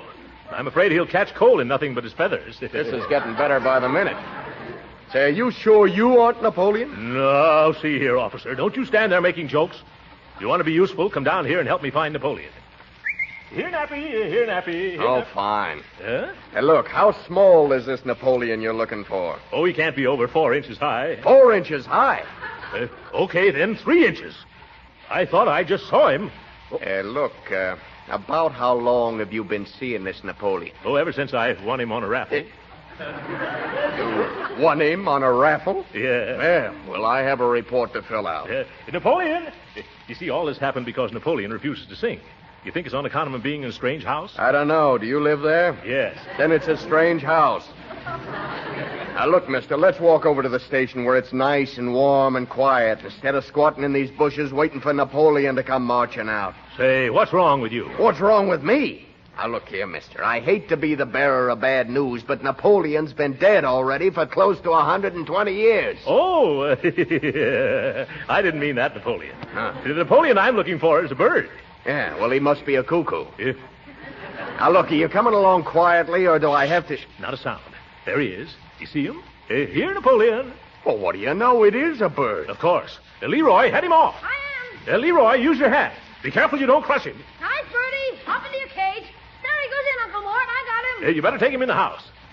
Well, officer, you satisfied? Yeah, but it's lucky that Canary showed up when he did. Why? Well, I was ready to run you in as one of them screwballs that busted into the public library last night. That'd have been pretty silly, wouldn't it? Yes, it would.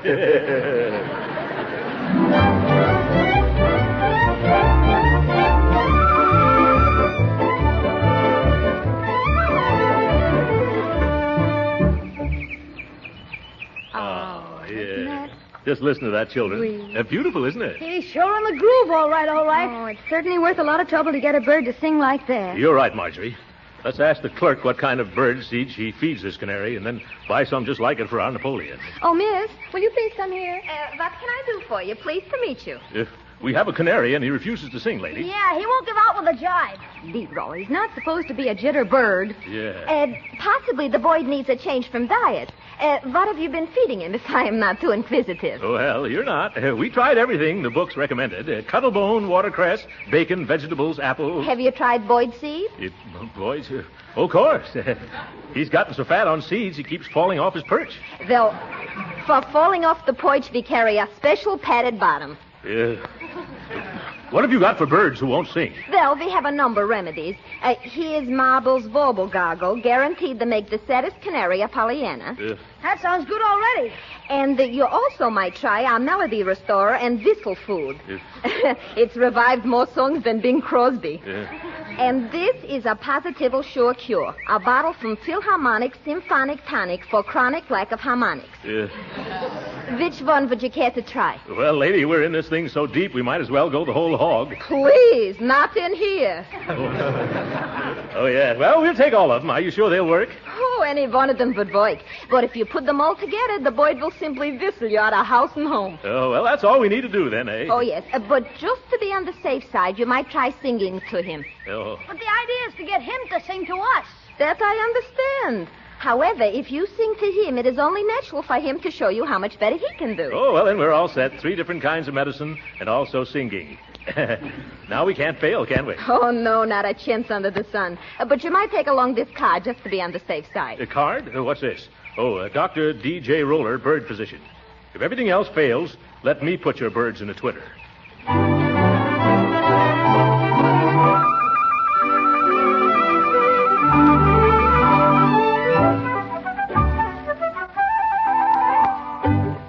Let's all sing like the birdies sing. Tweet, tweet, tweet, tweet, tweet. Come on, Napoleon, sing like Bing. Tweet, tweet, tweet, tweet, tweet.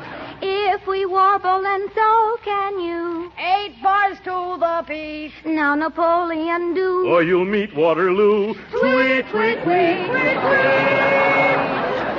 Well, come on, Napoleon. Sing. Oh, I guess it's no use, Uncle. Yeah. Shall we try another song, Unc? What other song, Leroy? How about that old one, Just a Bird in a Gildersleeve Cage? Yeah. Oh, brother. Yes. Say, Uncle, are you sure none of those remedies we bought at the pet store will work? How can they? Napoleon keeps kicking him out of the cage. All except the gargle. He sits in that. What about that bird doctor? Why don't you try him? Say, I'd forgotten all about him. Dr. Roller. Yes. I'll take Napoleon there.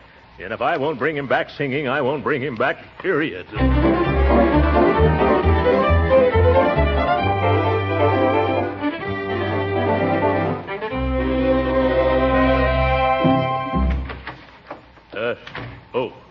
Excuse me. Is Dr. Roller in? Yes, we are waiting for him, too. We? Yes, me and Butch. See? Oh. Butch is a little Yorkshire cinnamon buff copy. What kind have you? Oh, just a plain sawed-off yellow sulker. Do you think a doctor will be long? Well, I don't think so. He's doing a plastic surgery operation. Is that so? A plastic surgery, eh? Yes, it's a nose-straightening job on a parrot. Well, I don't think I'll stay. That'll take all week. Oh, no. You may have our place. We're in no hurry. Oh, well, I don't know. I'm just about ready to give up canaries altogether. Oh, I wouldn't do that if I were you. Oh. Perhaps you don't realize all the joys and fun of owning a lovely little feathered companion. Do you have fun out of Butch? Udo. Yeah. And I'll be very sorry to part with him tomorrow, too. Oh, is something coming between you? Oh, yes. My mother-in-law. Yeah. She's coming back, you'll say. Butch is really hers, you'll say. Only she doesn't call him Butch. She calls him a Fluffy Ruffle. Well, that's too bad. About her coming back. Oh, yes. And just when I had him trying so nicely. Trying? Yes, Butch, you'll see, is a fighting canary. Oh, yeah. Now, don't say a word of this to my mother-in-law, but Butch has kicked the living daylights out of half the canaries on the north side of town. Oh, well, I never knew people matched canaries in battles. Oh, yes, indeed. Especially lonesome men that people leave canaries with when they go away someplace. It's a lot better than just sitting at home and listening to the darn thing singing, you know. I agree with you. But why are you bringing him in here? Well, sir, before my mother-in-law gets home, I'm having the doctor do a little work on him. You see, likely he's developed something of a cauliflower beak. I think I understand. Patient, please. Go ahead, sir. Thank you very much. Well, here we are, Doctor. Just bring the cage in here, sir. Thank you. Oh, that's a nice bird you have there. What seems to be the trouble? Well, Doctor, it's something like this. Oh, excuse me. There's a $5 consultation fee in advance. Oh, well, isn't that a lot for such a little bird? Mister, the smaller the patient, the more difficult to treat. Yes. Hummingbirds are $15 and ostriches are $1.25. Oh. I see your point. Harder to hold. Well, here you are. Thanks. Now, once again, what seems to be the trouble? Well, it's very simple. This bird, our Napoleon, doesn't sing. Well, that's a common affliction. Especially in this particular species of bird. Yes, of course. Turn the cage around. Thank you. No question about it. That's it, all right. Knew it the minute I saw it. Well, for goodness sakes, tell me, what is it? Mister, as you should know and apparently don't, there are two separate and distinct kinds of canaries. There are? Yes. The one kind, happy, gay, carefree, singing practically all the time. Yeah. Then the other kind, sad, always worrying, busy and distracted, hardly ever letting out a peep. Well, this is all news to me. What are the names of these two different kinds of canaries? The kind that sings is called the male. The kind that doesn't sing is known as the female. Is that so? Yes. And this Napoleon you have here isn't a Napoleon at all. He's a Josephine. Oh!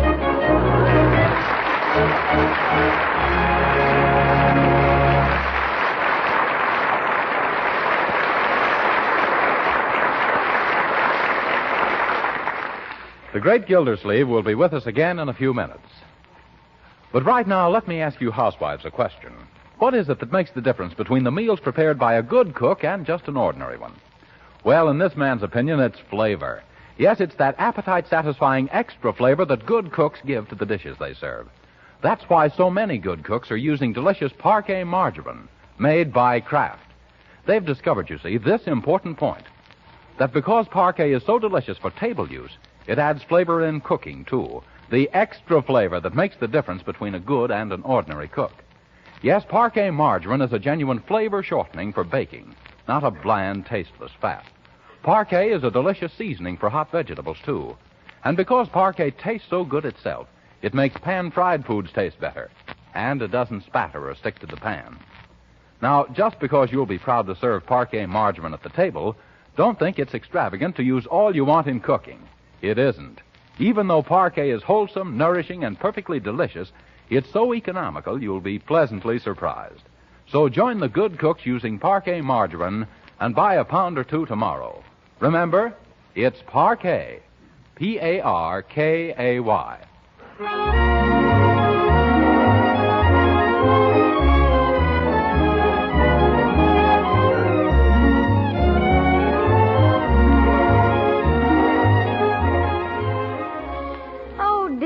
This Christmas list is getting me down.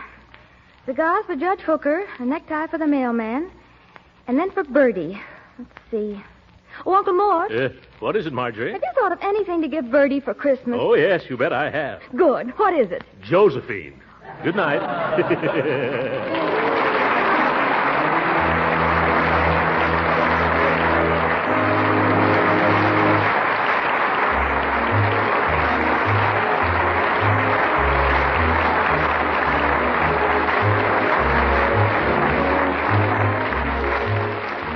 Original music heard on this program was composed and conducted by William Randolph. This is Jim Bannon speaking for the Kraft Cheese Company and inviting you to be with us again next week at this same time for the further adventures of the great Gildersleeve. This is the National Broadcasting Company.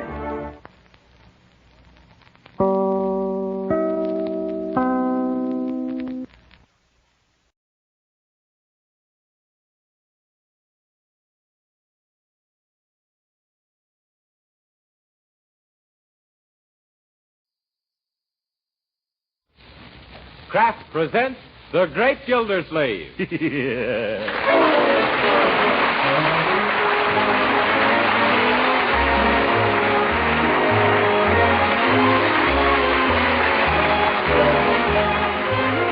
week at this time from Hollywood, California, Kraft presents Harold Perry as The Great Gildersleeve, written by Leonard L. Levinson.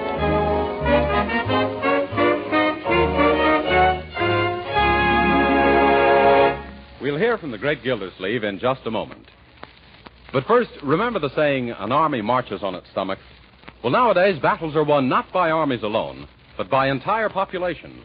For total defense, we all must have plenty of the right kind of food. That means wholesome, nourishing food. Food that produces the energy we use up in hard work and play.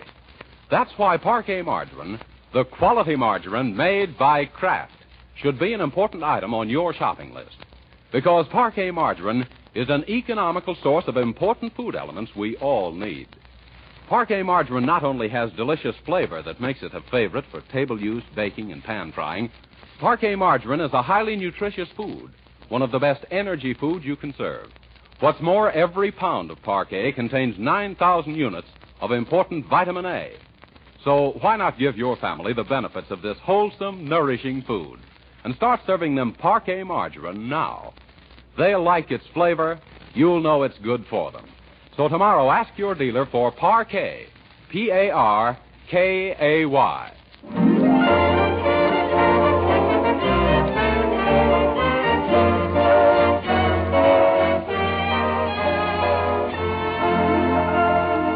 And now let's visit our friend, the Great Gildersleeve.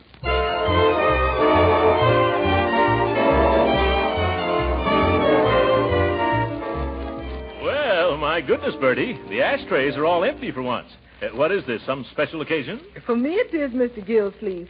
I'd like to have the evening off. Oh, is this your night to leave early? No, sir, but I'd sort of like to get an advance on next week's night off. Oh, any reason why not, Marjorie? Oh, not at all. Go ahead, Birdie. Thanks.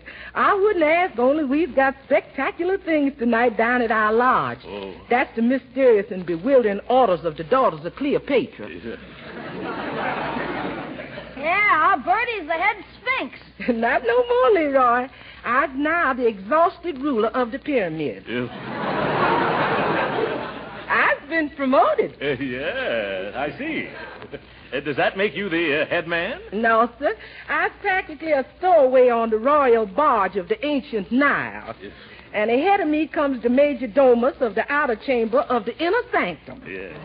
Then the chief searcher in the bulrushes for the daughters of Pharaoh. Oh, yeah. And above her comes the royal rejecter of delinquent daughters. Yes. Well, isn't there a queen, Birdie? Mr. Gildersleeve, in our organization, every gal's a queen. Oh, my pardon. Oh, what are you holding tonight, Birdie? An initiation? No, ma'am. It's the red, white, and blue fish fry in order of, to honor a group of our visiting soldier boys. Oh, yeah. The daughters of Cleopatra is all 100% Americans. Well, that's a fine thing, Birdie, entertaining your soldier friends. Yes, sir. We've even hired a military jitterbug band. The brown-skinned boogie-woogie bugle boys. Well, go right ahead. And if you want to take anything from the pantry for the fish fry, help yourself, Birdie. Yes. You may want to broil a couple of cans of sardines. Yes, sir. Thank you very much, Mr. Gildersleeve. Yeah, that's all right. Say, Unc, you know something? Leroy, I wish you wouldn't keep using that expression. Of course I know something. But what is it? Well, I was reading in the paper where there's going to be about 1,000 soldiers in Summerfield over Thanksgiving. Yes? Well, let me see. Yeah, here it is. Well, the city will play host to 32nd Regiment Thursday. USO urges all citizens to invite Army men to dinner. That's what I mean. Can we have a soldier for our Thanksgiving dinner, Uncle Mort? Leroy, you sound like a cannibal. Leroy, you mean can we invite a soldier to come to dinner? Yes, and I think it's a splendid idea. Oh, then we're going to have one? Why, of course. When I think of all those boys, many of them so far away from home, it takes me back to the lonesome Thanksgiving I spent in an Army hospital back in 1918. Gee, Unc, I never knew you were wounded. Well, it's something I never talk about. Oh, what happened to you, Uncle Mort? I was kicked by a mule. kicked, Uncle? In the customary place. That mule kicked me so high they gave me a pilot's license. I spent 3 weeks in bed, flat on my stomach. In those days, I had a flat stomach. But remember, kiddies, never mention a word of this to anybody. It's still a painful subject. Even now, I twitch when I pass a mule. Gee, Uncle Mort, where did this happen? In France? No, Leroy, in Missouri. I was buying mules for the Army. Sort of talent scout for jackasses. Yeah. Well, anyway, I got 9,000 of them before one of them got me. Hey, I never knew you knew anything about mules. Oh, yes, Leroy. I had quite an asinine education. Yeah, but that was a long time ago. Let's forget it, children. Yes. Does that paper say how we go about inviting a soldier for dinner? Inviting? Let me see. Oh, yes, here it is. Patriotic families who wish to share their Thanksgiving dinner with members of the Army are requested to be at Bacon Square, opposite the City Hall, before noon Thursday to pick up their dinner guests. The Army men will be bivouacked at the square. What's bivouacked, Uncle? A bivouac is a place where barking dogs are cooled off in pup tents. Yes, I got to remember that. Also that word. Well, but it's very simple. Huh? Just one more for dinner Thursday. Yeah. You can drive down in the morning and pick up one of the boys, Uncle. Gee, that's going to be keen. We better ask Birdie if it's all right with her first, though. Birdie! Yes, it's all right with me. That woman's wasting her time as a cook. She could get a job as an airplane detector. Say, I have a better idea. Let's have a real celebration. We'll get a couple of extra turkeys and invite 8 or 10 boys. 8 or 10? Won't that be too much trouble, Marjorie? Oh, no. I'll ask some of my girlfriends to come over. Girlfriends? Oh, by all means. That'll be jolly for the soldiers, too. Oh, gee, Unc, the whole idea sounded great till you brought in the girls. Do we have to have girls? Why not, Leroy? Yes, what's wrong with them? Jeepers, don't you think those soldiers are doing enough for their country as it is without wasting their day off with a bunch of silly girls?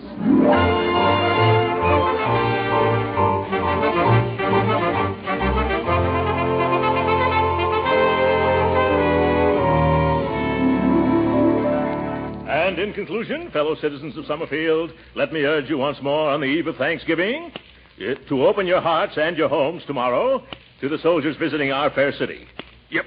Quit popping your bubble gum, Leroy, especially while I'm rehearsing my radio speech. Oh, I'm sorry, Unc. I'm doing it unconscious. Yes, I'm sure you are.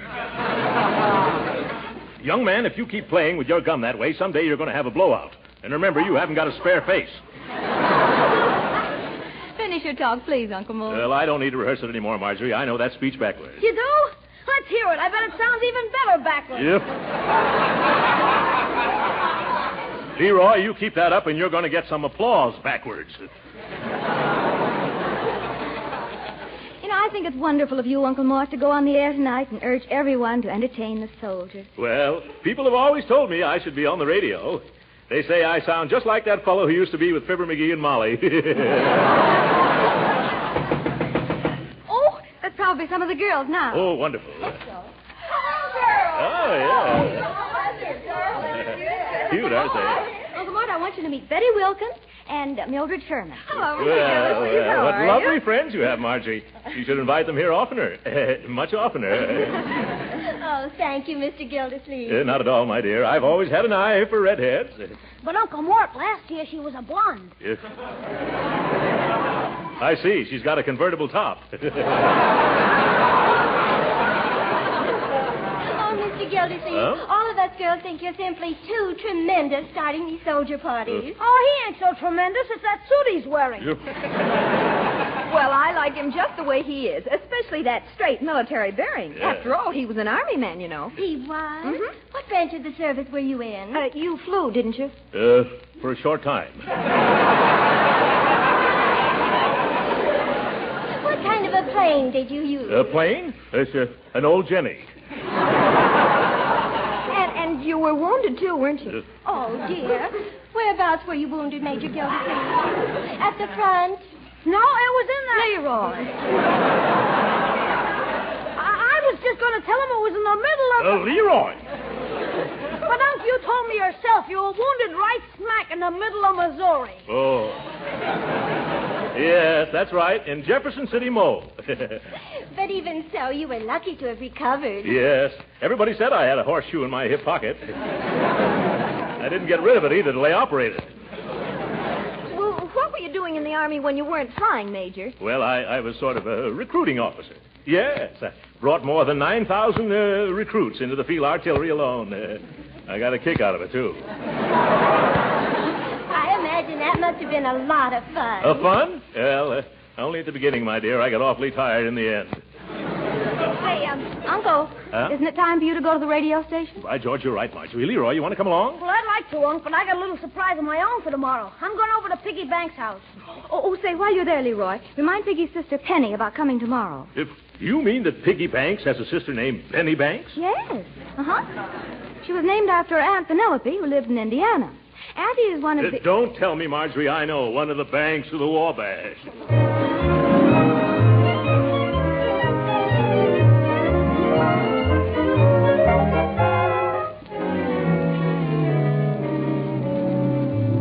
Look, Piggy, how's about lending me your bugle? Oh, I don't know, Meatball. What you want with it? I need it for Thanksgiving tomorrow. Oh, you got the wrong instrument. On Thanksgiving, you play with drumsticks. Now beat it. Oh, for corn's sake. Look, Pig, the reason I want it is because we're going to have a lot of soldiers for dinner. So what? We're having our cousin Rockwell. He's a city alderman. Oh, what's a measly old alderman? My uncle used to be a big shot in the Army. A major in the Missouri Mules. What you mean? Oh, that's what they called his outfit. Say, he recruited the toughest, meanest, fightingest outfit that ever come out of Missouri. What kind of outfit was it? A field artillery. You know, the cannoneers with hairy ears. Do they really have hairy ears? Oh, brother. I still can't see that this got anything to do with borrowing my bugle. Gee, you're dumb. I gotta make these soldiers feel at home so they can enjoy the turkey dinner. I'm gonna blow mess call on your bugle. Oh, I get you. That's a keen idea, Meatball. Now will you lend it to me? Sure. Swell. Now there's only one thing I gotta do. What's that? I gotta learn how to play a bugle.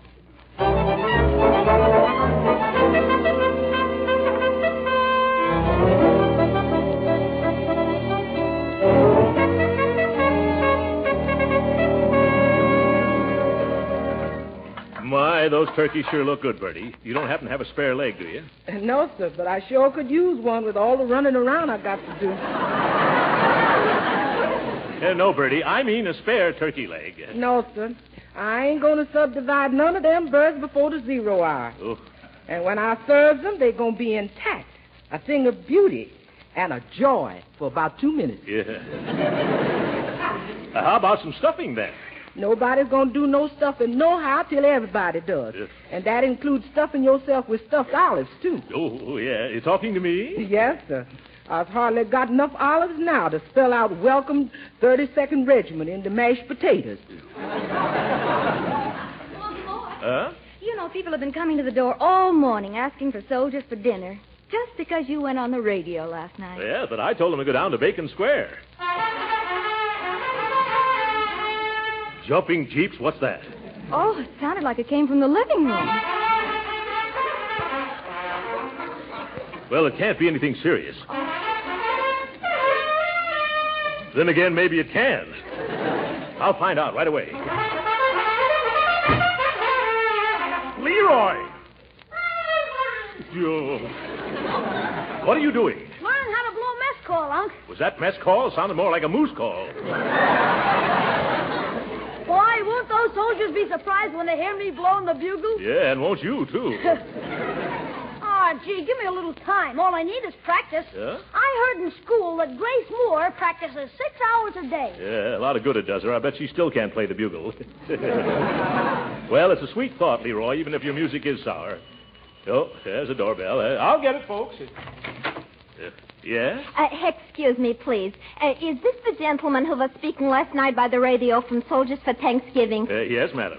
Well, permit me to introduce myself. Mrs. Shapiro, glad to meet you. How do you do, Mrs. Shapiro? Glad to meet you. What can I do for you?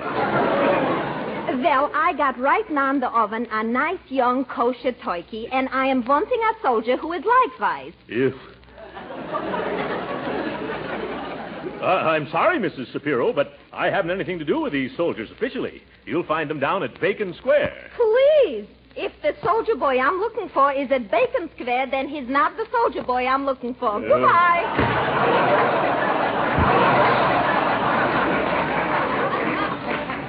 Huh? You started downtown yet? You better get going. It's almost 12. Oh, all right, just as soon as I get my coat and hat. And Leroy. Leroy, come on if you're going downtown with me. Okay, here I come. Oh, stop that for a little. Young man, what are you doing swimming around in my old Army uniform? Gee, Unc, that's part of the surprise. How do I look? You and the mothballs look fine. Oh, girls, come in here and see Leroy. Looks cute at that. Look, he's got Uncle's uniform on, and it's all pinned up. Isn't it cute the way the breeches almost reach to the floor and back?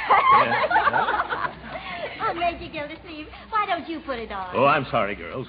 But I couldn't get into that uniform if it were 3 times as big as it is now and I was twice as small as I am. Which would still be half again as large as the suit would be if it were double the size of what it is now, which it isn't, thank goodness, because if it was, I'd have to wear it, and I can't because it doesn't fit.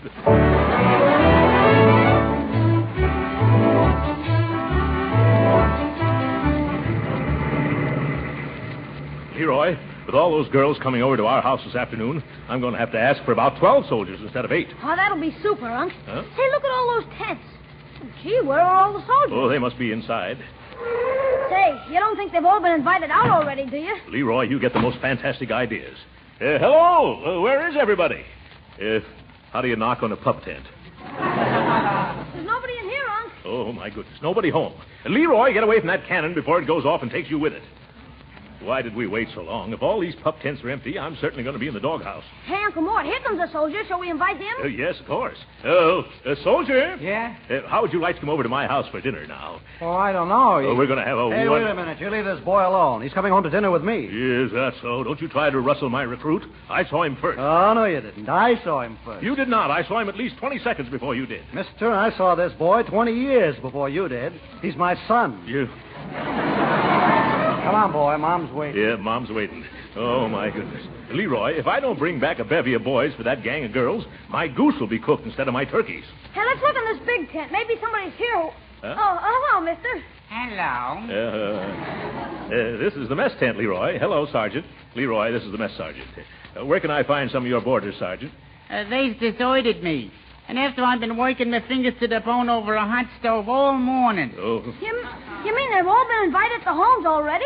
Everybody, including my dishwashers. Oh, Leroy, we're sunk. You're sunk? What about me? 50 gallons of the finest turkey a la king made from a special recipe created by Prudence Penny. 20 dozen dainty Parker House rolls that couldn't be topped by Parker House himself. And 32 mince pies made out of the tenderest part of the mint. Yeah. Well, I can sympathize with you, Sergeant, but maybe you can help us. How? Well, it just so happens that we've gotten ourselves into something of a mess, Sergeant. We have 3 turkeys and almost a dozen beautiful girls at our house, just waiting to entertain some soldiers. Yeah, you should see the cookies that are waiting for the rookies. You'd have a wonderful time at our house, Sarge. How about taking off that apron and coming with us? I'm sorry, sir, but I'm on duty. Yeah? Like the captain of a ship, everybody else can leave. But I gotta get down with me pipe. Gee, that's too bad. Come on, Unc. Before you go, I got just one slight request I'd like to make. Would you please take a taste of my turkey a la king? Well, I don't think Oh, come on. Just one teensy-weensy little taste. Well. Just so I didn't labor all morning in vain. Here. Conscientious, isn't he, Leroy? Well, thank you. You have some, son? Thank you, but it has spoiled my appetite for dinner. And I've been saving this appetite for a week. How do you like it, mister? Well, I think I'll have a little more. Oh, no, Uncle Mort. Come on, we gotta dig up some soldiers. You're right, Leroy. Are you sure you won't come with us, Sarge? No, buddy. Duty is duty. And besides, the colonel would be sure to catch me if I sneaked out. Oh, the colonel. I'll bet he's got a few soldiers up his sleeve. Where can I find him? Way over there at the other end of the square, sitting in his tent. Yes. Well, come on, Leroy. We'll lay our troubles in his lap.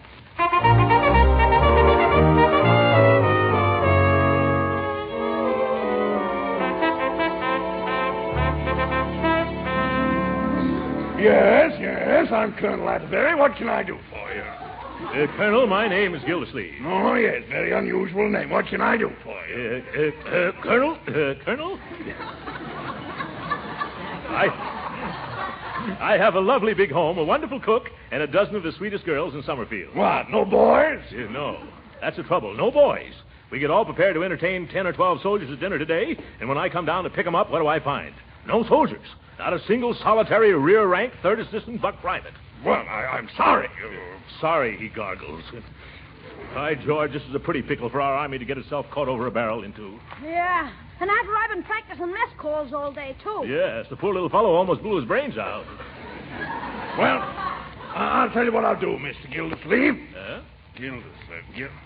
So I think I know you from someplace. Huh? Yes? Yes, I can't place your face, but your manners are awfully familiar. Yeah. Well, never mind. As soon as some of our men return, I'll send them out to your house. Huh? That's just the old brush-off. I'm just stubborn enough to stay right Stubborn? here. That's it. I've got it. Huh? Mules. That's where I know you from. You were stuck again, Gildersleeve. The officer who bought more bad mules than the whole artillery could shake a stick at. Why, you...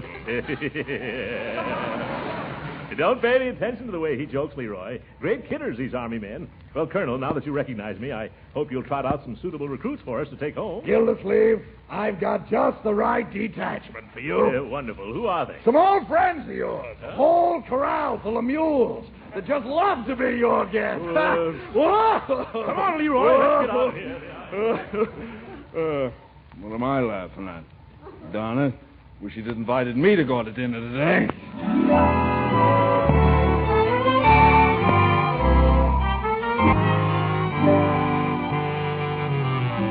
Leroy, you better run along home now and tell the girls I'll bring back some soldiers if I have to call out the Marines.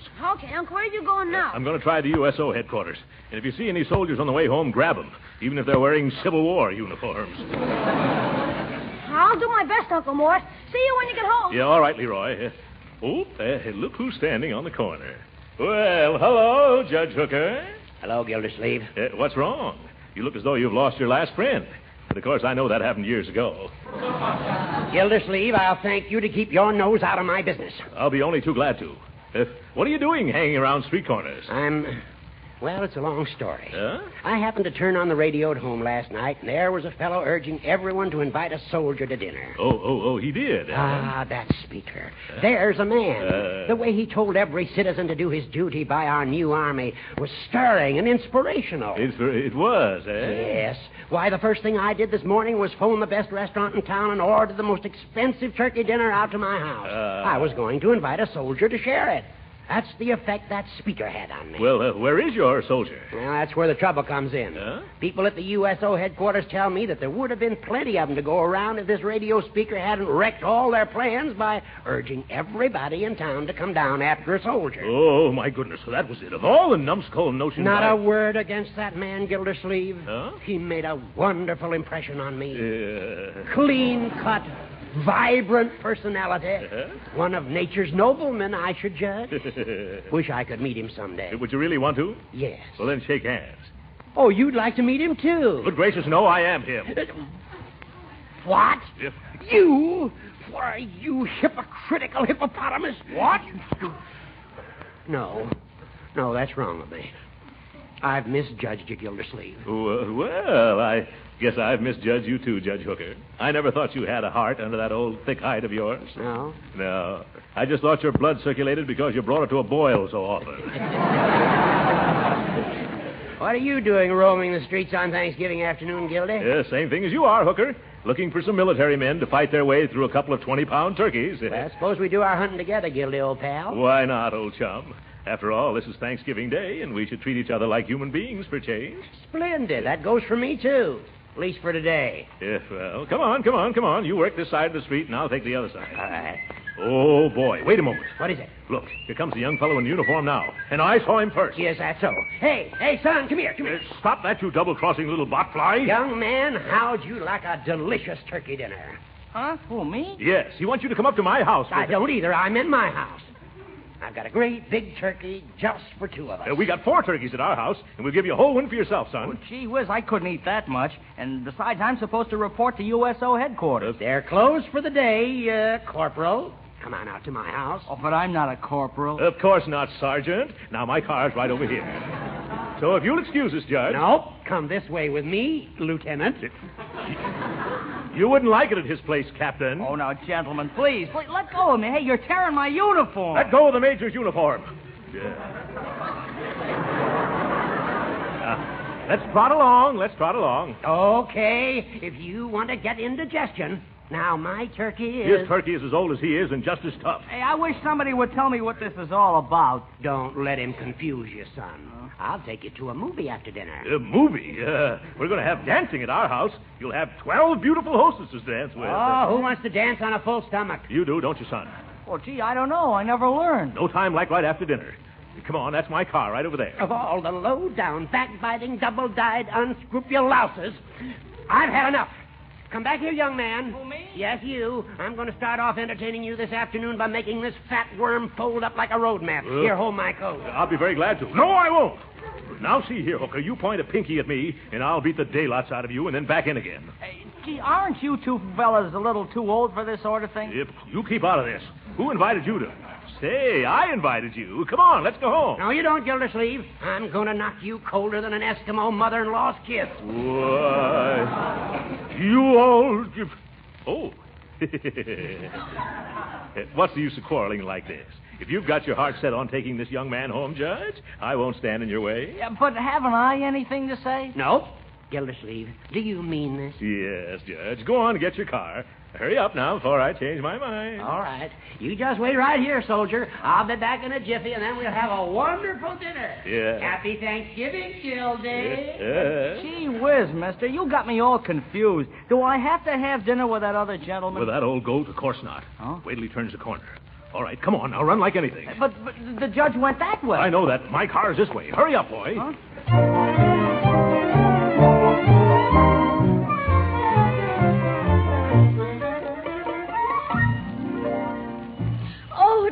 There they are now. Come on, girls, let's go to the front door. Come on. Birdie, get things ready. Leroy, there's your cue. Yeah, well. Here we are at last. Step right in, son, and meet everybody. Gee, thanks.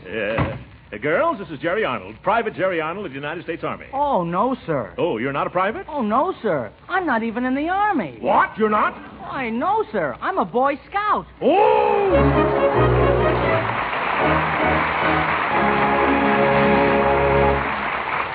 The great Gildersleeve will be with us again in a few minutes. But right now, whether you celebrate Thanksgiving next Thursday or the week after, there's one thing that's the same everywhere. Yes, that turkey's going to taste mighty good with all its trimmings and fixings. And we all want to remember that we Americans still have plenty to be thankful for. And another thing that's certain, if you make your Thanksgiving cakes and pastries and cookies with Parquet margarine, you're going to get plenty of compliments on their downright good taste. You see, the delicious flavor that makes Parquet margarine so popular for table use makes it wonderful for baking, too. Yes, as sure as Parquet is a delicious spread, it's a genuine flavor shortening, too, not a bland, tasteless fat. Parquet adds flavor to pan-fried foods, too, and it doesn't spatter or stick to the pan. So serve Parquet margarine at the table, use it for baking and pan-frying, too. Remember, you can use all you want, because Parquet margarine is economical and good for your family. Yes, Parquet margarine is a wholesome, nourishing energy food and a reliable source of vitamin A. So right now, add Parquet margarine to your shopping list. Remember, it's Parquet, P-A-R-K-A-Y.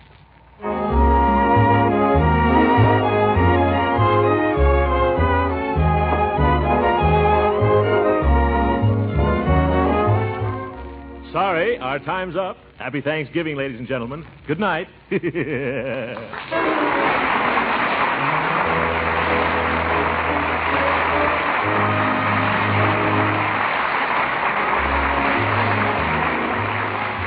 Original music heard on this program was composed and conducted by William Randolph. This is Jim Bannon speaking for the Kraft Cheese Company and inviting you to be with us again next week at this same time for the further adventures of the great Gildersleeve. This is the National Broadcasting Company.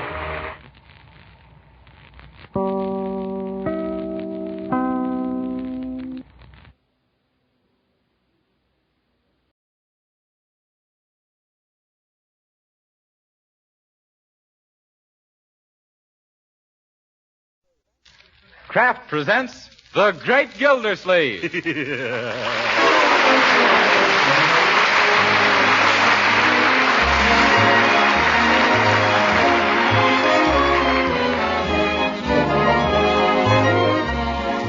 Each week at this time, Kraft presents from Hollywood, California, Harold Perry as the Great Gildersleeve, written by Leonard L. Levinson.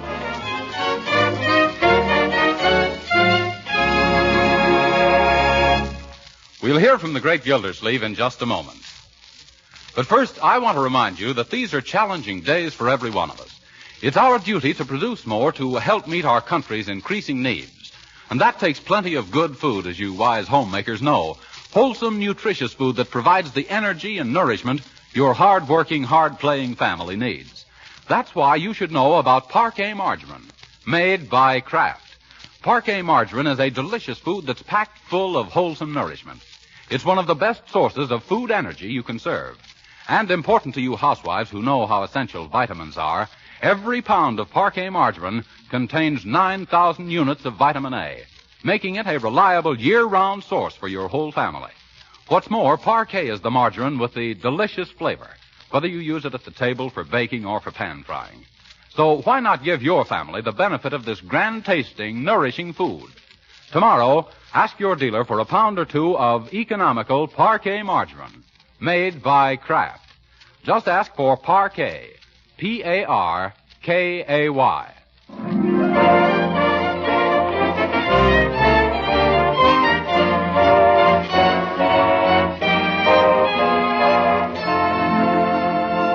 And now let's visit our friend, the Great Gildersleeve.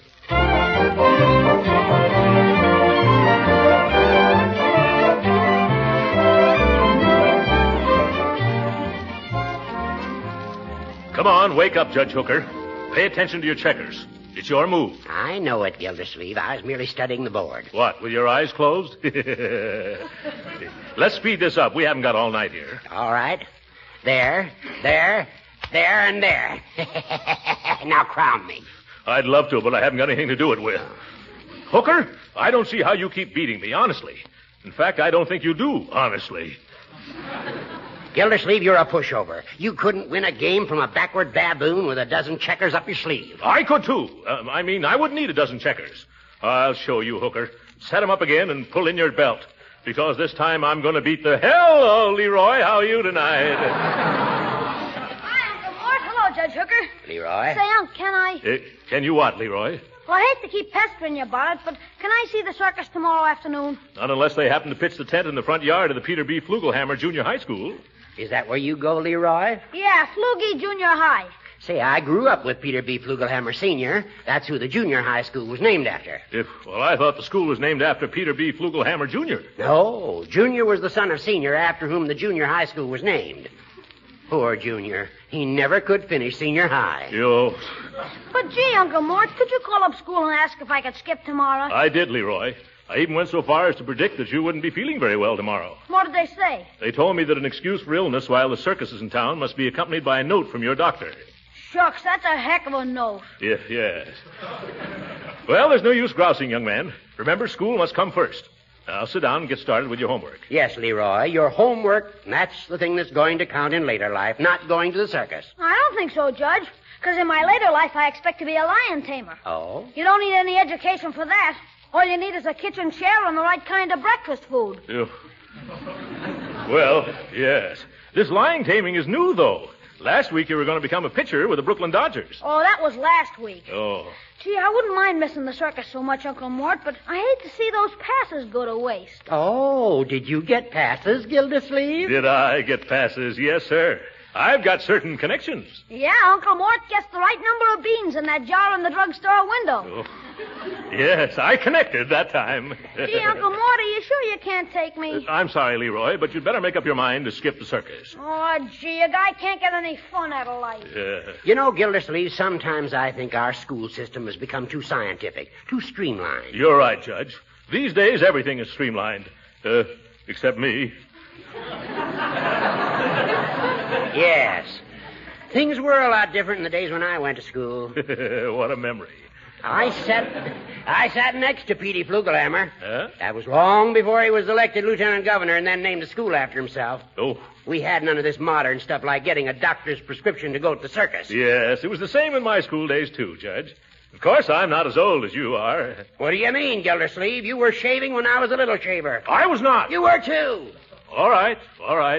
I was always taught not to contradict my elders. Come to think of it, Judge, we kids used to have a lot more fun than modern children have. I can still remember some of the tricks we pulled at school. So do I. Shenanigans, they were called. Yes. I'll never forget the time I dropped a paper bag full of water on the Spanish teacher. Only it turned out to be the new athletic coach. And when he caught me, boy, was he athletic.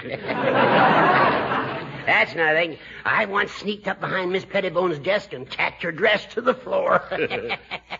Kids don't do a thing like that these days. Yeah, kids can't do a thing like that these days.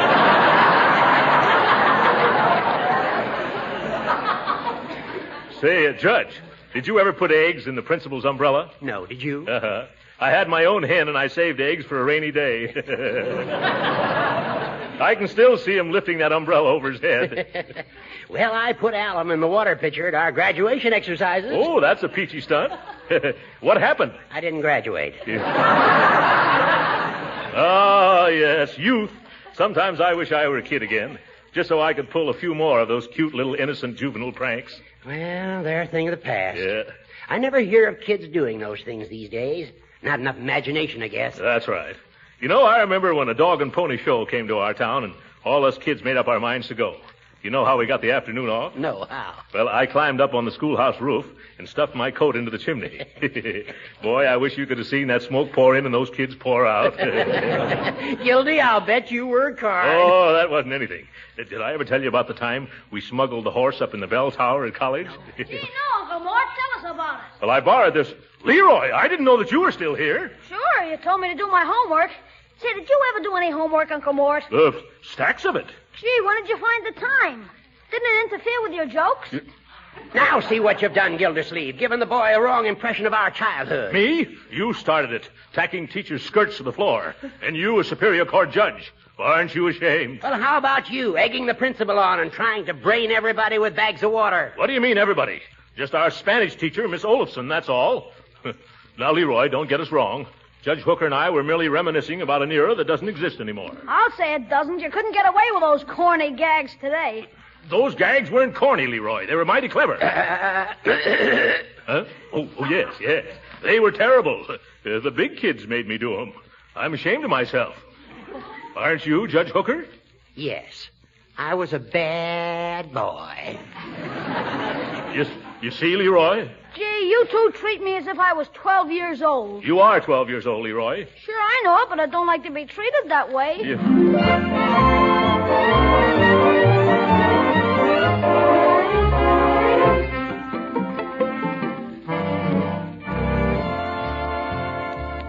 You'll have to hurry, Marjorie, if you're going to the circus with me. I'm almost ready. What's the rush, Uncle Mort? Well, I'd like to get there on time for once. No matter when I start, it seems I always arrive in time to get caught in the opening procession. One year, a hippopotamus chased me around the ring twice. I never did find my seat. It's too bad Leroy couldn't get off from school to come with us. Yes, the poor boy. Well, we'll bring him back a red balloon and a little whip with a tassel. Hey, anybody home? Hi. Leroy! Gee, I'm glad I caught you before you left for the circus. Well, Leroy, what are you doing home at this hour? School was dismissed just now. Come on, let's go to the circus. By the way, Leroy, why were classes dismissed? Well, you might call it an accident. Accident? What was the accident? Oh, nothing serious. Then what was it? Oh, it seems they had to get all the students out quick on account of all the rooms had to be aired out. Aired out? They did? Why? Well, nobody knows for sure exactly, but the general opinion is that somehow or other, a skunk got into the air conditioning system. Oh!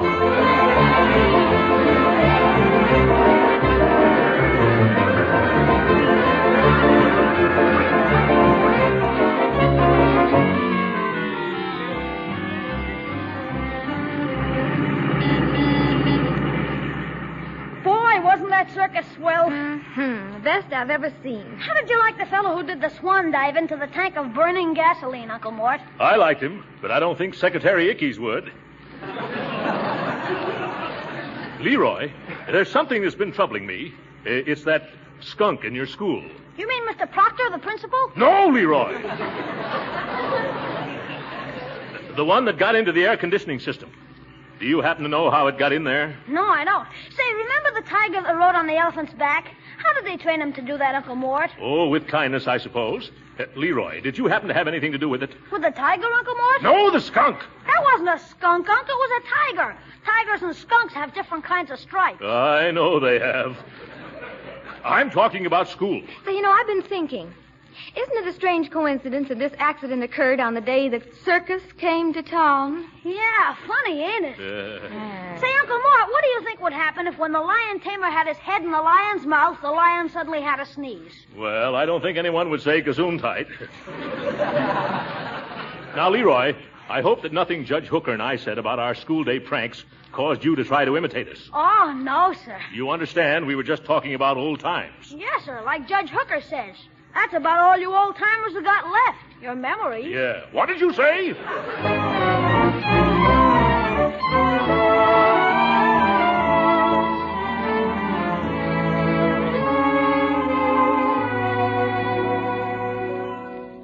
Good afternoon, Birdie. Is Leroy home from school yet? Well, let me look in the refrigerator. No, sir. Did you expect to find him in there? No, but I can tell if he's here by what ain't. Well, maybe he wasn't hungry this afternoon. That boy? Why, he's nothing but appetite held together by skin and bones. Oh, what's the matter? Well, there's a lot of strange things going on at Leroy's school, and I'm afraid that maybe I'm partly to blame. How come you messing around the school? Is you one of them pants teachers? No, it's just that Judge Hooker and I were talking about some little pranks we used to play when we were in school. Little harmless things, Uh-huh. Well, Leroy happened to overhear us, and now I'm afraid he's showing us the modern versions with the chromium trimmings. Uh-huh. What makes you think little Leroy's doing fumadiddles? Well, did you read the afternoon paper? No, sir, it never gets to me till the following morning. Oh, yes. Well, I've got it right here. Listen to this. Juvenile joker startles school. Police were called early today to investigate a large, stout lady's body seen suspended from the window of Principal Pulteney Proctor at Flugelhammer Junior High School. Oh, who was it, Miss Proctor? Yes. No, but listen. Closer inspection revealed that the body was a dummy, stuffed with old football pads, wearing a green and purple silk dress, size 48. Green and purple silk? Size 48? Yeah. Sounds like my Sunday go-to-meeting dress, the one that was kidnapped off the clothesline last night. Yes, doesn't it? Well, what's my dress doing in the newspaper? I don't know, Birdie. Shh, Birdie, here comes Leroy. Do you think he did it? Shh. Afternoon, Uncle Mort. Hiya, Birdie. Say, is this your old dress? That's my new dress, Leroy, and what you doing with it? Why, Piggy Banks just gave it to me. He says the wind must have blown it over into his yard. He found it under a window. Young man, isn't this the dress that was hanging out of Mr. Proctor's window this morning? You mean on the dummy that was suspended from school? Well, how could it be if it belongs to Birdie? What do you think, Birdie? I ain't saying nothing. I'm only too glad to get my dress back without paying ransom. I'm going to hide it this time. Yeah. I don't know what to do. Look, Leroy, don't think of me just as your uncle and your guardian. Think of me as your pal, your buddy. Now, if there's anything that's troubling your little mind, why don't you just come right out with it? Well, okay, Unc. There is something that's been bothering me. I understand. Go right ahead, my boy. What is it? Well, how did you ever get that horse up into the bell tower at college? Oh!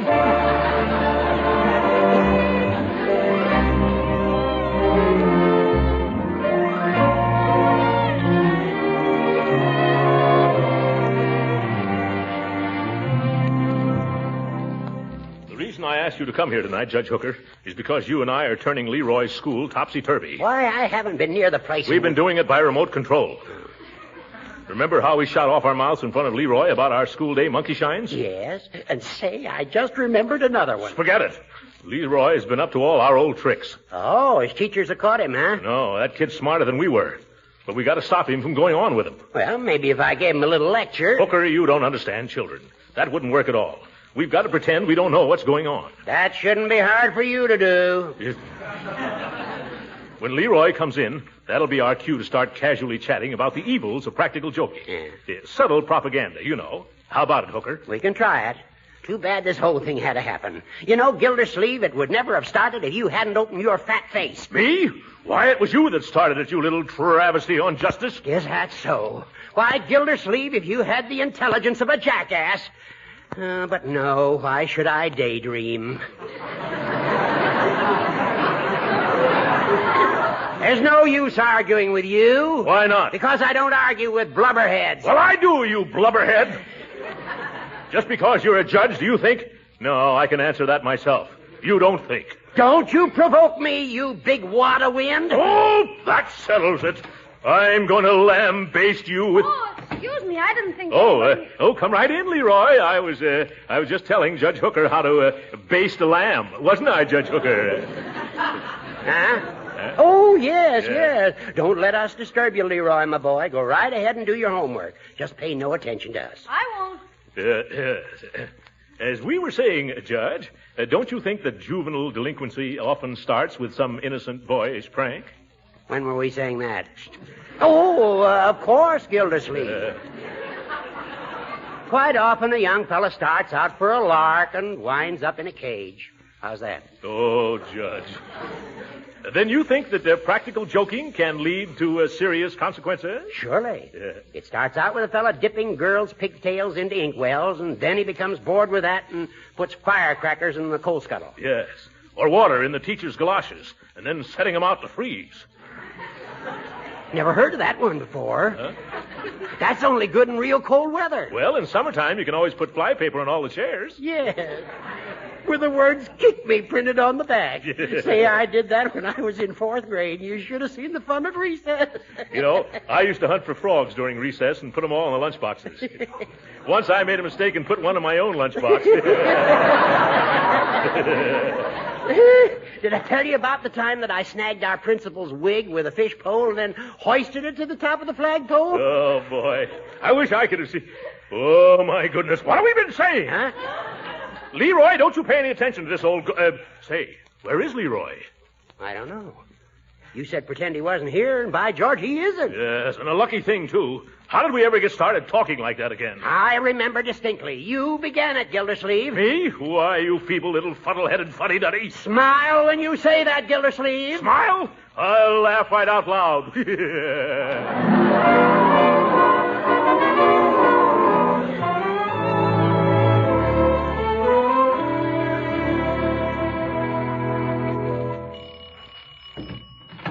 Hello, Marjorie. Hello, Pierpont. I came to see Meatball.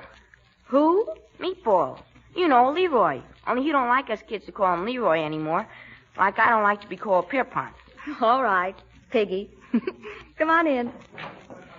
Oh, Leroy, Piggy Banks is here to see you. Come on to the library, Pig. It's right that way. Thanks. Well, come on in. Don't be bashful. But your uncle, that's him behind that newspaper, ain't it? What's the matter with him? Oh, nothing. He always does that after dinner.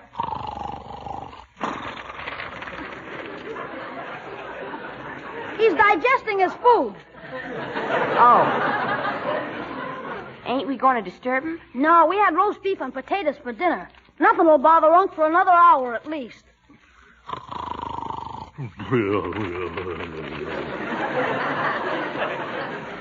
Now, let's get going on that history stuff. Well, I know Miss Keller's going to ask us about the vice presidents tomorrow. Are you sure? Sure, I'm sure. She's going through the book exactly the way she did last year, the first time I took the course. Okay, I think I got it memorized. But is she going to ask us the names of all the vice presidents? She did last year. I kept a diary. All right, but gee, what a question to ask. Well, you check the list and see if I get them right. Shoot. John Adams, Thomas Jefferson, Aaron Burr, Aaron Burr... You said that. Say, Meatball, what do you think of the stuff that's been pulled off at school lately? Oh, I don't know. What do you think of it? Oh, I don't know. Have any idea who's doing it? Gee, I don't know. You got any idea? Well, I don't know. Who do you think? I don't know. Let's get back to the vice presidents. Okay. Shoot. John Adams, Thomas Jefferson, Aaron Burr. Say, I wonder who put the iron sulfide in Miss Keller's inkwell. How'd you know it was iron sulfide, meatball? Shucks, anybody knows that's the stuff that puts the smell in inkwell. You know who pulled that one, Piggy? Let's get back to Vice President. Okay. John Adams, Thomas Jefferson, Aaron Burr. I don't know what good knowing the vice president is going to do a guy who's going to be a stuntman in the movies. I thought you were going to be a lion tamer. Well, lion taming's just one of the stunts I'm going to do. Talking about stunts, did you hear about the one somebody just pulled tonight over in the schoolyard? Which one's that? I bet you know about it already. Well, maybe I do and maybe I don't. I ain't saying. What are you talking about? Oh, about what they did to old man Flugelhammer's statue. Somebody dressed him up in a set of red flannel underwear and a corset. No kidding. Yeah. Boy, if they ever find out who did that, they'd be expelled from school pronto, I bet. Let's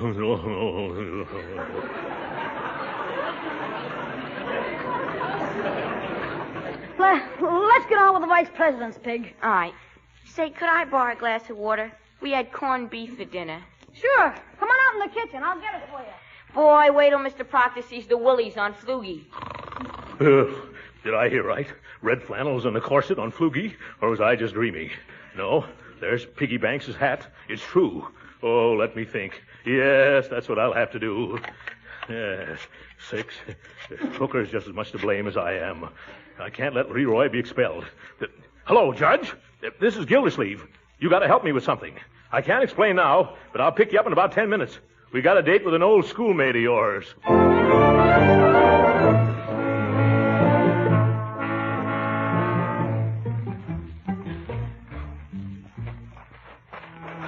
You sure this is the right part of the schoolyard? Why, of course. Not so loud, Gildersleeve. Oh. I'm a Superior Court judge. Can you picture what would happen if I'm caught? Yes, scandalous, isn't it?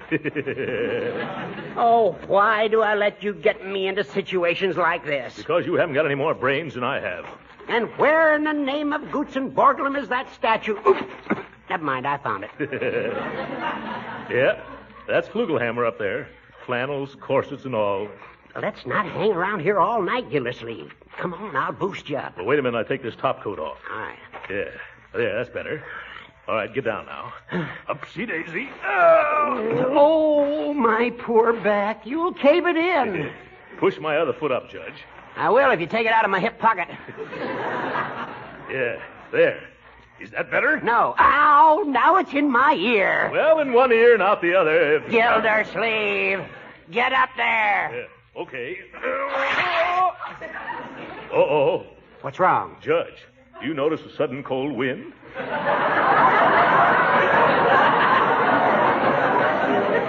No, can't say that I do. Which way is it coming? Up.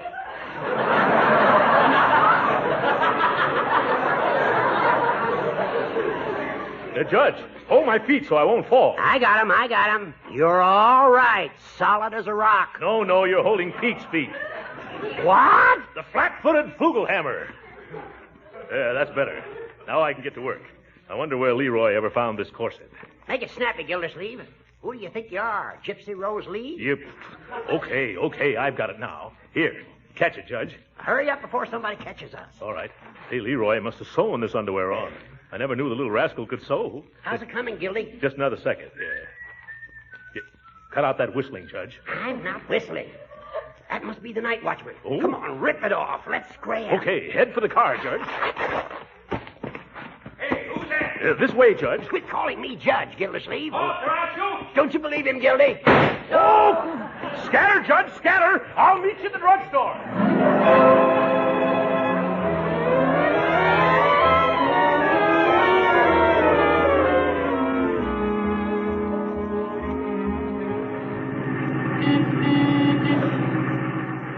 I wonder why the principal sent for us, Uncle Mort. Well, now, you let me handle the whole thing, Marjorie. Do you think that Leroy might be in some trouble? Well, I didn't want to tell you, Marjorie, but your brother has turned his school into a midget version of Hellzapoppin'.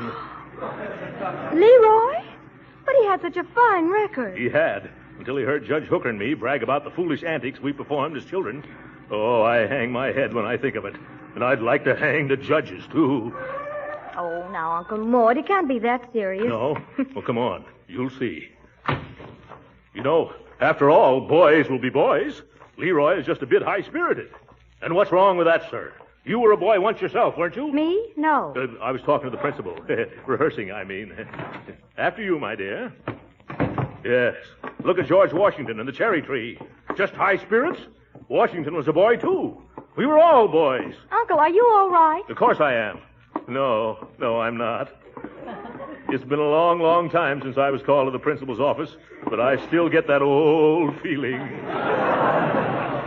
Me, too. Yeah. Well, brace up, Uncle Mort. Here we are. Okay, let's go in. Hope he doesn't make us stay after school, Marjorie. Mr. Proctor? Yes? I'm Leroy Forrester's uncle, and this is his sister, Marjorie. Well, I'm glad to see you two. I want to talk to you about that young man. Yes, I know, Mr. Proctor. Really, he's a fine boy at heart. I realize that. There's something I want to tell you. Sure, about. But you were a boy once yourself, weren't you, Mr. Proctor? Of course I was. You see, Marjorie, didn't I tell you? Mr. Proctor was a boy once himself. Probably high-spirited, too. Surely. Now about your nephew. I hope you're not going to be harsh with him. But why should I be, Mr. Forrester? Excuse me, my name's Gildersleeve. Throckmorton P. Gildersleeve. Glad to meet you, Mr. Did you say Gildersleeve? Yes. Did I say something wrong? That happens to be my name. And does that happen to be your top coat hanging on that hook? Where? Yes. How did it happen to get here? Last night, that coat with your name in it was found by our night watchman. Oh, my goodness. Excuse me. I just remembered a dental appointment. One moment. Here's something else that belongs to you. Your red flannel underwear and your corset. Corset? What? Uncle Mort. I don't understand. Neither does Mr. Proctor. I understand only too well. Aren't you ashamed of yourself? A grown man. A big, fat, grown man. Going around at night putting union suits on statues. Uncle Mort, what is this? Now, can't you explain? Sure, if I can get a word in edgewise. Actions speak louder than words, Gildersleeve. It's a lucky thing for you that Leroy Forrester is your nephew. It is? Yes. I'd expose you in a minute, but I don't want to spoil Leroy's big day. Leroy's big day? Oh, what has he done now? That's why I sent for you. Today, he's going to be presented with the Chamber of Commerce Medal as the outstanding student in Flugelhammer Junior High School. What? Leroy? Well, I knew it all along.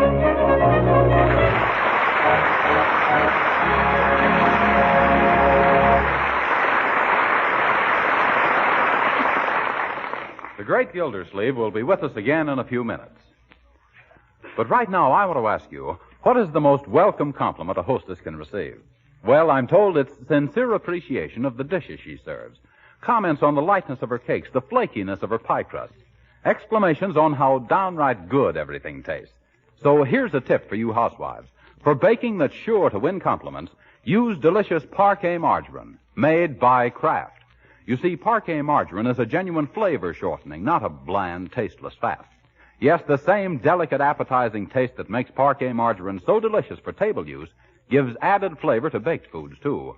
And Parquet mixes so easily and creams so smoothly, it's really pleasant to use. Remember, too, that Parquet margarine's flavor makes pan-fried foods taste better, and it doesn't spatter or stick to the pan. And whether you serve delicious Parquet margarine at the table or use it for cooking, you are giving your family a nutritious, wholesome energy food. Remember, too, that Parquet is an excellent source of vitamin A. So give your family the benefits of this delightful, nourishing food. Serve them economical Parquet margarine tomorrow. Just ask your dealer for Parquet, Parkay. It's made by Kraft.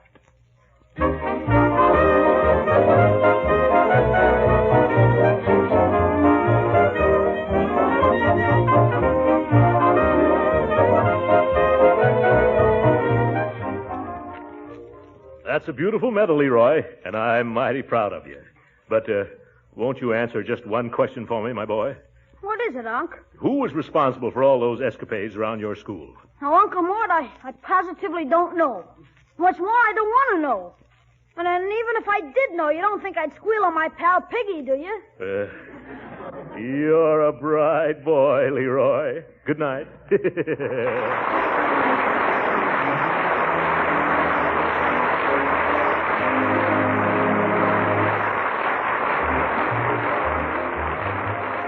Original music heard on this program was composed and conducted by William Randolph.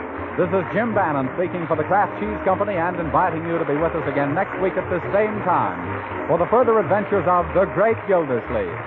This is the National Broadcasting Company.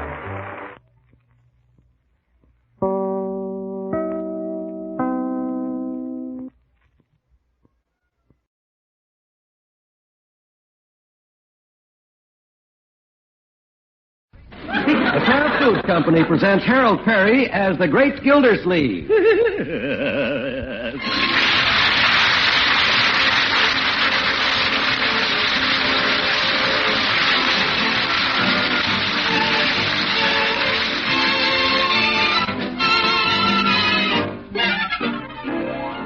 All over the country, the folks who've tried Kraft's wonderful natural cheese are saying, this is the cheese we've been waiting for. Yes, Kraft's newest cheese, called K-Brand Natural, is a very special cheese. It's a cheddar with a mellow flavor, a melt-in-your-mouth texture, and made of pasteurized milk. Remember the name, K-Brand Natural Cheddar. Listen for more about Kraft's latest triumph in cheese-making later in the program.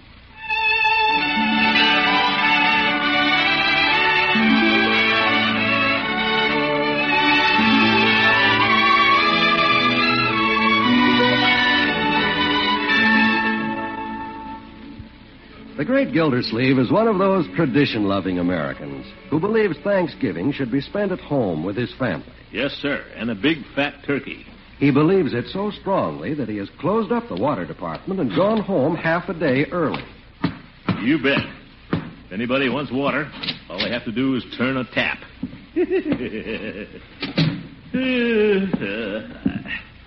Well, hello, Marjorie. Lovely day, isn't it? Looks like Indian summer's come back. Marjorie, I spoke to you. Oh, sorry, Uncle Mort. Hello. Ah, yes. Weather like this that makes you want to be up and doing. Good day for football, hunting, or sitting by the fire. Guess I'll sit by the fire. What are your plans, my dear? Unky, I'm trying to write a letter. Oh? Marshall Bullard. Dream boy. Unky, you looked. I thought you'd forgotten about young Bullard. He's home from school for the holidays. Then why write him a letter? He lives right across the street. You can yell to him. Oh, Marshall, you dream boy. Marshall and I are not speaking. Oh? Well, Mr. Bullard and I aren't speaking either, but I don't write him mushy letters. Where's Leroy? Out in the backyard playing. He is? Why don't I hear him? Count your blessings. He's been tearing through the house all day with Craig. Another Bullard. We're surrounded. I wonder what they're up to. Awfully quiet around here. Oh! Spoke too soon. What's going on out there? Oh, Birdie, nearly ran over you. That's all right, Mr. Gildersleeve. Don't mind me. I'm used to being run over around here. Huh? What's this? Especially when there ain't no school. Kids all over the place. Cans all over the place, too, Birdie. What happened? I just made it to the door on a dead run before everything slipped. Now just look at all them groceries. Have the boys been up to something, Birdie? I ain't saying nothing. I ain't no stool pigeon. I ain't no convoy truck either. Convoy truck? Just because I'm carrying a load of groceries, I ain't no convoy truck. Bomb, Birdie, I ain't no convoy truck. I'll attend to them, Birdie. Have they been up on that roof again? I ain't saying nothing. Except someday one of these bombs is going to go off like Vic and Nene, and you won't have no more Birdie. Darn kid. Sorry, Birdie. I'll go right out there. I ain't saying nothing, but I ain't no convoy truck. No boys know how to play anymore. Wonder what they're up to. Hiding back of the garage. Come on, Craig. Grab hold of it. Okay. We got to point it right over the garage where the moon comes up. Huh? Oh, hi, Unc.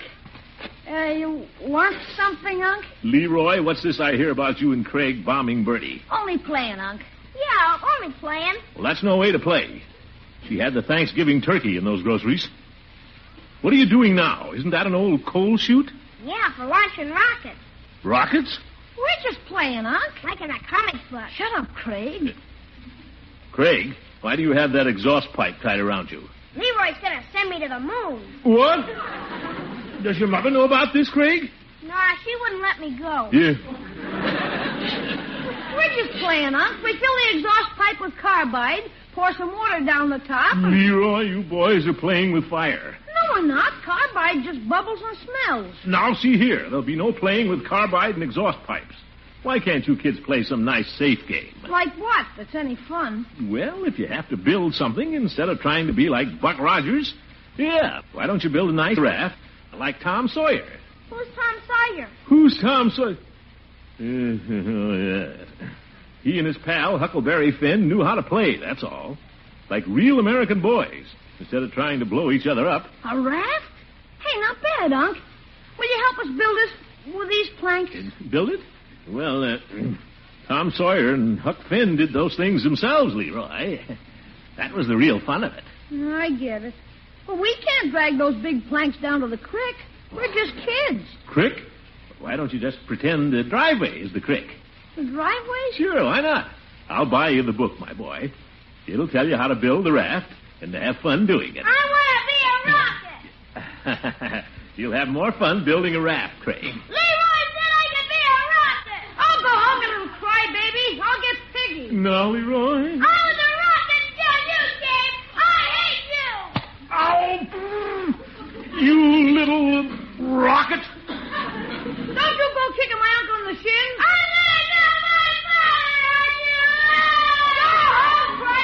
Now, Leroy. I hate you, big water Oh, yes, go home, crybaby. Just whom are you calling a crybaby, Gildersleeve? Did I call some? Hello, Mr. Bullard. Didn't see you. What are you up to, Gildersleeve? What's this all about? Craig started the fight. He kicked Unc on the shins. He did? Let's see. Never mind. And then he called Unc a big waterlogged Budinsky. Craig did that? Well, maybe I should speak to him, Gildersleeve. Well, it might not be a bad idea. If I've told him once, I've told him 100 times never to repeat things he hears around the house. What? Now, Gildersleeve, what was Craig crying about? Well, Bullard, I was only trying to teach the boys to play safe and sane games. Forget bombs and rockets and get back to the good old days of Tom Sawyer. Tom Sawyer. Now, there was a real boy. Tom Sawyer. A great inspiration for boys. Yes, indeed. As a matter of fact, I was just about to take the boys down and buy them the book. You were? Well, that's great, Gildersleeve. Darn decent of you to take an interest in my boy. Nothing at all. I'm afraid I misunderstood you, Gildersleeve. I apologize. Well, that's all right, Mr. Bullard. And believe me, from now on, I'll never worry about Craig when he's playing with Leroy and you. With me? Well, I was just going to get him the book. But you don't have to worry, Mr. Bullard. I'll keep an eye on the boys.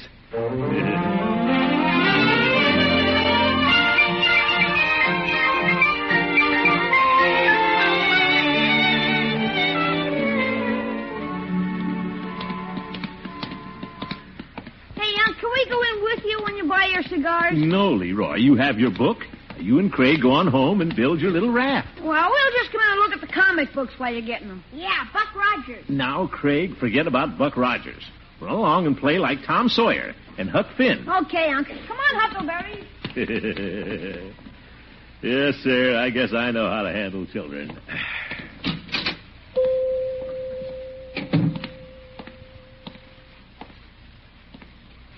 Hello, Peavy. Customer. Oh, well, hello, Mr. Gildersleeve. Guess I got engrossed in what I was reading and didn't hear you come in. That's all right, Peavy. I know how it is to get interested in a book. I just bought one. Tom Sawyer. Oh, excellent book, Tom Sawyer. I think you'll enjoy it. It's for Leroy, Peavy. Well, it's an excellent book for Leroy, then. Yes, yes. I didn't think you'd have it, so I picked it up at the bookstore. Well, I have it at home. I was just reading about whitewashing the fence again the other evening. Young Sawyer was quite a boy. But nowadays our big call is for these pocket mysteries. Pocket mysteries? What good are they, Peavy? Well, they fit the pocket. Just look at your shelves, Peavy. Nothing but mysteries and comic books. I'll bet this is where Leroy gets all of his wild ideas. Well, no, I wouldn't say that. Well, it is. There ought to be a law against them. Well, I don't know, Mr. Gildersleeve. These comic books are quite progressive at times. Had the atomic bomb before the Russians. And their rockets and spaceships are way ahead of ours. Bombs, rockets, and spaceships. Peavy, hereafter I forbid you to sell any of those books to Leroy. Well, just as you say, Mr. Gildersleeve. Although he hasn't been buying any. But if you don't want him to come in, sprawl on the floor and read them from cover to cover, I'll tell him.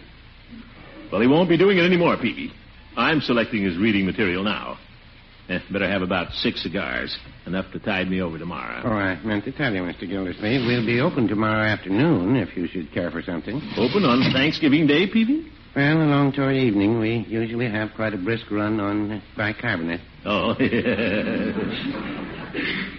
too bad you can't spend the day at home with Mrs. Peavy.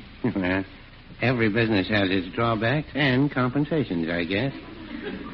6 cigars, that'll be 42 cents. 42, yes, there you are.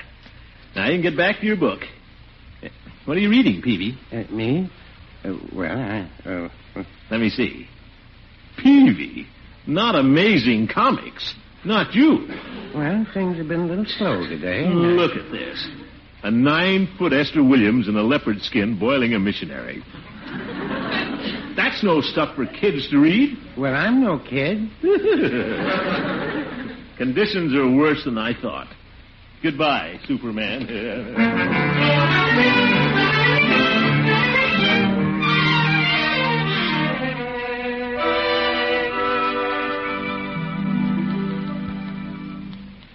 So there the boys were, Floyd, playing with a homemade rocket. Do you know what I did? You blew up? No, I didn't. I marched Leroy right downtown and bought him a book. No kidding? I bought one for Lovey once. Hold still now, I'm going around your ear. You can do anything you want with the right ear. Just hold the left one still. There. And you know what book I got him? No, what'd you get him? Tom Sawyer. Kid's book? Of course it's a kid's book. Didn't you ever read Tom Sawyer, Floyd? Didn't you have any fun? Don't worry. Little Floydie Munson had fun. Well, every boy should read Tom Sawyer. I guess it was never assigned to me. Some of my teachers was pretty dumb. Tom Sawyer could have fun right in his own yard, whitewashing a fence or building a raft. That's the way I want Leroy to play. Like Tom Sawyer. Hello, Floyd. Greetings of the festive season. Hiya, Judge. Have a chair. How soon will you be ready to work on a real head of hair? Oh, hello, Gildy. Hello, Judge. And don't go gobbling like a Thanksgiving turkey. You're just sticking your neck out. Take off your collar and tie, Judge.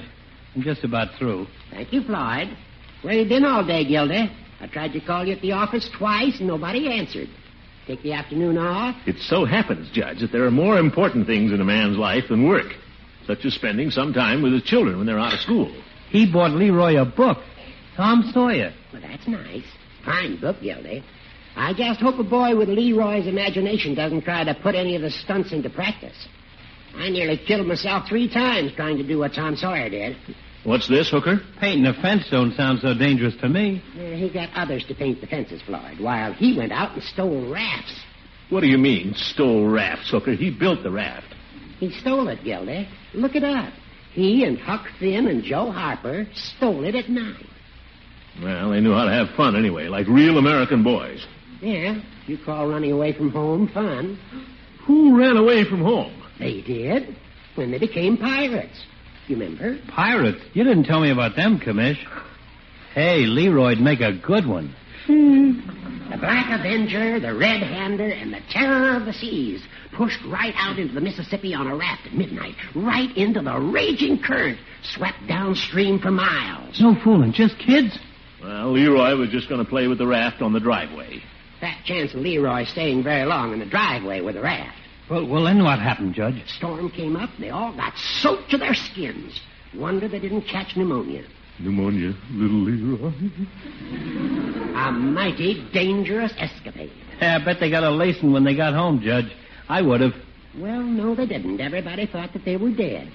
You tell a jolly story, Judge.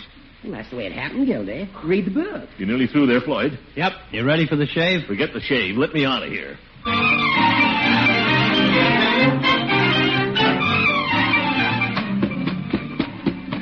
They're not in the backyard or the garage.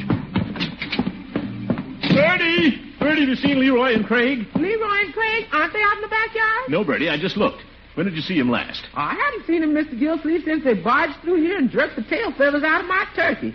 Said they're going to be pirates. Needed them for their hat. Pirates? Yes, sir. I guess they're going to be Turkish pirates.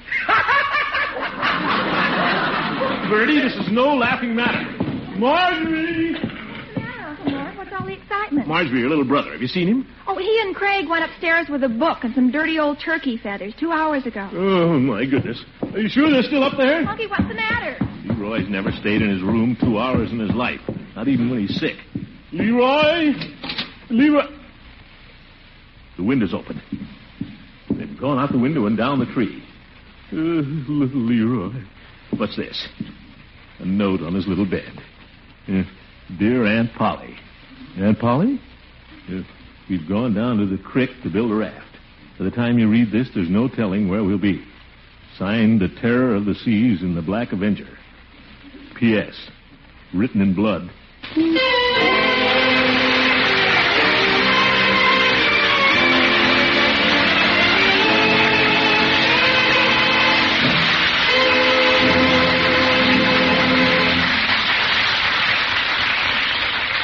The great Gildersleeve will continue the search in just a minute. For all you folks who like a natural cheese, especially a rich flavored mellow cheddar, here's news to make your mouth water in anticipation. Now, Kraft, those masters of fine cheese making, give you a natural cheddar with a uniformly delicious flavor and texture, and made from pasteurized milk.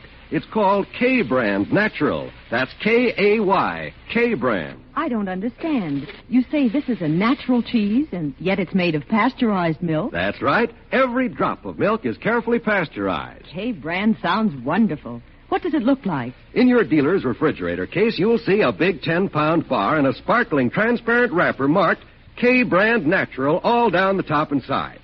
And that wrapper is mighty important. You see, K-Brand is sealed right in that wrapper before it goes to the curing room. And it ages to a mellow goodness right in the same spick-and-span wrapper. You mean it has no cheesecloth or paraffin coating? K-Brand has no rind at all. Curing natural cheese in a sealed wrapper is another Kraft triumph. Then every bit of K-Brand is usable. Every bit. And every bit is downright delicious, too, in sandwiches, with pie, for snacks. Next time you shop, have your dealer cut a big portion for you. Remember the name K-Brand, the natural cheddar made of pasteurized milk.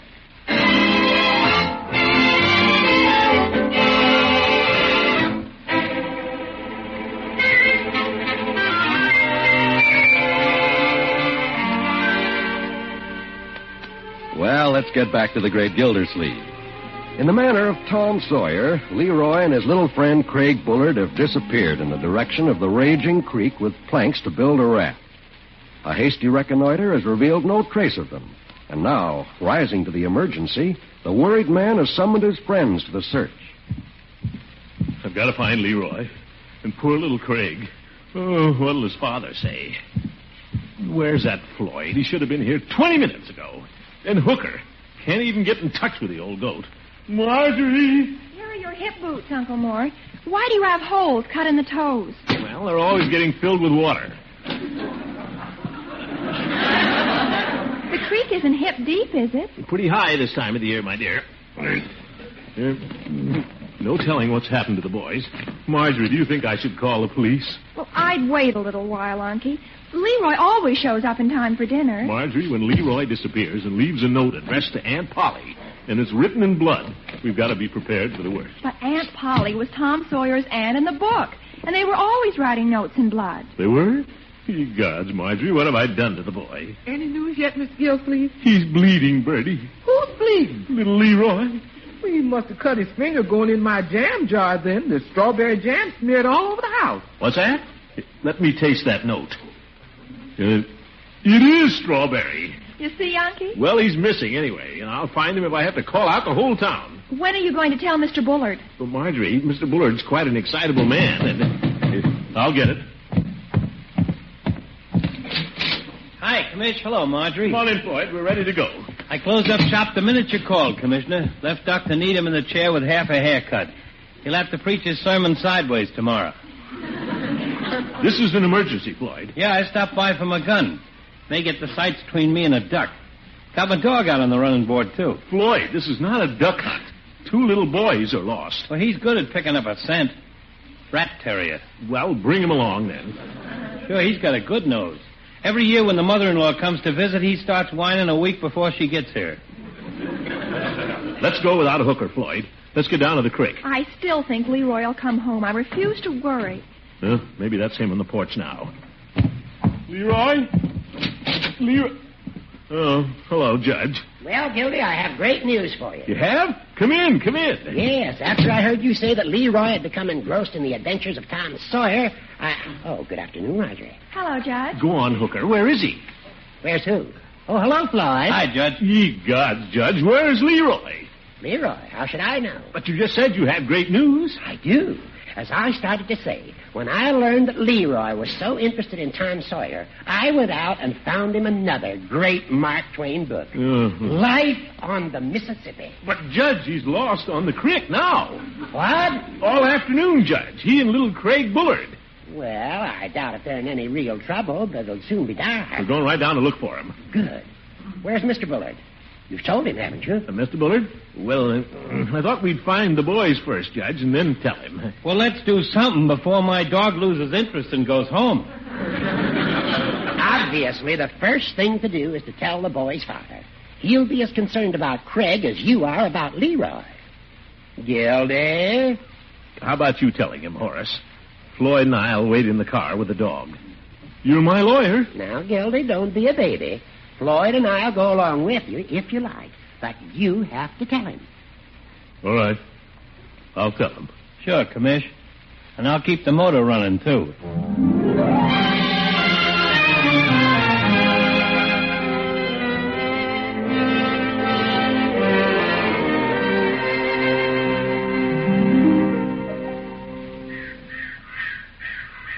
Plank, red-hander. I'm not the red-hander. I'm the terror of the sea. You're not. I am, too. Now, what are we arguing about pirates for, anyway? We're just building a rocket to the moon.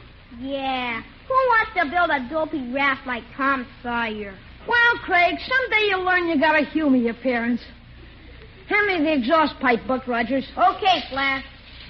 Hey, what's that noise? What noise? Probably some cows coming down to the creek. That's no cow. That's your uncle. Yeah, and your father. Hey, what are they doing down here? If they're looking for us, let's call them. Lay down behind the bushes and be quiet. If they ever find us building a rocket again, we'll really catch heck. But I want to go home. Didn't see any trace on me, Mr. Bullard. Well, nothing from the farmhouse to the bridge, Gildersleeve. I covered the other side. Not a sign. The raft would still be floating, wouldn't it? Of course. We'd better sit down here and wait for the others. Maybe I'd better go meet Floyd and the judge. No, Gildersleeve. You might miss them. We said we'd all meet here. Besides, you've worn yourself out. Sit down and rest.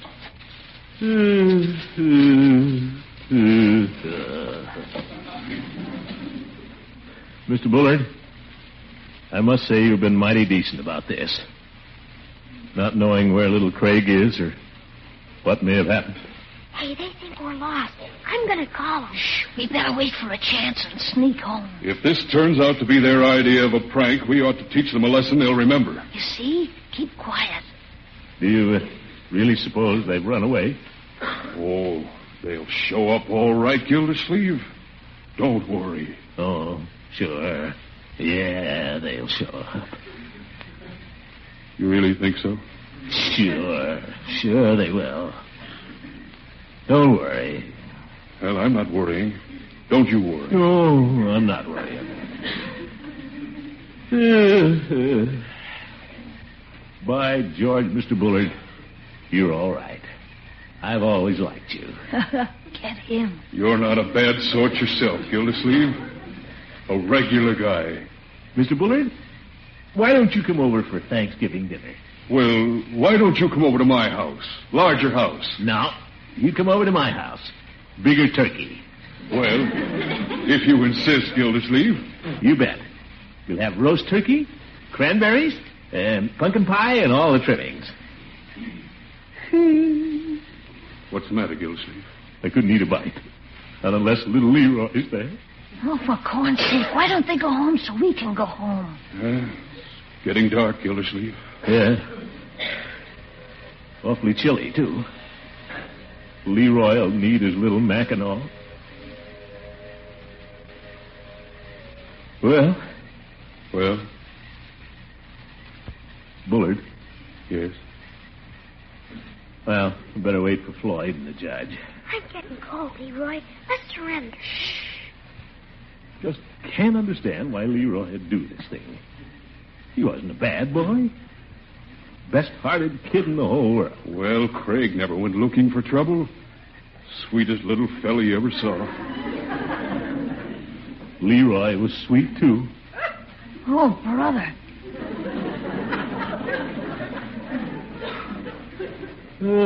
Looks like a sad holiday season, boy. Yes. I had such great plans for Craig's Christmas. I had quite a Christmas plan for Leroy, too.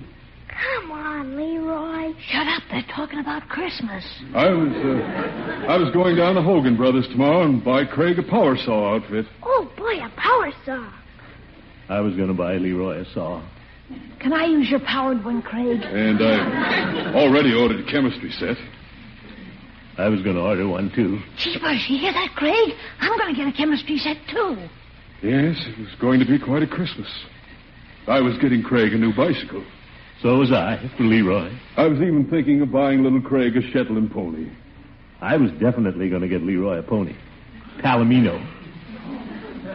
What a Christmas. Only Leroy could be here to enjoy it. Huh, is he kidding? Hey, don't be there. Here I am. For me, Leroy. Leroy! Craig, come here, my boy. Leroy, where have you been? We've been here all the time, Unc. We're safe. You're safe. Wonderful. That's wonderful. That little Leroy. Gosh, don't squeeze me so hard. Just glad to see you, my boy. Sure sounds like we're going to have a big Christmas, huh?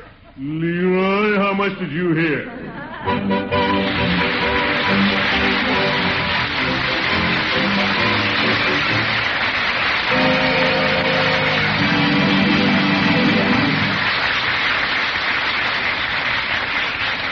The great Gildersleeve will be right back. If your family insists on a good big slice of cheddar cheese alongside of every piece of pie, you should get acquainted with Kraft's latest triumph.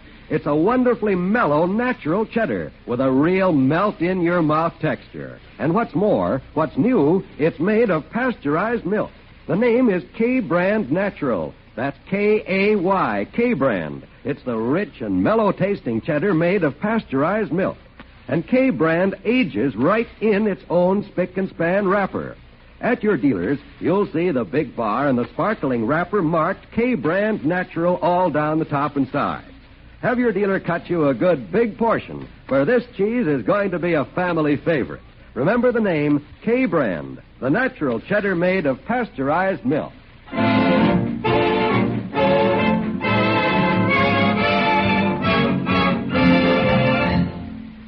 You're pretty sore, Honk.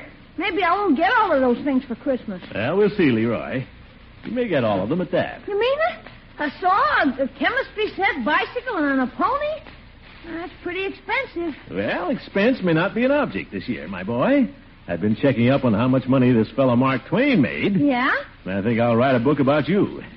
It'll sell twice as many copies as that piker Tom Sawyer. Good night, my boy. Good night, folks.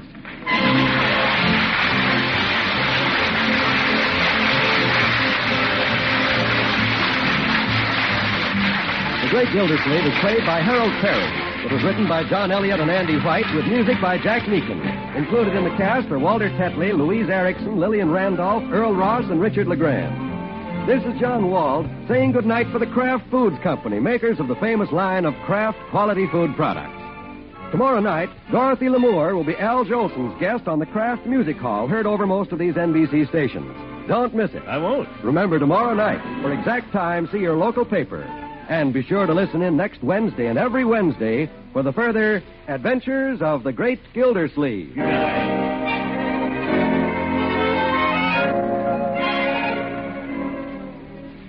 Lady, are you having a hard time planning main dishes that stay within your food budget? Then get a couple packages of Kraft Dinner from your food store tomorrow.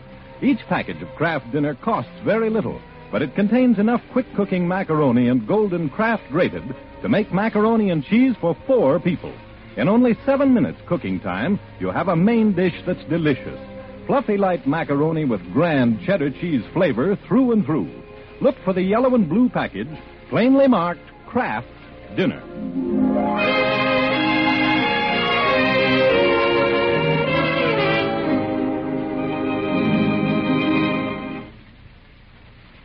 This is NBC, the national broadcasting company.